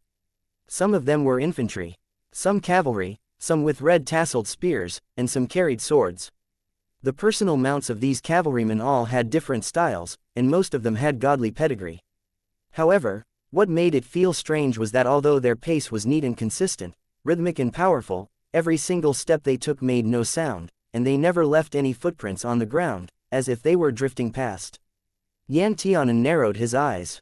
From the mirror that Yin Nian took out, he could clearly see the solemn expression of these soldiers and their eyes filled with unswerving determination. Yan Tianan suddenly had wet eyes, but he didn't know where this sudden feeling came from. This group of silent soldiers walked on for 4 hours before the tail could be seen. There was a thick fog, and their line of sight became completely blocked. By the time the fog dispersed, there was no trace of the soldiers anymore. Yan Tianan asked, "What is this?" Yin Chongyu pondered for a moment and said, "I've heard of Yin soldiers, but if they are merely Yin soldiers, they should only have residual souls, but the aura they give off doesn't feel like they're pure souls, so I can't tell their identities." Yin Chongyu frowned and said, "If you continue to stay here, you are going to kill yourself. To be honest, your strength is the weakest among us now. If there are any accidents, you will die here. Why do you have to be so stubborn and court death?" Yan Tianan, however, smiled and said, "Senior Yin, although love makes people blind, but with my temper, have I ever done anything to bring about my destruction?" Yin Chongyu froze. He stared at Yan Tianan for a moment and said, "What are you hiding?" Yan Tianan avoided answering, saying, "Senior Yin, when you go out, tell my father and dad that I will come back one day." Yin Chongyu's face changed, and just as he wanted to speak, he suddenly felt dizzy. He looked at Yan Tianan, who had a guilty face, in disbelief, and fell back in the nest. Yin Nian widened his eyes and said, "Ah Hen, why do you need to do this?" Yan Tianan lowered his eyes and said coldly, "Because he blocked my way, no one can stop what I'm going to do next. If you want to stop me, I can also put you down." Lin Xuanji entrusted Yin Chongyu with protecting Yan Tianan, so no matter what, he wouldn't let Yan Tianan leave. Therefore, Yan Tianan had to make Yin Chongyu lose consciousness first, then find a way to get out. There was a kind of incapacitating medicine, which was non-toxic and tasteless. It was only useful for ghost cultivators, but it had no effect on human beings. Most of the medicinal pills Yan Tianan studied were tricky and unusual. Unexpectedly he also refined a bottle of this occasionally, but it was actually useful today. Yan Tianan's words completely angered Yin Nian, who was already on the verge of being angry and violent. He immediately jumped up and shouted, "You are a person who is simply unable to recognize people's good intentions, and bite the hands that feed you." Yan Tianan calmly said, "I am just this kind of a person." "Ah bai, Hupo!" Yan Tianan shouted, and 2 white tigers who recovered their vigorous figures stood by Yan Tianan, one on either side, staring eagerly at Yin Nian. Yin Nian was shocked, and immediately drew out a long sword in defense. Bai Yancho saw their state, and his expression was unpredictable. Before the 2 sides really fought, he stopped Yin Nian's actions. Bai Yancho looked at Yan Tianan and said, "It seems that junior martial brother Yan has actually made up his mind and has a plan." Yan Tianan nodded and said, "Thank you for your previous kindness. I also hope senior martial brother Bai can request a leave of absence from the academy for me." Bai Yancho faintly said, "Since you are so determined, I won't stand in your way, junior martial brother Yin. Let's not stand in his way. But everyone has their own path." Bai Yancho said, "We can give him advice, but we can't force him to do anything he is unwilling to do in the name of kindness." Yin Nian stayed still for a while, and after a few moments, he suddenly put the sword away and turned away. Yan Tianan cupped his hands in thanks to Bai Yancho. After that, he looked up at the big bird that had been hiding in a corner of the bird's nest from the beginning and was teased and bullied by Ah Bai and Hupo the entire time. He said, "I'll have to trouble you to send them out." "Many thanks." Under Yin Nian's shocked gaze, the big bird flapped its wings twice, stood up, then picked Yin Nian up and threw him onto its back. Bai Yancho gazed deeply at Yan Tianan, picked up Yin Chongyu who was lying in the bird's nest and couldn't feel anything around him, and landed on the back of the big bird. "Farewell," Bai Yancho said. The big bird spread its wings, and a bright and clear bird song echoed in the valley.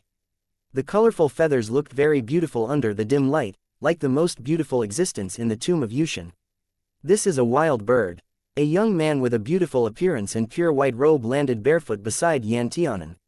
He looked at the 5-colored bird that made all the birds in the air escape, and continued, "That is one of the very few beasts left behind from the ancient period of time when the gods were sealed." Yan Tianan withdrew his eyes and looked askance at this clearly familiar, but especially unfamiliar face from the corner of his eyes, and asked, "Should I call you Yin Chang'e, or should I call you young Master Rong?" Yin Chang'e smiled. His smile was less dull than before and instead, had more of a haughty expression, the look of a prince of a divine clan who grew up with respect and support.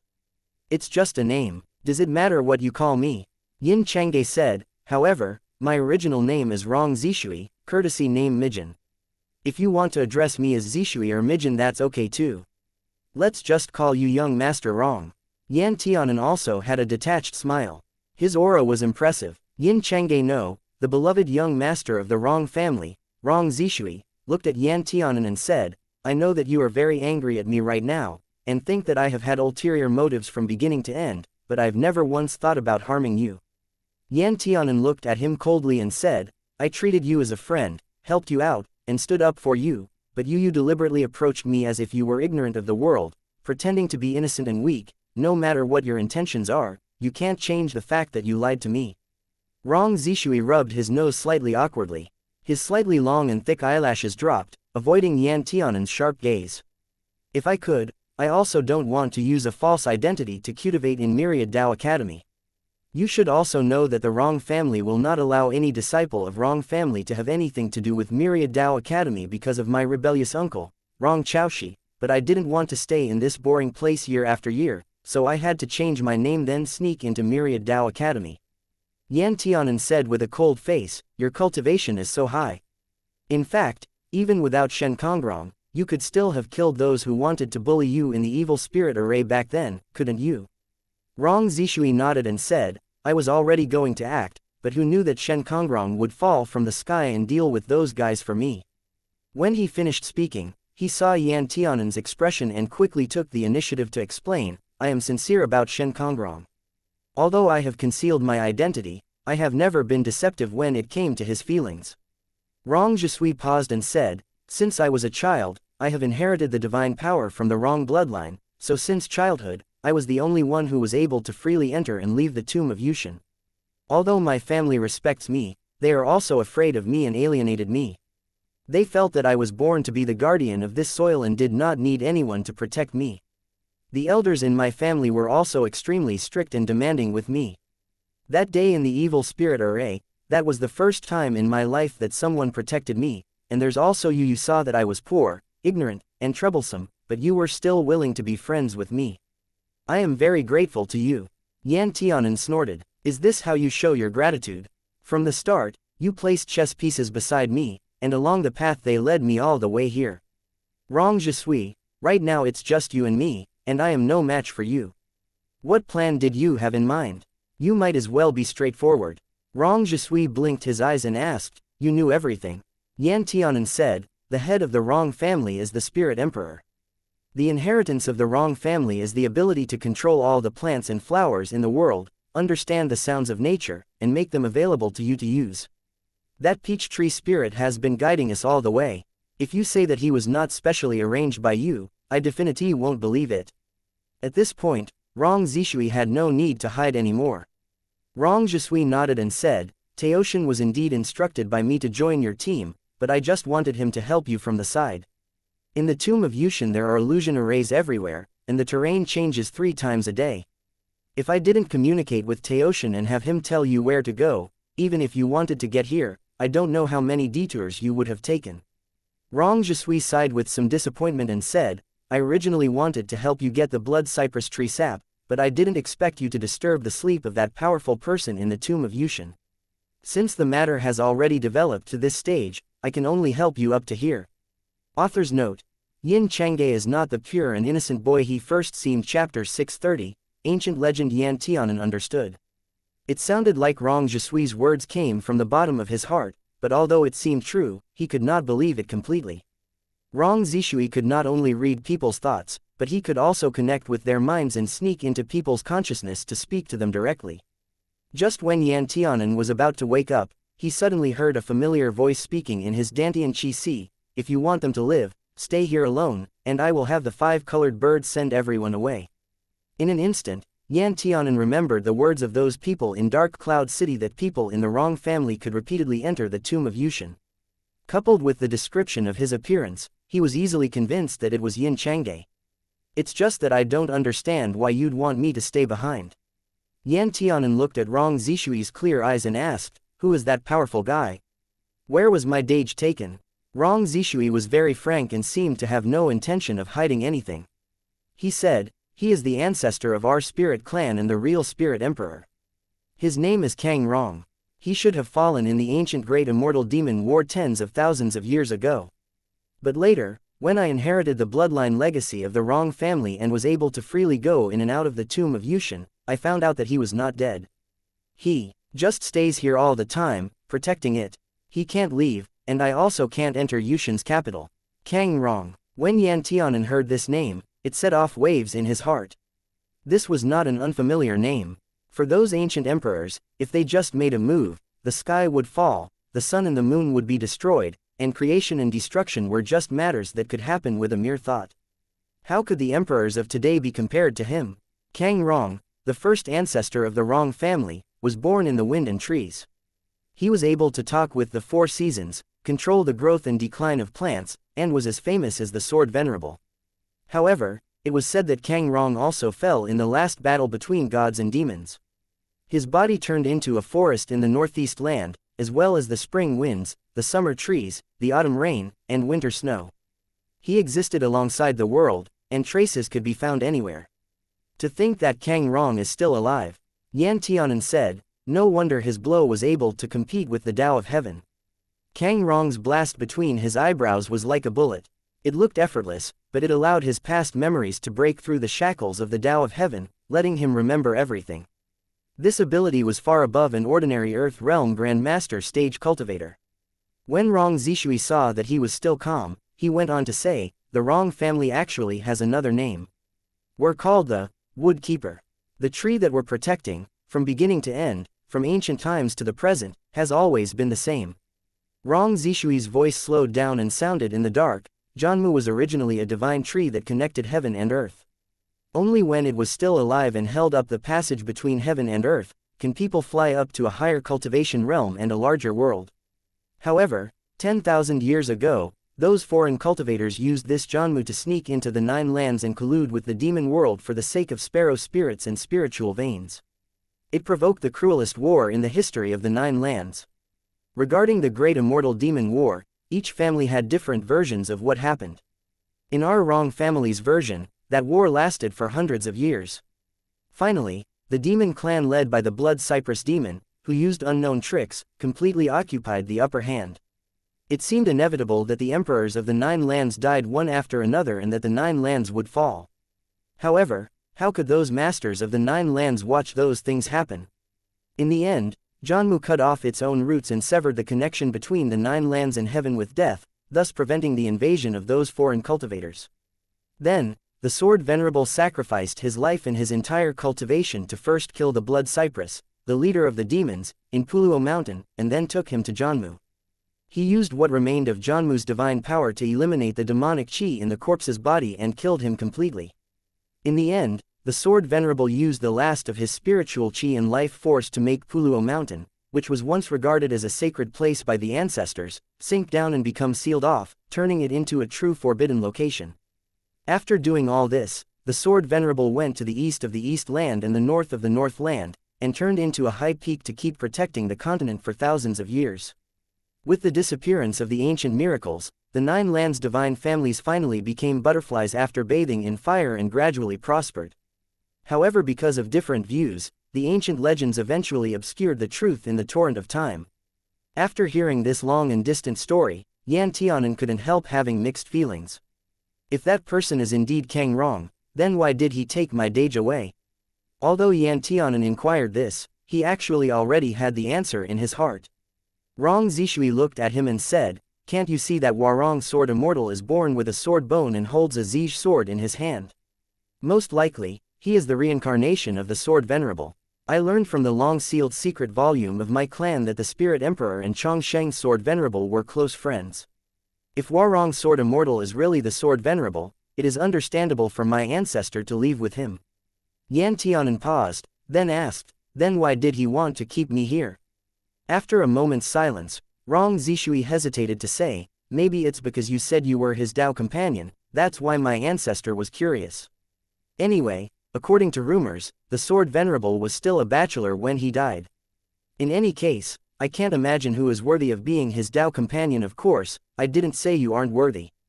Yan Tianan, no matter what that unpredictable spirit emperor, who was in a strange mood and had strong magic powers, was thinking, Yan Tianan always had to find ways to meet him. Perhaps Rong Zishui felt guilty for Yan Tianan, so he took out a blue pill. As soon as Yan Tianan saw it, he knew that it was the medicine that could repair his meridians and veins. There was no backlash, but the effect was really slow. Yan Tianan did not refuse and swallowed it directly. If he wanted to repair it completely, it would probably take 8 to 10 years. The bird had just returned, and its back was empty. It crowed at Rong Zishui, and Rong Zishui explained, "He has sent your friends out." Yan Tianan asked, "What about you?" Rong Zishui said, "I'm going out too, and my ancestor said that after I leave, the tomb of Yushin will be completely closed, and there will be no possibility for outsiders to enter again." He looked around for a moment, then turned to Yan Tianan, and his voice was very low.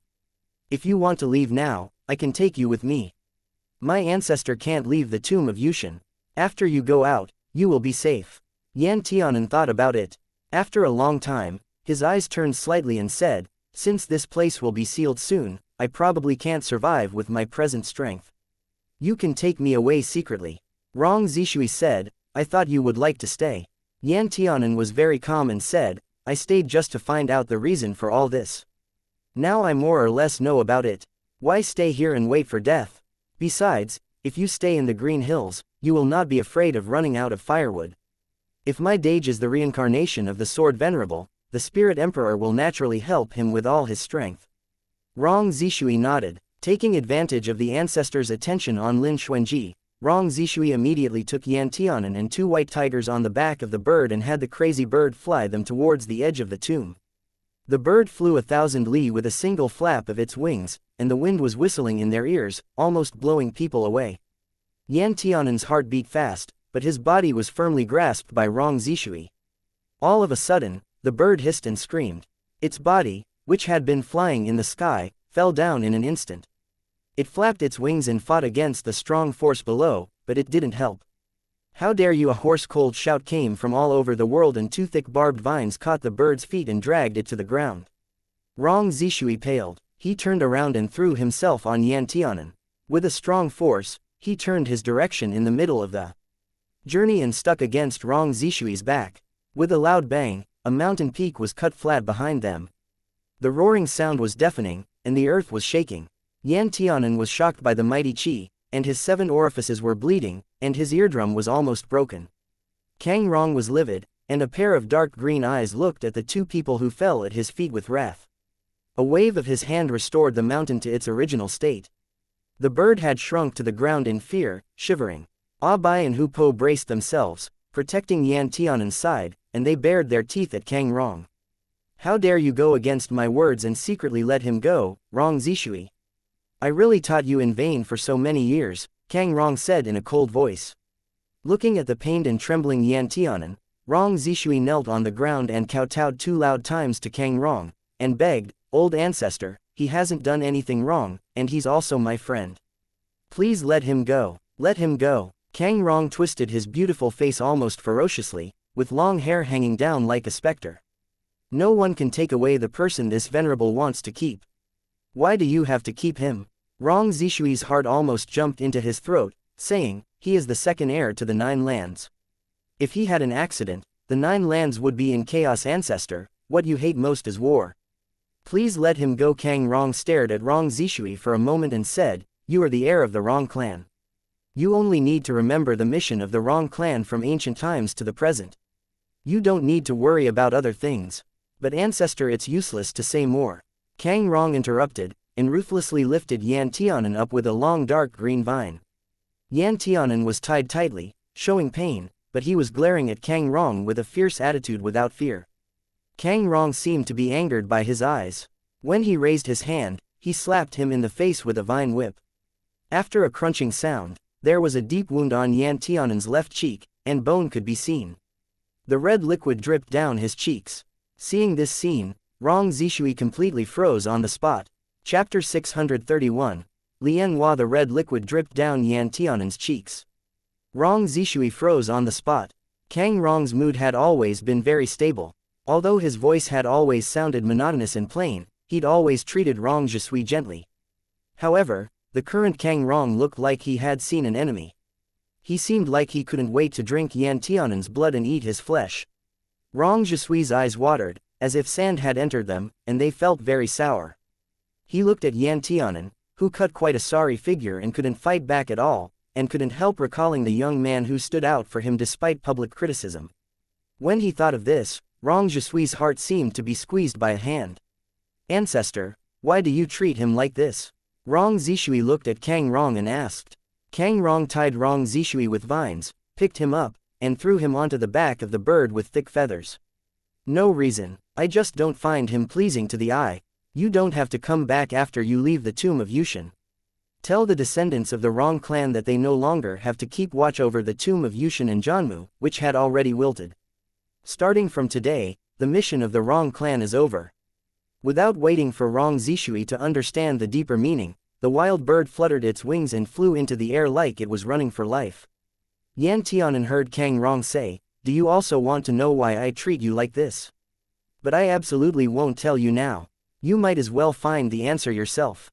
Before that, I will never kill you, myself. But don't blame me either if you can't endure and die." After that, Kang Rong grabbed Yan Tianan's collar and moved him away like the wind. Bai and Hupo galloped behind, and flew up to bite Yan Tianan's pant legs, one on his left and one right. They were almost blown to the ground by the strong gusts. Kang Rong saw this and was too lazy to respond. These two spirit tigers were loyal and protected their master, but who knew whether they would still do so in the future. Their ears flapped non-stop in the wind that blew their eardrums. After a while, the wind stopped. Yan Tianan was thrown to the ground by Kang Rong.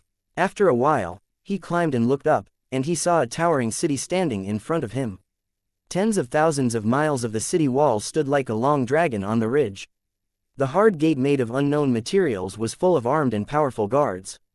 Looking up, the two big words Yushin capital were deeply carved in the city wall. This was the writing of the ancient times.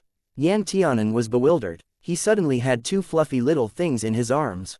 Yan Tianan looked down and it turned out to be Bai and Hupo. Yan Tianan watched these two little fluffy balls whose cultivation had fallen to the stage of infancy. He was very sad and said with guilt, "If I had known, I wouldn't have let you guys make a contract with me. I hurt you." Bai stuck out his tongue and licked Yan Tianan's face several times. He accidentally touched the wound on Yan Tianan's eyelid, which made him gasp in pain. Bai's purple eyes suddenly moistened, and he cried out, burrowing his head desperately into Yan Tianan's arms. Hupo licked Bai's fur, and an angry and sad rumble sounded from his throat. Yan Tianan picked up the two tiger cubs, looked at the Yushin capital, and said, "This city doesn't look like an illusion, but a real existence. How about we enter the city?" Bai pawed Yan Tianan's shoulder and nodded his head. Arriving at the gate of the city, the soldiers guarding the city looked at Yan Tianan alertly and asked, "Where are you refugees from?" Yan Tianan couldn't help laughing bitterly. When he looked at his body, it was covered with dirt and mud everywhere, his face covered in blood. He really seemed like a refugee who escaped all the way from other places. Yan Tianan said, "Big brother, when I went out, I met some evil people. I was robbed, and I was even chased by them. I finally lost those evil people after much difficulty. Can you be kind enough to let me into the city?" The soldier looked suspiciously at Yan Tianan, and another soldier who looked like a leader next to him said, "Let him in." Thanks to Big Brother, Yan Tianan raised the corner of his lips with difficulty and barely managed a smile, but it aggravated the wound. He couldn't help but gasp in pain and hurriedly bowed his head and started walking inside. Just a few steps away, Yan Tianan heard the sound of the gate closing behind him with a bang. Yan Tianan suddenly looked back and saw the soldier who led him in. He drew his sword and raised it at him.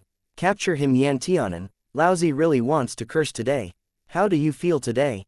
The man casually dressed in a simple style robe came to a corridor under the Janmu tree, looking at the beauty who was sitting cross-legged while suspended in the air, closing his eyes and making hand seals. Lin Xuanji slowly opened his eyes and landed on the ground from above.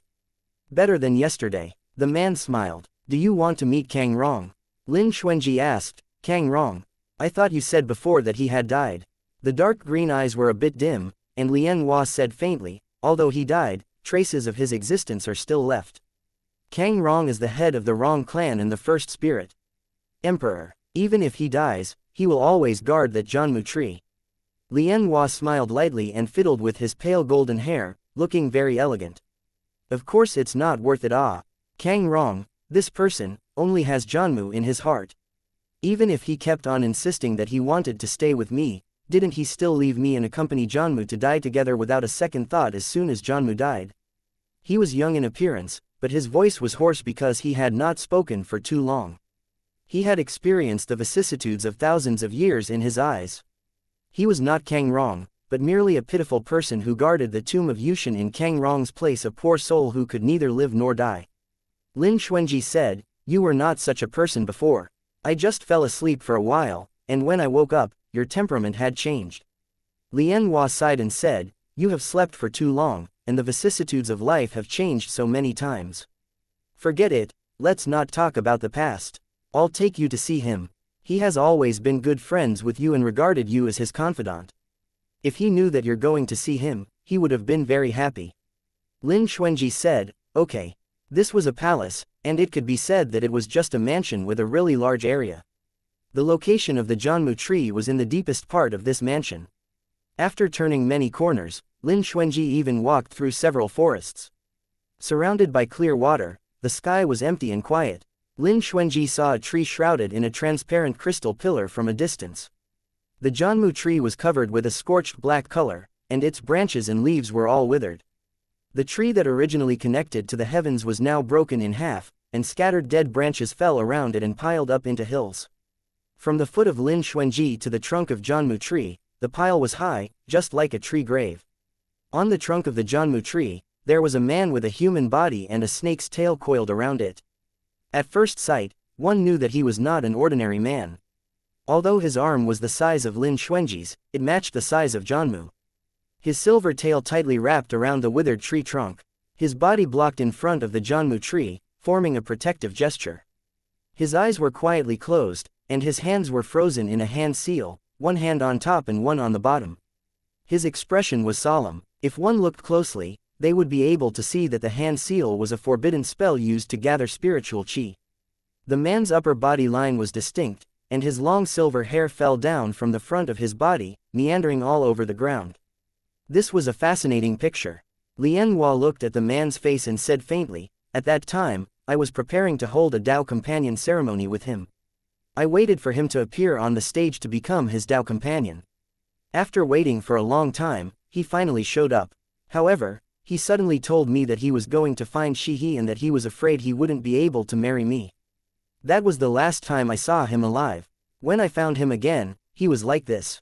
Even though tens of thousands of years had passed, Lin Xuanji still remembered what happened at that time. He said, "Before Shihi made the decision to cut off his roots, I was the only one he told.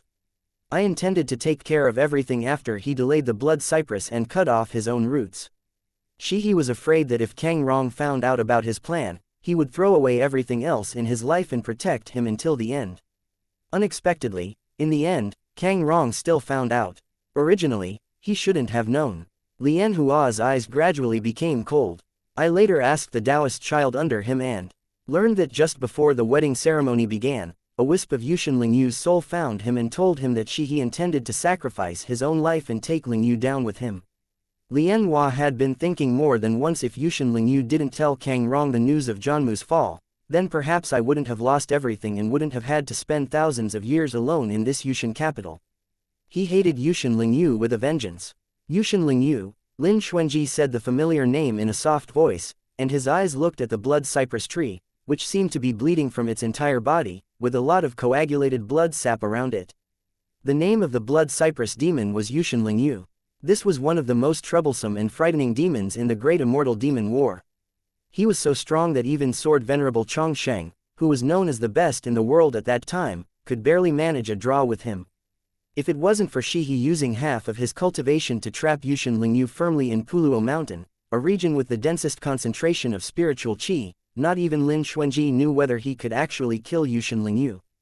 But he didn't expect that even when Yushin Lingyu was being sealed, he could still think about sending out a wisp of soul to mess with Kang Rong. This was really extremely petty.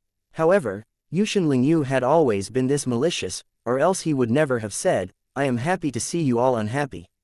Yushin Lingyu should be glad that he has died completely. Lian Hua showed a cold smile, stroking the crystal shield across the air. Demons can't reincarnate, and if he dies, he will die forever. However, the blood cypress tree he left behind is a good thing. The spiritual chi contained in it has been powering the entire sealed Yushin capital. If it wasn't for the blood cypress tree, I'm afraid I would have already become a living corpse, just like those people in the capital now. The blood cypress sap was the essence of the blood cypress tree. In addition, later generations often said that not only could it get rid of blood rust, but it could also be refined into pills or magic treasures. The blood cypress tree had lived for countless years. Although it was a demon, it was also raised by the purest spiritual chi of heaven and earth. Even after so many years, the remaining spiritual chi of the blood cypress tree was still providing nutrients for this Yushin capital. Lin Xuanji looked at the blood cypress tree. "I want to take some blood cypress sap." Lian Hua asked, "What will you do with this thing?" Lin Xuanji replied, "I came here to find the blood cypress sap to give to Ah Hen so that he can remove the blood rust from his companion's sword." Lian Hua secretly raised one side of his lips. The sword venerable, who used to always be cold-hearted and unmoved by material things, has tasted love now. These words really don't seem like something you would say. Lin Xuanji used the back of his hand, then cut a strip in the bark of the blood cypress tree, and bright red blood flowed down out of the cut. He raised his hand gently and the precious blood cypress sap flew into his hand. Lin Xuanji took out a bottle and placed the blood cypress sap in it. "If I had known that he was your Dao companion, I would have brought him here with you. I'm already very grateful that you could send them out safely." Lin Xuanji smiled faintly. "The next step is to find a way to break the curse of this Yushin capital." Lian Hua said, "For every 100 years that pass here, only 1 year will pass on the outside. You can devote yourself to cultivation. When you return to the position of a sword venerable, this curse trapping the capital will naturally break by itself." Lin Xuanji said, "That's exactly my intention." When he woke up some time ago, he had already remembered the past. His original name was Chong Sheng, and he was once the most powerful sword venerable. Lian Hua asked curiously, "What kind of person is that Dao companion of yours?" Lin Xuanji's eyes were much gentler when Yan Tianan was mentioned. "He is a kind and simple person. For you, is he more important or is the sword important?" Lian Hua asked again. In fact, this question was not easy to answer. For a sword cultivator, whose soul was the sword was more important than a Dao companion, and even their own life. However, Lin Xuanji thought a little and gave an answer from the bottom of his heart. "He is the heart and soul of my sword." In the process of cultivation, every sword cultivator would encounter such an eternal problem. For what reason do they cultivate the sword? Some would seek immortality, some would seek higher and stronger fighting capacity, some would seek to eliminate demons and defend the righteous path, and some would want to protect the common people. In the past, Sword Venerable Chong Sheng took the world as his duty. His swordsmanship, his heart, his sword bone, and his sword soul were all for the world. In the end, he also proved that there was no mistake in his choice of swordsmanship by sacrificing himself. The current Lin Xuanji had taken back the one soul and one spirit on Hidden Sword Peak, which carried all his memories as the Sword Venerable. His final attack, which contained all of his power, triggered his memories and caused them to return all at once. Yet besides the chaotic period when he initially regained those memories, Lin Xuanji very clearly understood that he was simply Lin Xuanji. He was no longer the Chong Sheng Sword Venerable who had no desires and only had the common people in his heart. He was more like a human with 7 emotions and 6 desires. After he confirmed this, his heart was like a dead tree meeting spring. His intense emotions returned, and his white hair turned into black like ink again. He felt that he loved Yan Tianan even more now. He seemed to have found his reason for holding a sword. It was not as great as that former goal, which was grand enough to swallow the sun, moon, mountains, and rivers. His present wish was very small. He held a sword in order to protect his loved one. This is his sword soul in this lifetime. He could be said to be ruthless and selfish, but he once died for the world. He had already paid off the debt he owed to the 9 lands a long time ago. Lian Hua took in the gentle color in Lin Xuanji's eyes. He clenched his fist slowly, and a complex expression flashed through his eyes, but he quickly hid it. "Don't you want this world anymore?"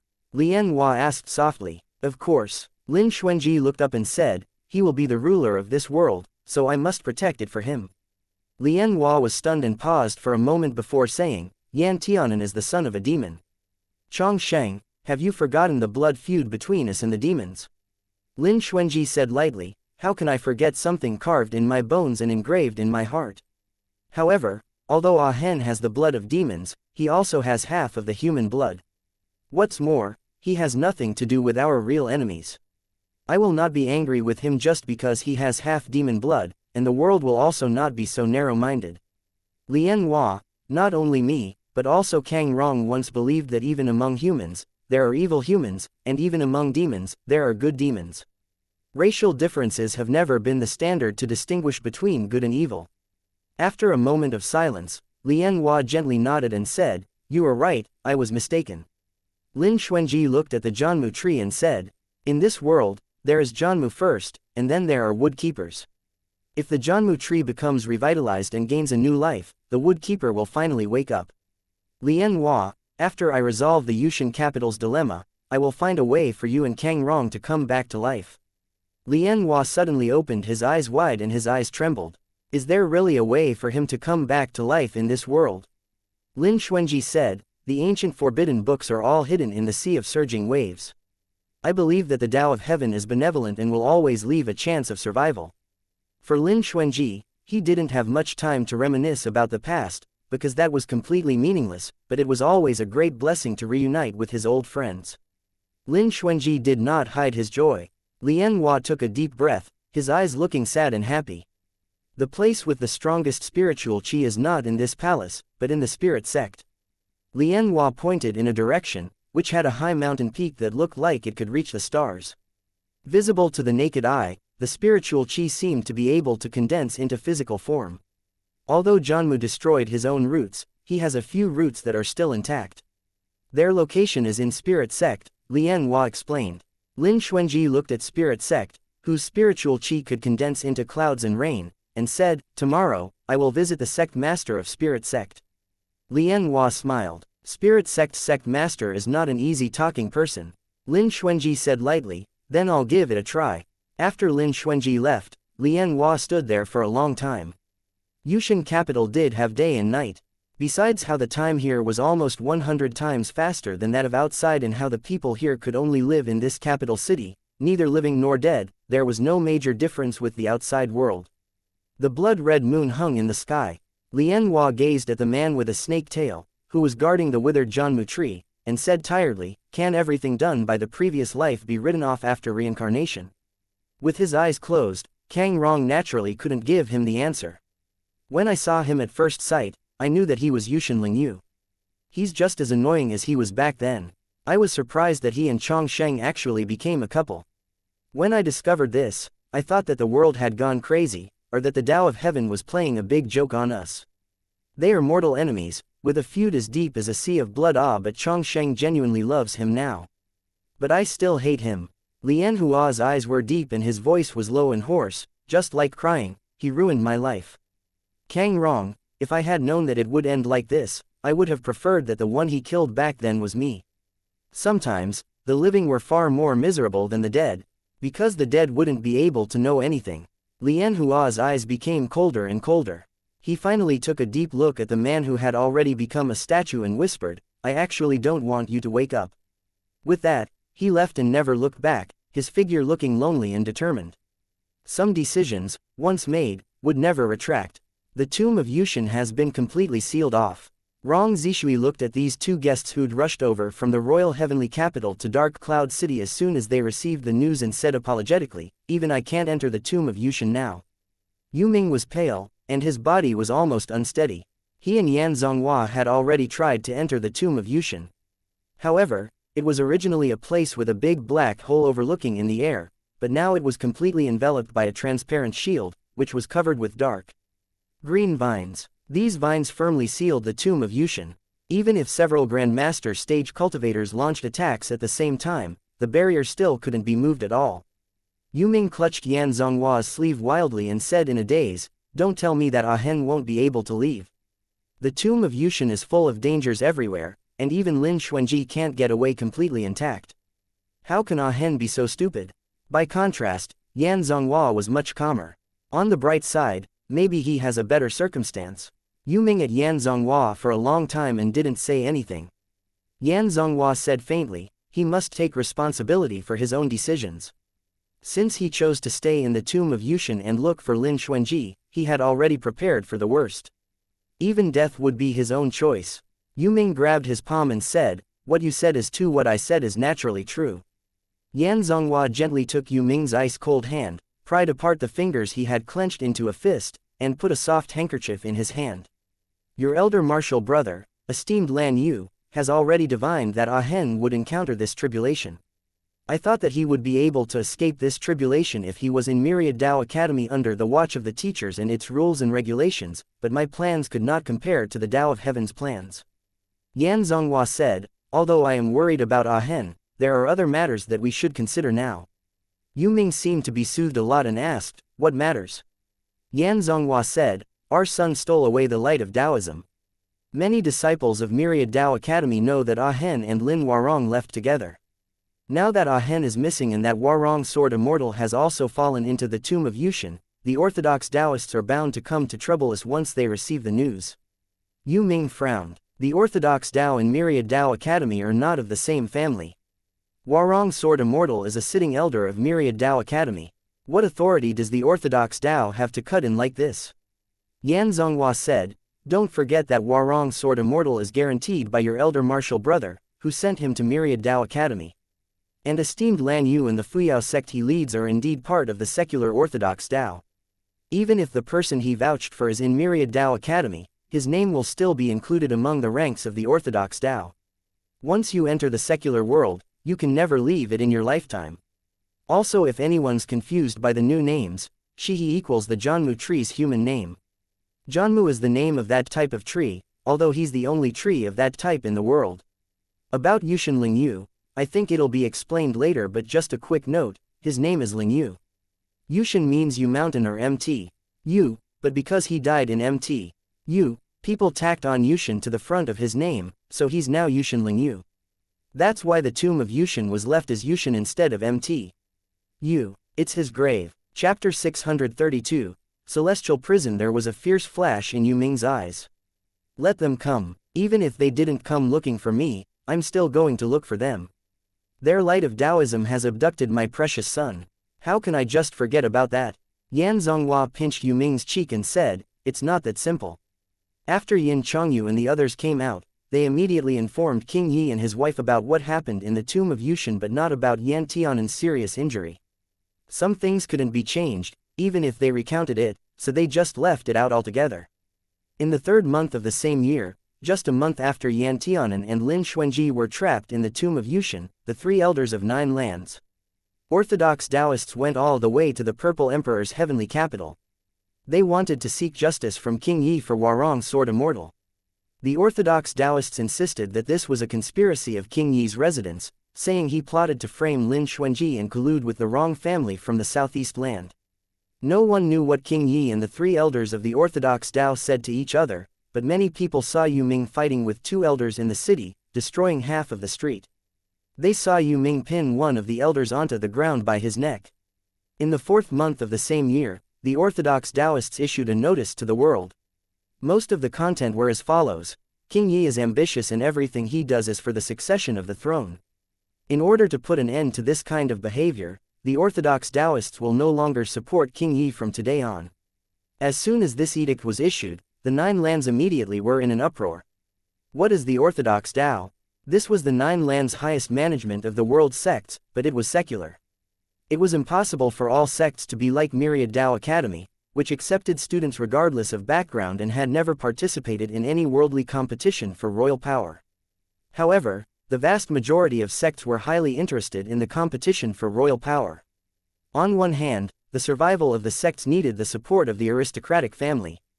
On the other hand, if the supporting aristocratic family won in final victory, these sects would be able to ride their success and also ascend to heaven, and become a major sect in the world. The Orthodox Dao was the place where all such sects were concentrated. There were 3 major branches under the name of Orthodox Dao: Alchemist League, Craftsman League, and Mage League. The division of these leagues was based on the 3 halls of Myriad Dao Academy. The Orthodox Tao's decision represented the decision of all sects in the secular world. They refused to work for King Yi again. Although the power of King Yi would not weaken too much, other sects that had never taken a side before would start to take sides to strengthen King Yi's enemies. However, all of this was nothing to Yan Zhonghua. In the middle of the 4th month, Reincarnation Palace snared the world's talented people with a lot of money, looking for ways to break the tomb of Yushin. Under the heavy reward, there must be plenty of brave men. However, until the imperial city began to snow, the tomb of Yushin was still motionless, and no one could clear it. Time was like running water. From one moment it was the peach blossom season and then the next it was the snowy winter. This winter is especially cold. A man with a thick beard covering most of his face rubbed his hands. He leaned against the cold, hard, and wet slate wall and breathed out, looking at his breath condensed into water mist at that moment. He tutted, "I'm lucky that I have a good healthy foundation. Otherwise, I'll be like the old man next door. Sooner or later, his eyes would close and he'd kick the bucket." This bearded man wore thick and new clothes. He had some influence in this prison. He ate the best food and wore the best clothes every day. He had never been bothered by anyone in the prison. Mealtime, someone knocked on the gong and a group of prison guards came, throwing food harder than stone one by one toward each prison cell. "What do you care about a brat?" The bearded man opened his mouth, and he was given a plate of meat, vegetables, and 5 colored rice. Naturally, the prison guard knew the bearded man. He immediately said with a flattering smile, "You don't know. This little kid disobeyed the people above, and they ordered us to make life hard for him. As subordinates, we can't disobey, can we now?" The bearded man raised his eyebrows. "The people above? Which one above? What has he committed?" The prison guard said, "Well, I don't know this. In fact, I want to know too, but the people at the top don't say it." All right. The bearded man waved his hand impatiently and sat back with the rice tray. Yan Tianan held the hard thing in his hand, which was difficult to swallow, and his gaze was slightly numb. He had been here for so many years that he'd lost count. There was no spiritual chi or demonic chi in this cell, only the malevolent chi accumulated by the prisoners' resentment over the years. These foods were not to prevent them from starving to death, but to maintain the most basic spiritual needs of these prisoners, so as not to die too quickly because of spiritual chi exhaustion. Yan Tianan gnawed on the stone-hard food and swallowed with difficulty. The bearded man asked, "What's your name?" Yan Tianan looked up at him, then silently lowered his head, continuing to gnaw on his food.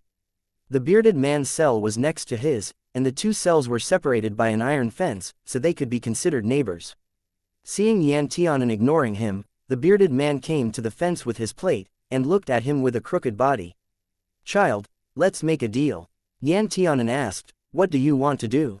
The bearded man hooked his hand toward Yan Tianan. "Come here." After thinking for a long time, Yan Tianan slowly moved towards the bearded man. He stared straight at the steaming plate of food.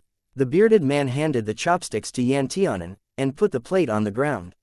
He said, "Speaking of it, you and I have been neighbors for decades, but we never spoke."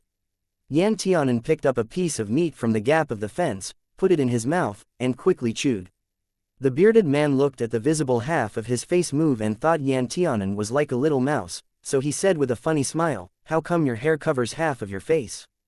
Doesn't it block your sight?" Yan Tianan's chewing speed slowed down. He glanced at the bearded man quickly and pulled up the hair covering his cheeks on the left side. The thick and ugly scar ran across the whole cheek, and it looked ferocious and terrible. If it weren't for the bearded man being used to seeing all kinds of wounds, he would be scared to take a breath. Seeing that he didn't respond, Yan Tianan put down his hair and felt bored. The bearded man said, "Not bad, quite chic." Yan Tianan glanced at him, bowed his head and silently stuffed another piece of meat into his mouth. The bearded man looked at him with interest and said, "Although you don't eat well, you haven't lost much weight." Yan Tianan pinched the flesh on his face. It seemed that he was really a little fatter. The bearded man asked curiously, "What have you committed?" Although the conditions in this cell are not good, it is rare for them to abuse prisoners. It's very rare for someone to be dragged out for a beating every 2 days. Yan Tianan's chopsticks didn't even stop. "How do I know?" the bearded man asked. "You don't know how you got in." Yan Tianan replied, "Do you know Kang Rong?" The bearded man nodded his head. Yan Tianan looked up at him. "I offended him." The bearded man, The bearded man's expression became very strange. Yan Tianan asked, "What's the matter?" The bearded man said, "Kang Rong died as early as tens of thousands of years ago." "What did you do? Dig up his grave?" Yan Tianan stared in shock. "I was caught by a man who can control the vegetation. His hair is light golden and his eyes are green. If he is not Kang Rong, then who is he?" The bearded man's eyelids jumped a few times. "That man is Kang Rong's Dao companion, named Lien Hua. He is the master of this Yushan capital and lives in the most magnificent palace in the city." Yan Tianan's heart sank. Oh, he secretly thought, it seems that even Rong Zishui doesn't know that the ancestor he addresses is actually not his real ancestor at all. Yan Tianan swallowed the food slowly. "Is there something wrong with that Lien Hua's head?" The bearded man said, "You can't talk nonsense about this. In Yushan capital, we are all citizens under the ancient gods. The only surviving ancient god is Lien Hua. Without Lien Hua, Yushan capital would have already fallen into complete darkness tens of thousands of years ago, and no one would have survived. Therefore, all the people here are his people and will die for him." Yan Tianan curled his mouth. "He is quite great." The bearded man nodded. "He's kind of great but has a bad temper." Yan Tianan felt a burning pain on his face and had a lingering fear. "His temper is indeed bad." The bearded man said, "You are from outside." Yan Tianan asked, "How do you know?" The bearded man said, "Because no one in Yushan capital has ever dared to say anything bad about Lien Hua. Moreover, everyone in this city knows that Kang Rong is already dead. You mistook Lien Hua for Kang Rong. Guess he deliberately misled you." Yan Tianan asked, "Do outsiders come here frequently?" The bearded man said, "How can that be possible? Only people who Lien Hua is willing to let in can enter Yushan capital. Even the child of the Rong family who wanted to enter the Yushan capital was kicked out by Lien Hua. Most of the other trespassers were killed by Lien Hua." "Oh, then how long have you been here?" The bearded man thought for a moment and said, "I can't remember. Anyway, after that war, I never left this cell again." "It has been too long, who can remember?" Yan Tianan looked up at the bearded face, which couldn't be seen clearly, and said, "Why don't you want to go out?" The bearded man narrowed his eyes, as if thinking of distant events. After a long time, he said, "I am here to atone for my sins." "Atone? That's right. I used to be a general and should have died in battle, but in the last battle, I left my soldiers and fled back to the Yushan capital. I heard that in that battle, my army was completely destroyed, and all the soldiers died on the battlefield." Yan Tianan nodded. "I understand. You have no face to face them, so you can only hide here like a turtle shrinking inside its shell." The bearded man, this boy was really unpleasant to talk to. He seemed to understand how this boy offended Lien Hua now. "But," Yan Tianan said, "you probably didn't flinch in the face of battle." The bearded man asked, "Why do you say that?" Chapter 633. Refused to trade. Yan Tianan said, "When you retreat from the battle, you will be sentenced to death regardless of whether you are a general or an ordinary soldier. If you are still alive, it shows that there is more to this story." The bearded man looked at Yan Tianan with his lips hooked, and said, "You've got some brains, boy. But I really didn't take part in the last battle. I promised them that I would fight with them and live and die together, but I broke my contract. This is also an indisputable fact. When I was outside, Yan Tianan ate the last mouthful of rice and said, I once saw a group of soldiers passing by the mountain." The bearded man was stunned. Yan Tianan went on to say, "Some of them were riding on chariots, while others were infantry, with uniform pace and loud marching steps. The entire troop walked for 2 hours, but no one spoke, and they were well trained and disciplined." The bearded man's eyes suddenly widened. He grabbed Yan Tianan's collar and said, "This is my army and my soldiers. Good boy, where did you see them? How are they now?" Yan Tianan pointed to the hand holding his collar. The bearded man realized that he was overreacting and quickly let go of him. He even helped Yan Tianan fix his collar.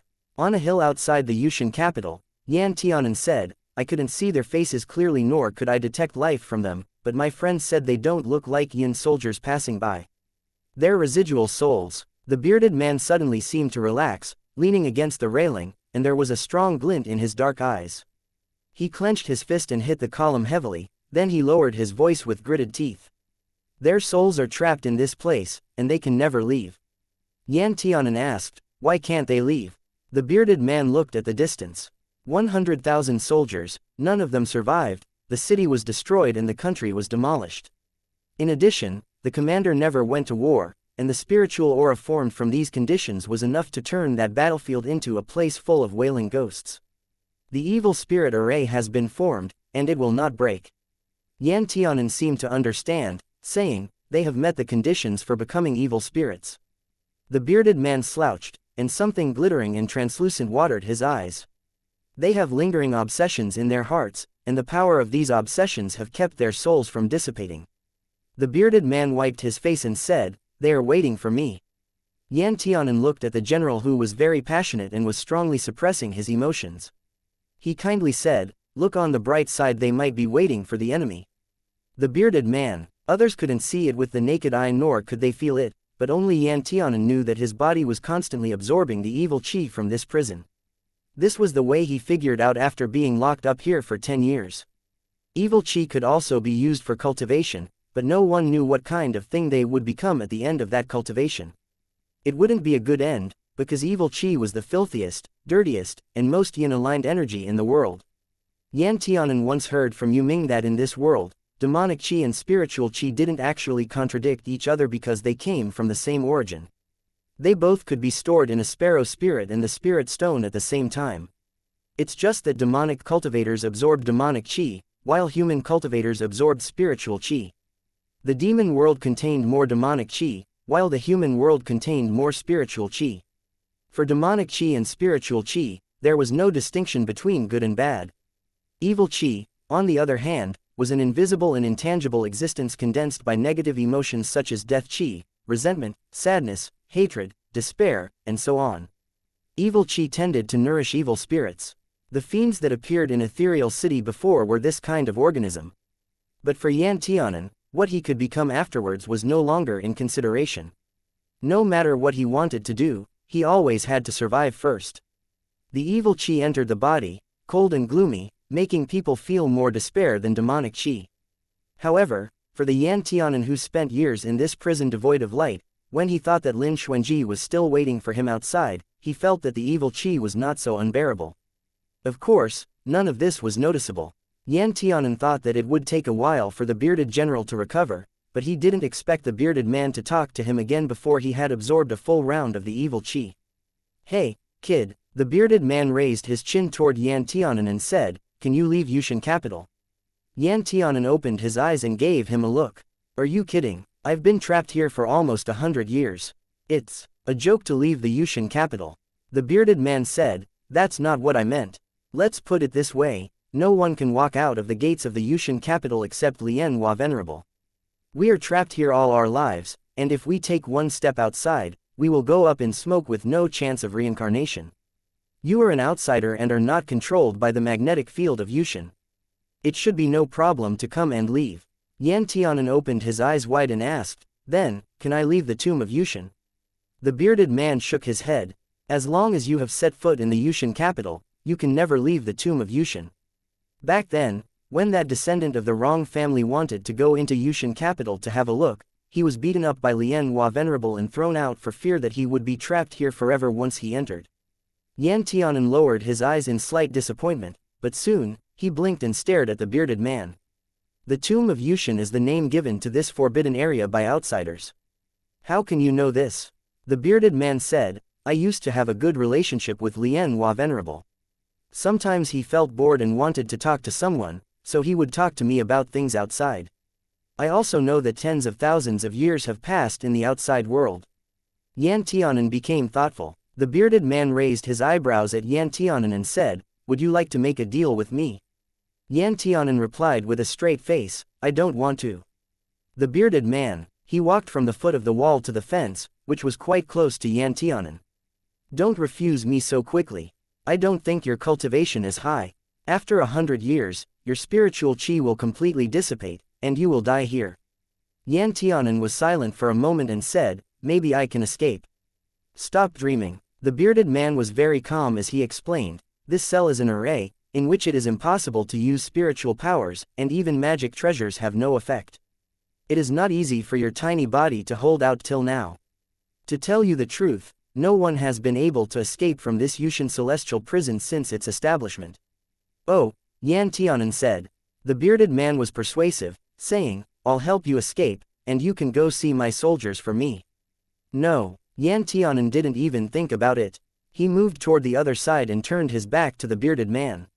"You and Lian Hua are in cahoots. Neither of you are anything good. Even if I die, I won't join you. This prince is a man of backbone." The bearded man, he said, "You ate my meal just now." Yan Tianan replied, "I also told you the news of the ghost soldiers, so we're even." The bearded man had to give up for the time being. After a while, the bearded man couldn't resist and said to Yan Tianan, "Why didn't you ask this, since I have a good relationship with Lian Hua Venerable and he can still go in and out of the capital freely? Why don't I ask him to find those soldiers for me?" Yan Tianan said calmly, "I guess that people in the Yushan capital can't see the ghosts or evil spirit arrays outside the capital for some reason." The bearded man fell silent. The young man's brain was unexpectedly bright. After that, Yan Tianan's days became calm again, but it was much better than before. At least he wouldn't be dragged out from time to time for a beating. The bearded man would occasionally talk to Yan Tianan, asking him where he came from, why he came here, and how he provoked Lian Hua. More often, he was still persuading Yan Tianan and offered to help him escape. Yan Tianan did not reveal his background, and even his name was made up casually. However, although he repeatedly refused the proposal from the bearded man didn't care much about it. He often shared his own meal with Yan Tianan. 100 years passed like this. Yan Tianan was immersed in absorbing the evil qi, repairing his veins and meridians and improving his cultivation every day. Like this, he didn't feel like the days were passing slowly. However, his thoughts for Lin Xuanji were increasing day by day, which made him wish to escape from this dark prison and meet his sweetheart soon. But the time was not yet right, so he must be dormant and patient. Yan Tianan was good at hiding his true strength. In the eyes of outsiders, he was merely a pitiful soul whose cultivation had gradually declined during the 100 years to the foundation stage. But in fact, his broken meridians and dantian were already repaired by the evil qi and spiritual herbs. Not only were they completely restored to their original state, but even his cultivation had reached a height that he did not even dare to think about before. Yan Tianan finished his daily cultivation and was just about to open his eyes when he heard a noise. "Get up, get up, get up, there's work coming." A few prison guards wished they could beat gongs and drums to wake everyone up. Yan Tianan opened his eyes and glanced at the guards. The guard raised his voice and said, "Count yourselves lucky, a sparrow mine was found in the northwest of Yushan capital in the shady area of the North Cold Mountain a few days ago. Now the people above have ordered that all the death row prisoners and those who can't finish serving their sentence in 100 years should go to the mine with Laozi." There was an immediate outcry in the prison. "We don't even have enough to eat, and there is very little spiritual qi left in our bodies, yet you still want us to go to North Cold Mountain, which is a barren land full of evil qi. Do you want us to die? That's right, there are many big families in the city with lots of subordinates, so why don't they go by themselves? It's still understandable for death row prisoners, but my sentence will be completed in 350 years. Why should I go and court death?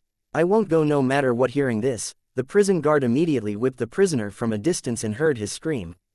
The man who was lying at the door suddenly flew out behind him, bleeding from his chest and screaming on the ground. Chapter 634. Arrive at the mine. This time, no one could speak anymore. Although spiritual qi and magic treasures couldn't be used in the prison, the whip in the prison guard's hand was made with a special array that could fully meet the needs for disciplining the prisoners. The prison guard insisted on whipping those who had just opened their mouths one by one.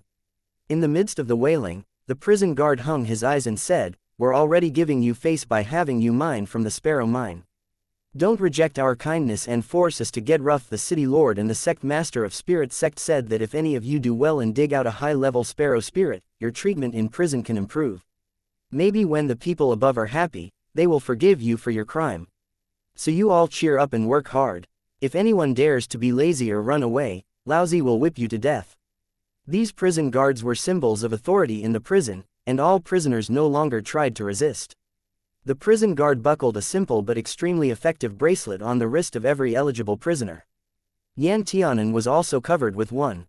He moved his wrist, felt the spiritual qi fluctuation in his body, and immediately realized that this thing could suppress the spiritual qi in the body, which was equivalent to completely becoming a cripple who couldn't use his strengths. In this way, even if they were released, the prisoners could not run at all.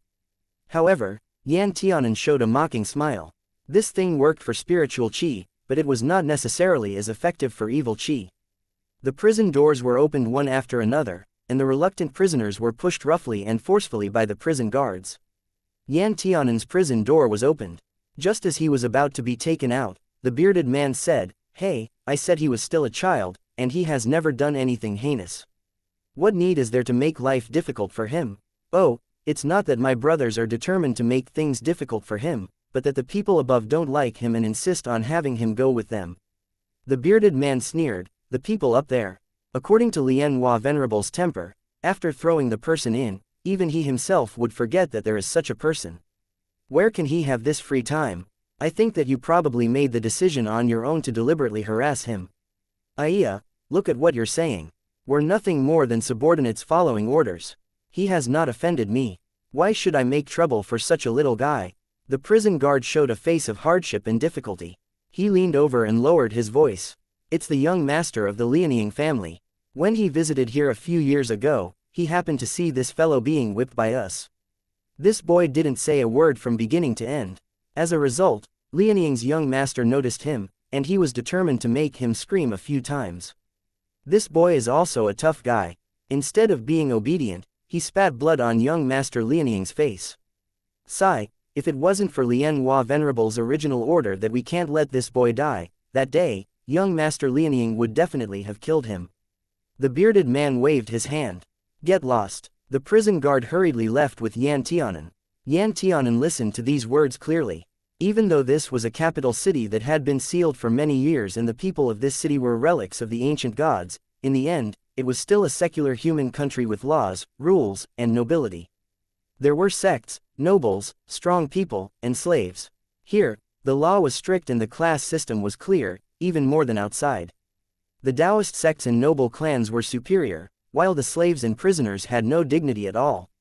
And the Lianying clan was the most powerful family in this place, because they controlled nearly 1/3 of the sparrow spirit mines in this place. The cold wind was mixed with snow and hail. It should have been cold and painful to smash on the faces of these prisoners. However, these prisoners who had never seen the light of day for a long time were cheering, laughing, and dancing in the snow. Not even being whipped could stop the joy in their hearts. Yan Tianan raised his head, looking at the gray-blue dome. He had not seen such a wide sky for 100 years. Yan Tianan and the others were crammed into a carriage, and then they were taken to North Cold Mountain by a white tiger who looked very fierce. The carriage was like a closed coffin with no windows and no view from the inside. After the initial cheers, the prisoners gradually grew numb. I don't want to go to North Cold Mountain. A boy with a dirty face sitting beside Yan Tianan said, North Cold Mountain is not a place where people can set foot. Moreover, it's a shady place where I will definitely die. Yan Tianan had rarely heard about the North Cold Mountain, so he asked, what's in the North Cold Mountain? The teenager said, it's already winter now. The North Cold Mountain is an ice cave, and freezing snow falls there all year round. The mountains and trees have long been turned into ice sculptures. You will be frozen into ice as long as there is even a small cut on your body. Yan Tianan slightly frowned. It seemed that these people feared the North Cold Mountain and had good reasons. The winter in Yushan capital was really very cold and long. He didn't know how long it took for the carriage to stop. Someone opened the carriage and the prisoners were released one by one. The cold air that could almost reach the bone rushed to his face. Yan Tianan couldn't help shivering and looked up. The wind and snow ahead made him almost unable to open his eyes. His hair and eyelashes were covered with snow and frost in a few seconds. This was an extremely harsh place. Yan Tianan secretly drove the evil qi to warm his body. After a while, he had recovered a lot. However, there were 3 prisoners who very quickly screamed as their bodies kept their last movements when they solidified on the mountain. Yan Tianan's heart suddenly jumped. Although he had heard of the cruel environment here before, he felt it was cruel to see it with his own eyes. A young man, wearing a robe full of arrays that could resist the cold, sat in a carriage next to them with a whip in his hand. This man was the chief manager in charge of the sparrow mines. The prison guard called him Manager Mo, and Yan Tianan didn't know what his exact name was. He comfortably picked up the smoking hot tea and took a sip. He swept his eyes at these mostly yellow-faced and emaciated prisoners and said with disgust, just these people. If they go down to the mine, they will probably die before they even mine anything. The sparrow spirits they mine might not even be enough to pay for cleaning up their corpses. The prison guard was very helpless and said, "There's no other way." Most of these prisoners were brought in when the Yushin capital was sealed. It's already a miracle that they're still breathing after being locked up for so many years. Manager Mo frowned. "Where are the others? I remember that there were quite a few people in the prison." The prison guard said, "There are quite a few, but Lianhua Venerable said that if those people's crimes aren't punishable by death, they can remain in the prison for a few more years." Manager Mo narrowed his eyes slightly and turned his hand. "Since it is Lianhua Venerable who opened his mouth, then let's leave it at that. You go and take them down to the A-grade mine. Everyone will be given a set of tools and a pill to avoid the cold." A pill to avoid the cold? A prisoner next to the prison guard suddenly brightened his eyes and looked at Manager Mo in consternation. The prison guard slapped the prisoner on the head and said, "Only according to the command of Manager Mo. I will take them down to the mine right now." After the head of the prison guards left with the prisoners, another prison guard rubbed his head and showed his greed. He asked, "Boss, how can the pill be given to these cheap prisoners when it is so precious? This is simply a waste." The prison guard sneered and said, "What do you know, boy? If there is no support from pills, you will just become a popsicle. How can they mine any sparrow spirits? That thing, people who need it are all dying people. Didn't you see Manager Mo assign these people to the A-grade mine?" The prison guard was even more puzzled and said, "A-grade mine is the easiest to produce a good sparrow spirit. I heard that someone had mined a dark purple sparrow spirit before to think it was actually dark purple, tisk, tisk." Envious, the prison guard sneered, "If you want to dig, go down by yourself. The higher the level of the sparrow mine, the harder it is to mine. The sparrow spirit is buried 3 feet deep. If you want to chisel it out, you'll need 10 days to half a month. Although there are quite a few good sparrow spirits in A-grade mines, they can eat people. You will understand when you see it." Yan Tianan had a set of mining tools in his hand. Mining sparrow spirits was very different from harvesting spirit herbs, because spiritual herbs needed to be carefully picked with spiritual chi, while sparrow mines couldn't be mined with spiritual chi at all. A sparrow spirit was alive when it had not left the mine, but whenever there was spiritual chi close to it, they would relentlessly absorb all these spiritual chi. The reason why sparrow mines contained incomparably rich spiritual chi was due to this characteristic. A sparrow spirit could only be mined manually and done with axes and chisels. The prison guard said, "You people are going to die anyways, but Manager Mo has given you face, which gives you a chance to earn merits and reduce your crime. The sparrow mine assigned to you guys are also the best. If anyone could mine a dark purple sparrow spirit, they won't have to go back to prison." Yan Tianan hooked his lips, and the visible half of his right face showed a sneer. His eyes fell on the storage bag hanging from the waist of a prison guard. On the first day when he was sent to the prison, all his storage objects were taken away by the prison guard. At that time, he was seriously injured, and he had driven Abai and Hupo away, with orders for them to hide. He was no match for these people at all. He could only watch his storage bag be taken away. Yan Tianan narrowed his eyes and he walked along with the team toward the front. Just at this time, a sharp and clear cry suddenly sounded in the sky. People looked up into the sky and saw that in the heavy snow, a large and colorful wide-winged bird spread its wings and flew. On it, a young man was laughing as he maliciously ordered the wide-winged bird to use its wings to fan the wind and snow towards the prisoners. As a result, the prisoners were blown upside down. Ha ha ha ha! The valley resounded with loud laughter.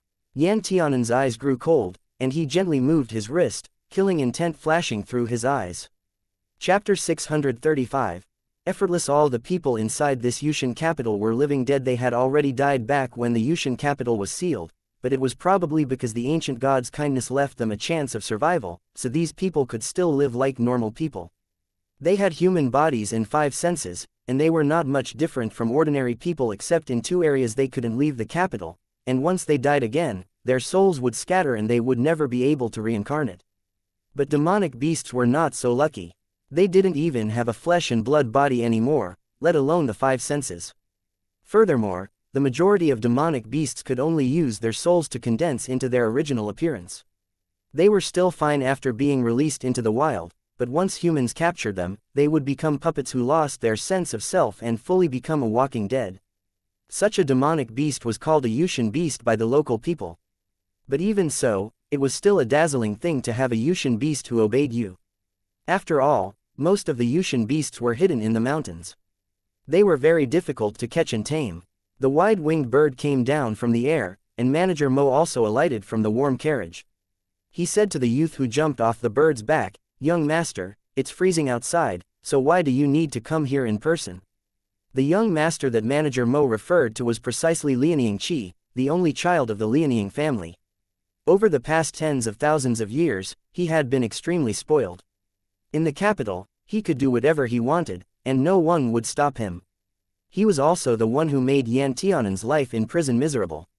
Lianying Qi toyed with a hand-warming ball as his gaze frivolously swept over this group of prisoners, revealing disgust. "I can smell their foul stench from far away, so hurry up and have them get lost." Manager Mo waved to the prison guard, and the prison guard hurriedly took away those who barely managed to get up from the ground. Wait, Lianying Qi saw someone who seemed familiar. His hand tossed the ball around as he walked leisurely towards the prisoners. The prisoners didn't dare to look up, for fear of angering the young master and making their situation even more difficult. Lianying Qi stopped in front of Yan Tianan and laughed playfully as he looked at Yan Tianan's black eyes that didn't show any signs of fear. "How does the whip feel? Ugly bastard." With that, he used his other hand to grab the long hair covering the left side of Yan Tianan's face and saw the extremely ugly scar. He said in disgust, "As soon as Honorable Me sees this face of yours, he wants to throw up." Yan Tianan looked at him coldly and made no reply. Lianying Qi was completely angered by the killing intent in his eyes. After a moment's pause, he suddenly said, "You guys, come here for Honorable Me," and gauge out his eyeballs that always look at places they aren't supposed to. "Just what kinds of people did you find for Honorable Me? I advise you to be kind." "Yes, yes," the prison guard repeatedly promised.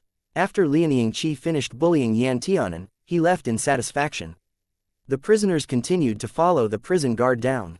The teenager who sat next to Yan Tianan earlier said sympathetically, "How did you offend that tyrant?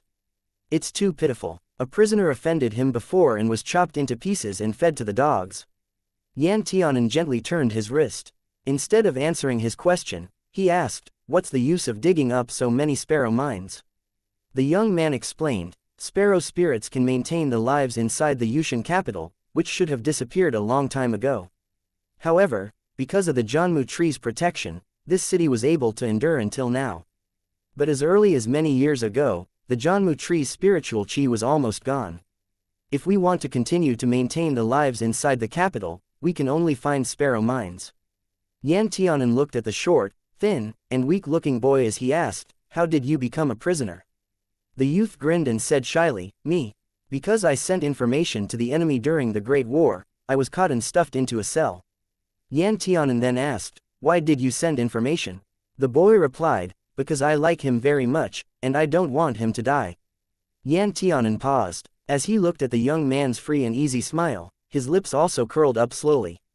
Not all demons were necessarily bad, and not all humans were necessarily good. The sparrow mine was just around the corner, and a frozen trail close to the cliff that only allowed one person to pass at a time appeared in front of everyone. The prison guard wouldn't go any further. He stood at the back and ordered, "Since all of you ate pills to avoid the cold, you won't be affected by wind and snow anymore. If you dig up sparrow spirits, you can come up. If you can't dig anything up, you will always dig here. All right, now get down there one by one." The prisoners walked numbly to the front. At the bottom, a huge mining cave appeared in front of them. This should be a mine blasted open with some kind of magic tool. Before they even entered, they could already feel a cold gust of air rushing towards them, and they couldn't help but feel a stabbing pain from inside their bones. Yan Tianan took the lead in walking in. He didn't use the pill. Instead, he warmed his body with evil qi. He didn't feel the icy yin wind howling. The cold wind blew through the cave and was so strong that it distorted the shape of their faces. In this mine, there wasn't even a supervisor, which showed how harsh this environment was. Yan Tianan studied the surrounding environment. From time to time, they could see the miners who had been frozen into ice. Some of them only had the lower half of their corpses left, while others were frozen in the middle of a drilling motion. Someone cried in despair, and then, the crying grew louder and louder, with new voices joining in. Yan Tianan didn't join them. He only thought about how to dig out the sparrow spirits buried deep in the mountainside, not to mine for those people, but to keep it for his own use. Yan Tianan's fingers gently pressed on the bracelet attached to his right wrist, then squeezed it, and the bracelet made of extremely hard metal was squeezed in half.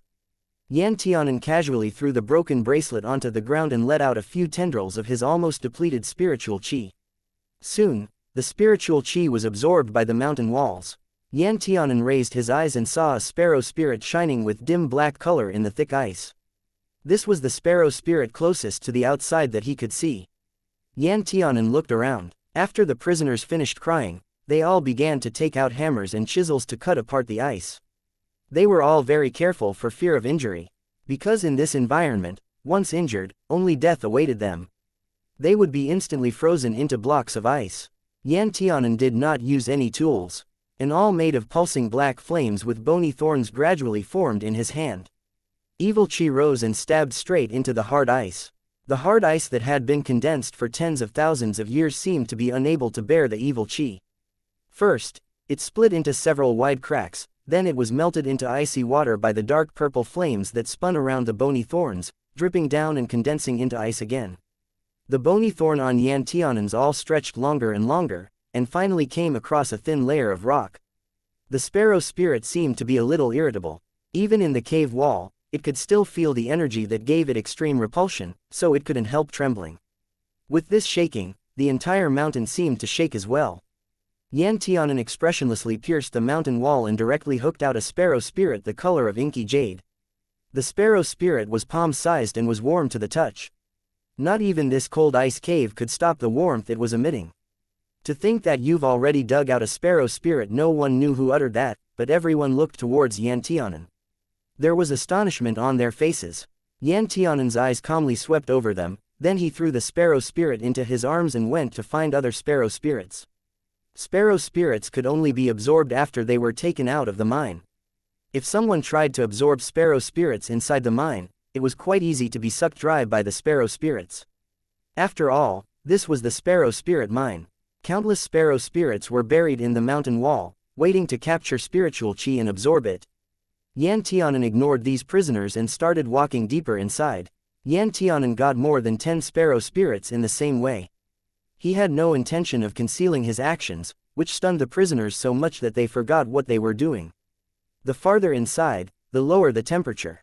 The evil qi in Yan Tianan's body was enough to expel the cold, but one by one, the prisoners who originally wanted to go in with him no longer dared to venture any farther.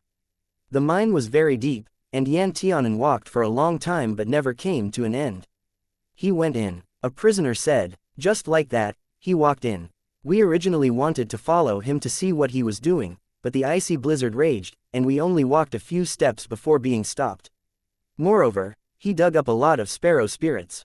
Then another prisoner added, we don't know how he dug them up. It looked effortless. In any case, the tools in his hands seemed different from ours. Manager Mo twisted his brows slightly, and his cloak was lifted in the wind.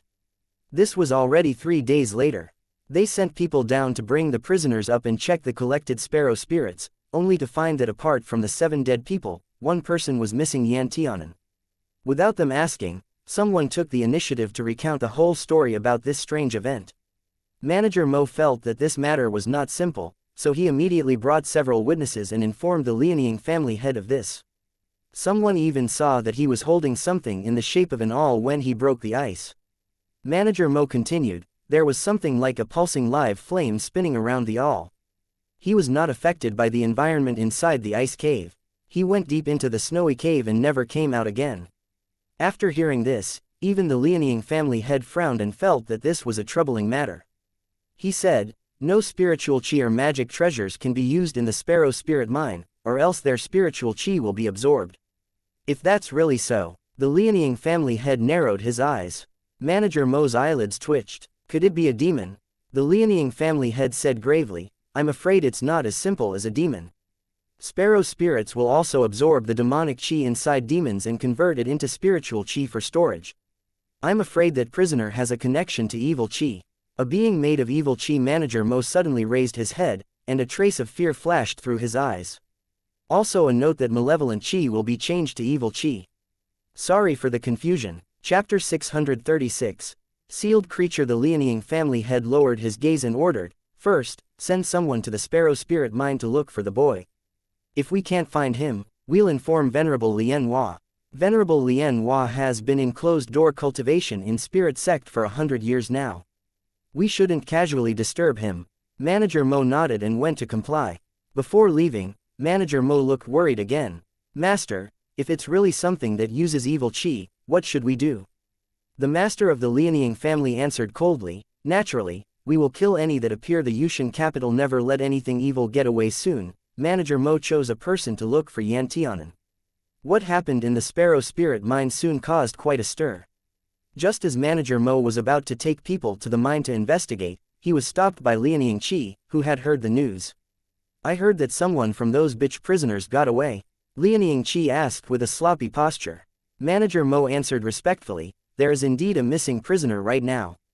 This subordinate intends to investigate immediately." "Trash." Lianying Chi showed a contemptuous expression. "You couldn't even keep watch over a single prisoner.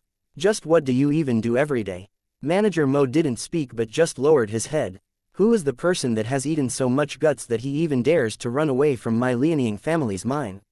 If Honorable Me catches him, he will certainly be skinned." Manager Mo said faintly, "Young master should have some impression of that person." Lianying Chi raised his eyebrow. "Oh, me." Manager Mo replied, "Young master had a few words with him outside the mine earlier."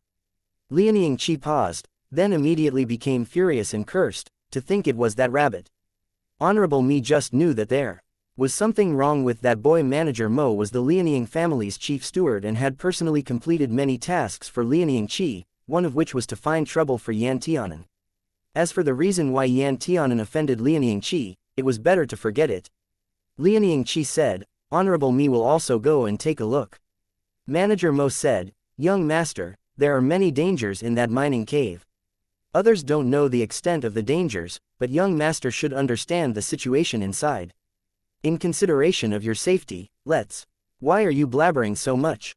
Lianying Chi said impatiently. "With Honorable Me's present cultivation, don't tell me that I still can't compare to that little bitch who doesn't know his place. Cut the crap, Honorable Me is definitely going to that Sparrow Spirit Mine today." Lianying Chi did whatever he wanted, and no one in the capital dared to offend his sharp edge. Yan Tianan had once offended him, so it was only natural for him to see Yan Tianan caught and put to death. Only then would he feel satisfied. A natural ice cave appeared in front of him. Looking up, there were thick, sharp icicles hanging from the 100-foot-high ceiling. They were different in height and size, forming a magnificent picture scroll. Yan Tianan didn't know exactly where this was, but when the blood in his body reached here, it started to boil as if something was calling to him. Yan Tianan licked his lips as he held two modestly sized sparrow spirits in his left hand and a pale purple whip in his right hand, ready to attack at any time. Suddenly, Yan Tianan heard the faint sound of a wild beast roaring. The voice was thick and stifling, and it seemed somewhat excited and also somewhat sad. Yan Tianan paused. His intuition told him to go and take a look, but his reason made him stand still. Yan Tianan hesitated for a moment. He saw the shining dots of sparrow spirits around him, and his fingers subconsciously began to pick at the sparrow spirits in his hands. "If I suck away all the spiritual chi in these sparrow spirits, I wonder if those guys outside will be so angry they'll even vomit their essence blood." When Yan Tianan thought about this, his fingers started to move uncontrollably. He had an urge to absorb the sparrow spirits, but he knew that if he absorbed spiritual chi in this place, he would be simply looking for death. Yan Tianan struggled with his own nature for a long time. This crazy urge to absorb at this time, however, a series of explosions sounded one after another. Startled, Yan Tianan looked in the direction of the sound and immediately understood. This was the sound of mining. They used explosive magic treasures to blast a path through the thick mountain and ice, then sent people in to clean up the broken rocks. Finally, they would throw down the miners to chisel away at the sparrow spirits. This noise was not small, so that after the explosion, the roar Yan Tianan had heard just now rang out in the cave again, but it was angrier than before. Yan Tianan also couldn't understand why he could hear the roar of the wild beast whose species he couldn't even distinguish, yet he could understand the emotions contained in it. So Yan Tianan decided to take a look. Inside the thick ice, he was actually able to see an enormous demonic beast that was as tall as this mountain cave. This demonic beast had 4 antlers and its entire body was snow white. It looked like a mutated white deer. It had a pair of round black eyes, so it looked down at the short human outsider with an indulgent commanding attitude. My Dao ancestors Yan Tianan murmured involuntarily. Isn't this way too big? The demonic beast cried a few times, and its 4 hooves wanted to bend down to kneel. However, the legs were only half bent when they became tightly bound by the thick chain wrapped around them, and the beast could not move at all. The demonic beast cried again, sounding both eager and lamentful. You want to get out? Yan Tianan was silent for a moment before asking. The demonic beast's hooves rubbed against the ground. Yan Tianan was a little distressed. I don't dare to let you out. With your figure, you look like you're going to destroy the world. I can't bear this responsibility. The demonic beast immediately bowed its huge head in grievance, and its eyes looked watery, as if it was about to cry. Yan Tianan, bitch, this thing really can understand human language. Yan Tianan looked around. Who put you in here? The demonic beast glared at Yan Tianan bitterly, its eyes unblinking although it did not seem like it could blink. Yan Tianan felt an inexplicable sense of guilt. He stepped back half a step and rubbed his nose to hide his feelings. What's your name? The demonic beast raised its front right hoof and wrote 2 characters on the ice. Yan Tianan was surprised while he carefully identified these 2 characters. The demonic beast wrote in the ancient divine script, which was characters that contained divine power and were the earliest language invented by a great ancient god. Fu Zhu. Yan Tianan looked at that intelligent demonic beast in astonishment. Fu Zhu was a demonic beast in the ancient mountains and seas period and was an expert in controlling water and ice, possessing boundless power. However, these ancient demonic beasts could no longer be found after the Great Immortal Demon War. Naturally, this included Fu Zhu. Yan Tian swallowed hard. Fu Zhu, why are you sealed here? Fu Zhu seemed unable to speak and also seemed to feel that it would have to write too many characters to answer this question, so it testily kicked the ice in front of it and then glared at Yan Tianan with bitterness. Yan Tianan, Fu Zhu used the 4 antlers on its head to slam heavily into the ice, but the ice did not shake at all, and even the sound was just a dull bang. Yan Tianan saw this and asked, do you want to come out? Fu Zhu expressed its agreement with more intense slams. Yan Tianan suddenly felt that this fellow trapped in the ice for perhaps tens of thousands of years really did look pitiful. There was no one to talk to, and it also couldn't see the outside world. Instead, it was always imprisoned in this place. Then he thought about himself, who had inexplicably been imprisoned in a dark cell devoid of light for 100 years. It's not that Yan Tianan wasn't angry, but anger wouldn't help. Now that he had seen Fu Zhu, this kind of empathy subconsciously increased and they reached an agreement. Why can these people dominate the world? Why are they born superior? Why was it that even though all living beings have spirits, humans, with the attitude of creators, wantonly occupied the spirit stones in homes that originally belonged to them, and categorized them as demons and drove them to the dark, gloomy, cold, and damp black prison where the sun, moon, and stars will never be seen? Why are some species destined to be born inferior? Yan Tianan looked at the white deer with 4 antlers in a daze, and his eyes gradually filled with the same anger, sadness, and hatred as the white deer's eyes. As if something wanted to break the cocoon and transform into a butterfly, breaking out of the ground. Yan Tianan shook his head and sat down dizzily. You can even bewitch people.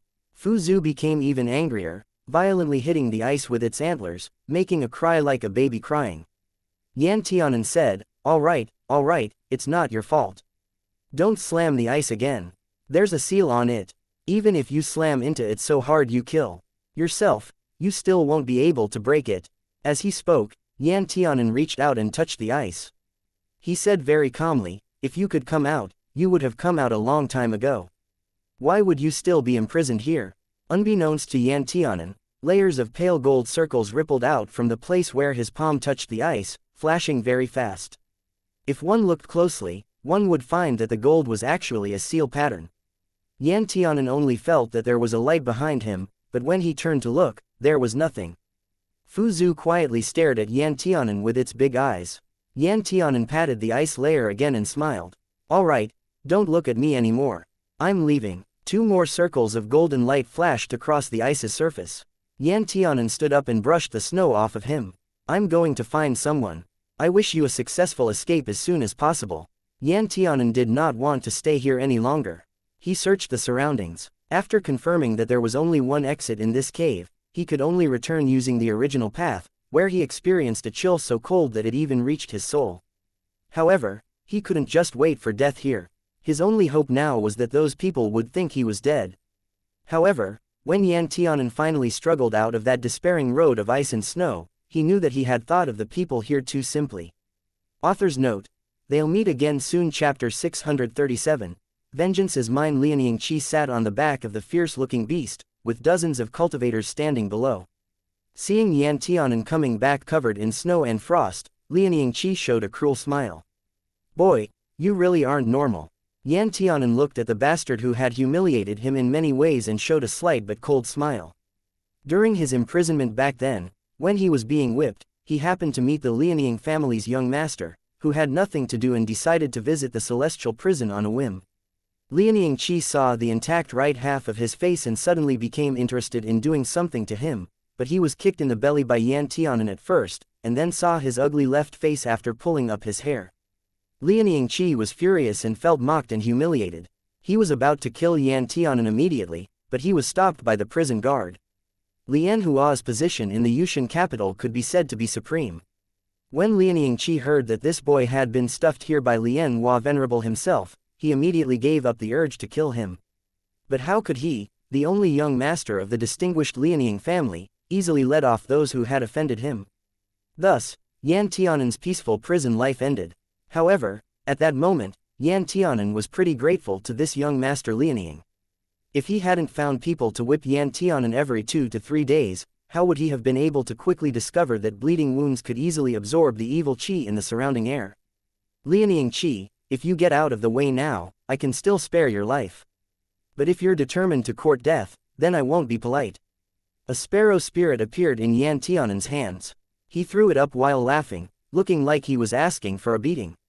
Lianying Qi's temper couldn't bear to suffer even a tiny loss, so he became even more furious after hearing those words. He took the lead and controlled a kind of Yushan bird, which rushed towards Yan Tianan. The Yushan bird crowed, its sharp and huge beak opening up as it tried to snatch Yan Tianan away. Yan Tianan jumped up lightly and effortlessly landed on the bird's back. Lianying Qi was greatly shocked. No way, it's impossible for you to use spiritual qi here. Yan Tianan wrapped his whip around Lianying Qi's neck and pulled hard. Naturally, I won't be stupid enough to use spiritual qi here, but there is another energy in this world called evil qi. Just as Yan Tianan was about to cut off Lianying Qi's head, an exceedingly sharp and fierce sword attack rushed over from behind him. He bent over and dodged, and the side of the mountain received this attack. With a rumble, half of the mountainside collapsed, and the sparrow spirits that were originally being nourished in the mountain walls all bounced out, becoming pieces of useless rock not long after smashing onto the ground. Yan Tianan had already loosened his grip on Lianying Qi when dodging earlier. At this time, someone had rescued Lianying Qi, and he was hiding behind the person as he stared at Yan Tianan in horror. Yan Tianan's whip was entangled with one end of the chain, just like two spirits devouring each other. The two people, one tall and one short, stood on the ice pile as they stared at each other. Manager Mo narrowed his eyes. To think you've actually cultivated evil qi. You should know that in Yushan capital, everyone will shout for the death penalty. Yan Tianan sneered, then I want to see just who can kill me. Today's Yan Tianan had already reached the peak of Earth Realm's major perfection stage and was only one step away from Earth Realm's Grandmaster stage. It would be difficult for even the Lian Hua Venerable from back then to humiliate him. The speed at which one could cultivate evil qi was already extremely fast, and the capital was also a place where the living dead gathered. Furthermore, the celestial prison was a place with the most concentrated yin qi and evil qi. In his view, it was only normal for Yan Tianan to only use 100 years to reach today's realm. After exchanging a few more blows with Yan Tianan, Manager Mo completely realized that, as expected, this youth who had never managed to enter his eyes before had already become an utter monster from head to tail. And in this monster's hands, the dance of the whip was impenetrable. He killed people without any scruples. He didn't even care about whether this sparrow spirit mine could still be mined with one swing of the whip. The other half of the mountainside also collapsed. Ice mixed with hard stone, tumbling down from high up. Manager Mo immediately wrapped his chain around several subordinates and picked them up, saving them from the landslide disaster. However, Yan Tianan was taking up his attention here, so it was impossible for Manager Mo to save everyone. He could only watch the subordinates he brought be smashed into pulp by the inescapable falling rocks. There were also several who couldn't stop themselves from using spiritual chi. As soon as they started the spell, all the spiritual chi inside their bodies were sucked dry by the hungry sparrow spirits in a flash, turning them into dried-up corpses, which immediately turned into dust and dissipated in the air. Once the people of Yushan capital died, they would die completely. They would never be able to reincarnate again, and no traces of their existence would remain. Manager Mo looked at these subordinates who had been following him for tens of thousands of years and couldn't help standing still on the spot, his eyes watering. Liaoning Qi had already flown high into the sky on his bird. He saw that the situation was bad and wanted to run away. However, how could Yan Tianan miss such a great opportunity for revenge? A long whip surrounded by pulsating purple flames suddenly flew vigorously towards the Yushan bird, binding one of its wings without hesitation. Yan Tianan's feet were as steady as a mountain, but his expression was cold and solemn. A burst of evil qi climbed along the yin flame whip towards the Yushan bird. The Yushan bird originally wanted to escape, but it was frightened by this evil qi. With a miserable wail, its body tensed and it flopped wildly up and down in midair. Liaoning Qi swore heavily and exerted strength, hoping to calm the bird down. But evil qi was something that all living beings of heaven and earth rejected and feared, and the Yushan bird's struggles only intensified. Young Master Manager Mo's sharp eyes saw Liaoning Qi's plight and immediately jumped up, about to save him. Yan Tianan narrowed his eyes slightly as he wrapped the whip once around his own wrist, then suddenly leapt towards the back. Before Manager Mo could rescue Liaoning Qi, Yan Tianan pulled the bird and rider away by dozens of feet. Manager Mo shouted, "Young master, jump down, I'll catch you." Liaoning Qi was not ignorant. He knew that he absolutely couldn't use spiritual qi near the sparrow spirit mine, so even though the bird nearly threw him off, he still gritted his teeth and didn't dare to use spiritual qi. But right now, Liaoning Qi immediately gained confidence following Manager Mo's shout. He suddenly let go of the wildly thrashing bird, and his whole person fell straight toward the ground. Manager Mo rushed forward. He was just about to catch Liaoning Qi when a bolt of dark purple lightning suddenly flashed by, piercing a big hole through Liaoning Qi's chest. Even until his body turned into dust and completely disappeared under the sun, the pair of eyes reflected on the ice was full of disbelief. Young Master Manager Mo screamed hoarsely, wanting to catch Liaoning Qi's body but only catching empty air. His fingers passed through Liaoning Qi's body, and he watched Liaoning Qi, who had lived for tens of thousands of years and only needed to wait a few more years to regain new life, die completely before his eyes. Yan Tianan was still holding the purple flame bow as tall as him, coldly looking at the place where Liaoning Qi dissipated. Manager Mo was pale and suddenly looked up at Yan Tianan in disbelief. You killed him. Do you know what you've done?" Yan Tianan curled his lips slightly. "Don't tell me that he can humiliate me, but I can't kill him. Honorable Me is in a good mood today, so I'll spare your dog life. Return and tell Lien Hua Venerable that I, Yan Tianan, will go back to settle accounts with him soon. Tell him to wash up and wait for me." Manager Mo's eyes reddened. If Yan Tianan escaped, then none of them would be able to live. He took a silver needle and suddenly poked it at his Baihui acupoint, but he had not poked it in yet when all of a sudden, the sparrow spirit mind shook. Manager Mo looked in the direction of the most violent earthquake in shock, and his entire people seemed almost unable to withstand this turbulent shaking. Yan Tianan's heart suddenly skipped a beat. He got the feeling that something major was about to happen. Ying ying ying, giant pieces of stone rushed into the sky. A white deer the size of a small mountain with 4 antlers jumped out of the ice. The chains on its body were all broken, and it smashed around. Yan Tianan was also very surprised as he stared at Fu Zhu, who had somehow been unsealed. He was just about to retreat a few steps when Fu Zhu's eyes became fixed on Yan Tianan. "Yan Tianan, you're kidding me." Fu Zhu walked happily with its hooves towards Yan Tianan and stopped in front of him. Fu Zhu bent its 2 front feet, bowing its neck and making an affectionate posture of submission. It quickly shrunk and soon became the size of a normal white deer. It used its 4 antlers to nudge Yan Tianan. When it saw that Yan Tianan was still frozen in shock, it impatiently picked him up with its antlers and threw him onto its back. Yan Tianan quickly hugged Fu Zhu's neck, and as Fu Zhu jumped onto the straight cliff, they soon disappeared from everyone's sight. Manager Mo's face was livid and pale. He took a few deep breaths before he fought back his fear. Something serious happened. Yushan's evil spirit has been released, and the demon venerable has reappeared. On Spirit Sect's highest summit, a young man in white robes with black hair suddenly opened his eyes. There is movement in the southwest. Lin Xuanji looked toward the southwest, pinched his fingers to calculate, then frowned slightly.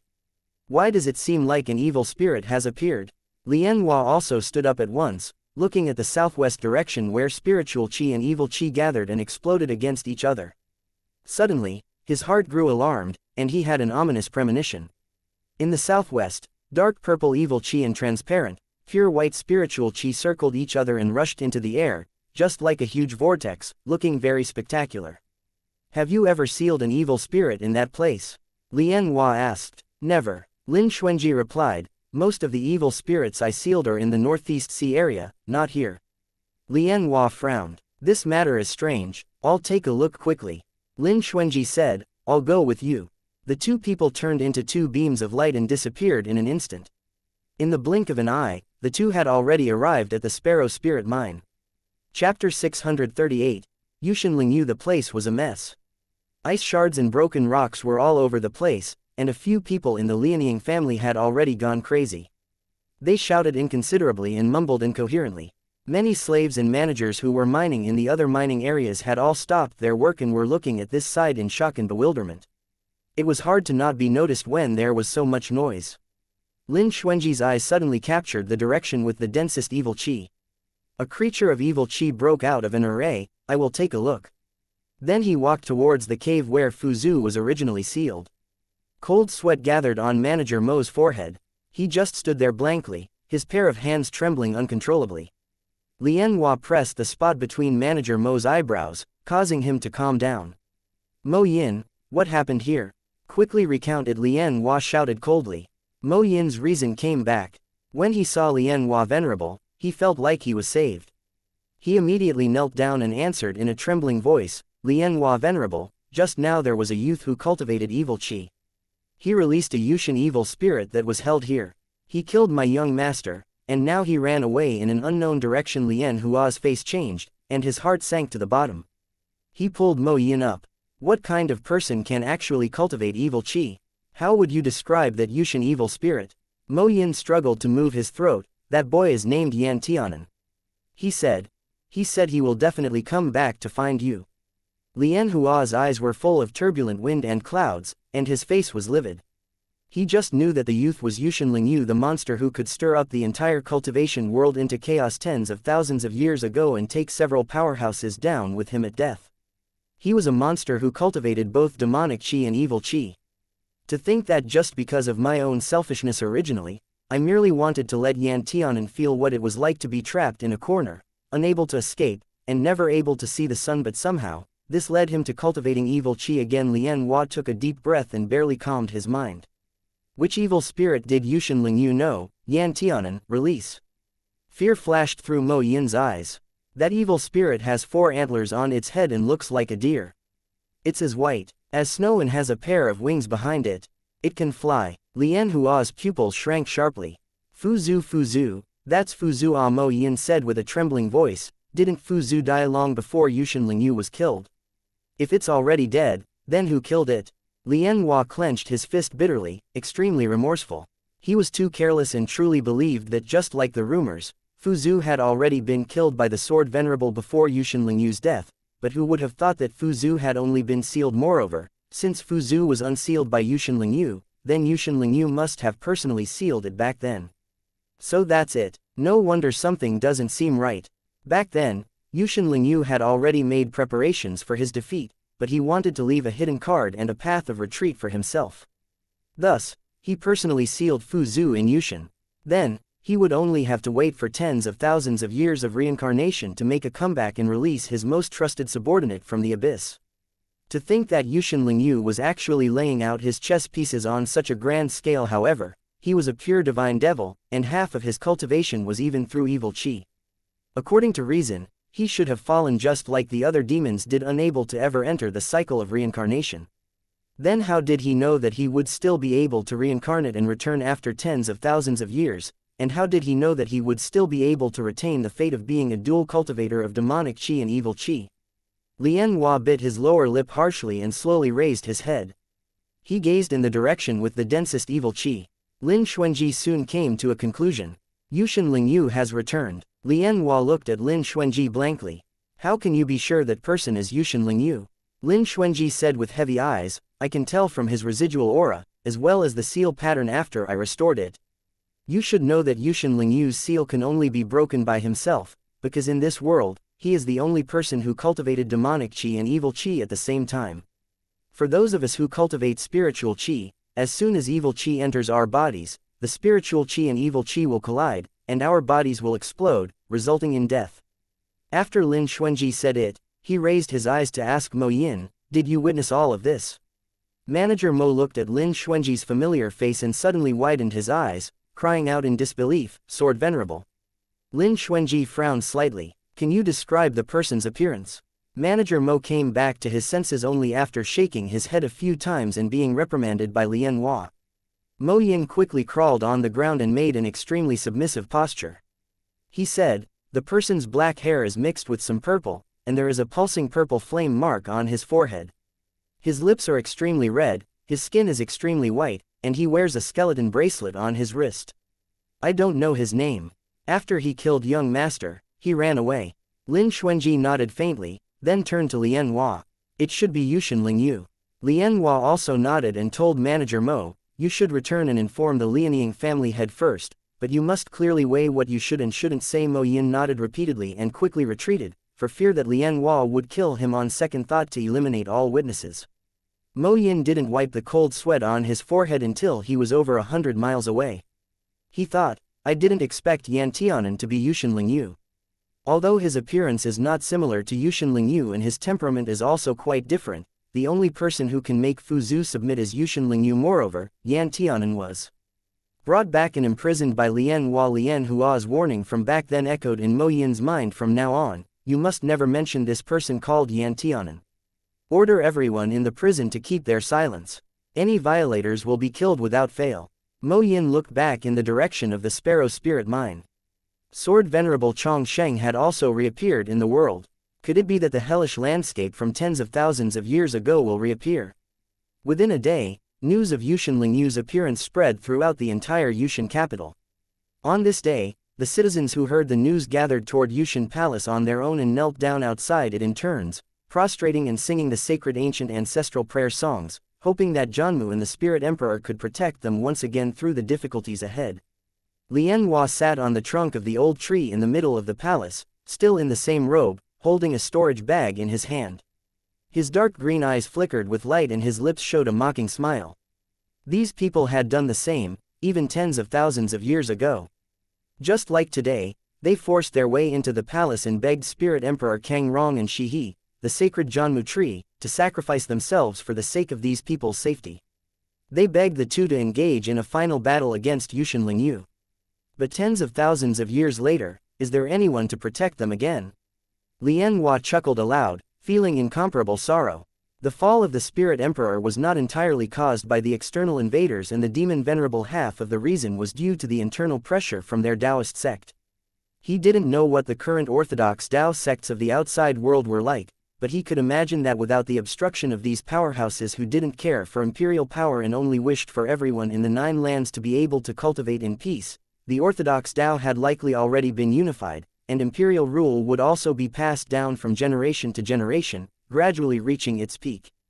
Suddenly, a burst of fine ice and snow drifted from the window lattice to the palace. Lian Hua looked up at the door and saw a barefoot boy with loose black hair. He wore a simple Taoist robe and led a white deer with 4 antlers, walking towards him against the light. I'm here to take back my belongings. Yan Tianan's clear and innocent voice sounded out. Lian Hua stared at Yan Tianan, and his dark green eyes contained a mixture of extremely complex emotions: sorrow, joy, and also some regret. Yan Tianan walked up to him and tilted his head. Speaking of which, I have to thank you. After all, if it weren't for your hostility towards me, crippling my cultivation and throwing me into the place with the most concentrated evil qi, I wouldn't have taken back my cultivation so smoothly. Lian Hua sneered while his posture remained unchanged. Do you believe you're a match for me right now? Yan Tianan laughed lightly. Indeed, I'm no match for you. After all, I've only cultivated for 100 years, and your current cultivation has reached a level that not even Xianxia from back then could match. Lien Hua narrowed his eyes slightly, then raised his chin and looked at Yan Tianan. Since you understand this, you should know that if I move my finger right now, I can completely kill you. You won't dare. Yan Tianan smiled again, and the left side of his face, which originally had a ghastly scar, had already healed completely. Not even a tiny blemish could be seen. He said, I am Warong Sword Immortal's Dao companion. I've already been with him for many years. Yan Tianan's smile was innocent and bright, the complete opposite of the ferocity he displayed when he cruelly killed Lianying Qi back then. If you want to leave this sealed place called the Yushan capital, and if you want your spirit emperor to wake up, you must never let him find out that you've personally imprisoned me and harmed me, and even prevented me from looking for him or seeing him. Yan Tianan said leisurely, looking at Lien Hua's expression becoming more and more ugly. His heart also became much happier. What Xianxia hates the most are lies and deception. You are his best friend's Dao companion. If he finds out that you've done such cruel things to me, his most beloved person, do you think Xianxia will still be willing to help you resurrect the Spirit Emperor and resolve the seal on this Yushan capital for you? Lien Hua stood up and glared at Yan Tianan coldly. What method did you use to deceive Xianxia's feelings? He was a person who had no desires, but after reincarnating, he fell in love with a despicable and shameless person like you. Yan Tianan curled his lips. Maybe I'm pleasing to his eyes, or maybe, hey, he actually loved me in his past life, but you just couldn't see it.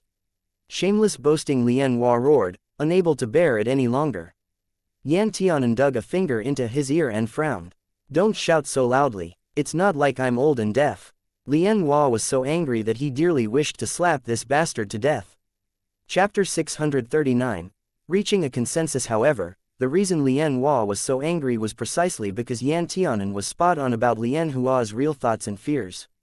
He wasn't stupid. Lin Xuanji could even say things like, he is my sword heart. If Lin Xuanji found out in the future that Lien Hua had personally killed Yan Tianan, who could predict what Lin Xuanji would do? Lien Hua understood this incomparably clearly in his heart after reincarnating. Xianxia was no longer just purely Xianxia. Instead, he was Lin Xuanji, who had fused with a part of Sword Venerable Xianxia.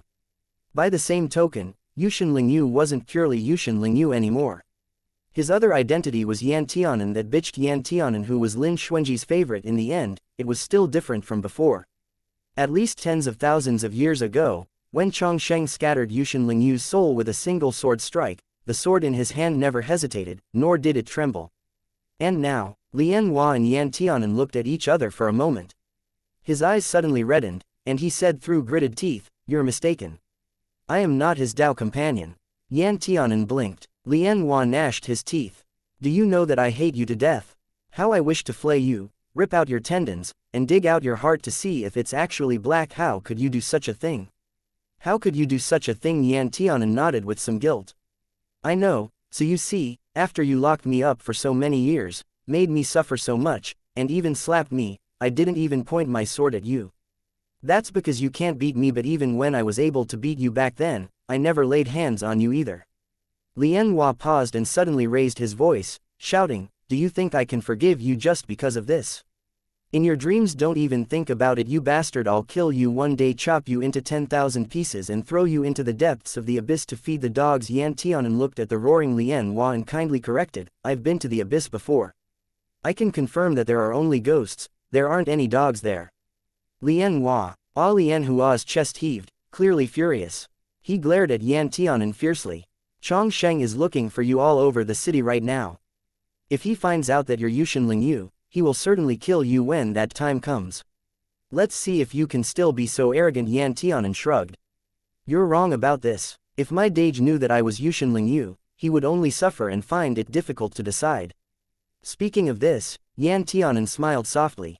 His feelings for me are sincere, but he also hates Yushan Lingyu to death and once vowed to execute Yushan Lingyu. How can I be willing to make life difficult for him and make him miserable? What kind of bewitchment led you astray? Were there any hidden circumstances that caused it? Lien Hua looked at Yan Tianan, who had a sloppy posture and seemed as though he never took the past seriously, and resisted the strong urge to slap him to death.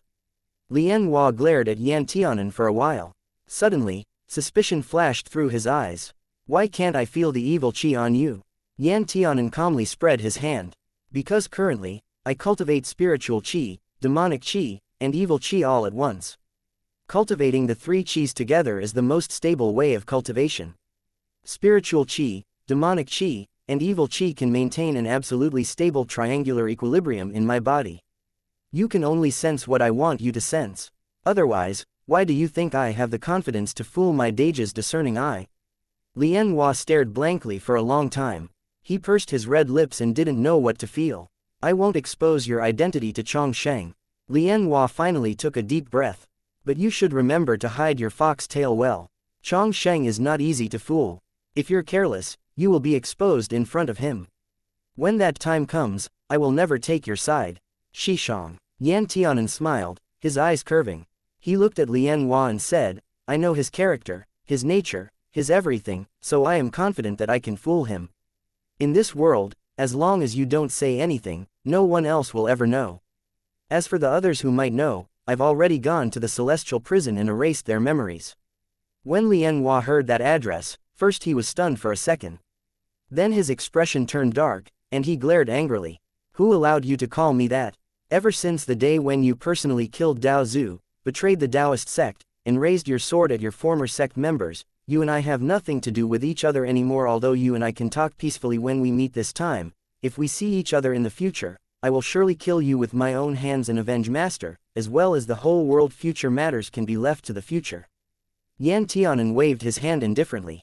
His pinky made a hooking motion and hooked the storage bag in Lien Hua's hand from a distance. This is mine, so I won't give it to you. Who the fuck wants to take your junk? He had opened the storage bag and taken a look before Yan Tianan arrived. It merely contained some magic treasures and medicinal pills that couldn't even enter his eyes. I'm leaving. You won't harm me, and I also won't harm you.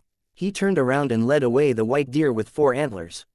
His smile was light and pure, much like the boy lying in his lap while listening to his stories back then.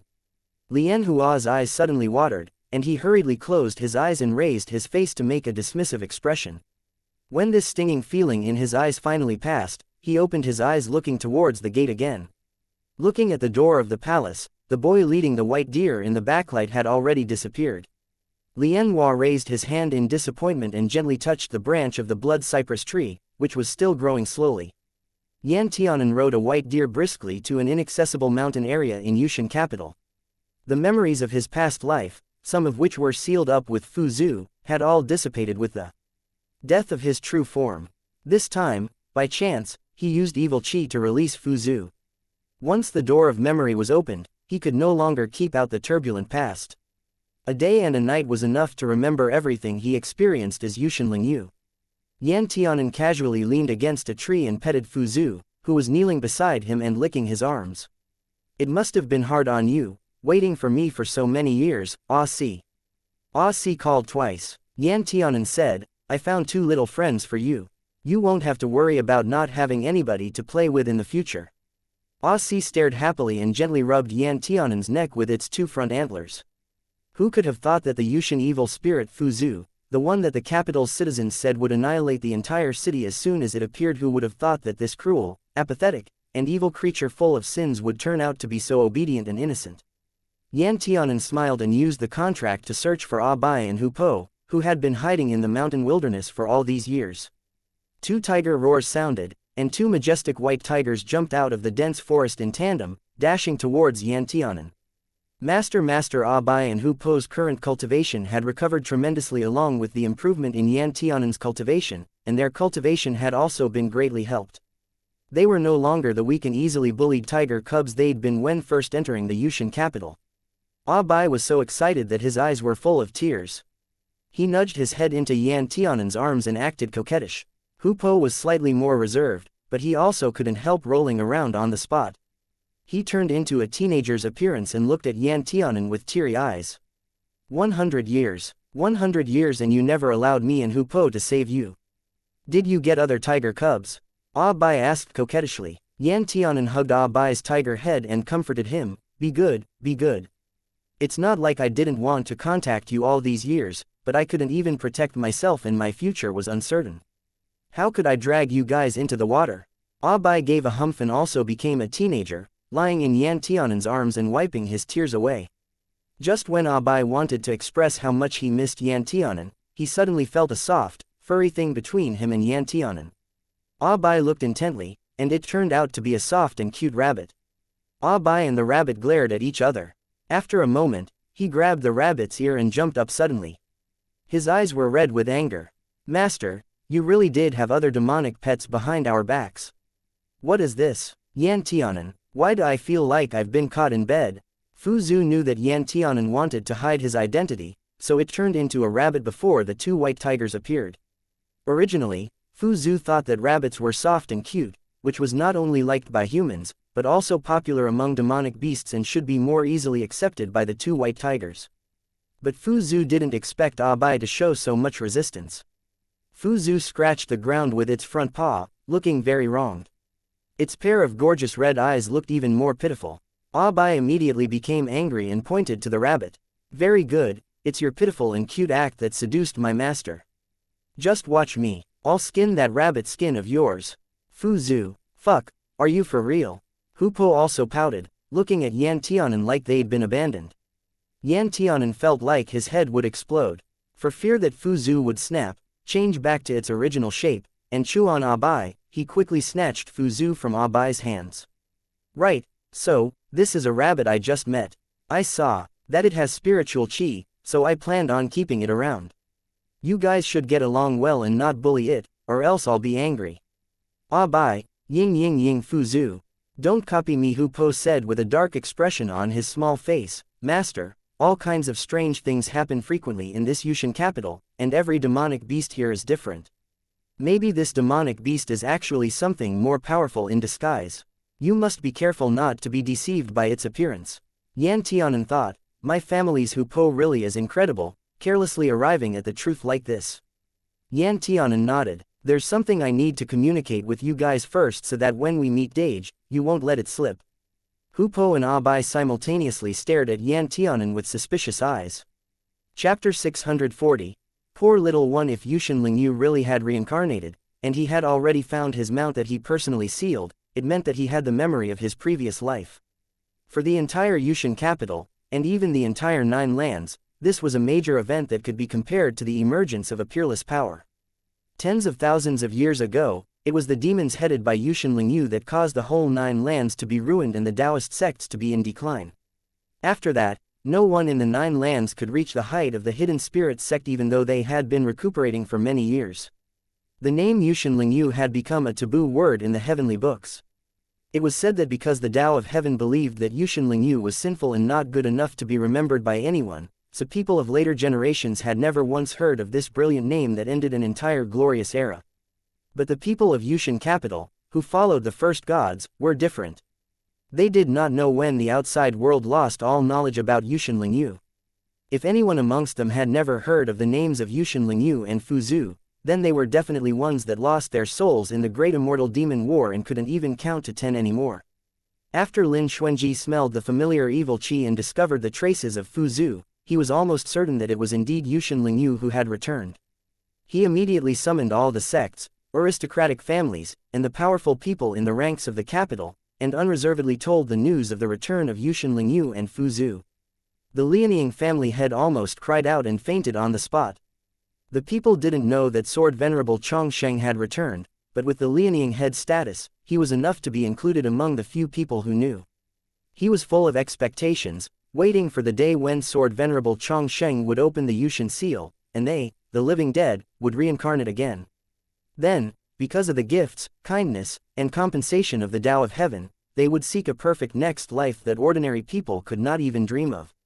However, after waiting for 100,000 years, hoping for 100,000 years more, and bearing the loneliness and misery of all those years, he finally saw the dawn. But his only son died again by Yushan Lingyu's hands right before dawn.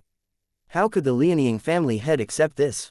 After learning the news of his son's complete annihilation, the head of the Lianying family nearly lost his spirit and died. It was the medicine from Lianhua that Manager Mo immediately fed him that saved his life. The mood of everyone present was heavy. Even some of these old people who had lived for many years just cried out like their parents had died.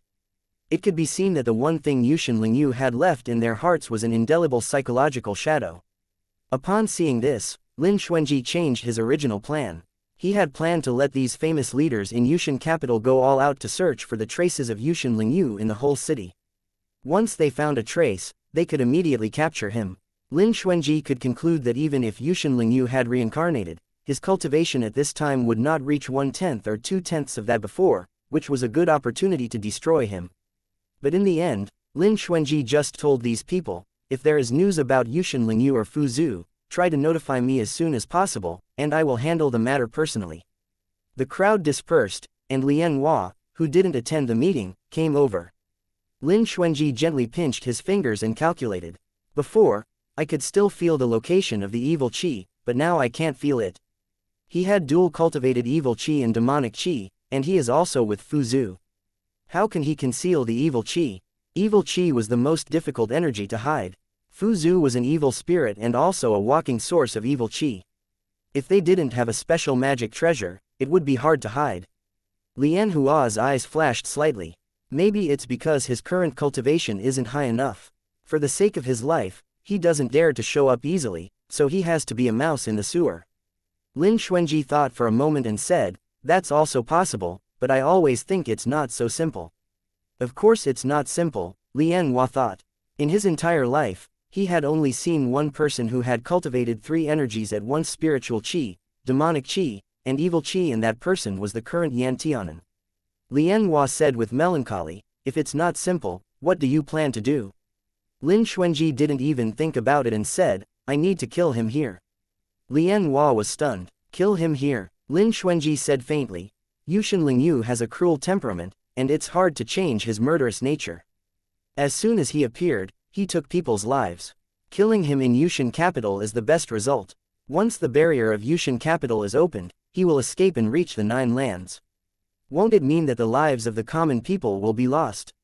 Didn't you say that your current sword heart is your Taoist companion Yan Tianan? Lian Hua asked suddenly. When Lin Xuanji heard this familiar name, he was stunned for a moment, and his slightly indifferent eyes suddenly softened. 100 years have passed here, but it's only been a year on the outside. In these 100 years, although I miss him every day and can't wait to see him again, but I can also understand my priorities. I said before that I will guard these 9 lands for him. I will kill Yushan Lingyu here to fulfill my oath to him. Lian Hua suddenly had an urge. If he told Lin Xuanji that the Yan Tianan he missed every day was the Yushan Lingyu that he wanted to kill, what kind of expression would be on that beautiful face? But he didn't intend to say it. Because if he did, who could guarantee that Yushan Lingyu wouldn't destroy the world again? Lian Hua had never been a talkative person, and he had been waiting for so many years. So what if he waited for a few more years? He didn't believe that Yan Tianan, who wanted to have a new life with Lin Xuanji and had already become his Tao companion, would be willing to waste such a good opportunity and repeat the mistakes of his previous life, which would cause him to lose Lin Xuanji once more. When it came to fear, Yan Tianan was even worse than him. Lian Hua's jade-like face showed a cold smile. Yushu Lingyun, let me see what will win your ambition or your love for Chongsheng. Lin Xuanji sat on the tallest and largest stone on the top of the zenith. The Taoist sect from his past had been submerged in the smoke of the world, and no trace could be found. The ancient powerhouses, his former teachers, friends, and confidants had all disappeared. Some of them died, some fell into a deep slumber, some were sealed, and some went into seclusion. They all disappeared, leaving a person who carried a blood feud and a burden as heavy as a mountain to walk alone with difficulty. Lin Xuanji thought of Yushan Lingyu. Every time he thought of him, his inner heart demon seemed to be getting heavier. That was the child that Dao Zhu had personally handed over to him. At that time, Dao Zhu led a little demon that couldn't see anything and was in tattered clothes, and slowly stepped onto the white jade steps, walking up to him. Dao Zhu's voice was very happy. He stroked the head of the little demon and said, Chongsheng, this is my disciple that I brought back from the demon realm's abyss. When I met him, he was being bullied by other demons, so I took him away. His true form is a blood cypress tree, which I also brought with me. After today's battle, I need to enter secluded cultivation for 100 years before I can come out. In the future, his clothing, food, basic necessities, reading, and cultivation will all be handed over to you, his elder martial brother. That was the first time he saw Yushan Lingyu. The little demon had lived in the darkness for too long and couldn't adapt to the light of the human world for the time being. A wide black band was wrapped around his face, covering a pair of eyes. The body of the little demon was dirty, and Daozu's body was also dirty. Chongsheng looked at them and said, "Master, did you snatch this disciple from others? Otherwise, how can you explain the dirt and grime that you didn't have time to wash away?" Clearly, Daozu had won the battle and snatched the little demon, then immediately ran away as if they were being chased by fire. Daozu, who held a high position and status in the entire cultivation world, immediately raised his fingers in a shushing motion, winking at Chongsheng. "Don't talk nonsense. You can ask Little Cypress if you don't believe me." Little Cypress, that is, the little demon whose true form was the blood cypress tree, nodded cautiously but didn't speak, as if he was afraid of something. He really is a pitiful one, Chongsheng thought at that time. The demons he knew were all naturally unrestrained, arrogant, and they did whatever they wanted to, just like their nature. However, the little demon in front of him was only submissive. He only dared to hold Daozu's sleeve and hide by his legs, wishing to hide his small body behind Daozu's back. Chongsheng couldn't see the little demon's eyes, but from his jittery movements and somewhat stiff expression, he could fully infer what kind of fear and anxiety would be in his eyes if the silk cloth was untied. Poor thing. Chongsheng was good at dealing with children. He was Daozu's first disciple. Later, his younger martial brothers, whether Lianhua or Shihe, all joined the sect since childhood. Daozu was very fond of all walks of life. He especially liked to go sightseeing and liked to pick up children even more, but he was not in the sect for many years. After picking up the children, he often threw them to Chongsheng to raise. Daozu was in charge of killing but didn't care about burying, so the burden of raising children was often left to Chongsheng. Chongsheng was someone who cultivated the sword. Unless he was facing great evildoers, his sword never left its scabbard. He was a merciful person. Therefore, even though he was born with a sword bone, with a cold and arrogant temperament, ice-sculptured muscles, and snow-cast bones, he was still able to treat these junior martial brothers with tenderness, patience, and meticulousness to give them the best life. Chongsheng took the little blood cypress from Daozu's hand, held his cold and slightly trembling little hand, then crouched down in front of him, at eye level with the child who just reached Chongsheng's waist. Chongsheng asked, "Do you have a name?" The little blood cypress shook his head and let Chongsheng hold him. Chongsheng said softly, "I am called Chongsheng. I am the eldest disciple of the Hidden Spirit Holy Sect and your senior martial brother. From now on, I will take care of you. If you have anything you want to play with or anything you want, please tell Shishang, okay?"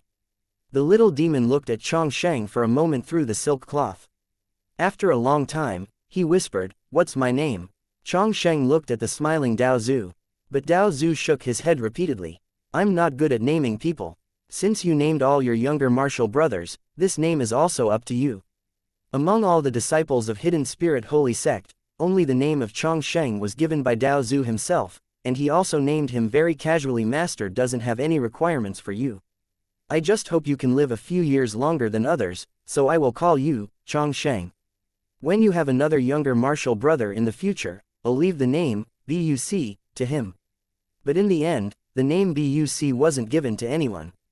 The junior martial brother under Chongsheng was Janmu. At that time, Janmu had just gained a little intelligence, and he ran around the mountains and plains all day long.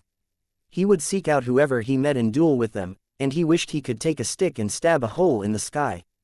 Because he was a sacred tree, which collected the essence of heaven and earth, the young Janmu had an extremely high cultivation.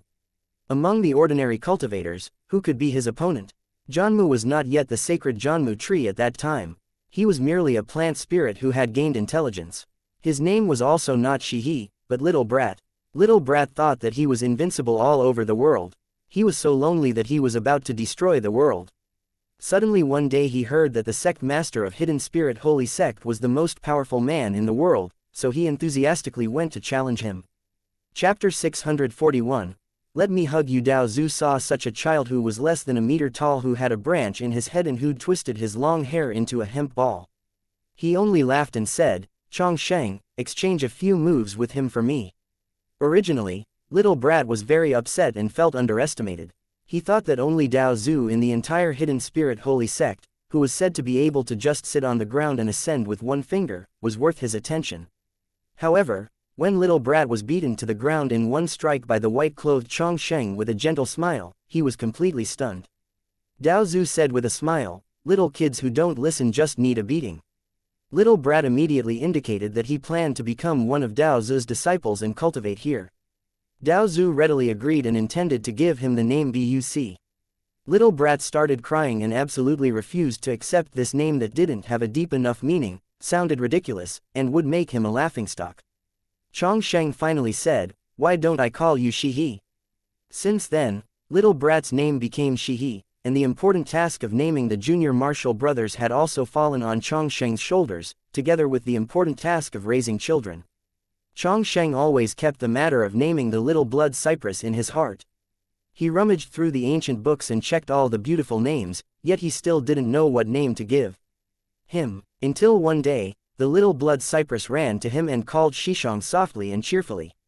When he turned his head, he met the pair of eyes from which the silk was removed for the first time, and suddenly blessed his heart. He blurted out a name in the future: "You will be called Ling Yu." Zhang Ling Yu Shu, a place endowed with a natural beauty that nurtures people of talent, with matchless fortune. That was the beginning of his lifetime of entanglement with Yushin Ling Yu. Ding ling ling, ding ling ling. Lin Xuanji's ears were filled with the sound of the continuous ringing of a bell. His eyes, which were originally neither sad nor happy, suddenly cooled, just like a sleeping crane which was suddenly woken up. This was the sound of the echo bell. Lin Xuanji stood up and immediately took out the echo bell which he had made 100 years ago from the storage ring. He put it beside his heart and sensed the connection incredulously. How could it ring suddenly? It had already been silent for 100 years. How could the echo bell, which should have been silent, sound now?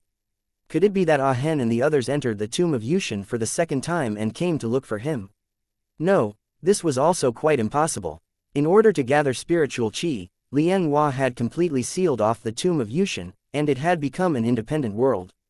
It was impossible for people from the outside to find the entrance. The wholly unexpected ringing of the bell sounded like a heavy drum hammer hitting Lin Xuanji's heart, banging, bang bang bang. The person he sensed was actually Yan Tianan. Yan Tianan is in the tomb of Yushin. Yan Tianan is here on a hilltop, under a frozen willow tree. A familiar and somewhat unfamiliar boy in black robes, and standing next to him, two spiritual beast white tigers that had matured into adult tigers, were looking at him with a smile. It seemed that after endless years, there was an endless gentleness between his eyes. Dage Yan Tianan called out. Lin Xuanji walked towards him a few steps, but there was a kind of faint fear of nostalgia. He was afraid that after too long, the Ah Hen he saw again was just an illusion caused by his extreme longing. Ah Hen. Lin Xuanji stopped and asked, "Why are you here?" Yan Tianan raised the corners of his lips, but tilted his head and said, "I haven't seen you for so long. Doesn't Dage want to hug me?" How can I not? How can I not? The face he thought about day and night, the person he put on the tip of his heart, was now in front of him.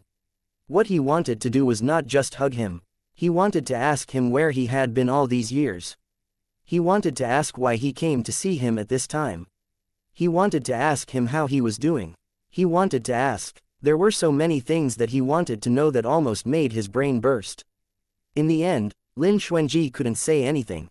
He just opened his arms, made a welcome gesture, and said, "Come, let me hug you." Yan Tianan flew over and launched himself into Lin Xuanji's arms vigorously, and then tightly, with the force of tightening the bones and flesh, he hugged Lin Xuanji's back. 100 years had already passed since he last saw Lin Xuanji. During these 100 years, Yan Tianan was imprisoned in the dark celestial prison, leaning on the wall and scratching out marks with his nails to count the days. Without spiritual qi, he cultivated evil qi. Even if he became a ghost, he would still climb through the sea of blood and the 18 layers of hell, and return to Lin Xuanji's side. Lin Xuanji tightly held his warm body in his arms. His eyes could not help but sting and teared up. When he opened his mouth, he found that his voice trembled uncontrollably. "Why are you such a fool? Why didn't you leave with them?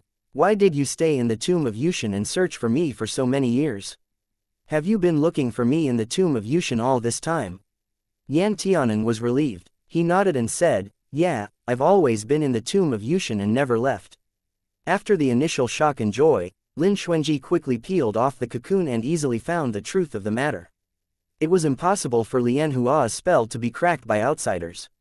There was only one possibility why Yan Tianan appeared here. Yan Tianan was already so different from the last time he saw him. The mark between his eyebrows that belonged to a child was almost invisible, and his cultivation had reached a point that surprised Lin Xuanji. This could never be the changes and achievements that could be brought about in just 1.5 years. Unless Yan Tianan had always remained in the tomb of Yushin and never left. Lin Xuanji only felt stabbing pain in his heart.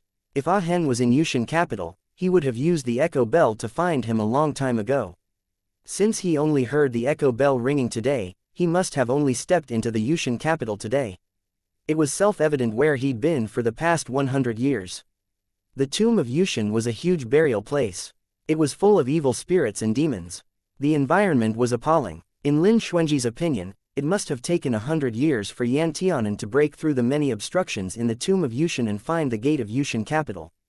Lin Xuanji almost trembled, stroked Yan Tianan's hair. "Are you an idiot? Are you an idiot?" Yan Tianan sniffed and said in a coquettish voice. At that time, a man with golden hair and green eyes suddenly appeared and took you away without a word. I told him that I was your Dao companion, but he didn't believe me. He even casually threw me to another region, so I got separated from Senior Yin and the others. After that, when I shook the echo bell again, I couldn't feel them anymore. I could only wander alone in the tomb of Yushin. Fortunately, Ah Bai and Hu Po were also thrown in with me, so I wasn't too lonely, but... Yan Tianan ruthlessly put all the blame on Lien Hua and said while almost crying, "But I was so scared. I encountered a lot of ferocious monsters. My cultivation was not enough, and the pills and magic weapons I've brought were almost used up. No one could help me. No one could talk to me. I was chased down by those monsters and fell off a cliff. I fell into deep waters and was almost bitten to death by the monsters in the water. Dage, I've been looking for you for 100 years. I've been looking for you for 100 years in a place so dark that I couldn't even see my 5 fingers, and it's all full of monsters. Yushin capital is an independent space. No matter how I shook the echo bell outside, it didn't give me any response. I despaired." Lin Xuanji's heart was greatly palpitating. The hand that originally encircled Yan Tianan's back gradually clenched into a fist. "Lien Hua actually told me that he'd sent you out. He actually dared to lie to me. He actually dared to treat you like this." Yan Tianan blinked and asked pitifully, "Dage, who is Lien Hua?" Lin Xuanji took a very deep breath. He remembered his mood and calmed down a bit, but in fact he'd already understood the situation and made a decision. He pulled Yan Tianan up from his arms and looked into his eyes. He lowered his head and imprinted his lips on Yan Tianan's head, and said softly, "He is an old friend of mine. This is an extremely long story. I will tell you later." Lin Xuanji looked at Yan Tianan's chiseled face, and said, "You're thinner. I've caused you to suffer."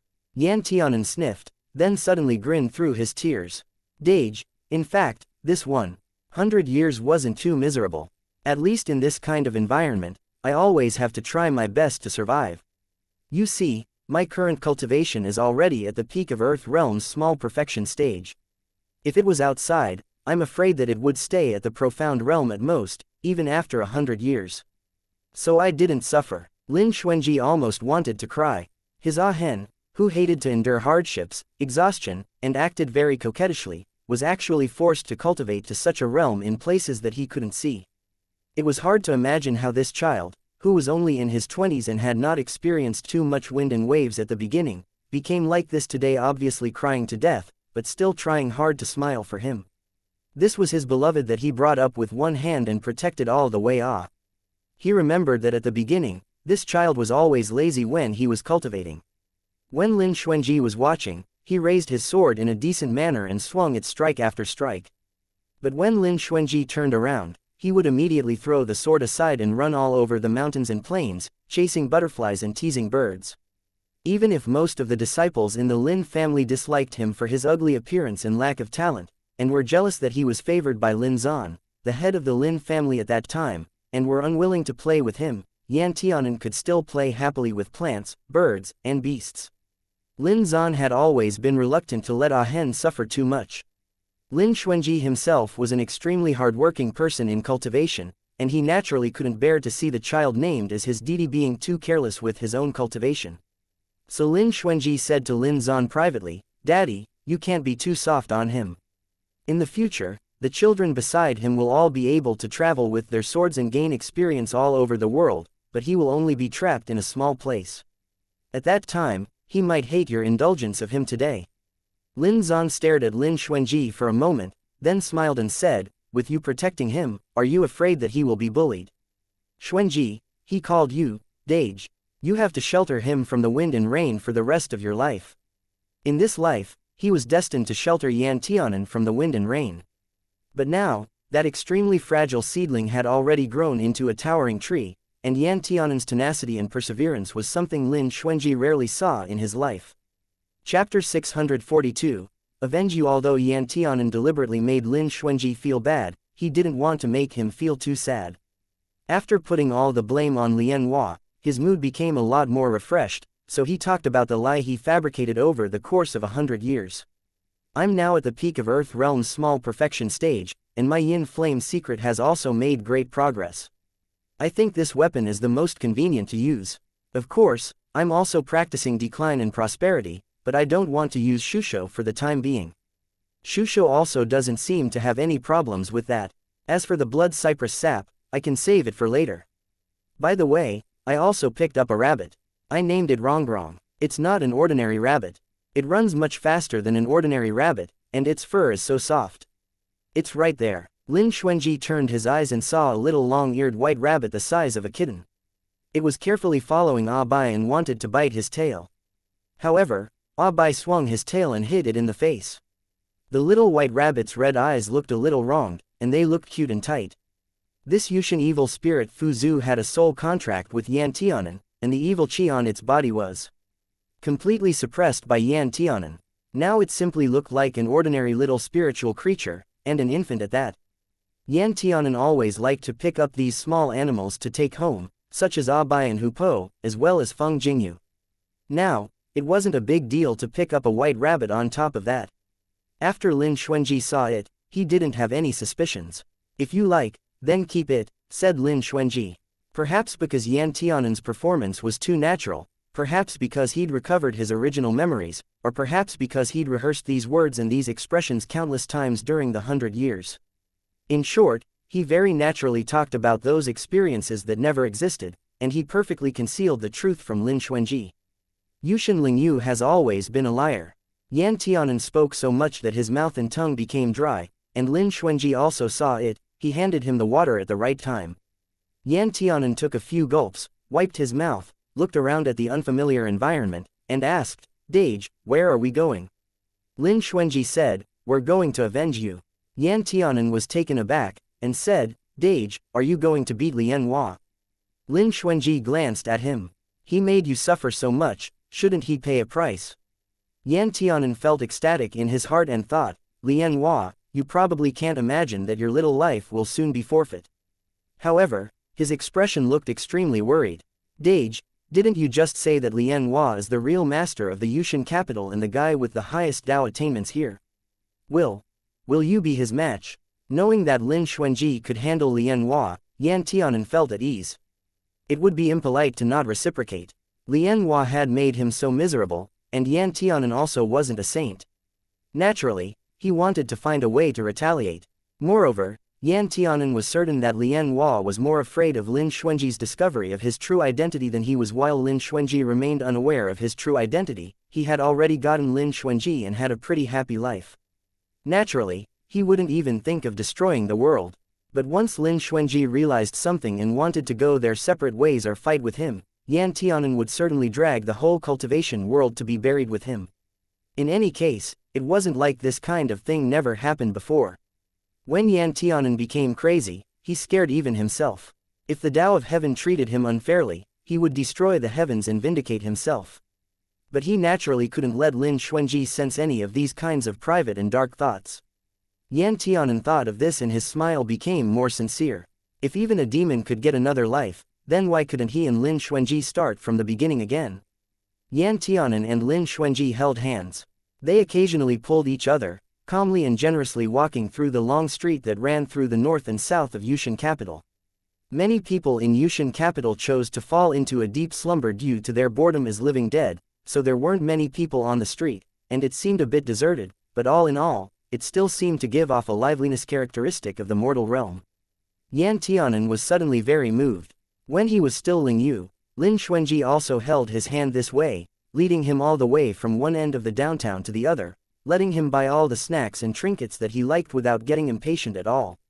No one would have thought that the orthodox Dao's eldest disciple, the successor appointed by Dao Zhu himself, Warong Venerable, whom everyone praised and admired in the cultivation world, was actually such a gentle and elegant person. He was like an elegant bamboo in the spring breeze. People wanted to get closer to him, but they dared not entertain even the slightest blasphemous thought. But later, Yushin Lingyu first used the sword skills Chong Sheng personally taught him to kill their master and cover half of the hidden spirit holy sect in blood, severely wounding his senior martial brothers Lian Hua and Shi He. He then seized the sect's grand treasure and re-entered the demon world. After colluding with foreign invaders, Chong Sheng never held his hand again. Until the end of the battle that lasted for nearly 100 years, Yushin Lingyu never felt Chong Sheng's warmth again. "Why are you suddenly silent?" Lin Xuanji asked. As he talked, there was no sound around him. Although Yan Tianan's mouth was always smiling, he kept his head down, so Lin Xuanji couldn't see what kind of expression was in his eyes. Yan Tianan raised his head and smiled at Lin Xuanji. "It's nothing, I just remembered the past." Lin Xuanji had gentle eyes when he heard the past being mentioned, vaguely resembling the shadow of Chong Sheng. "What did you remember?" "Thinking of my previous life, I always longed for Dage to hold my hand like this, for us to walk on the street where people came and went without shying away from the passing gazes." Yan Tianan raised their intertwined hands. "Unfortunately, in the past life, you always felt that I approached you with bad intentions and never wanted to touch me." The past life that Yan Tianan referred to was naturally the one tens of thousands of years ago. But Lin Xuanji naturally thought that he was talking about his previous life as Yan Tianan. Past life wasn't a term that could be mentioned easily. Once it was mentioned, someone was bound to be heartbroken. Lin Xuanji clenched Yan Tianan's hand and said, "It's my fault. In my previous life, I treated you too narrowly and contemptuously. I hurt you deeply." Speaking of this, Lin Xuanji suddenly remembered Yan Tianan's 100 years of walking alone in the dark in the tomb of Yushin. He couldn't help but sigh deeply and reproach himself, "I always hurt you deeply." Yan Tianan said, "I've never blamed Dage. Dage is a person of noble character. He is worthy of everything he does, every word and deed. He never wronged the people in the world." Lin Xuanji seemed stunned. He looked at Yan Tianan and said, "I don't know if it's because it's been too long.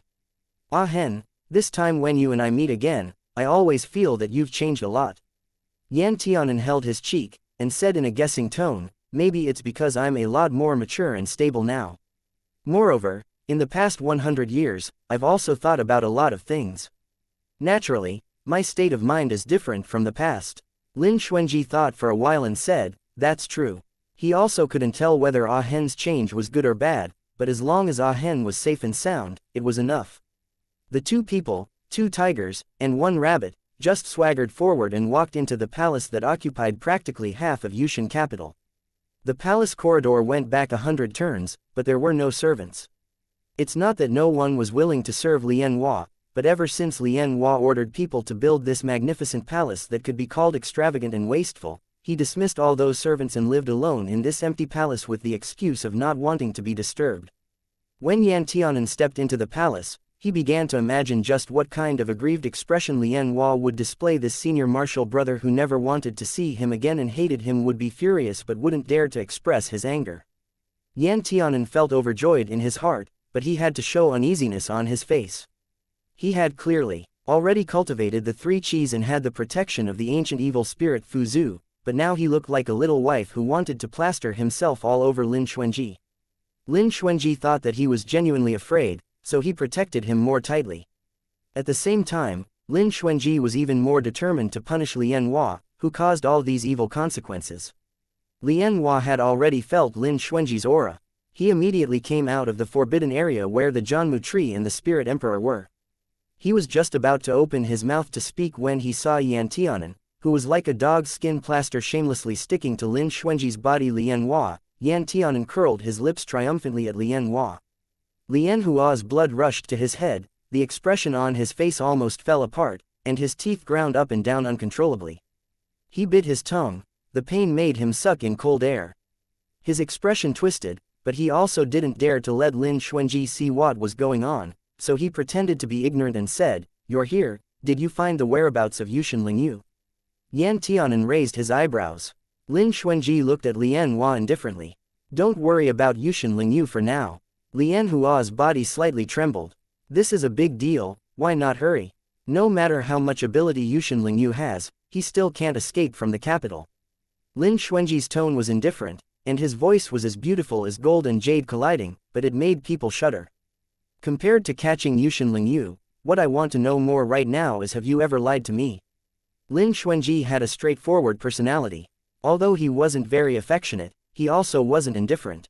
At this time, Lian Hua clearly felt the prestige and pressure of his eldest martial brother, which he hadn't seen for a long time. At this time, Lian Hua's heart was collapsing and roaring. He wanted to curse, and he wanted to fiercely beat Yan Tianan, who was plastered on Lin Xuanji's back and putting on an expression of a triumphant villain, then smash him into pieces and throw him into the sewer. Lian Hua knew that he couldn't hide it, but he also didn't know what this villain had accused him of. So he had to use the safest answer. He was very careful and acted puzzled. Shishong, where did this come from? I don't understand. Yan Tianan immediately started laughing in his heart. After so many years, Lian Hua's old habits still haven't changed, just like in the past. Lin Xuanji pulled Yan Tianan in front of him, put his hand on his shoulder, and asked, Lian Hua, do you still remember who this is? Lian Hua frowned slightly, and his expression was very similar to that of a confused one. He looks familiar. I seem to have seen him before, but I can't remember right now. Chapter 643. Punishment. Yan Tianan blinked at him, then shrunk back behind Lin Xuanji and said, Dage, he was the one who threw me to another place and caused Senior Yin and I to get separated back then. Lin Xuanji swallowed. You told me when you took me away that you had already sent Ah Hen and the other companions out of the tomb of Yushin.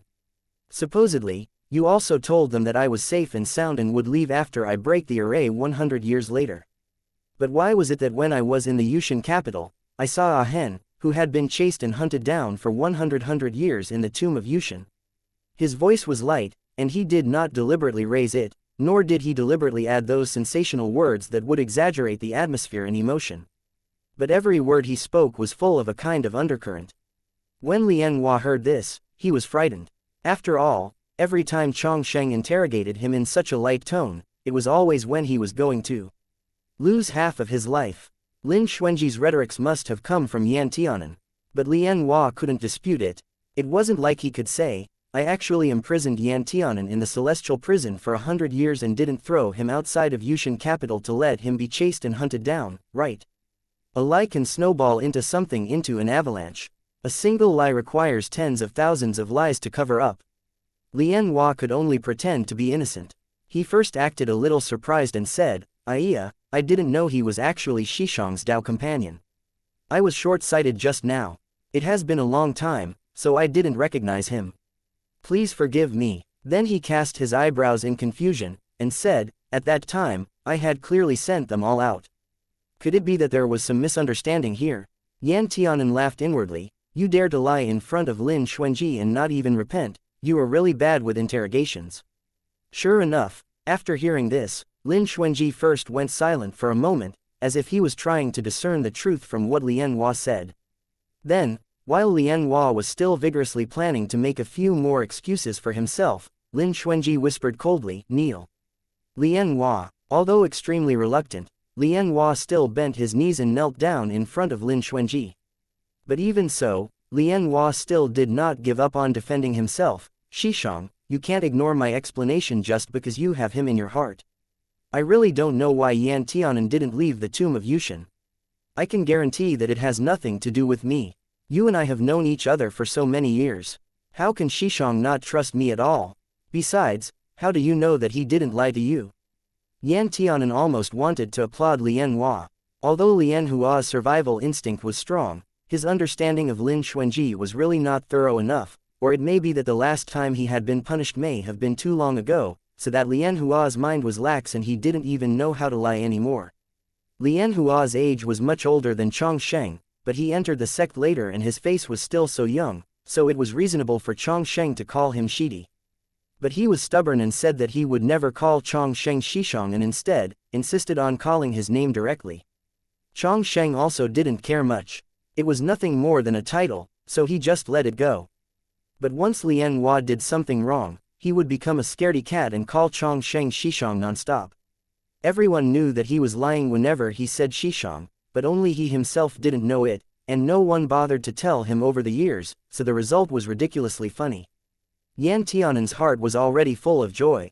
This Shishong was truly pleasant to the ears. These words were already extremely heavy. Lian Hua only felt as if he had returned to the fear of being dominated by the eldest martial brother Chong Sheng when he was still in the Hidden Spirit Holy Sect. Lian Hua shrunk his neck. How can you be sure that I am lying? Lin Xuanji sneered twice and did not answer but continued on. Go to the Repentance Hall and reflect behind closed doors. Copy the Spirit Sect admonitions 120 times. You will finish in 10 years. Every time you finish one copy, go outside and kneel for 10 days. Do this every day. Lian Hua shook. He stood up and looked at Lin Xuanji incredulously. Shishong, isn't this punishment too harsh? Even copying a single line from the Spirit Sect admonitions is enough punishment to last people a while, yet you actually want me to copy it 120 times. Do you want my life? Also, kneel for 10 days. Even Ling Yu's heaviest punishment back then was only kneeling for 3 days. Lin Xuanji looked into his eyes and asked, this is harsh. When you threw Ah Hen into the tomb of Yushin, have you ever thought about how pitiful it was to live alone for 100 years? The fact that he's still alive is already a miracle. Even the heavens pitied him. If you were not my younger martial brother, I would have made you repay with your life. But Shishong, if you don't accept the punishment this time, then there's no need to recognize me as your Shishong in the future. Lin Xuanji lightly forced back all the words Lian Hua wanted to say. Lian Hua saw Yan Tianan, who was hiding behind Lin Xuanji and making smug faces at him. He wanted to tear down his identity immediately and take Yan Tianan down with him. At least then, he wouldn't have to see this kid's smug smirk again. However, he did not. Because it was not the time yet. The wind surged in Lian Hua's eyes, and his gaze was full of killing intent. He clenched his fists and glared at Yan Tianan. Yan Tianan seemed to be possessed by the spirit of an actor.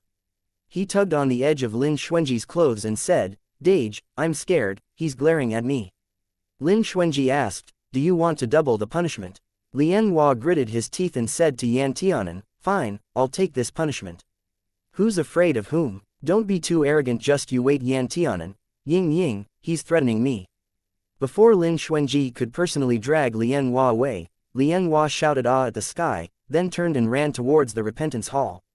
Lin Xuanji sighed slightly. Lian Hua doesn't have a bad nature, but I don't know why he treats you like this. I'm going to ask him in a while so that you won't suffer any more grievances. Yan Tianan shrugged. Who knows what he's thinking? I am obviously a very lovable person. People like me at first glance and flowers bloom upon seeing me. If he doesn't like me, then it must be his fault. Lin Xuanji nodded and laughed. Yeah, everyone likes our Ah Hen. Yan Tianan asked, Dage, you asked him to copy the Spirit Sect admonitions, what is that? Whenever I made mistakes before, my daddy would also have me copy books, but it was not difficult. Although his face showed puzzlement, Yan Tianan's heart was clear. The Spirit Sect admonitions wasn't anything good. In the whole Hidden Spirit Holy Sect, he was afraid that except for Lin Xuanji, all of Dao Zi's disciples had suffered from it. This inquiry was just for the sake of acting. After all, people who don't know the situation would think that the punishment of copying the Spirit Sect admonitions 120 times was very light. Spirit Sect Admonitions is a Taoist book that covers all the rules of Hidden Spirit Sect. There are more than 10,000 characters in it, and this Spirit Sect Admonitions contains Dao Zi's power, so every time you copy a character, you will experience pain. For anyone, whether it is a person of outstanding status or an ordinary disciple, as long as they are still under Hidden Spirit Holy Sect's control, they will have no resistance to the punishment of the Spirit Sect admonitions. Lin Xuanji lightly explained, and it takes at least 15 days to copy the whole book. I also punished him by kneeling outside for 10 days every time he finished copying once. It's not just letting him kneel. There's more to it. Lin Xuanji didn't elaborate too much, but his meaning was very clear. His beloved Ah Hen had been bullied. After so many years of suffering, he would never make Lian Hua's life easy even if Lian Hua was his only acquaintance still alive in this world. Yan Tianan didn't ask any further questions. After he expressed his curiosity, his goal was achieved. As for what the punishment of copying the Spirit Sect admonitions and kneeling outside the Repentance Hall could bring to people, He, a person who had tasted all the punishments of Hidden Spirit Sect, knew better than anyone else. The Spirit Sect admonitions was simply the darkest psychological shadow in Yan Tianan's heart. There were a total of 12,357 characters on it, all of which were written with divine script, and all of them contained different degrees of pain. These strokes were not just copied on that special scroll, but every time you wrote a stroke, the corresponding imprint of this divine script would be carved on your body. Sometimes it was the mark of a whip, sometimes it was a plank, and sometimes, if you were out of luck, it was a sword wound. It's just that the writer could feel the densely packed wounds tingling on their back that was unbearable. But in fact, this was just an illusion technique covering the Spirit Sect admonitions. There was no trace of wounds on the writer's body, but they would still be able to feel the pain piercing their bones. It was a very poisonous punishment. However, if it wasn't for the strict laws that disregarded one's social network and based everything on merit instead, Hidden Spirit Holy Sect would not have been regarded as the first of the orthodox Tao sects in the myriad Tao era, which was already full of innumerable powerhouses and countless glorious sects. The most severe punishment Yan Tianan ever had was to copy the whole book of Spirit Sect admonitions. It took him 10 days to copy more than 10,000 words. He cried for a while after each character he copied. After that, he never dared to make the same mistake again. As for the punishment of kneeling, it was equally bone-chilling. Outside the Repentance Hall, there were rocks dedicated to the kneeling punishment. This stone had a nickname called the hardest stone in the world, which was named by Yan Tianan himself. Kneeling on the top of the world's hardest stone, you could get heatstroke in 2 hours, you would definitely catch a cold in 4 hours, and you would feel both fire and ice in 6 hours. You would wish that you could directly ascend to heaven. But this wasn't all. The worst thing about the hardest stone in the world was that once you knelt down, you couldn't stand up. This stone was a meteorite from the sky. The gravity was different from that of the outside. When you kneel down, it's like a mountain with 1,000 pounds of weight on it. If you didn't use your spiritual chi to fight against the weight on your shoulder, it wouldn't be long before you were lying on top of the hardest stone in the world with the posture of a dog eating shit. Lin Xuanji actually punished Lian Hua to kneel for 10 days every time he copied the Spirit Sect admonitions. Even Yan Tianan felt a little weak in his legs and felt the punishment was too heavy. Hidden Spirit Holy Sect's punishment had a characteristic. It would never harm the life of the disciples, nor would it have any impact on their cultivation, but it could make you regret your mistakes so that you dared not ever violate the rules again. Yan Tianan gave Lian Hua a tear of sympathy in his heart. Lin Xuanji was not aware of Yan Tianan's rich psychological activities. He held Yan Tianan's hand and led him around the palace. Lin Xuanji said, "You probably have all kinds of questions in your heart. This is a long story. I will tell you slowly." Yan Tianan nodded and asked, "Dage, where is this place?" This is part of the Hidden Spirit Holy Sect tens of thousands of years ago. Author's note, Ahen is a good child. You can rest assured that he has never taken the initiative to harm anyone in his past life or in this life. Zaki. Yeah, the way he got even with Lian Hua was really good. Good child indeed. Smirks. Chapter 644, The Pillar of Heaven. Hidden Spirit Holy Sect. Yan Tianan said, "I have never heard of this place." The status was equivalent to the current Myriad Tao Academy, but its position in the Nine Lands was much higher than that of Myriad Tao Academy. It's equivalent to combining the power of the Purple Emperor Heavenly Capital. At that time, the orthodox Tao and the secular world were not yet separated. Lin Xuanji briefly explained, back then, Dao Zhu and his brother, Sheng Zhu, established the Hidden Spirit Holy Sect together. They were born with high magical powers, they could communicate with the world, understand the ancient times and the present, and then received many disciples. They also recruited many talented people and scholars. They wanted to develop the Nine Lands Taoism and let the disciples inherit their mantle. At that time, I was named Chong Sheng, and was the first disciple of Dao Zhu. Lian Hua was the third disciple and my younger martial brother. Listening to Lin Xuanji's recounting of the past, Yan Tianan couldn't help feeling like traveling through space and time. This was the hometown of the Spirit Sect. It was only part of the Spirit Sect. The Spirit Sect was very large, and the entire Puluo mountain area was the territory of the Spirit Sect for thousands of miles, encompassing the entire present tomb of Yushan. Yushan capital was just a city within the jurisdiction of the Hidden Spirit Holy Sect, and it was also the only city left today. Now, the Spirit Sect no longer exists and the original structure of the Spirit Sect has changed drastically. Only the main part of the palace remains intact. Lin Xuanji took Yan Tianan's hand, looked in a certain direction, and said, in addition to Lian Hua, I have 3 other junior brothers. The younger martial brother's name was Shi He. He is the Jianmu who could communicate with heaven and earth, supporting the connection between heaven and the world. At the end of the Great Immortal Demon War, he broke his roots and died. After that, no one in the 9 lands was able to break through the divine realm cultivation and ascend successfully. Shi He was already dead, so no one in this world could ascend anymore. Lin Xuanji held Yan Tianan in his arms, swept in the air, and flew to that place. I'll take you to see him. Jade Ocean Jasper Heaven was the place where the Jianmu tree was planted and had taken root. Shi He used to live in a place nearby, but later he found that Spirit Sect had the most abundant spiritual qi, the sweetest air, and the best soil, so he clamored that he must take root here. Chong Sheng couldn't persuade him otherwise, so he exhausted his mind and transplanted Shi He's main body here. From then on, Jade Ocean Jasper Heaven, which was originally one of the holy places for Spirit Sect disciples to talk about love and harmony, was completely occupied by Shi He, and became a place where he nourished the tree and slept. Those disciples of the Spirit Sect dared to be angry but didn't dare to speak out. Firstly, Jianmu was a small overlord who would beat people up wherever he went. In the hundreds of years since he came here, almost all the disciples of Spirit Sect had been beaten by him. Secondly, Jianmu moved to Jade Ocean Jasper Heaven, but he had obtained the approval of the chief disciple Warong Venerable, as he personally helped to move the tree, which was equivalent to having been stamped with official permission. Yan Tianan's gaze first fell on Jianmu, who refused to fall down even in death, and then fell on the Spirit Emperor who maintained his guardian actions in an eternal posture. The Spirit Emperor Kang Rong came to the Spirit Sect together with Shi He when he moved his roots. From his birth, Kang Rong's responsibility had been to protect the Jianmu tree and support the passage between heaven and earth, and between the realms. He would never be too far away from Jianmu's true body.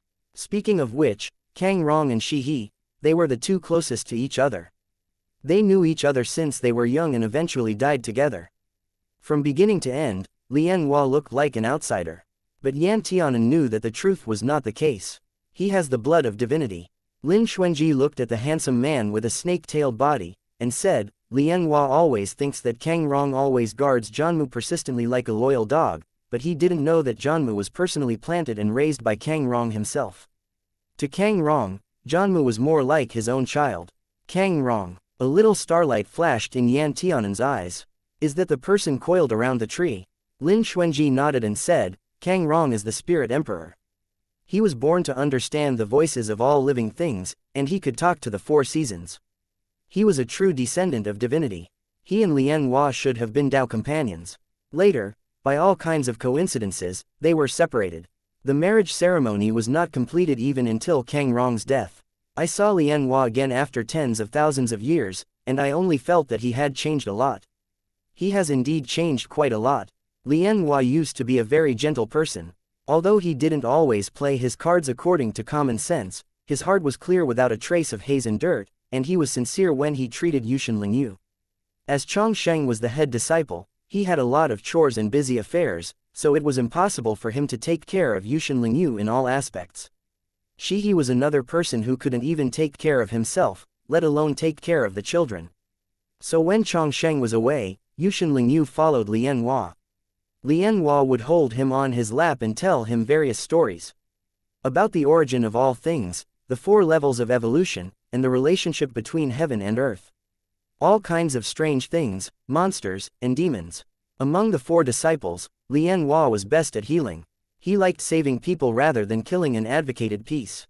When Chong Sheng saw Lian Hua at first sight, he said, You have the bitterness of the lotus heart, and the flower of the stars and the moon.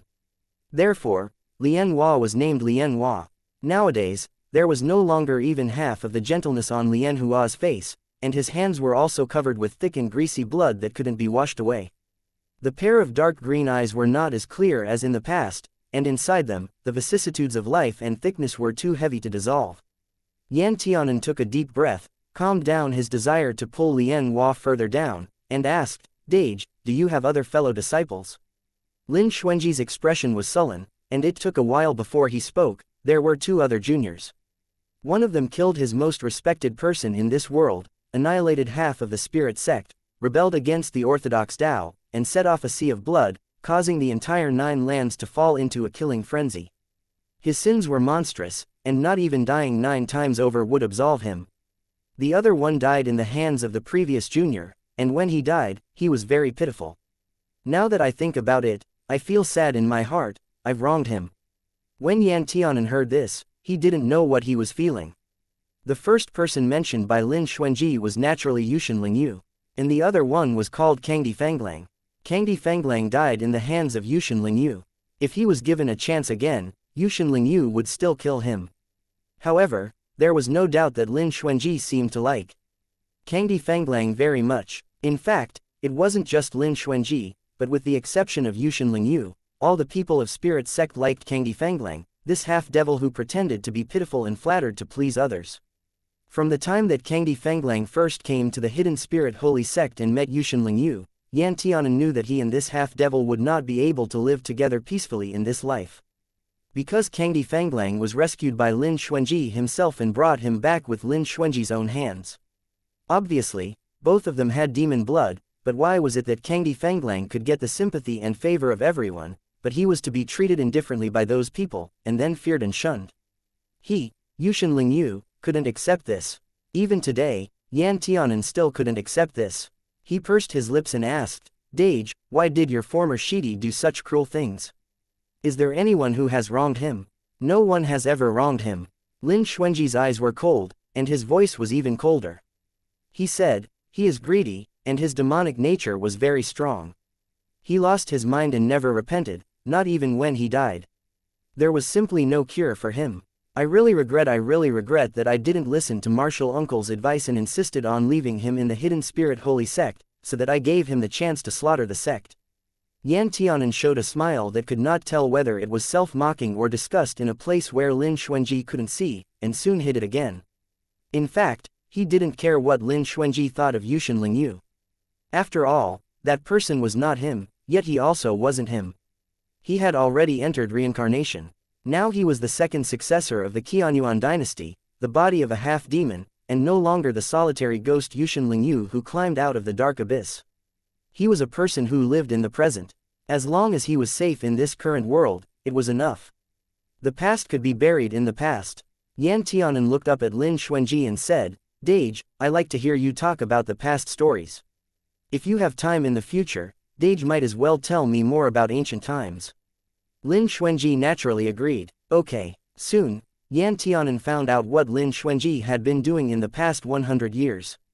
He had thought that Lin Xuanji, by virtue of the residual spiritual power of Zhanmu and the talent from regaining his memories, kept improving his cultivation while refining the magic weapon that could break through Yushin Capital's dilemma, just waiting for the seal of Yushin to be broken one day. But later, when Yan Tianan saw Lin Xuanji sitting in front of the huge light shield, looking at the dead wood and the guardian, his eyes inadvertently showing the color of sadness, Yan Tianan suddenly realized that Lin Xuanji was probably thinking of something else. Lin Xuanji didn't even think about concealing anything to Yan Tianan.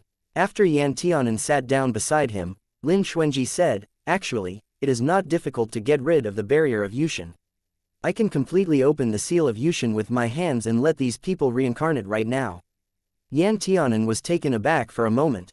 Surprise flashed in his mind, but soon it became clear again.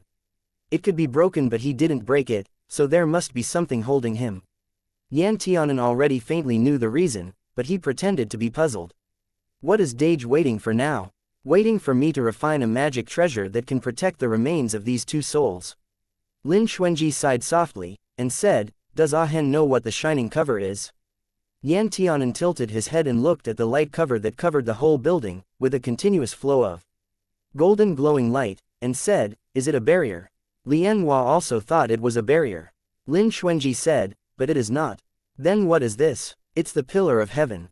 Yan Tianan's pupil shrank. The pillar of heaven. He didn't show it on the surface, but there was already a violent wave in his heart. About the pillar of heaven. These were divine items that supported heaven and earth from ancient times to the present. As far as Yan Tianan knew, there were only two ways for a pillar of heaven to form. One was crafting, and the other was through sacrifice. Crafting, as the name suggested, involved a master craftsman who had a powerful crafting soul fire. Through the most profound crafting techniques and materials, he could refine the pillar of heaven that could support the world. Sacrifice was to directly transform living creatures suitable to become a pillar of heaven, taking the body as the shape, the soul as the meaning, and the spirit as the reality, and directly incarnate them into a pillar of heaven. Zaki, I think I already have an idea why Yushin Lingyu killed the Dao Zhu and slaughtered the whole sect. He might have no choice, or maybe was prompted by Dao Zhu to form the pillar of heaven. Aya. Don't mind me, I'm just speculating. Lol. Chapter 645.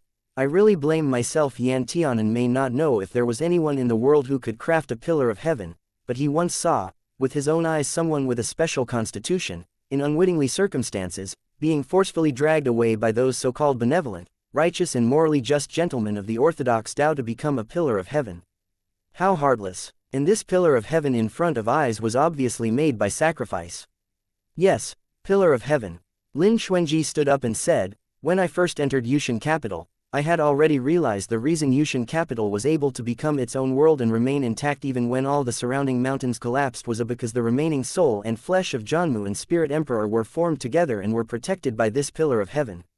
If you want to solve Yushin Capital's problem, it's enough just to break this pillar of heaven. But if it is done roughly, their souls will have nowhere to stay, and they would naturally dissipate. Yan Tianan hesitated for a moment and said, how did this happen? Doesn't that mean that Janmu and the Spirit Emperor are actually still alive in this world? Lin Xuanji said, the genuine descendants of divinity are not so easily destroyed. They can always use some unexpected ways to return to this world. Yan Tianan's heart suddenly tightened and said, if these people can come back, what about the bad people? Would they also be able to come back as well? Lin Xuanji paused. This question was precisely one of his major concerns. The past 100 years, after he recovered his memory, he had been thinking about how to crack the barrier of Yushin Capital while keeping watch against the resurrection of ancient evil and demonic spirits. They might come back, or they might not. Lin Xuanji came to a conclusion that was so vague even he couldn't stand it. I actually don't understand demons that well. I have never known them well, whether it's the habits of their race or their way of thinking. According to common sense, evil spirits and demons can't reincarnate after death, Yan Tianan said. Yan Tianan's eyes quickly warned the rabbit rubbing up at his feet. He secretly kicked the rabbit, and the rabbit understood and immediately ran away. Yan Tianan looked at Lin Xuanji puzzledly and asked, why do you say that?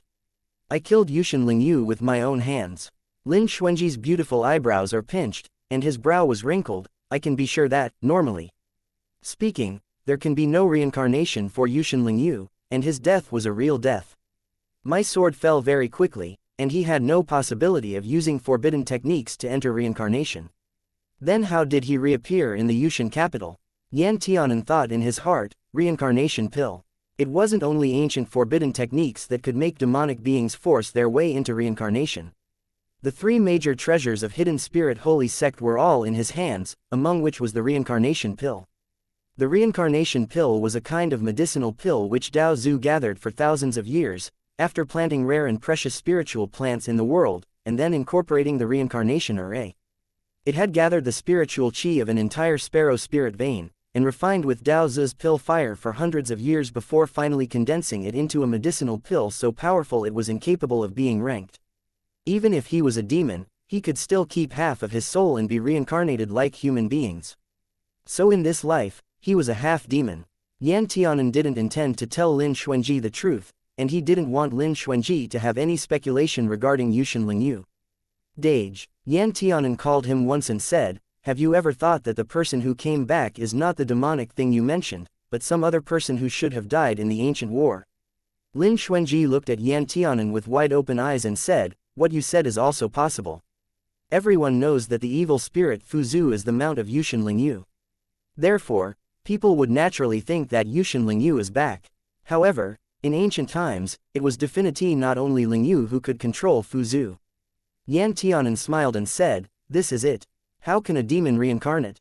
The thing that came back to life may be half demonic, or human.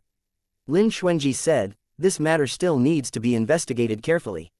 Even if one leader of the demon group came out randomly, they would cause endless harm. All I can say is, kill them as fast as possible in Yushin capital. And what if you can't kill them? Yan Tianan asked, would Dage never leave then? Lin Xuanji looked at Yan Tianan. The time limit I originally set for myself was 300 years. If after 300 years, I am still unable to forge a magic treasure that can carry the spirit and flesh of Kang Rong, even if I have to break this pillar of heaven, I will leave. Yan Tianan said, 300 years in here is 3 years outside, does Dage have something he's concerned about? Asking while knowing the answer. Lin Xuanji smiled slightly, took Yan Tianan's hands and said, if I didn't think that you were outside, I'm afraid not even the slightest sense of urgency would exist, just like right now. Yan Tianan automatically filtered out Lin Xuanji's negative emotional judgment of Yushin Lingyu, and said happily, Dage, I don't ask you to put me before the world and think of what's best for me all the time. I will be satisfied as long as you can think of me and miss me. Lin Xuanji smiled, your request is too simple. The first rule of the Hidden Spirit Holy Sect was that if the common people were in trouble, one couldn't stand by and watch. Lin Xuanji, as the chief disciple of the Spirit Sect and the First Sword Venerable, naturally had to follow this sect rule to the end. Even after reincarnation, this kind of integrity had already penetrated into his bones, which would not be forgotten. Yan Tianan would never ask Lin Xuanji the question of what is more important, Yan Tianan or the rest of the world, because Lin Xuanji couldn't give him a real answer. Many things, only when they happen, would you know how you'd choose. Just like in those days, a single Yushin Lingyu was burdened to carry Dao Zi's ardent expectations alone, moving forward while carrying heavy burdens. Lin Xuanji raised his eyes and looked towards the Jianmu tree and snake-tailed man who had been standing here for thousands of years. He said, even if I can't find Fu Zhu and the person who released him, I will leave here once I refine a magic treasure. Yan Tianan looked at him. Is Dage not afraid of letting Fu Zhu and the bad guys go, which would ruin the 9 lands and all the common people's lives? Lin Xuanji said faintly, there are many things where you can only do your best. It is a matter for the entire population to kill demons. It should be done by the entire population. I am also a selfish person. Even if I could have died to kill demons 10,000 years ago, it was only because the demon I wanted to kill was Yushin Lingyu. Nothing more than that. Yan Tianan's eyes shined slightly and asked, what about Yushin Lingyu? Lin Xuanji said, he is the person I brought up with my own hands. I gave him his name. I taught him swordsmanship and the way of cultivation. I also taught him the principles of life and morality. But he turned out to be that way. I really blame myself, it's all my fault. He really blamed himself for not being able to teach Yushin Lingyu well. He regretted that when Yushin Lingyu's thoughts and character began to change, he did not detect a problem in time, so that he let Yushin Lingyu go astray with no way of turning back. But I don't know where everything went wrong after all. When Lin Xuanji mentioned the past, he still had knots in his heart. He flashed a rarely seen blank look in his eyes and said, Ah Hen, even now I still don't know what I did wrong. I brought up this child with my own hands. I did my best and did everything personally with my heart and hands, but why did he still become someone with the appearance of a stranger in the end? Yan Tianan suddenly felt a little sad. His heart was extremely sour as he looked at Lin Xuanji, who blamed himself for all his remorse and mistakes.